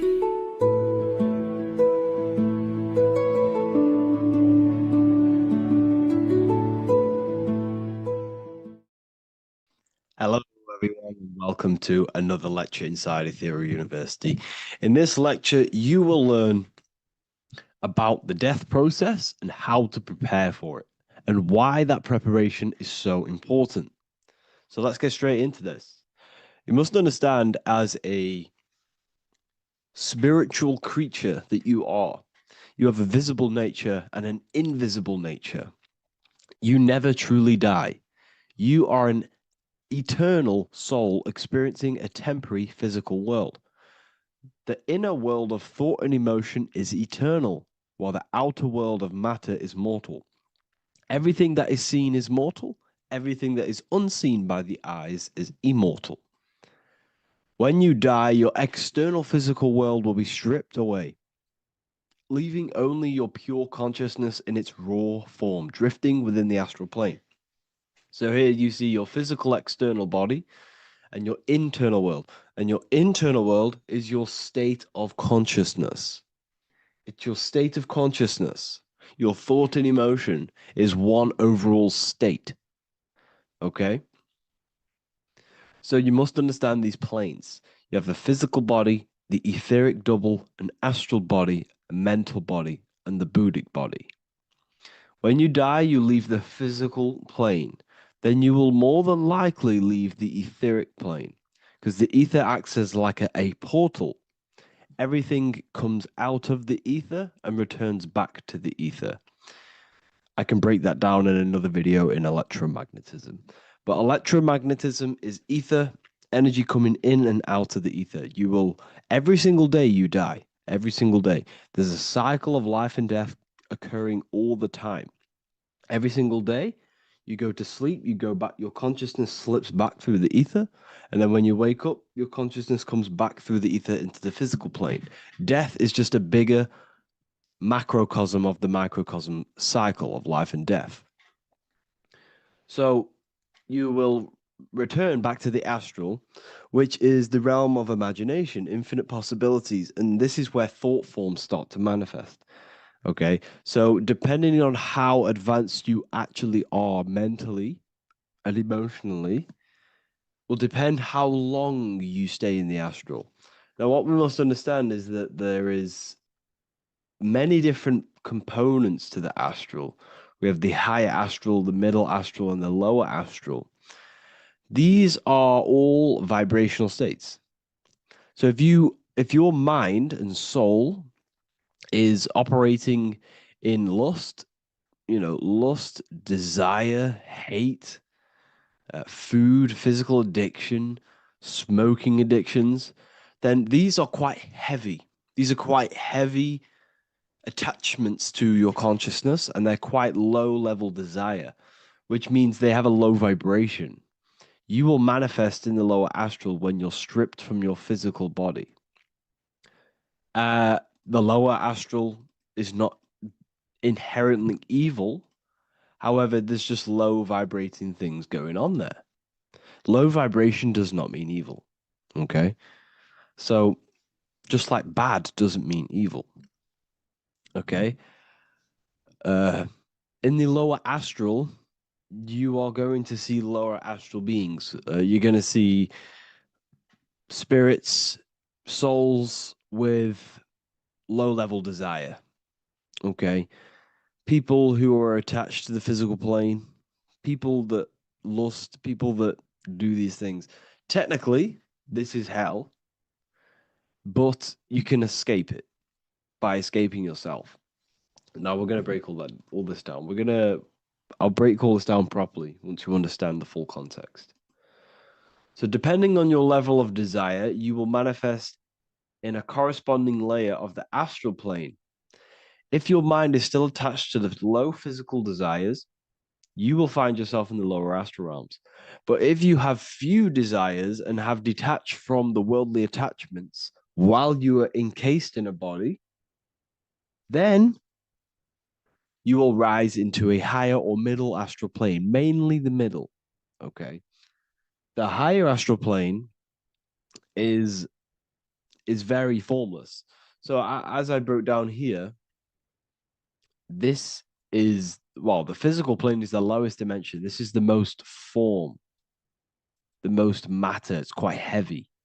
The higher you go, the lighter it becomes, the more fluid, the more formless it becomes.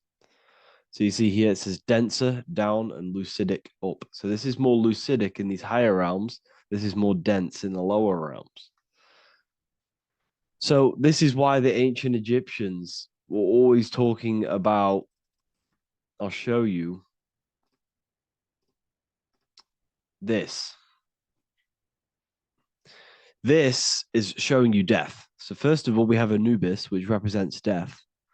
Here you have the heart, which represents the soul. And here you have a feather. And this is a scale. You see how this is a balanced scale? So what this is symbolizing, this represents death. This represents your heart, and this is a feather. So when you die, your heart must be as light as a feather, which means your emotions, your soul, should have no attachments to the world. It should be light. It should be detached. This is why the word light and light are the same. Light is in heavy and light is in very bright. Because when you're less attached to the things, your soul shines. You're authentic. You're light. You're very bright soul. And you have no attachments. Your light is in not heavy. So you must detach from the worldly desires.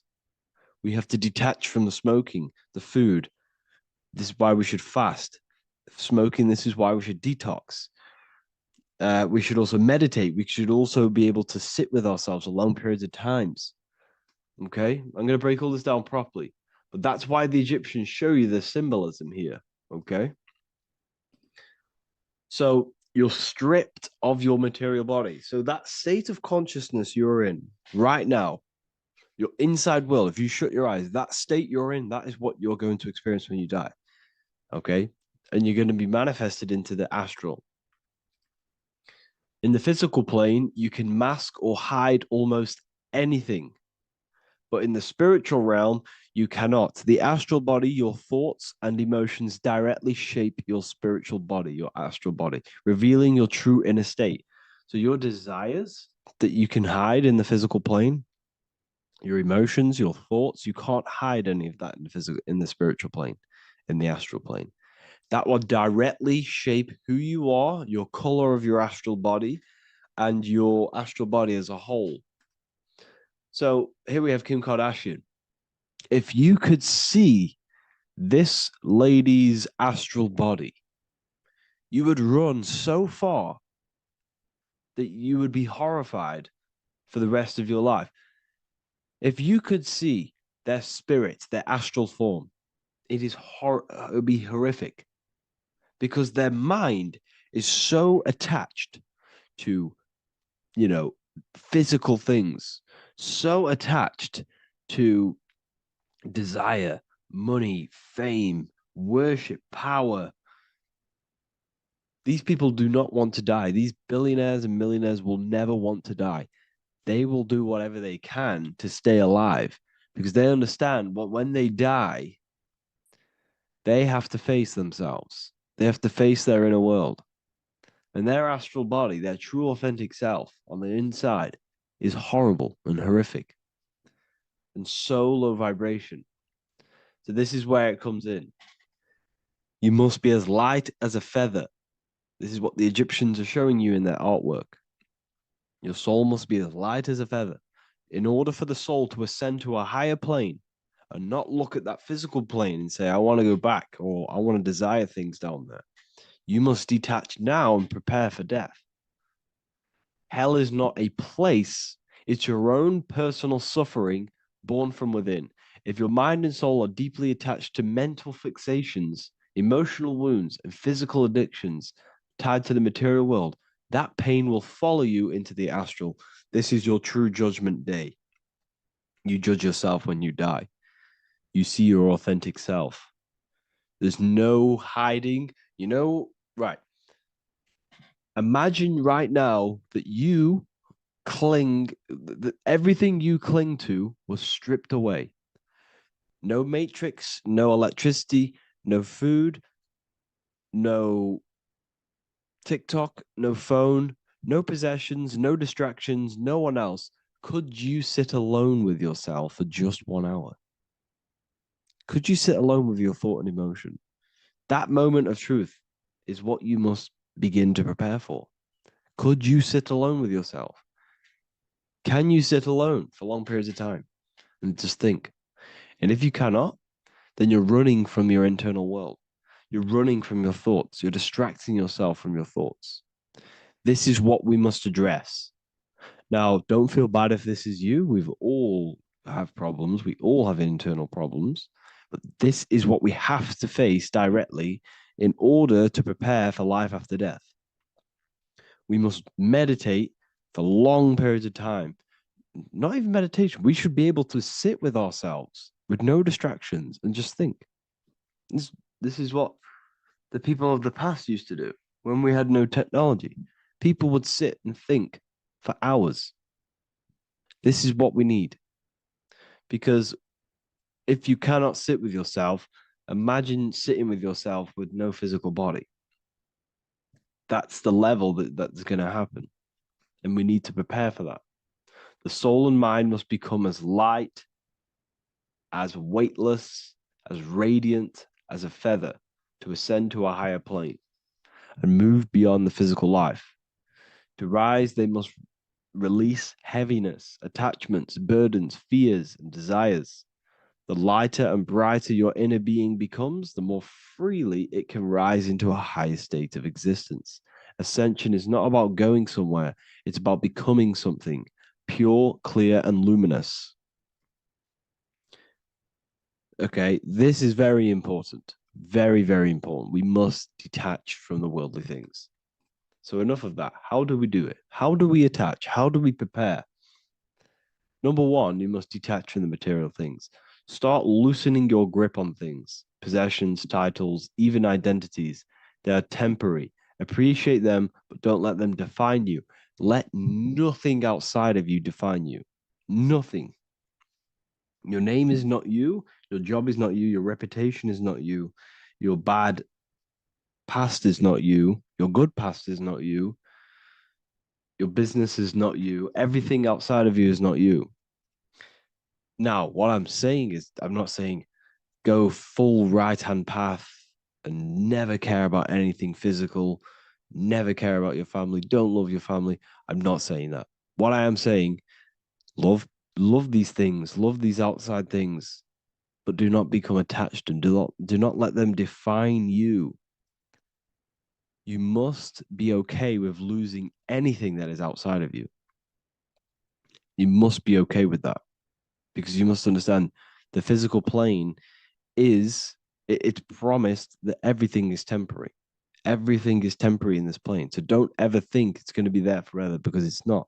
And you must remind yourself, not remind yourself, but I think about this sometimes when I start becoming a bit attached to work and stressed. I just remind myself that I'm going to, this is temporary. I'm going to leave this world one day and I'm not going to care. So you must have the balance. Okay. The balance is key.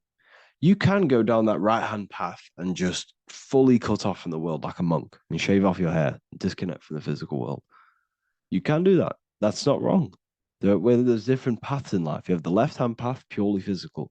You have the middle path, which is balance between the physical and spiritual. Then you have the right hand path, which is monk mode, where you fully disconnect from the world. They shave their hair off to disconnect from the physicality. They meditate for long periods of time.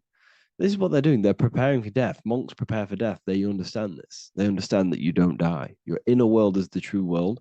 The inner world is the only world that exists.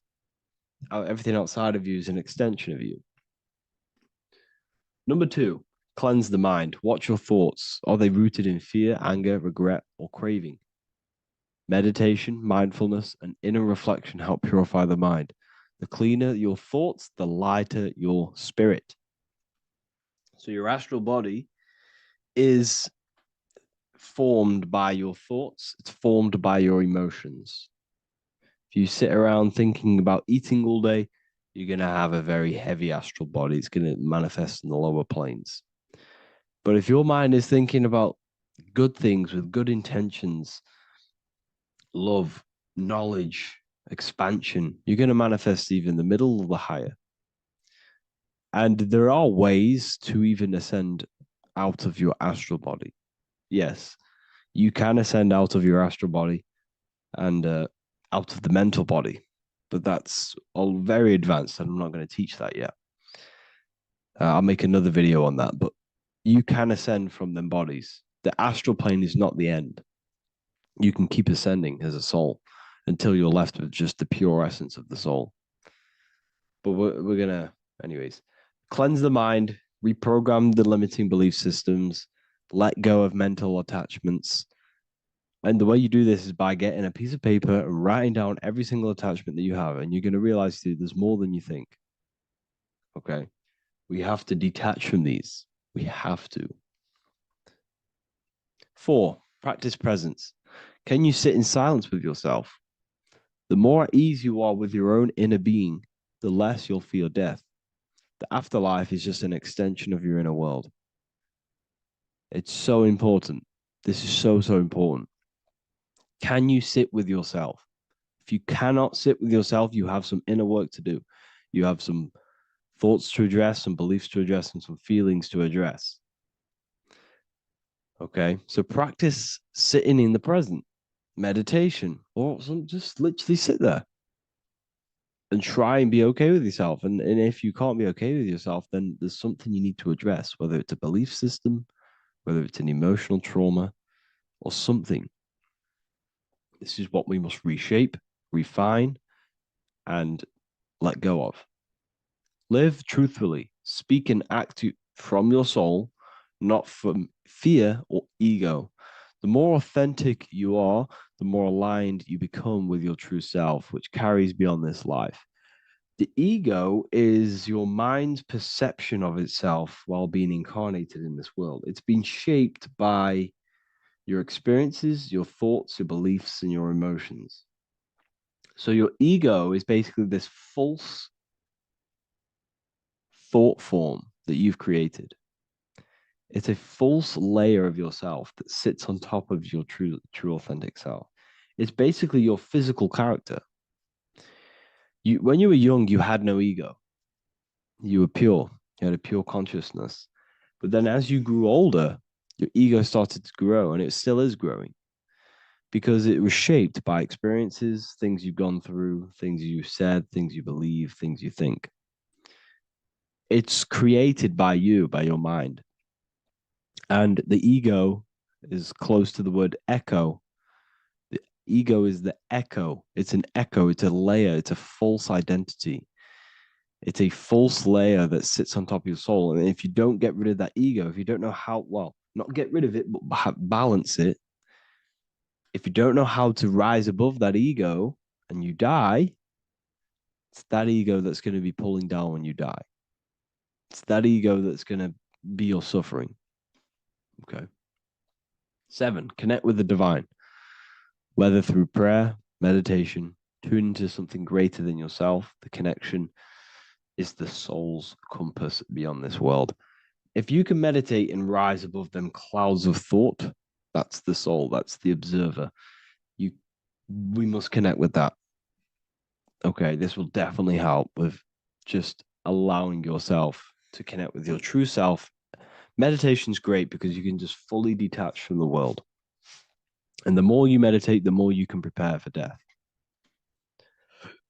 A powerful way to cultivate detachment is through daily detachment meditation, done either at night or in the morning or the first breath upon waking. Or do this as many times as possible per day. Start by physically grounding yourself in the present moment. Say out loud, I am here right now, nothing else matters. Let that phrase draw your awareness into the now. Just keep saying it until you're present. Then begin to slowly list everything you identify yourself with, one by one. I am not your body. I am not my body. I am not my name. I am not my possessions. I am not my house. I'm not my children. I'm not my everything. I am not my thoughts. Release each layer gently. Imagine, if you want to, if you have a good imagination, imagine placing these things into a big box. Placing your body, placing your name, placing your possessions, placing your house, your car, your thoughts, your beliefs into a box, and then shut that box. If you have a good imagination, do that. That can help. And you'll be left with yourself. And you're not even that.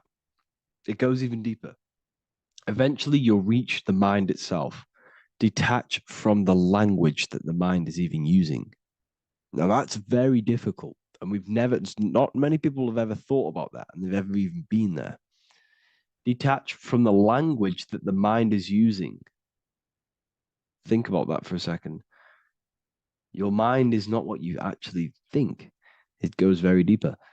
Your mind is not that little voice. It's that voice that the language is using. So even the language is a spell on your mind. Okay, it's an attachment. Eventually, you'll reach the mind itself, detached from the language it uses, the voice in your head, the need to define. What remains is something beyond thought and beyond words. I can't even describe what's left because words, once the language is gone, it's purely metaphysical. All I can say it is pure awareness, and it's symbolized. This is why symbols are so amazing, because they can symbolize things that are beyond words.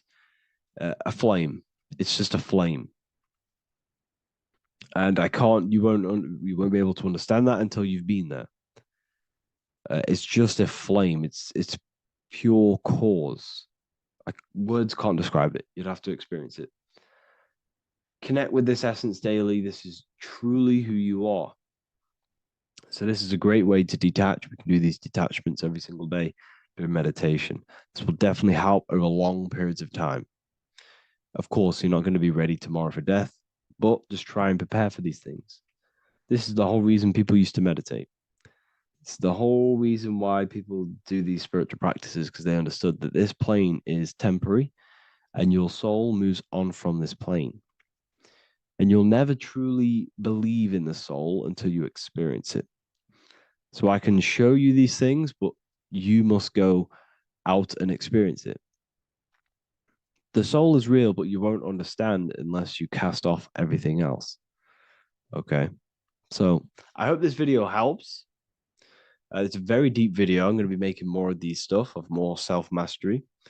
And of course, we've made the self-mastery section now. So I'm going to start filling up this place with lectures. And I think it's a great time to start this because a lot of people have been asking on how to master yourself, prepare to death. So hope this video helps. See you in the next one.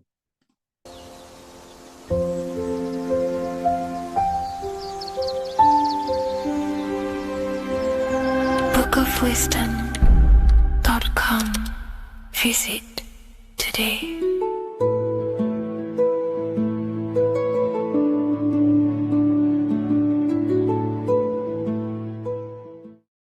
You're living in 4 planes of existence right now, but most people are only aware of one. And that's why they feel lost, disconnected, and stuck in cycles they can't explain.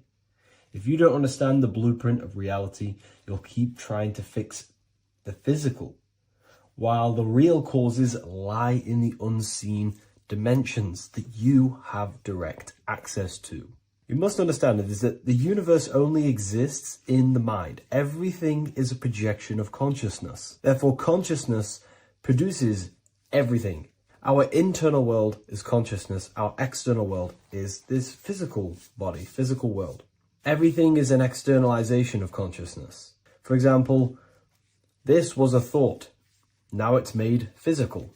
But before this was invented, it was existing in someone's mind, in consciousness, invisible. Then it was made manifest, made physical. So everything in this physical plane is the effect. The cause is consciousness, mind, the mental plane. So now I'm going to explain these different dimensions of consciousness. You don't just exist in this physical plane. The physical plane, in fact, is the lowest plane there is. It's the illusionary plane. So first of all, we have the Buddhic plane. This is the nothingness. So think of it like this. Absolute nothingness. If you turn off thoughts, there is nothingness. This is the void. And out of the void springs infinite potential, which is the mental plane. Now, your mind has no limitation. It can think anything, be anywhere, anytime, any place. In the whole world, there is no limitation with the mind. This is the realm of infinite possibilities. This is the realm of thought. Thought is a dimension, information and thought. To go a little bit deeper on this, there are pockets of thoughts, what we call in the occult fields of thoughts. Your mind does not think thoughts, it receives them. Your mind is like a radio. Whatever the mind is tuning into, setting its mindset, setting your frequency or setting your mind, you will receive thoughts based on that set, whatever you set your mind to. So there are pockets of thoughts that we penetrate in the mental plane. The mind is the mental plane, the infinite possibilities.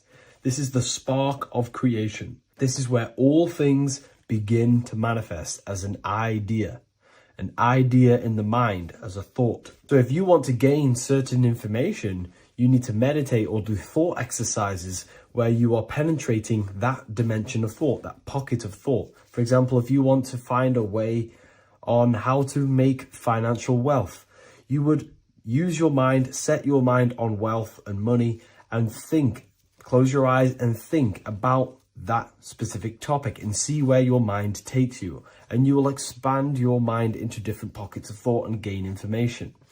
So this is the mental plane. This is how you can use the mental plane. You can use the mental plane to do this. Then we have the astral plane. We have higher, middle, and lower astral plane. The astral plane is the body for thought. So every dimension, physical, etheric, astral, mental, Buddhic, is a body for a dimension above. Each dimension below is a product of the dimension above. So for example, the astral plane is imagination. This is the lucidic realm of imagination. This is where thoughts begin to manifest into some sort of form. It's not a physical form because this is physical, but imagination is a lucidic form. It's not really physical, but it's there. It's a projection of light. It's astral matter condensed by the willpower of the mind. So depending on the vibration of that thought will depend whether it manifests in the higher astral plane, middle astral plane, and lower astral plane. If you think about more material things and visualize material things, this will manifest on the lower astral plane because material matter is low vibration. Now, that does not mean it's evil. That does not mean it's bad. Okay? It just means low vibration just means more material. But if you think and imagine more spiritual things, this manifests on the higher astral plane. So the astral plane is the screen in your mind that allows you to vision an apple, that allows you to vision anything. It's that mental projection that's inside of your mind. Now, this is what we call the third eye. It's an eye because the eye is the mind, and the mind can see into the astral plane. It perceives this spiritual world, this lucidic realm that we have access to. This is where also infinite potential takes place. This is the realm of spirits, demons, jinns, whatever you want to call them. Spiritual entities exist in this because this is where thought forms manifest into form. This is where thoughts create bodies. Think of it like this. The mental plane is a thought of a chair. The astral plane is the imagination of that chair and all of the different possible chairs that could possibly be. The etheric plane is the energy double of that chair. And the physical plane is the physical chair. So as you can see, the higher we go up, the more formless and lucidic it is. The lower we go down planes, the more dense it becomes. This is formless and this is form. Everything manifests through this process. This highlighter is down here in the physical plane, but the idea began in the mental plane. Everything begins in consciousness before it creates a physical body. It goes through this process. Therefore, if you want to start to mold and create your own reality and create things in your world, you can use these planes to your advantage. You can use your mind to do mental thinking exercises by closing your eyes and expanding your mind into a different pocket of thought to gain wisdom, gain information, gain downloads. The way you do that is simply get into a meditative state, close your eyes, pick a topic that you want to think about, and see where your mind takes you, but always remain centered on that topic. And you can do this for maybe an hour or two or half an hour, and your mind will take you places where you will unlock information. You can even use this to make decisions in your life. Think of the topic and see where your mind takes you. You'll gain information. This is how you use the mental plane for ideas. The astral plane is imagination. You have to reconnect with your imagination very vividly. Your imagination, your consciousness is infinite. It's not a three-dimensional plane. It's an infinite plane. You can think and make form anything in your consciousness, in your imagination. You can think anything and you can imagine anything in the most vast details. You just have to reconnect with your imagination. I have a free book on my website. I'll leave the link in the description. It's an ebook. It's called Activating the Inner Eye. This is going to help you reconnect with your imagination. It's a practical guide on how to imagine. So once you know how to use the mental plane and astral plane, thought and imagination, you pretty much need to use the physical plane to take physical action with this physical body that you have and start to manifest these desires you have in the higher planes. Now, it's very important that we master the mind because the mind is the very fabric of reality. We become what we think about. Your life is a product of every thought you thought in the past. It is the mind that directs the flow of consciousness. And wherever this consciousness is flowing is what you will create in your life. Consciousness is the most potent force in the universe, and the mind is pretty much the universe in a microcosm form. It is infinite potential, and your mind will continue to expand into new realms of thought forever and ever and ever. You are eternal. You are not this physical body down here. You are consciousness, literally dreaming that you are in this physical body. So everything begins with the mind. We need to be conscious of the thoughts that enter our mental field of consciousness. There is a level of self-awareness that you can reach where you can become conscious of pretty much every single thought that enters your mental field. Now, we have over 7,000 thoughts a day. You can gain such mastery over your mind where you can become conscious of every thought you think. And that is when you gain superior power. Because when the mind is fully under control of self, you can direct the mind's potent force into a specific goal. Most people's minds are dualistic. They want something, but their mind is thinking something else. They have limiting belief systems. They have the little voice that comes in and says, you can't do this, you're a failure. That is a fractaled mind. The mind needs to be singular. It needs to be on your team and not an enemy. Do not let your own mind take away your power. Your mind should be on your team, giving you power, giving you the best possible thoughts and the best possible beliefs. When the mind is in this condition and on your team and not taking away your power through the destructive thoughts, it becomes a potent, powerful force used for manifestation to create anything. And the way we get the mind on your team is through constant meditation to learn how to control the mind and turn it on and off. Subconscious reprogramming through visualization, affirmations, cultivating emotions associated with your goal.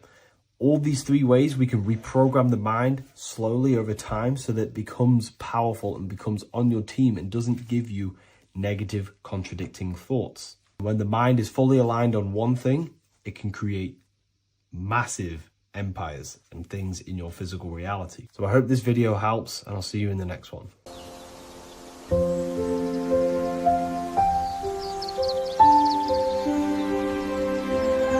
bookofwisdom.com. Visit today.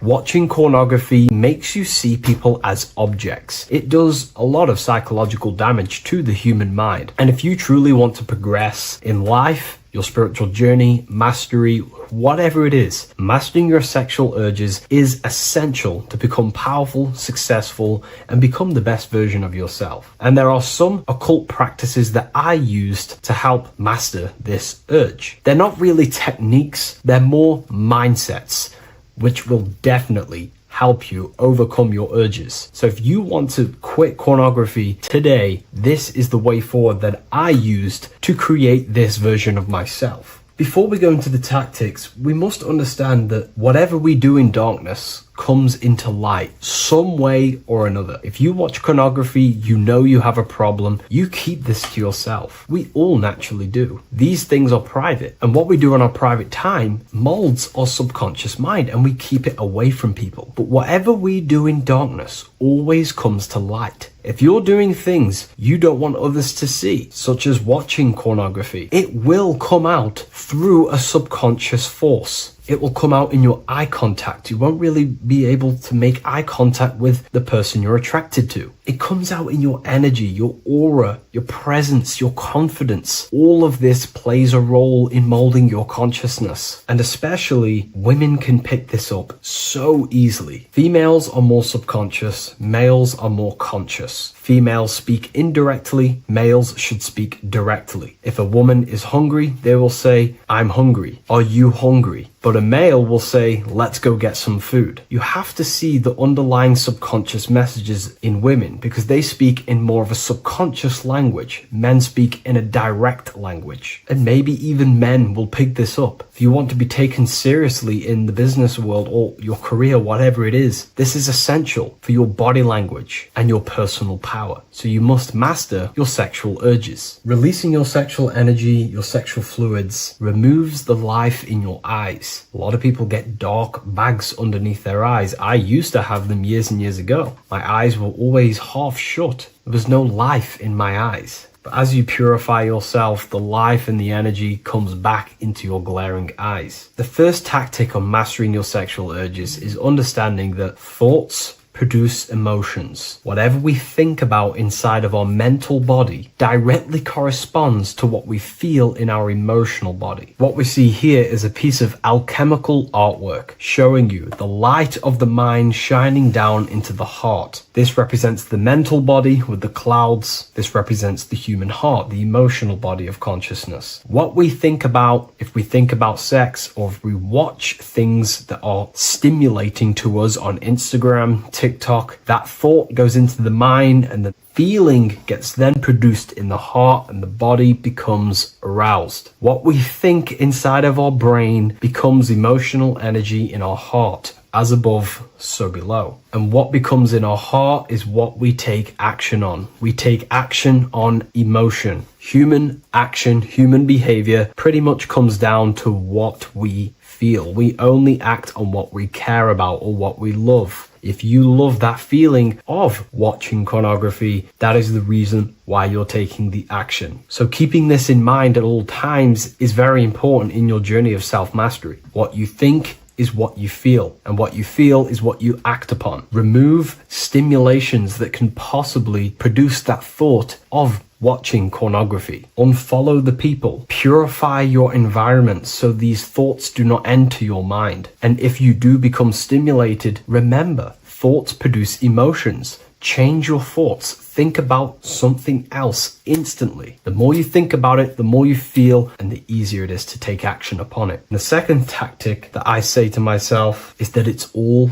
mental. World, the universe, life is all mental. For example, unfortunately, my brother passed away recently. I've never gone through something like this in my life. It's tough. It's horrible. It's not nice losing a loved one. However, if I sit around and focus just on the negative side of that, yes, of course, I'm going to have my moments. But if I just sit there and focus on the negative, it will destroy my life. It will pull me down. The only thing that I can do to benefit from this situation is to become a better family person out of this. Become more loving. Spend more time with the people who mean a lot to you. You can always change and transmute the mindset of every situation in your reality. There's a famous saying I like to say, if you can change it, change it. But if you cannot change it, change the mental attitude towards it. Never just sit there focusing on the negative side of reality. This helped me with mastering myself watching pornography. It's all mental. You hold the power over the mind. And the next tactic is probably the best one ever. And I still use this today in everything in my life. Before I make any decision in life, I always say to myself, what is the effect of this cause? Is that effect going to push me towards who I want to be? Or is that effect going to pull me away of who I want to be and become and where I want to go in life? If the effect is not pushing me towards who I want to be, I will not take the action which is the cause. Consciousness cannot escape the law of cause and effect. It is an immutable,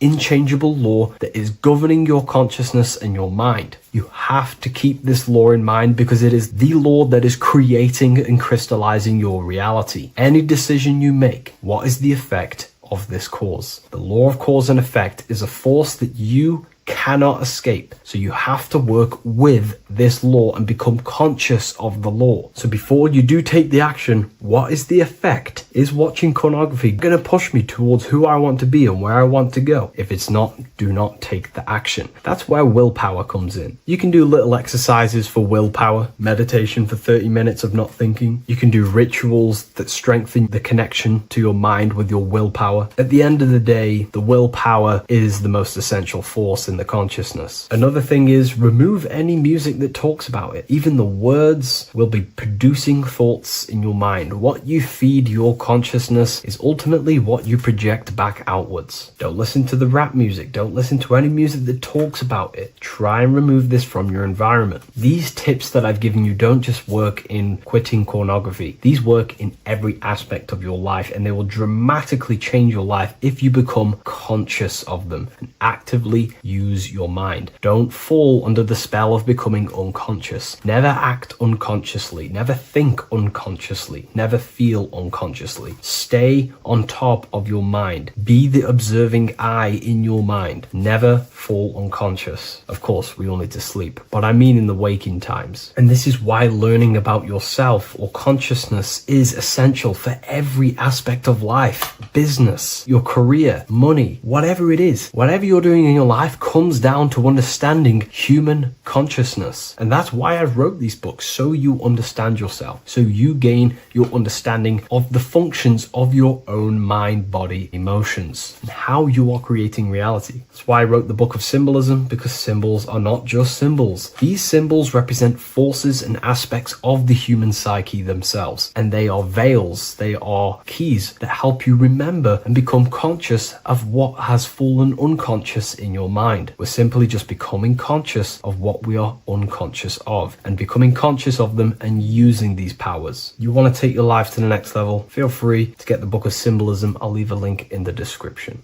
Take care, everyone. The Freemasonic square and compass is not just a symbol that represents Freemasonry, a lodge, or a secret society. It is a symbol of gaining your own personal power. Now, in this video, I'm going to be breaking down this symbol in the most detail I can possibly go into. Most people live in a state of illusion. They live their life impulsively, acting based on their five senses, tasting. They want to feel a certain thing like an orgasm, or they're basically just slaves to external things and their five senses, which leads to a very dark path where you'll never actually become a conscious creator and you'll never actually be internally happy. The Freemasonic square and compass reveals some deep wisdom about this. Now let me break this down. If you want to gain your personal power, listen up. The Freemasonic square and compass is a compass which is used to create circles.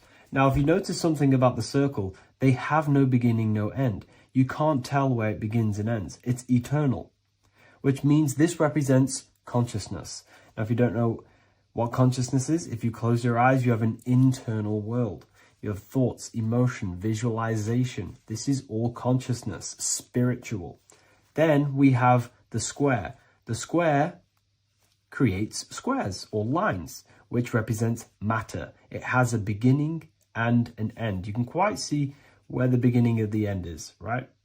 So we can even link this to Leonardo da Vinci, the Vitruvian Man. We see the man in the square with the circle. The circle is the eternal consciousness, and the man is the square, limited to the physical world. But consciousness is not limited. That's why it's outside the square. This is eternal. The body is mortal. The body will die. Consciousness will never die. If we look even closer at the symbol, we notice in this particular symbol, we have the compass overlapping the square. This is very, very symbolic. This represents spirit over matter, also known as mind over matter, consciousness over matter, the circle over the square. Like I mentioned earlier, most people are slaves to their senses. They go through their day and all they do is chase validation and feelings. They eat all day to feel good, which means they're a slave to their taste. They're slaves to their feeling. They masturbate, which means they're a slave to orgasms and external things.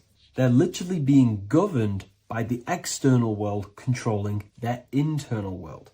They're literally living life on autopilot. And don't get me wrong, I was guilty of this too. We're all guilty of this when we join this world because we're not taught this sacred knowledge. Until you actually stop and recognize this, you'll be living life on autopilot, literally not even living. You'll be running off subconscious programs, seeking external validation and being ruled by these five senses. The square underneath the compass represents consciousness on top of matter, which means the internal world is controlling the external world. It is the mind controlling matter and not matter manipulating the mind. In the occult and esoteric world, it's very important that you are conscious of every action that you are taking in your day-to-day life. Never act subconsciously. Always be conscious. What are you thinking? What are you acting? What are you giving your attention? all of this is contributing towards creating, because you are a creator. Consciousness is a creative force. You need to make sure that the compass is on top of the square, that your inner world is controlling the outer world and not the outer world controlling the inner. As I've mentioned in many videos before, the internal world of consciousness is what's producing the external world. Your life is just a result of every thought and emotion that you felt in the past. Everything you own, everything you possess, your friends, are all reflections of your consciousness. They're all reflections of what you are thinking about. When you change your thinking, your external world starts to rearrange itself. On a basic level, this symbol represents the combination of spirit and matter. You are a spiritual being and a material being. You are heaven, the sky, and earth, the ground. You are heaven and earth, spirit and matter infused into one. You are a bridge between the divine and the earthly worlds. And you can bring down these higher realms of consciousness, thought, imagination, and emotions into a physical, tangible reality. To do this consciously, we need to make sure the external world is not manipulating the inner world.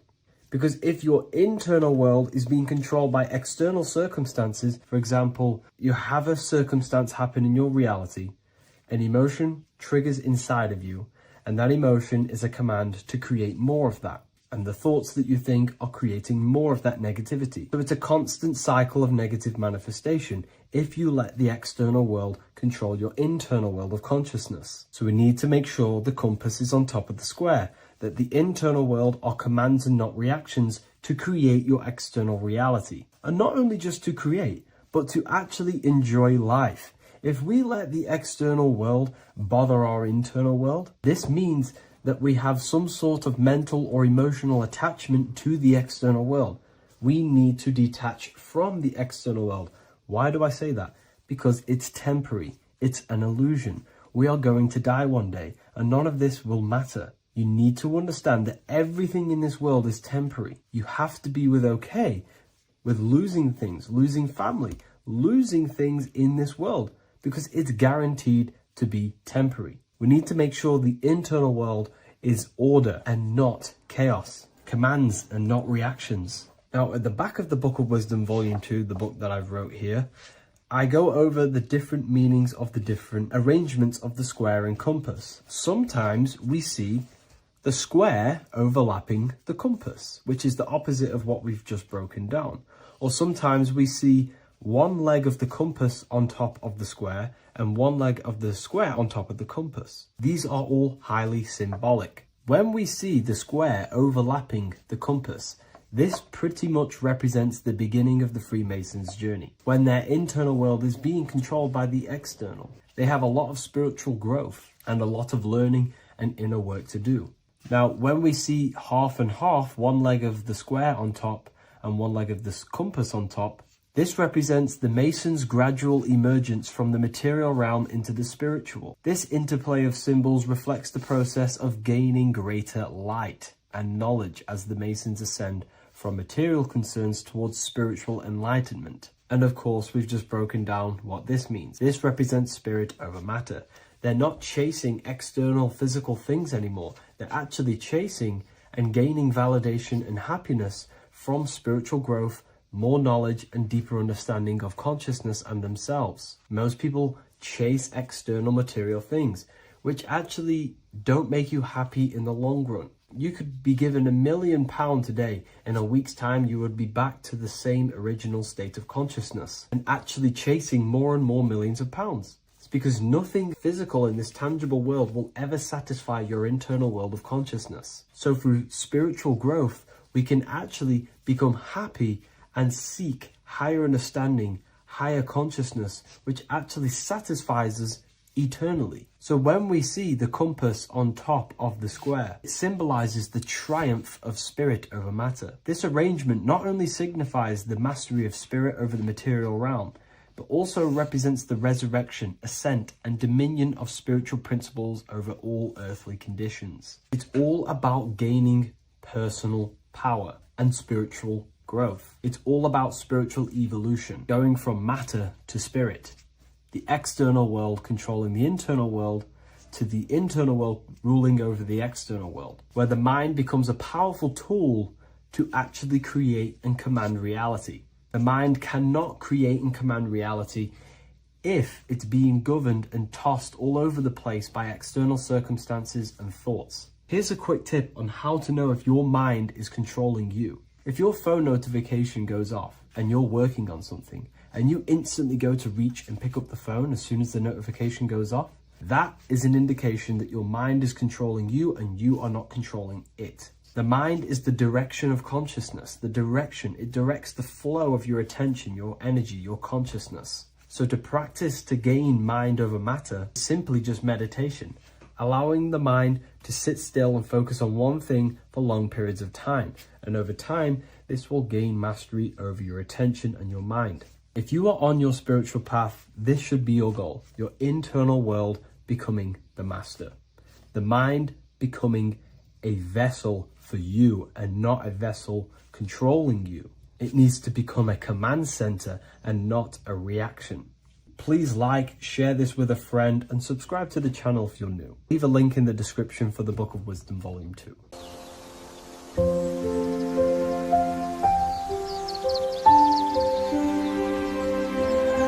bookofwisdom.com. Visit today.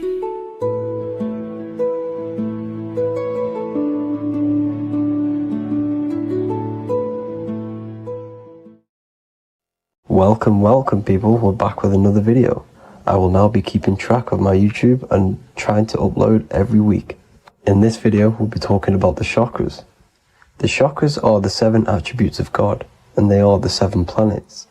These are literally vortex portals within us that connect us to these vices and characteristics of God. Each one of these energy centers are a spinning wheel of energy which controls the cells and organs in that particular area of the body. For example, it's literally a mini brain for that area of the body. Each chakra has a vice which you need to turn to a virtue in order to climb up through the system. They work like a stairway system. You have to go through each chakra in order to unlock the one above. This process is turning matter into spirit as you descended from spirit to matter. Saturn is Satan, that's why it's the lowest chakra, and that's why the devil is red, because red is the lowest vibrational color.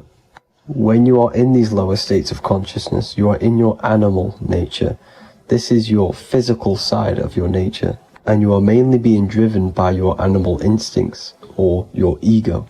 Moving back to your higher self or your spirit self is not an easy process, it takes a while. However, with discipline, consistency, and motivation, you can achieve this, and this is what the ancients called Christ consciousness. Once you have achieved this, it is basically a state of mastery of the mind. You no longer lust for the lower animal nature things. Now, let's start with the root chakra. This is located at the base of your spine, and you can feel this chakra by tensing your anus. This energy center is in control of your survival needs, your vitality, stability and security. Now, if this chakra is unbalanced, you will feel insecure, fear, anxiety, unstable, low self-esteem, anemia, over or underweight, and constipation. In order to balance this chakra, you need to feel grounded, embodied, stable, calm, centered, a sense of safety and trust in yourself and the world around you. The next chakra is the sacral chakra, which is located around the belly button area. You can feel this chakra just by sucking in your belly. This chakra is to do with relationships, self-worth, creativity, empathy, and most importantly, sexuality. This is the most important one in order to start to raise your vibration overall, is giving up the over-sexualized nature. In order to balance this chakra, you need to come into harmony with all the toxic relationships that you have. Get rid of the fear, the anxiety, the isolation, and 100% get rid of the over-sexualized nature. Lust is one of the most lowest vibrations you could possibly feel. It is literally manifesting hell. In order to work on this chakra, you need to feel self-worth. You need to do creative things, empathy, healthy relationships, and 100% being confident. The next chakra is the solar plexus. This is to do with personal power, will, metabolism, eating, happiness, and your self-esteem and self-identification. You can feel this chakra just above your belly, below your ribs, and you can suck in this area. If this chakra is blocked, you will feel lack of confidence, difficulty in manifesting your desires, low self-esteem, misuse of power, misuse of dominance, weak will, and shame in yourself. Biggest one for this chakra is overeating, as it's to do with metabolism. If you are overeating, you are literally unbalancing a lot of your lower chakras, not just the solar plexus. In order to work on this chakra and balance it, you want to have a positive self-identification. You want to feel happy, a happy self-esteem, effectiveness to people, not overeating, and a strong willpower. Now for the heart chakra, one of the most important chakras. Chakra is to do with love, understanding, trust, hope, openness, compassion, balance, and forgiveness. The most important because your heart is the tree of life in the body. It is the center of the toroidal field. It is the most powerful chakra. Your heart is 5,000 times stronger magnetically than your brain. Once you have hit the heart chakra and you start surpassing the heart chakra, you are now turning matter into spirit, as the lower three chakras are dense and physical, and the above the heart chakra are turning to spirit. As you can see already, this is a hard and long process of working on yourself physically and internally.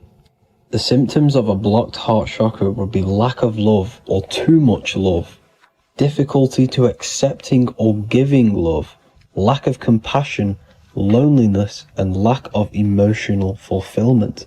Finally, a lack of connection with a divine or to nature. In order to balance this chakra, the most important thing and the most powerful thing you can do is loving people, accepting and giving lots of love. Second most important thing to balance the heart chakra is balance. You need a balanced life. You need balance in all aspects of your life. Now for the throat chakra. This is a very important chakra as it's to do with communication. A symptom of this being unbalanced is a lack of self-expression and putting on a front all the time, acting with the ego. In order to balance this chakra, you need to constantly self-express yourself. You can't be putting on a front. That voice inside your head, you have to let it come outward. Don't just block it off with a wall. Self-expression will lead to you gaining friends who actually like you for being you, and not these fake friends that you have to put on an ego for. In order to balance this chakra, you need to express yourself, express the word that's within you. Don't be lying to people, don't deceive or be deceptive. The next chakra is the third eye chakra. This is starting to get very advanced and you are coming very close to spirit. Just before we head on, I want to announce the PDF is now available, containing all the presentations I've ever made, all into a condensed 38-page PDF. The link will be below this video for you to access. And if you want to learn how to create reality using your mind, how to attract your desires, how to get out of the situation you are in, the link will also be there for the Manifestation Mastery course. Now for the third eye chakra. The third eye chakra controls the pineal gland, which is your first eye. It's to do with your psychic abilities, channeling, telepathy, astral travel, visions, and connection to the higher self. You need all of the chakras aligned to get the full potential out of your third eye or pineal gland chakra. For example, if you're astral traveling and you fear something, you will be instantly shot back to your body. So you need to master all of the chakras before you go on and try and do these higher spiritual activities. Symptoms of the third eye chakra being blocked is lack of imagination, lack of vision, lack of concentration, blocked or clouded intuition, can't see the big picture, and especially overly reliant on logic and intellectual thinking. A good way to work on this chakra is imagining things, vision things, trust your intuition at all times, always follow that inner voice. Cut out the tap water which contains fluoride. Fluoride blocks the pineal gland. And cut out all junk food because all of this is affecting your pineal gland. When in meditation, you want to focus your eyes and your attention to the center of your head between the two eyebrows. This is where the pineal gland is located. This will help and awaken the pineal gland over time when you keep doing these meditations. Finally, for the crown chakra, this is to do with universal consciousness, all-knowing, enlightenment, cosmic connections, the God source. This chakra is blocked by being cut off from spirituality, plagued by the senses, being tricked into the five senses and being tricked into thinking you are the body. In order to work on this chakra, you need to feel grounded. You need to know yourself, your real self, the voice within you. Have common sense, have specific decisions that you're making, be very direct. Now we've got out of the way all of the chakras, I can now introduce methods and meditations which will help you unblock them spiritually. When meditating, you want to get into the present moment in a nice, comfortable position. Bring yourself to the present moment by saying, I am here right now, nothing else matters. Keep repeating this over and over with your eyes open or closed. After a couple minutes of bringing your attention to the present moment, you can now start to breathe in through the nose deeply and breathe out through the mouth slower than you breathed in. Place your attention on the chakra that you want to balance. Think of a high vibrational emotion like love, and think of this while placing your attention on that chakra. You can do this exercise every day for 10 to 20 to 30 minutes. The longer the better. Another practice you can do is by chanting the Bijis for each chakra. They are here starting from the root chakra all the way to the crown chakra. Or you can chant the 7 vowels. There are not 5, there are actually 7. A, I, A, O, U, M. A, O. This is the proper way of pronouncing the 7 vowels. These are so powerful because these are the only things that exist. It is literally the sound of God. By pronouncing them right, you can actually create a lot of power within you and align your chakras. That's it for this video, people. I'd appreciate a comment and a like to help the algorithm. I appreciate you all. Love and light.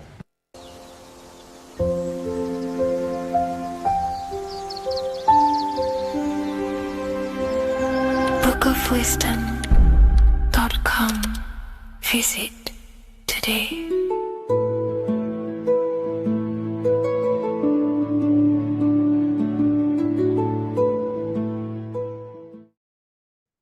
Left and right hemisphere, and what are they doing? How does it contribute towards your perception in this world? And this is what we're going to be talking about in today's video. We're going to be breaking down the two hemispheres of the brain and how they function in your life. So first, we have the left hemisphere.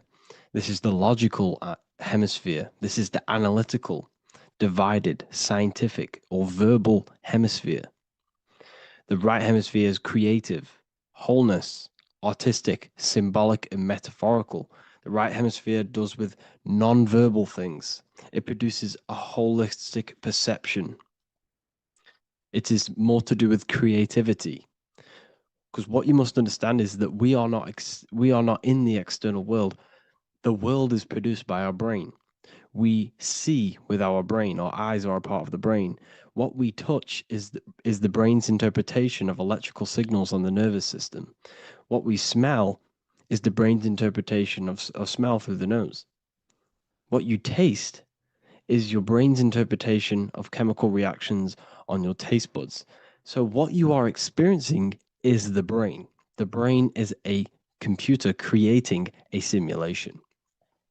And you have two hemispheres which breaks down this reality. So essentially, the brain is the perception creator. It creates perception. So if the brain is creating this, who is the one experiencing the brain? Well, that is you, the consciousness, the mind, the all-seeing eye. You are the all-seeing eye experiencing the brain, the observer behind the brain, behind reality, behind the emotions. So if you're walking through a woods, this left brain sees individual trees. The right brain sees the whole woods. It sees the biome. It sees the bigger picture. So when you are walking through this woods, the right brain picks up a holistic perception of reality. It creates the woods as one unified woods. The left brain's job is to break this down and analyze it so that we can see individual things. And this is also necessary for humans to have the ability to break things down and manipulate things in this world. So without this left hemisphere, we could not manipulate things and break things down.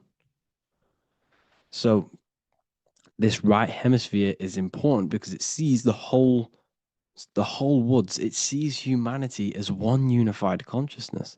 However, the left hemisphere sees individual egos. So the left hemisphere is the place of the ego because it only understands it sees the world very divided. Okay. So for example, here's another example of the left and right hemisphere. If someone pulls out in front of you in traffic, your left brain's going to start going crazy and analyzing them, calling them names. The right hemisphere, however, sees the bigger picture. Maybe he didn't see you. Maybe it's just a mistake. Maybe he's in a rush. You see how the two brains are very different. They do the same thing, but they function in different ways. The right hemisphere is feminine, the left hemisphere is masculine. So, like I said, this person pulls out in front of you, you start to think with the left. If you start to perceive that in the left brain, you're going to start analyzing them, you're going to start going crazy and calling them names because you're analyzing it. You're not seeing the bigger picture behind it, you're not seeing it from his perspective. So, there is a crossover. So, the left hemisphere of the brain controls the right side of the body, the right ear, the right eye. Everything to do with the right side of the body is connected to the left hemisphere, and the right hemisphere controls everything on the left side of the body, including your eyes, your arms, your legs. So everything is crossed over, and even your visual field is crossed over. So this is your visual field, as you can see here, and even the left side of your visual field goes to the right brain. There's a crossover. No one really knows. There's not really a reason for this. However, this is how the human body is designed. As we all know, the human body is the most advanced piece of technology on the face of the earth. They cannot replicate the human body. And they tell you it has no creator. This is crazy. People are that brainwashed, they can't even understand that their body is the most advanced piece of technology. Your body is so advanced, the computers that you use are mimicked of the body. Everything they create is mimicking nature, but they don't show you how intelligent nature is because they don't want you to understand you're in an intelligent design. So, anyways, let's get back on track. There is a crossover in the brain, and this is why they teach you to write with your right hand. And I was speaking to someone who's in a nunnery, or whatever you want to call it. They were a nun, or they knew someone who was who was a nun, and they forced these people, these nuns, to write with their right hand. You had to write with your right hand. This is why, I'd say at least 70% of the world or 80% is right-handed and right-legged, because they taught us this to activate the left hemisphere more because of this crossover that happens in the body. So when we are using this right side more, we are using that left hemisphere more. Why? Why are they doing this? Well, they also called it writing. Writing is a spell, to cast a spell on you to use that right side of the body so that you use this left hemisphere, because they want you to see the world as a divided perception. They don't want you using the right hemisphere, using that left side of the body to activate the right hemisphere to see the bigger picture and see how everything is all one and everything is created. This left hemisphere domination keeps you from seeing the connections between everything, because that left hemisphere analyzes, it breaks things down. So when we are left hemisphere dominated by using the right side of the body, We are essentially seeing everything as divided. And this is why so many people will not understand my work, because my work connects dots and connects fields of knowledge, uh, and makes you see the bigger picture. So people who are left hemisphere dominated will see my work and think this guy's crazy. But everything, it's all about activating that right hemisphere. So they called it writing because every word you say is molding your mind in some sort of way. The things you see is molding your mind. Everything you take in through the five senses is molding your mind. And language is a massive spell, especially the English language. They called it writing so that you use that right side. It's a spell because your subconscious mind picks up everything you say. And 90% of your daily basis behavior and thought patterns is produced by these subconscious programs within the subconscious mind. Essentially, your conscious mind is only the 10% of you. The conscious mind is just what you're aware of, what you're wearing, how you're feeling, what you're thinking. That's your conscious mind. The subconscious mind is controlling every system in your body. It's telling your heart to beat without you being conscious of it. So essentially, this is what they're programming. They're programming this system in the back of the mind, which is controlling everything through the words. And this is what spells are, because it's all about creating perception in the subconscious. So they want you to use that right side more. I truly believe the ancients, they were balanced. They used the left and the right side of the body. They didn't have a stronger side because they understood this science of the body and how the body works. So this is actually called phonetics. It's not etymology. Etymology is the study of root words. Phonetics is the study of how words sound similar. The way words are spoken. So phonetics, phone is why we call them a phone, because you speak into a phone. So this is write and writing, to use that right side to activate the left hemisphere more. So your hands are a manifestation of your brain. The left hand is the right brain, the right hand is the left brain. And as a child, we were always taught that when you place your hands together like this is the size of your brain, which is true because your hands are a part of your brain. They're an extension of your brain. Every part of your body other than your brain is an extension of the brain. Everything's working and feeding back information to the brain because you're experiencing the brain. So another trick that you can do, or another exercise, is looking in the mirror and closing one eye at a time. If you close your right eye, if you take your top off, for example, you'll analyze your body if you close your right eye because you're using that left hemisphere. Sorry, other way around. If you look at yourself through your right eye, you'll use that left hemisphere, which will analyze yourself. You'll see individual body parts. If you close the right eye and use the left eye, you'll see your body as a whole. You won't really analyze it. This is how you can analyze yourself using these two hemispheres. So this whole system is created to keep you thinking logically and to restrict you from creating and restrict you from understanding symbolism, allegories, metaphors, and teamwork. They want you stuck in a logical way of thinking and a logical way of seeing the world. This is why when you go to school, you are told exactly what to do. You're told to think this way and no other way. You're told to do orders, do this. It's a very left-brained system because if we all started to open up this right hemisphere, we'd all see, wow, everything is all one, everything's all connected. And this is what my work is doing. I'm showing you everything is one. The physical world is an illusion of duality, but everything comes from the one source, the one mind. The universe is a giant mind.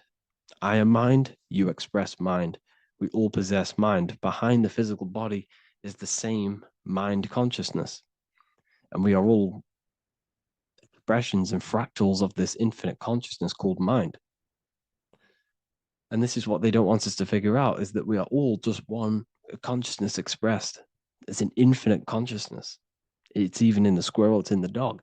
All of these different animals, they're just different bodies, but behind the bodies is the same consciousness, which is mind. That's what the pineal gland is. The pineal gland is not the mind and it's not the third eye. The third eye is your mind. If you have a closed third eye, it just means you have a closed mind. If you have an open third eye, it just means your mind has expanded from beyond physical things through astral projection and mystical experiences. This is how you gain an open third eye. It's just an open mind. A mind that has astral travel, that's explored the realities within the mind. So everything they do is to keep us in a divided state. Divide and conquer, right? That's their motto. Or to keep you thinking how everything is divided. Everything they've done is division. Postcodes, countries, everything is divided. Like football teams and all this stuff. It's also a natural process when you grow up, because as you grow up, your brain is constantly analyzing the world. So this is sort of a natural process of how you become more left hemisphere dominated, because your brain is always analyzing. And unless something awakens you, you can awaken that right hemisphere where you can start to see the bigger picture. Even the music, it's all tuned to 440 hertz, shuts down the right hemisphere of the brain. 440 hertz, Spotify, Apple Music, the radio. Every time you turn on the radio, it's tuned to 440 hertz. This was specifically tuned. It never used to be tuned to this. It was in the 1950s. It was changed. The standard music tuning was changed to 440 hertz because it shuts down that right hemisphere of the brain. They don't want you thinking, seeing the world in this way and perceiving things as one. And I'm going to show you. It tells you this in the Bible. Cast the net onto the right-hand side of the boat and you will find the fish. What was Jesus saying? You see, people read the Bible and they don't understand it. If the Bible is not talking about you, then it has no meaning. The Bible, everything you read in the Bible is about you and how it can better your life. It occurs to you. So if Jesus says, cast the net onto the right-hand side of the boat, this is an allegory. The boat is your body. Cast the net. It's the awareness, the perception onto the right hemisphere of the brain, and you will find the fish. What's fish? What do fish do? They swim deep in the ocean. It represents the knowledge. Deep knowledge. Cast the net onto the right-hand side of the boat and you will find fish. You will find the wisdom. You'll gain understanding when you cast that your awareness into that right hemisphere. You will see that I am you and you are me. We are all one consciousness. You will see everything. You'll see that the trees are the same patterns as the nerves in your body. You'll see everything is connected. Everything is a fractal of the one infinite consciousness. And how many fish did they catch? 153. That adds up to 9. This is now numerology. The Bible's filled with numerology. Adds up to 9. What's 9? Human consciousness. It represents consciousness. You're in the womb for 9 months. Feminine. It's all about consciousness. And then Revelation 14. And I looked, and behold, the Lamb standing on Mount Zion. That's the spines, the mountain. With him, 144,000. 144 adds up to 9. It represents consciousness on top of the spine. You see?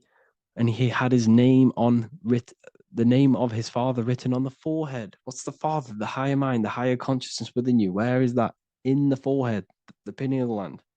The pineal gland is the radio receiver for the higher consciousness. Because every body part of the body has consciousness. Your heart has consciousness. Your gut has consciousness. You are thinking with these different consciousnesses. You think with the gut. You think with your penis. You are thinking with all these consciousness. And it's about raising your consciousness to the higher consciousness, which is the father, the mind in the head. Don't think with the lower parts of the body because that is your animal nature. Think with the higher parts of the body. It's all representing consciousness. How to activate the right hemisphere of the brain? Well, it's all to do with non-verbal things. So music will activate the right hemisphere. Make sure it's tuned to the right frequency though. 432 hertz, 528 hertz. Any frequency that adds up to 3, 6, or 9 is good for you. Meditation, turning off the thoughts, and you raise yourself to the higher brain.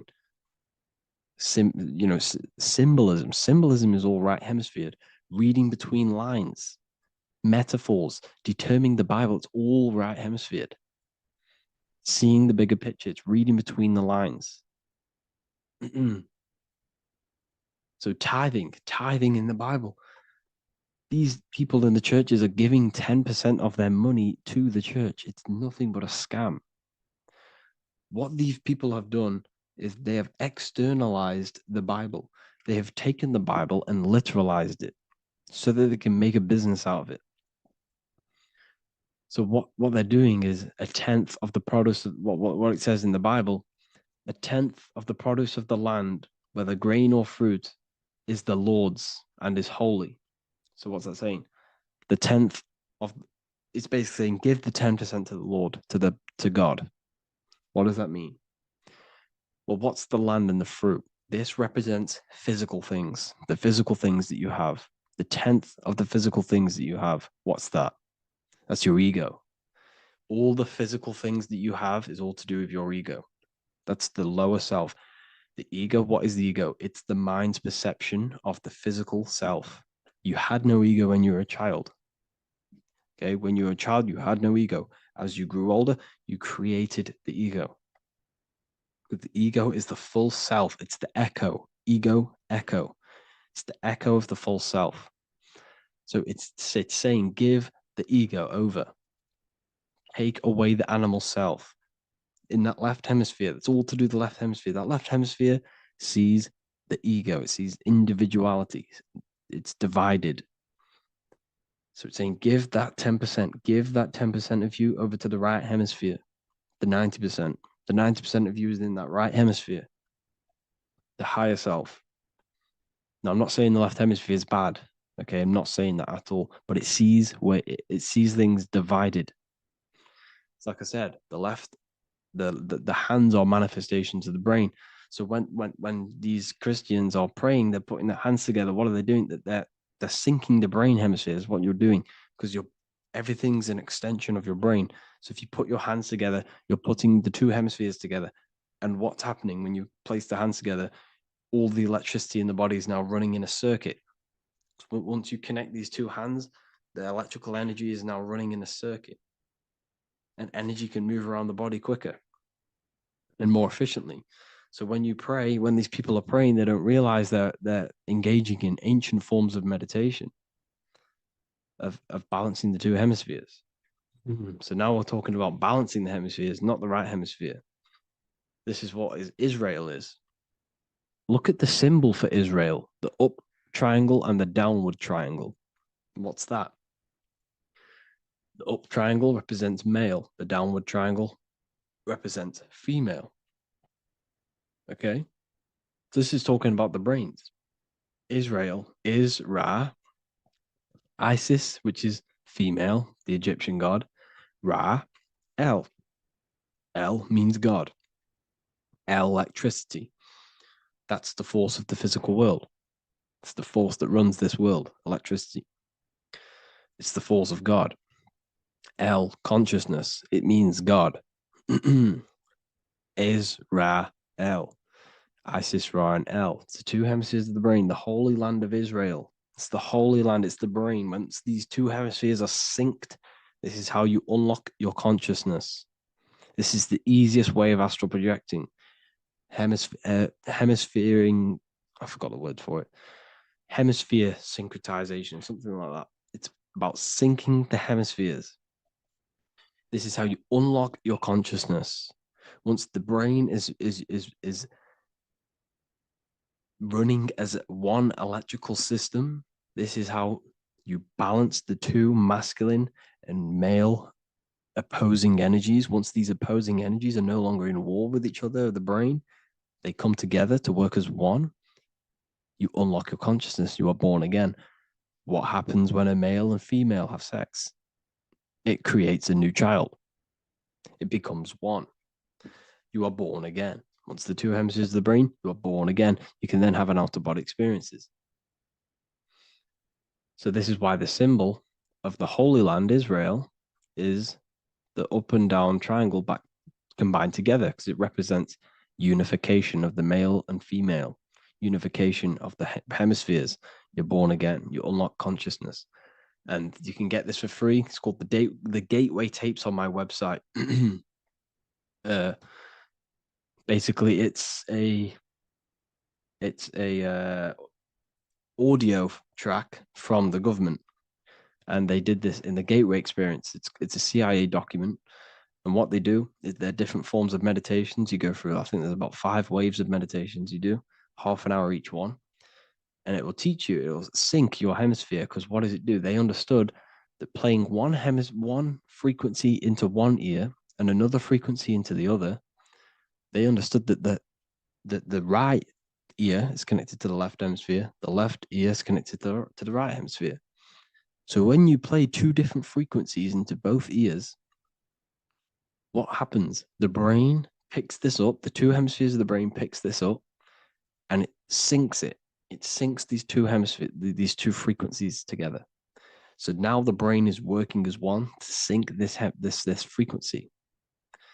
So this is how you can sync your hemispheres, through listening to these frequencies. Okay, you can get them for free and do the meditations yourself. This will definitely help you.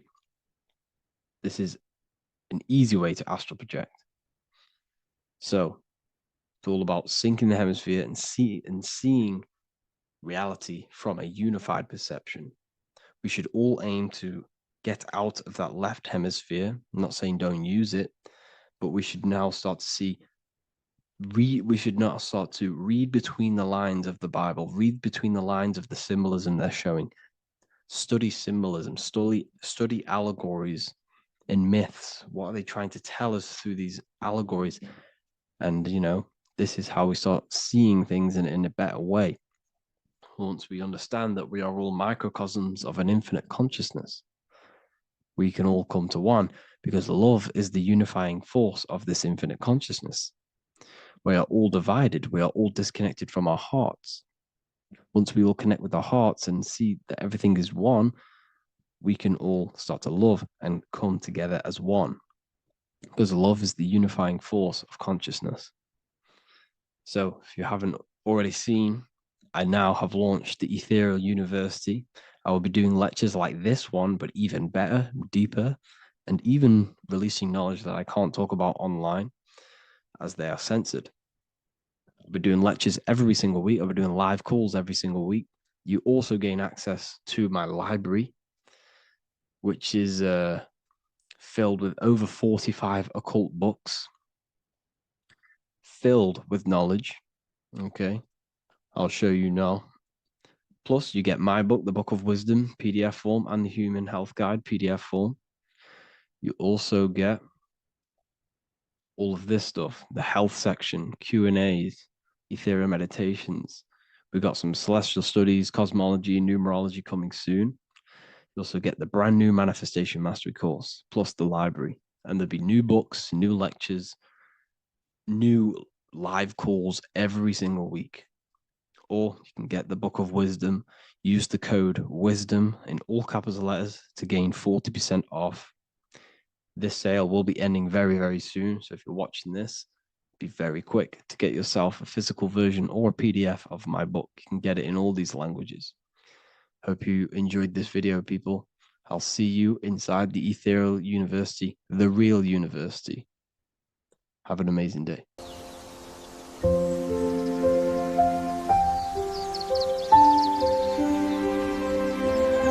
bookofwisdom.com. Visit today.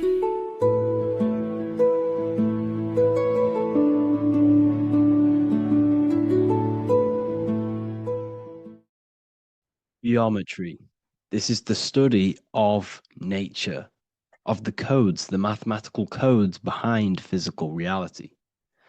So today we're going to be going deep into geometry and the true esoteric internal geometry, the geometry that no one really talks about, and how geometry relates to human consciousness. So essentially, what we must understand when it comes to geometry, the basics of geometry is everything is vibration. And this vibration is vibrating on a certain frequency. And this certain frequency creates a geometric shape, which is why in nature we see all of these different geometric shapes. All matter takes form in shapes. So if we put sand on a plate and we vibrate the plate on a specific frequency, we see that the sand goes into specific geometric shapes and patterns. So essentially, matter is energy condensed. It's energy vibrating on a low frequency, vibrating at a certain frequency. So matter is condensed energy. And each geometric shape is manifesting and showing a specific energy. Some shapes carry more energies than others. For example, the cube is what traps energy. A square is what traps energy. So geometry and the flowers are basically how energy manifests itself into physical matter. We are in a world made out of energy or light. Light is energy. So everything is vibration, everything is frequency, and everything is energy. Even the words, each atom in our body, everything. So everything in nature has these mathematical energetic codes. So geometry is basically the study of nature and the shapes that are in nature and their energetic principles. Because, like I said, matter is energy. So this is what we call cymatics, when we place water in a petri dish and we shine light on top and we vibrate the water.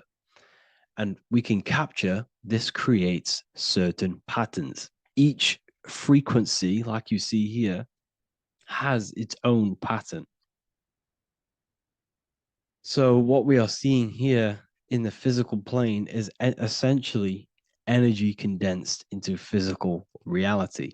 We see it in the turtle. We see it in every single form in nature. Now, external geometry and normal geometry, we normally get taught that this is God's way of creating physical reality, which is essentially true. However, it's far more deeper than that. Far, far, far more deeper. Okay, so what geometry truly is, it's not God's codes to reality. What we must understand is what the brain truly is. And what we must understand is that we are not in the world. We are not in the universe. The universe is us ourselves, and the world is produced by our brain itself. Okay? So the way you must understand how the brain works, so what you visually see, so geometry is to do with what we visually see.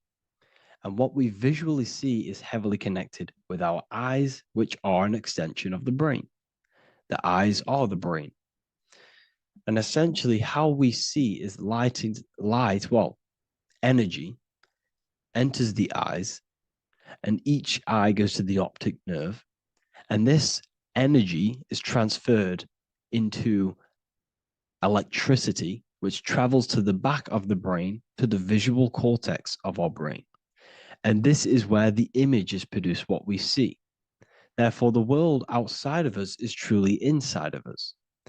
It's a projection from within the brain.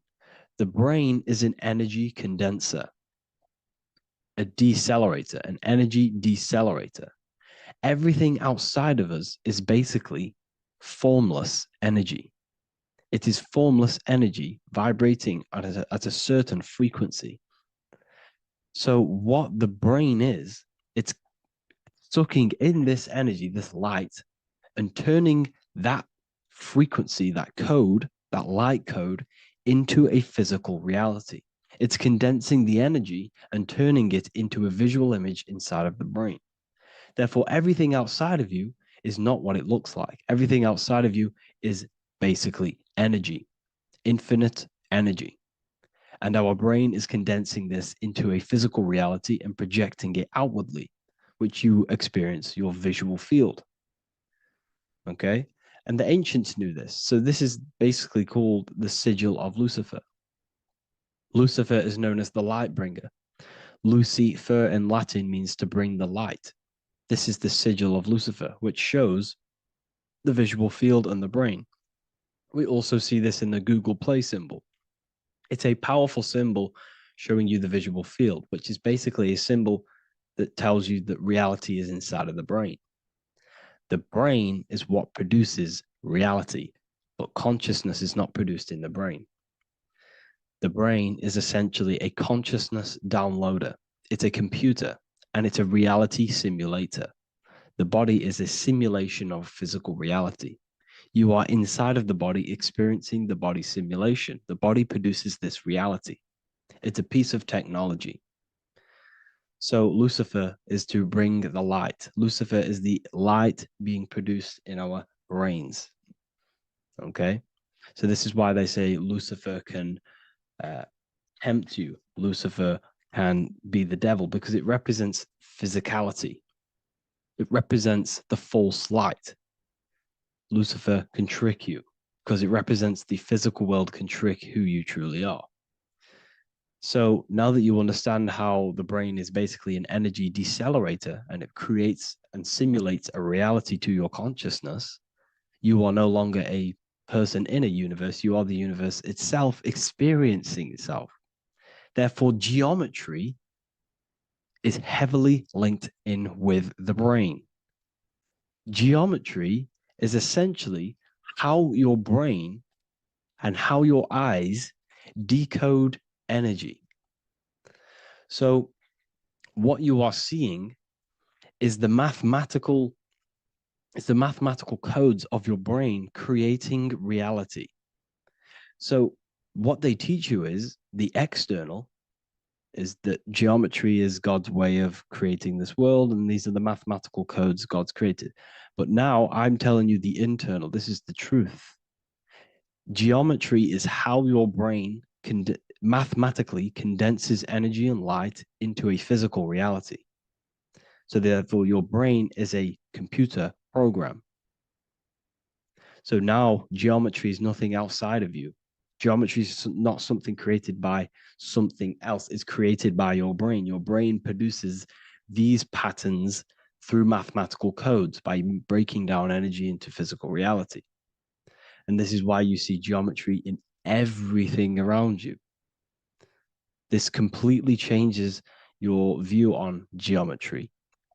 It's in your ear, it's in your face, it's in everything. Geometry is everything. Okay? So now that you understand this, now, as we were talking about the visual field earlier, the ancients knew about this. The ancient Egyptians knew about this. We can see this symbolism inside of the casket, the Egyptian casket. See, this crossover represents the visual field. This represents the back of the brain. This is the left hemisphere, the right hemisphere. And now some of the most simplest teachings in geometry is that straight lines are masculine and curved lines are feminine. And we even see this in the human body. The feminine human body is curvy and the masculine human body is liney. And even with the genital reproductive area, we have a line and a curve. 0 and 1, the binary code of all creation, 0 and 1, because that's basically all that exists. Nothingness and one, nothingness and God, nothingness and consciousness. That's all that exists. Now that I've told you that, the basics of geometry and the line and the curve and the feminine and the masculine, what do we have here? You see this stick here? This is a curve. And what's the right hemisphere? The right hemisphere is the feminine, the feminine energy, the feminine aspect of our brain. Then we have a straight line. This is straight lines. Now this represents the left brain. So the Egyptians are showing you the left masculine brain and the right feminine brain because of the curve and the straight line. And this is the visual field, the crossover. So there's a crossover in the brain. The left eye is connected to the right brain. The right eye is connected to the left brain. Okay, so the left eye is connected to the right brain. The right eye is connected to the left brain. The solar and the lunar. So, like I said, everything outside of you is basically energy. Your body is basically a holographic avatar, condensed energy produced by your brain. There's nothing actually outside of you. Your five senses are electrical threads of light. And when you touch something, this is basically electrical signals in your nervous system, which are reporting back to the brain. Therefore, what you touch is actually, you're not touching. The feeling that you feel when you touch something is not the true feeling. That's your nervous system you're feeling. You're feeling your nervous system in the brain. It's electrical signals to your brain. So the five senses do not decode, well, what you're experiencing as the five senses is not outside of you. This is your brain interpreting electrical signals. You don't experience the world, you experience your nervous system and your brain. The nervous system is an extension of the brain. So this is the truth. This is not woo-woo spirituality. This is true consciousness science that I'm teaching you here. Okay? So nothing is truly outside of you. It is a universe. You yourself are the universe, the fabric of the universe itself. The only thing that exists outside of you is essentially energy. That is it. And your body and your brain condenses this energy into reality. So when we look into architecture, why is architecture, the ancient architecture, so important? Because what did I tell you at the beginning? Shapes and physical matter is condensed energy. Each shape holds specific energy. Some shapes hold more energy, emit more energy. Some shapes condense energy. Some shapes transfer energy. Each shape, each geometric shape has an energetic principle because matter is essentially energy. So when we look into cathedrals and the ancient buildings, they were filled with geometric patterns, geometric shapes, because they understood the energy principle. Architecture is basically solid energy. It's physical energy. If we create this pattern here is an energy code. And if you stand next to it, you're going to gain that energy. It's going to be imprinted on your body. So essentially, they filled their buildings with high energy geometric shapes. Points, triangles, pyramids are very, very energetic.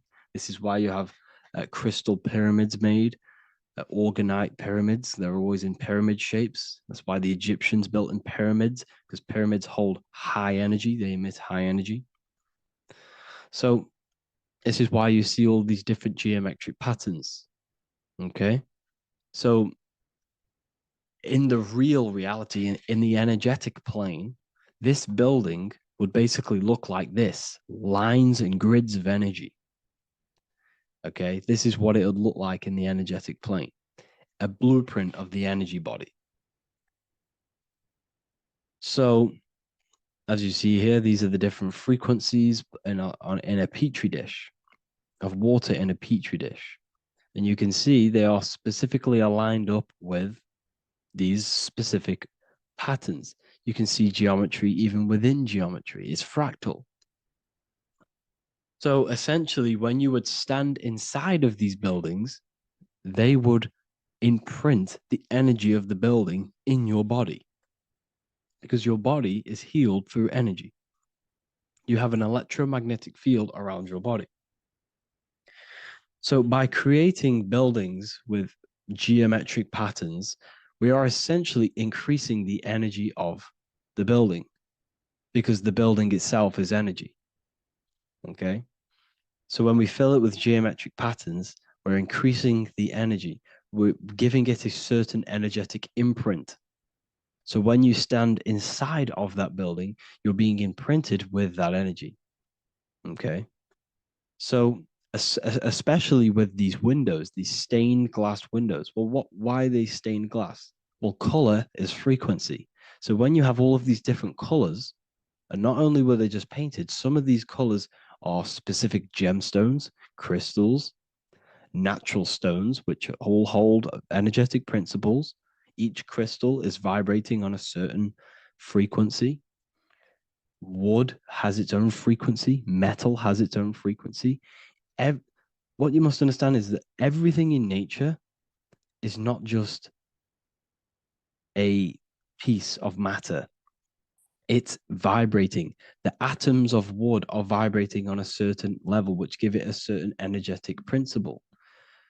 Each crystal is vibrating, the atoms of the crystal are vibrating on a certain frequency, which give it a certain energetic principle, quality.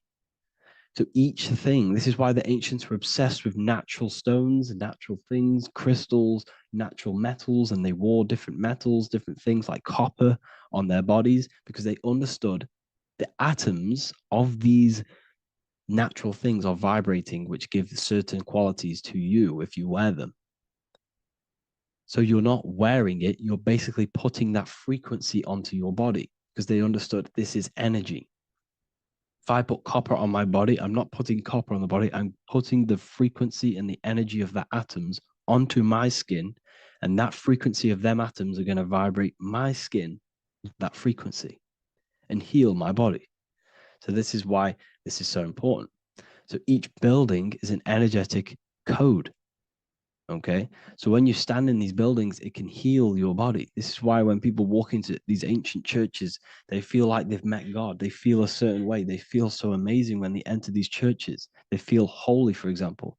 It's not because God's there. It's not because these man in the sky dwells in these holy places. It's because the energy of these buildings affect our consciousness. They increase your energy. They raise your vibration.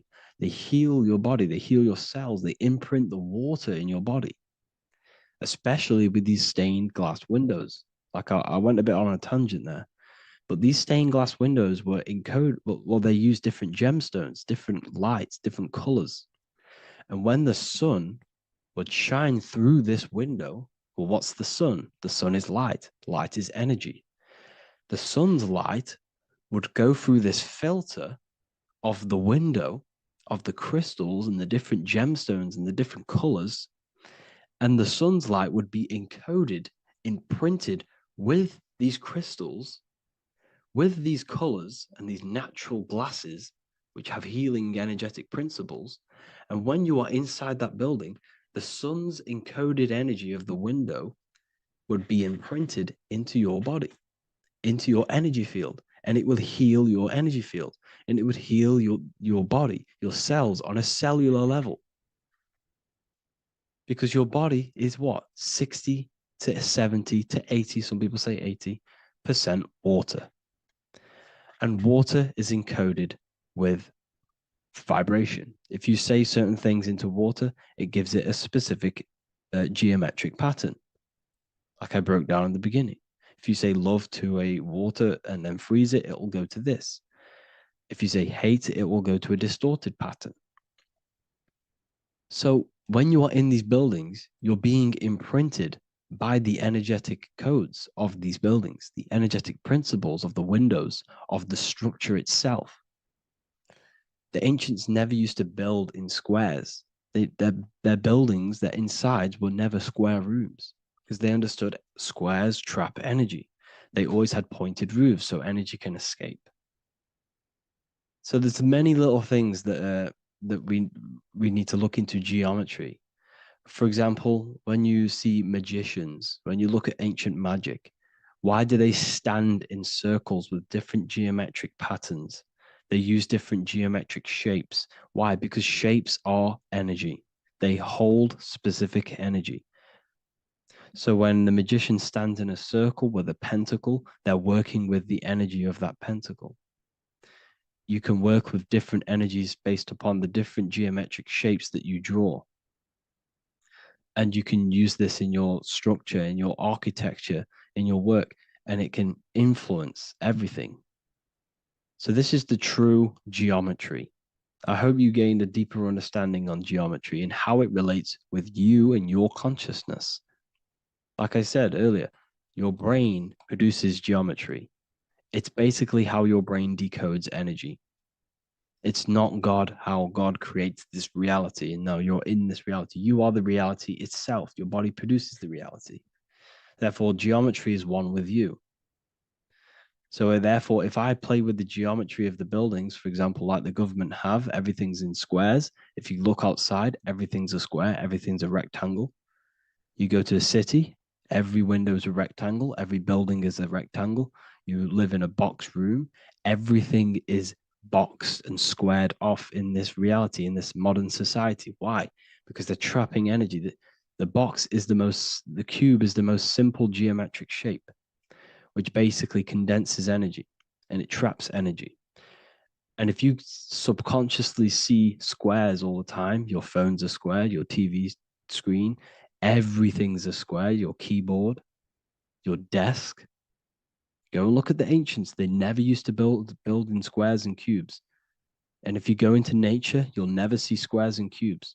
Nature doesn't create squares and cubes. Everything in the modern society is squares and cubes to simple your consciousness down, to dumb your brain down. So the ancients built very, very complex structures. Why? Because they understood what we see affects our brains, because our brains decodes reality and creates reality. If you see a sophisticated building, this is going to give you a sophisticated mind and raise your IQ levels over time, subconsciously. I'm not saying if you look at this building, you're going to become smart. I'm saying if every single building in your environment, ment is mind, mental, every single building in your environment was this complex and complicated, it would increase your IQ on a subconscious level. It'd make you more complex, make you more intelligent. So they've dumbed everything down. They've dulled everything down. Look at everything. Everything is being dulled down. So anyways, I hope you all gained a better understanding on this. If you want to gain more occult knowledge and esoteric knowledge, make sure to read the Book of Wisdom Volume 2. If you're inside the university, you can get this book for free. Go to the general chat area and follow the instructions and you can order yours for free. Truly life-changing stuff, because the issue is with the world is that no one really understands who they are, what they are, and why we are here. That is the issue for people's depression, for people's wrongdoings. They don't understand who they are, what their emotions are, what their mind is, what their body is, what reality is. This book gives you that. This book gives you the sense of understanding, the sense of well-being that will give you a better life because you understand life and what life is. And if you truly want to take your studies to the next level, we have the Ethereal University. This is the place for truth seekers where you can connect with like-minded people so you don't have to feel insane, because not many people think this way. I've been there when people, when you wake up and not many people around you are thinking the same way and you start to feel a bit insane and you can't really talk to people about these things. That's why I created this, so you can connect with people and learn at the same time and become the best version of yourself by understanding truth and knowledge. If you join, you'll gain access to free live calls every single week, every single Saturday morning. We do live calls. You can ask me questions and all sorts. So make sure to leave a like and a comment. And thank you all for tapping in.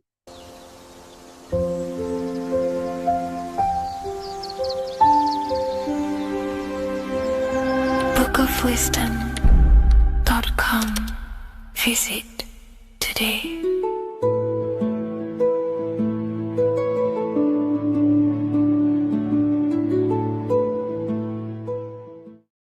Welcome to Revival of Wisdom. This video is going to be about the flat earth and the breakdown of the whole cosmology. We're going to be digging very deep. I've got a lot of pictures and images to show you, and a lot of dots to connect. So let's start with the Freemasonry art. So this artwork we have here is the Freemasonic cosmology as they know and believe. So what is it symbolizing? We obviously have to start off with the 4 pillars representing the 4 corners of the earth. The 4 corners with duality. You see, there's everything on earth. There's good and evil. Good, evil, positive, negative. Good, bad. This is the checkerboard. This is what it symbolizes. Okay. Obviously, we have the sun, the moon. The sun gives you energy. It's the anode.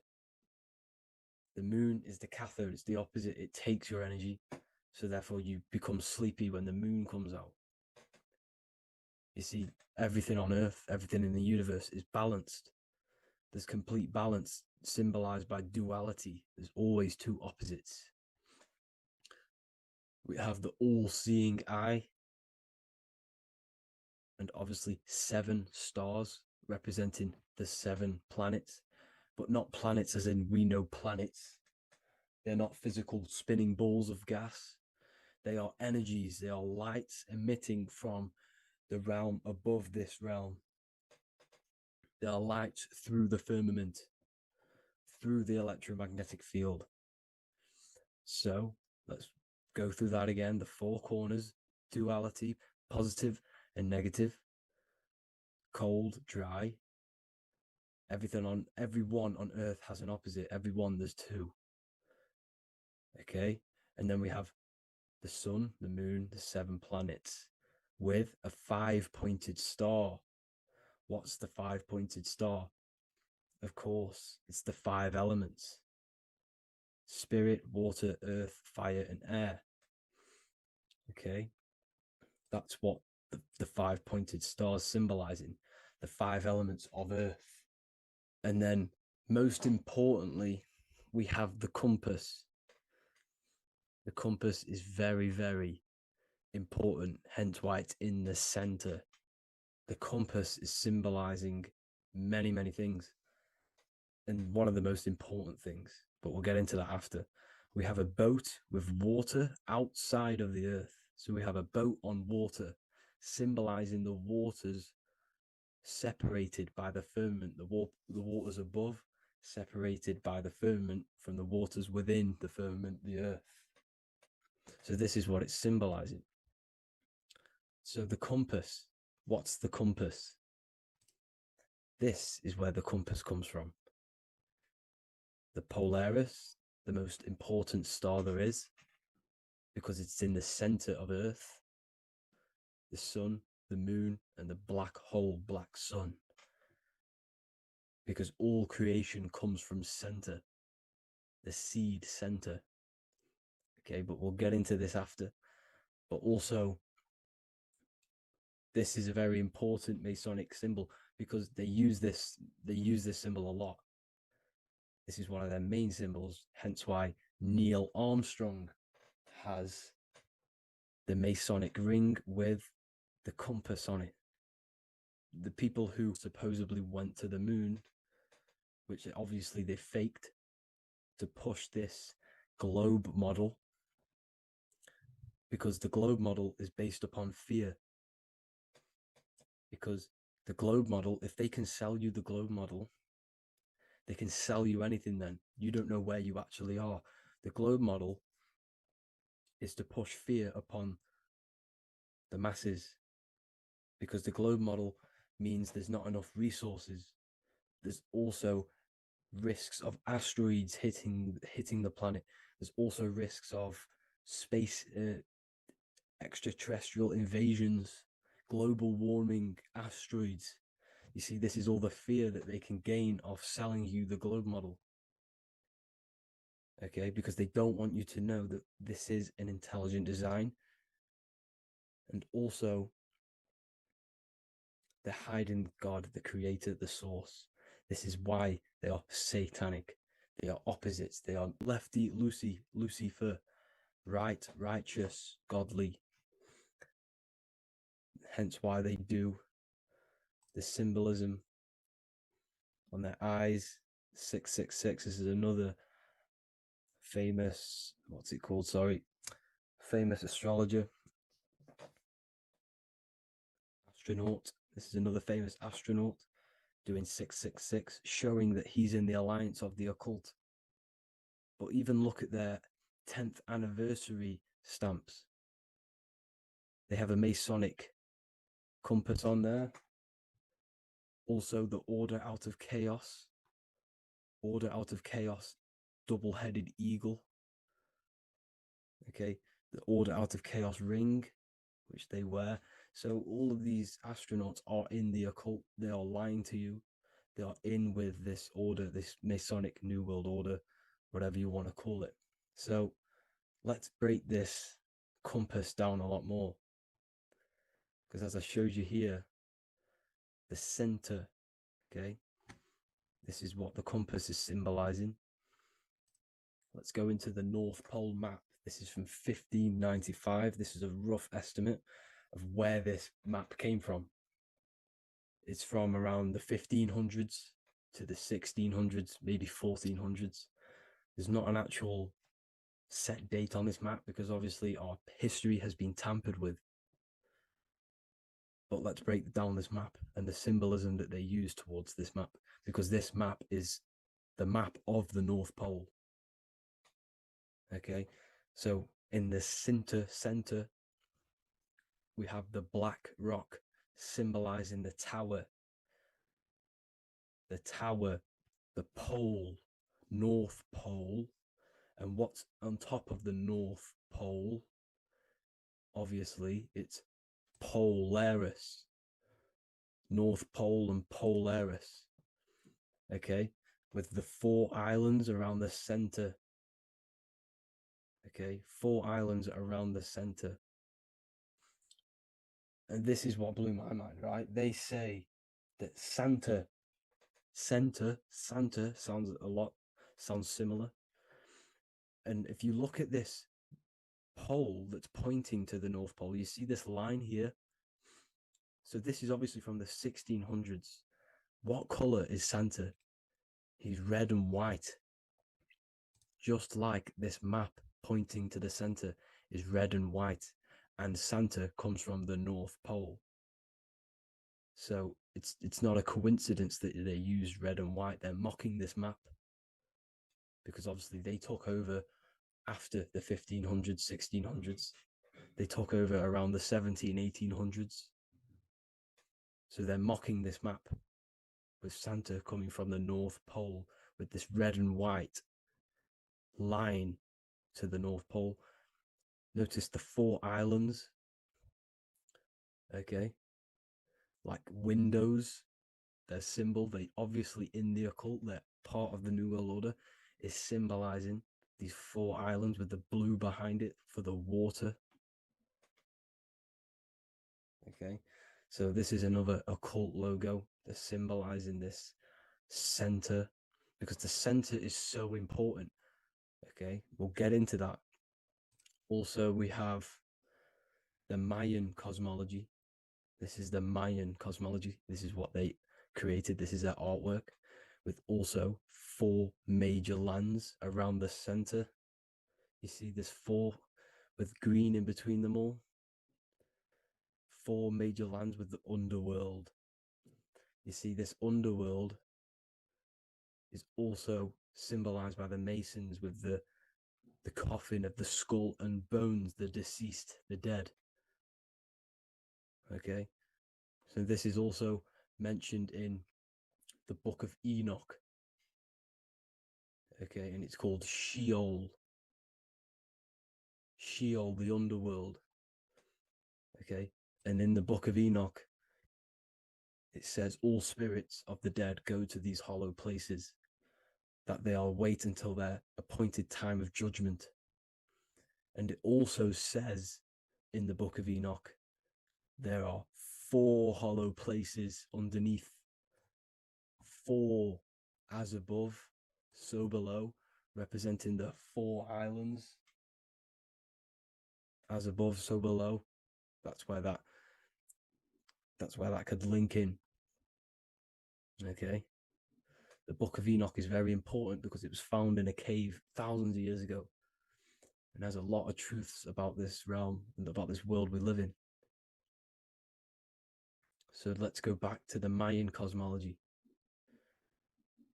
So the ancient cosmology, they all must have had some sort of communication. They must all be in at peace with each other, because all of their cosmologies link together.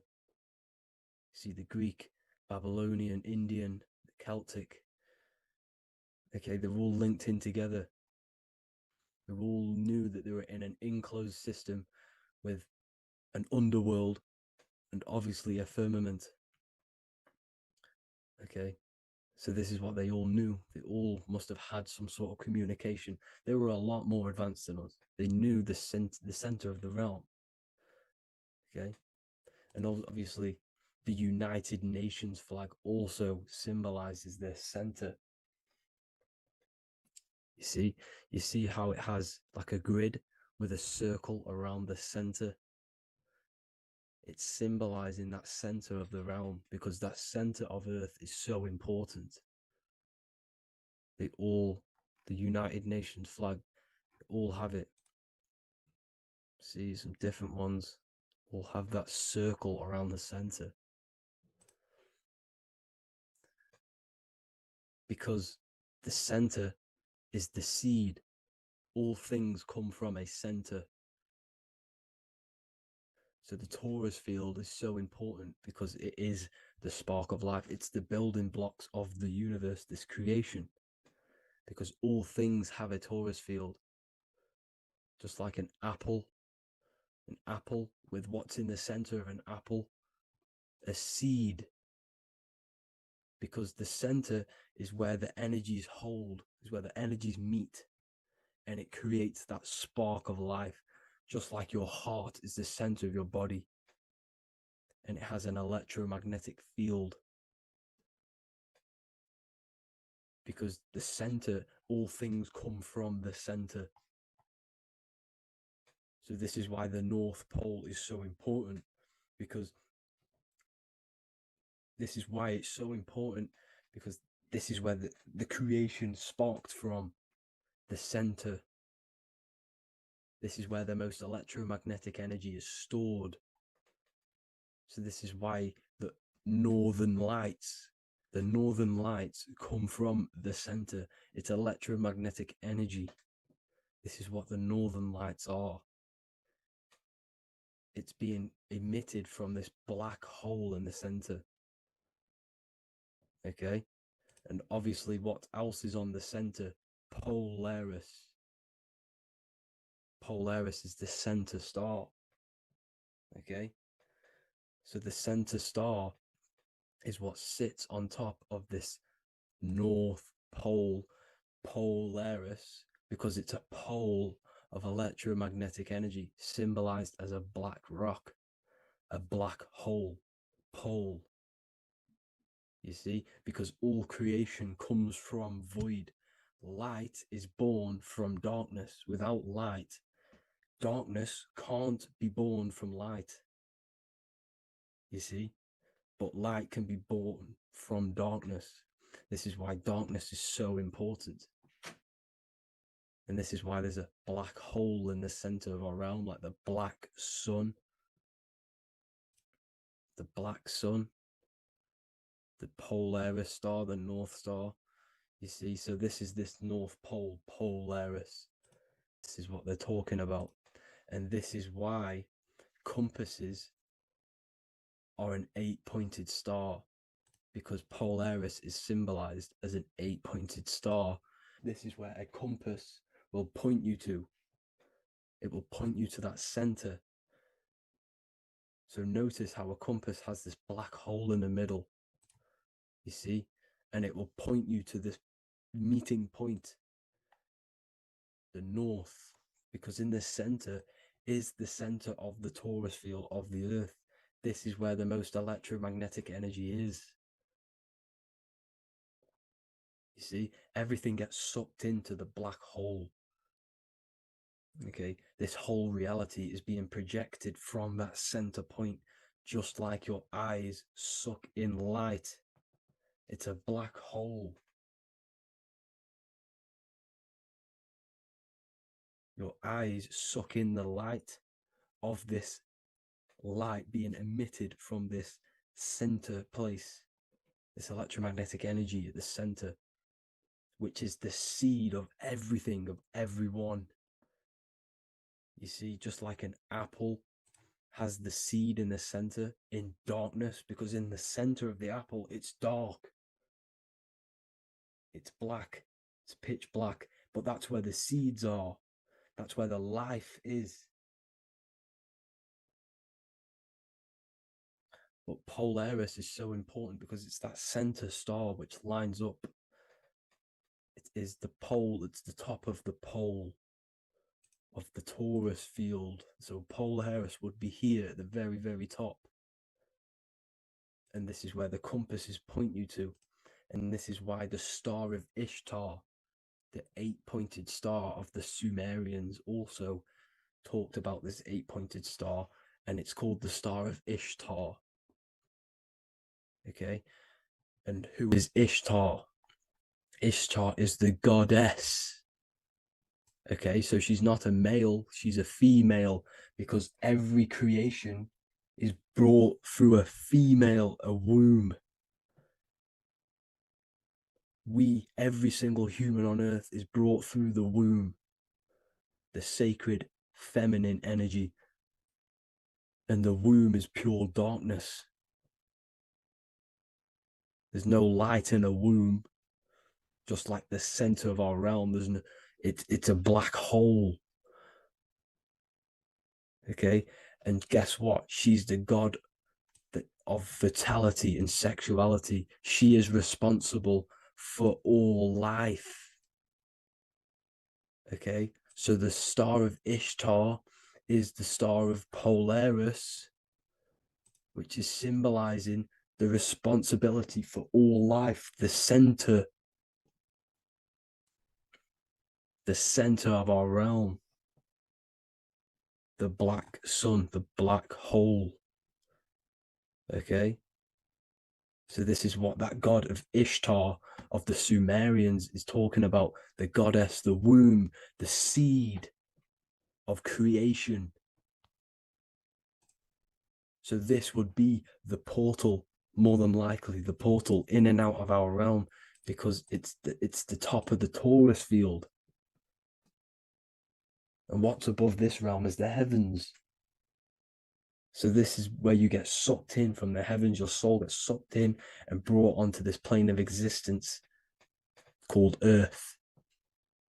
These are some space NASA symbols. Look how much Polaris symbolism there is. And notice how it's at the center.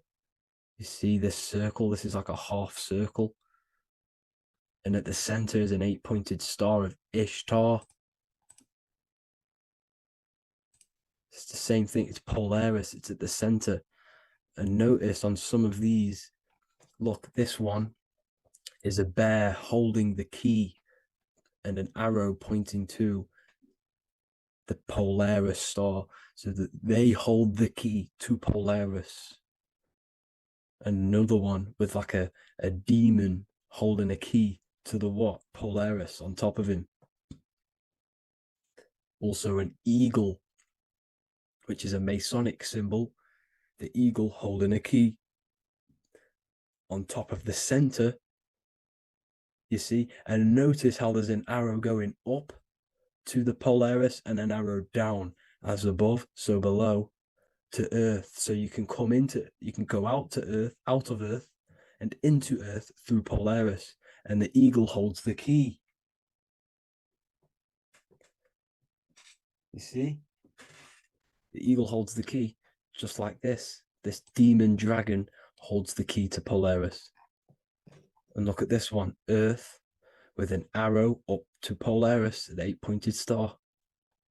So Polaris is more than likely that portal which the Anunnaki used, the Sumerian gods used, because the Anunnaki symbol is also an 8-pointed star. Okay, and like I said, that center is the seed of creation. The center is the black hole. Okay, just like your pineal gland is at the center of your brain. The pineal gland is at the center of your brain, and that's what connects you to that spirit realm, to the source. That's it for this video, guys. Thank you all for tuning in. I hope you all learned something today. Please leave a like, a comment, and please subscribe to the channel for more content. God bless you all.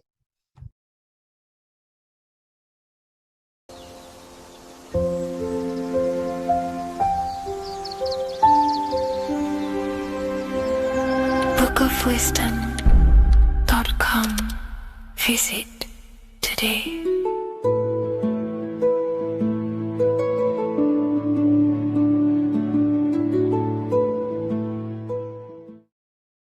What if the word Yahweh is proof that God is embedded in our very own being? Stay with me, because what I'm about to show you might change the way you see yourself forever. Today's topic is decoding the mystery name of Yahweh, the sacred name of God from the Hebrews. By the end of this video, you'll uncover the true meaning of the word Yahweh and how your connection to it unlocks your own personal power. When we look at the word Yahweh in Hebrew, we flip it on its side. We're actually looking at the human body. These are the legs, this is the torso, here are the arms, and here's the head. So if we actually switch this on its side, we see the human body. The Hebrew name Yahweh often translates to I am, the I am. Now, what is the I am? The I am, when you say I, you're referring to your highest self. Everything with the letter I in the beginning, most of them words are referring to our inner self, inside, intelligence, internal, in. The I represents the inside self, the invisible self. You cannot see the I am because this is the spirit, this is our consciousness. It's the intelligence controlling the human body. When you say I, you're not referring to your name, your job, your reputation, your ego, or your thoughts. You're referring to the observer who is beyond the thoughts, the one who's observing the thoughts. That's the soul. Look at the word Yahweh, Yahweh, the sacred name of God. Yahweh can be observed in the natural rhythm of the human breath. When inhaling, we subtly hear Yah. When exhaling, we hear Way. Do this yourself. Breathe in through your nose, you'll hear Yah. Breathe out, you'll hear Way. And in fact, the letter H, H, when it's pronounced, it carries the soft sound of wind or breath, a gentle exhale that mirrors the very essence of life, giving air. Breath is the spirit of life. It's what connects us with consciousness. If we stop breathing, we lose consciousness. The body shuts down. We're breathing the spirit of breath. We're breathing in the spirit of life. It's the very essence that gives us physical existence, and we're constantly staying connected to this breath at all times. Now let's look at Yahweh. 1, 2, 3, 4. There are 4 letters. The Tetragrammaton is the 4-letter Hebrew name for God. Okay? Tetra, meaning 4. We have 4 Gospels of Jesus. Jesus is depicted with a cross with 4 sections. Jesus has the 4 sacred animals around the side of him, always depicted with these 4. A bull or an ox, an eagle, a man, and a lion. These are the 4 fixed signs of the zodiac. Aquarius, the man, Scorpio, the eagle, Leo, the lion, Taurus, the bull or the ox, which are related to the elements. Leo is a fire sign, Aquarius is an air sign, Taurus is an earth sign, Scorpio is a water sign. These are the 4 elements. And the 4 elements correspond to the 4 bodies of consciousness, as we see here. This is fire, this is air, this is water, this is earth. So we are made out of the 4 elements, which represent the 4 bodies of consciousness: mind, emotion, spirit, and body. The soul is incarnated into 4 sections. Hence why Jesus has 4 gospels. Hence why Yahweh is a 4-named word, because we are tetraform. We have 4 bodies of consciousness. There are 4 pillars to reality: the mind, emotion, spirit, and the body. So what we're actually looking at here is the name of the very essence of the self. Yahweh represents the universal consciousness that we're all tapped into, because the body is like a radio. The body is basically a radio antenna, which is picking up the stream of consciousness, and we're all the same consciousness, just experiencing it in a different body. And Yahweh is the name for this intelligence that we're all acting out, that we're all manifestations of. So now let's look at the word Yahweh, where we read it this way in Hebrew, which is 10565. 10565 in the Hebrew letters and the numerical values. And the DNA is made up of 4 bases. These 4 things which create the DNA. This basis is the genetic code for all living things. Each DNA strand is held together by sulfur bridges that appear in a repeating pattern of 10565. This pattern matches the numerical value of the Hebrew letters of Yahweh, Yod He Vah He, which are 10565. This means the structure of DNA, the code of life, follows the same number sequence as the sacred name of God, Yahweh. This is a factual observation. So we're looking at 10565. So let's look over this one more time. Yahweh represents the breath, Yahweh, inhale, exhale. It translates to I am. It's written in our DNA. The word Yahweh on its side looks like the human body. Now, this is where things get a little bit deeper. 10565 adds up to 26. The number God, well, the word God adds up to 26. Allah adds up to 26. There are 206 bones in the human body, 26. 26 adds up to 8. 8 is the number of infinity. We are all the infinite consciousness. Consciousness will never die. It's immortal. It's infinite. We are all infinite. We are not these skeletal structures. We are Yahweh, the universal consciousness. The creator of all things is our essence. We're all God with individual identities, but the highest versions of ourselves is God. The ego is our own personal experience of God. Does this make sense? So in conclusion, Yahweh is not the name of a separate God from us, but rather the reflection of the divine consciousness manifesting through the human form. The human body is like a receiver acting as an antenna that tunes into the infinite intelligence and life force we call consciousness or God. This means that rather than being external, the divine presence is within us, expressed through our very existence. It's very interesting when we look into this, and what religion has done has flipped all of this knowledge. All of this sacred knowledge has been externalized. They've externalized God so that we worship God and we view God as something separate from the human experience. They do this so that we don't find the God within us, so that we don't find that we have the power of creation. The mind is the creative force of God. The body is the will to act out that thought. They don't want us to figure out that we are creators and we're all creating our own earthly experience. We're all projecting this reality. And they don't want us connecting with the divine intelligence within us because they want to be the creators. They want to keep this knowledge. They don't want the masses to wake up to this powerful knowledge. So what they've done is that they've taken the scriptures, they've externalized it so that we start worshiping and giving away our power to these external things. And when God is external, we start to fear God because we start to think that God has power over us. He can send us to hell or heaven.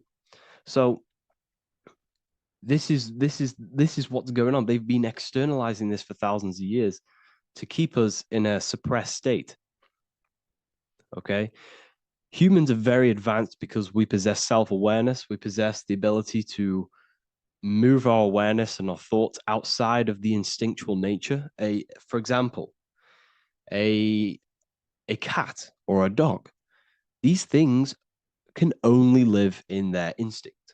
They live based on instinct. They smell, they eat. That's pretty much what they do.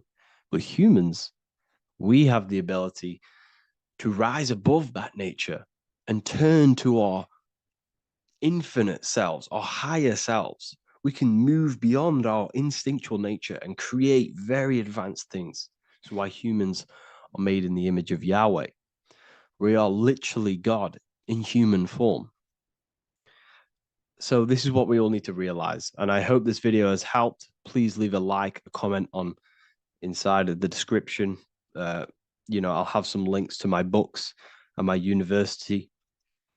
The people who have read them have just absolutely changed their lives. You could probably see that in the comment sections if someone leaves a review of the book. We also have Trustpilot. But yeah, I thank you all.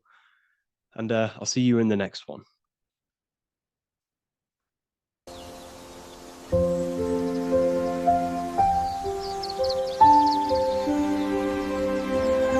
bookofwisdom.com.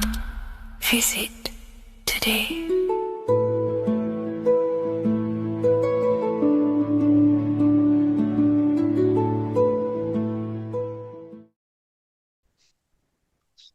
Matthew 21:1, Jesus went into the temple of God. Corinthians 3:16, do you not know that you are the temple of God? Now, what is this telling you? That God is within you. Hence why in Luke 21:12 it tells you the kingdom of God is within you. And the side of your head region is called a temple for a reason. Because the brain encapsulates the mind. The brain is a physical manifestation of the mind. The heart is a physical manifestation of emotion. So we have these different layers of our consciousness. We have an intellectual, communicative aspect of our consciousness, which we would call the mind. We have an emotional aspect of our consciousness, which is the heart. And to communicate with the divine, it's all to do with the mind. Hence why the ancients always symbolize the mind being God. This is why Michelangelo always placed God inside of the brain on top of Sistine Chapel in the middle of the Vatican. He understood that God is in the brain. God is within you, not outside of you.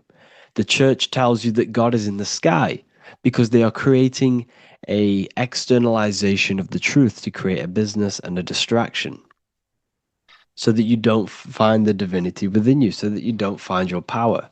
Now you have Adam, the physical man, the physical body, the ego,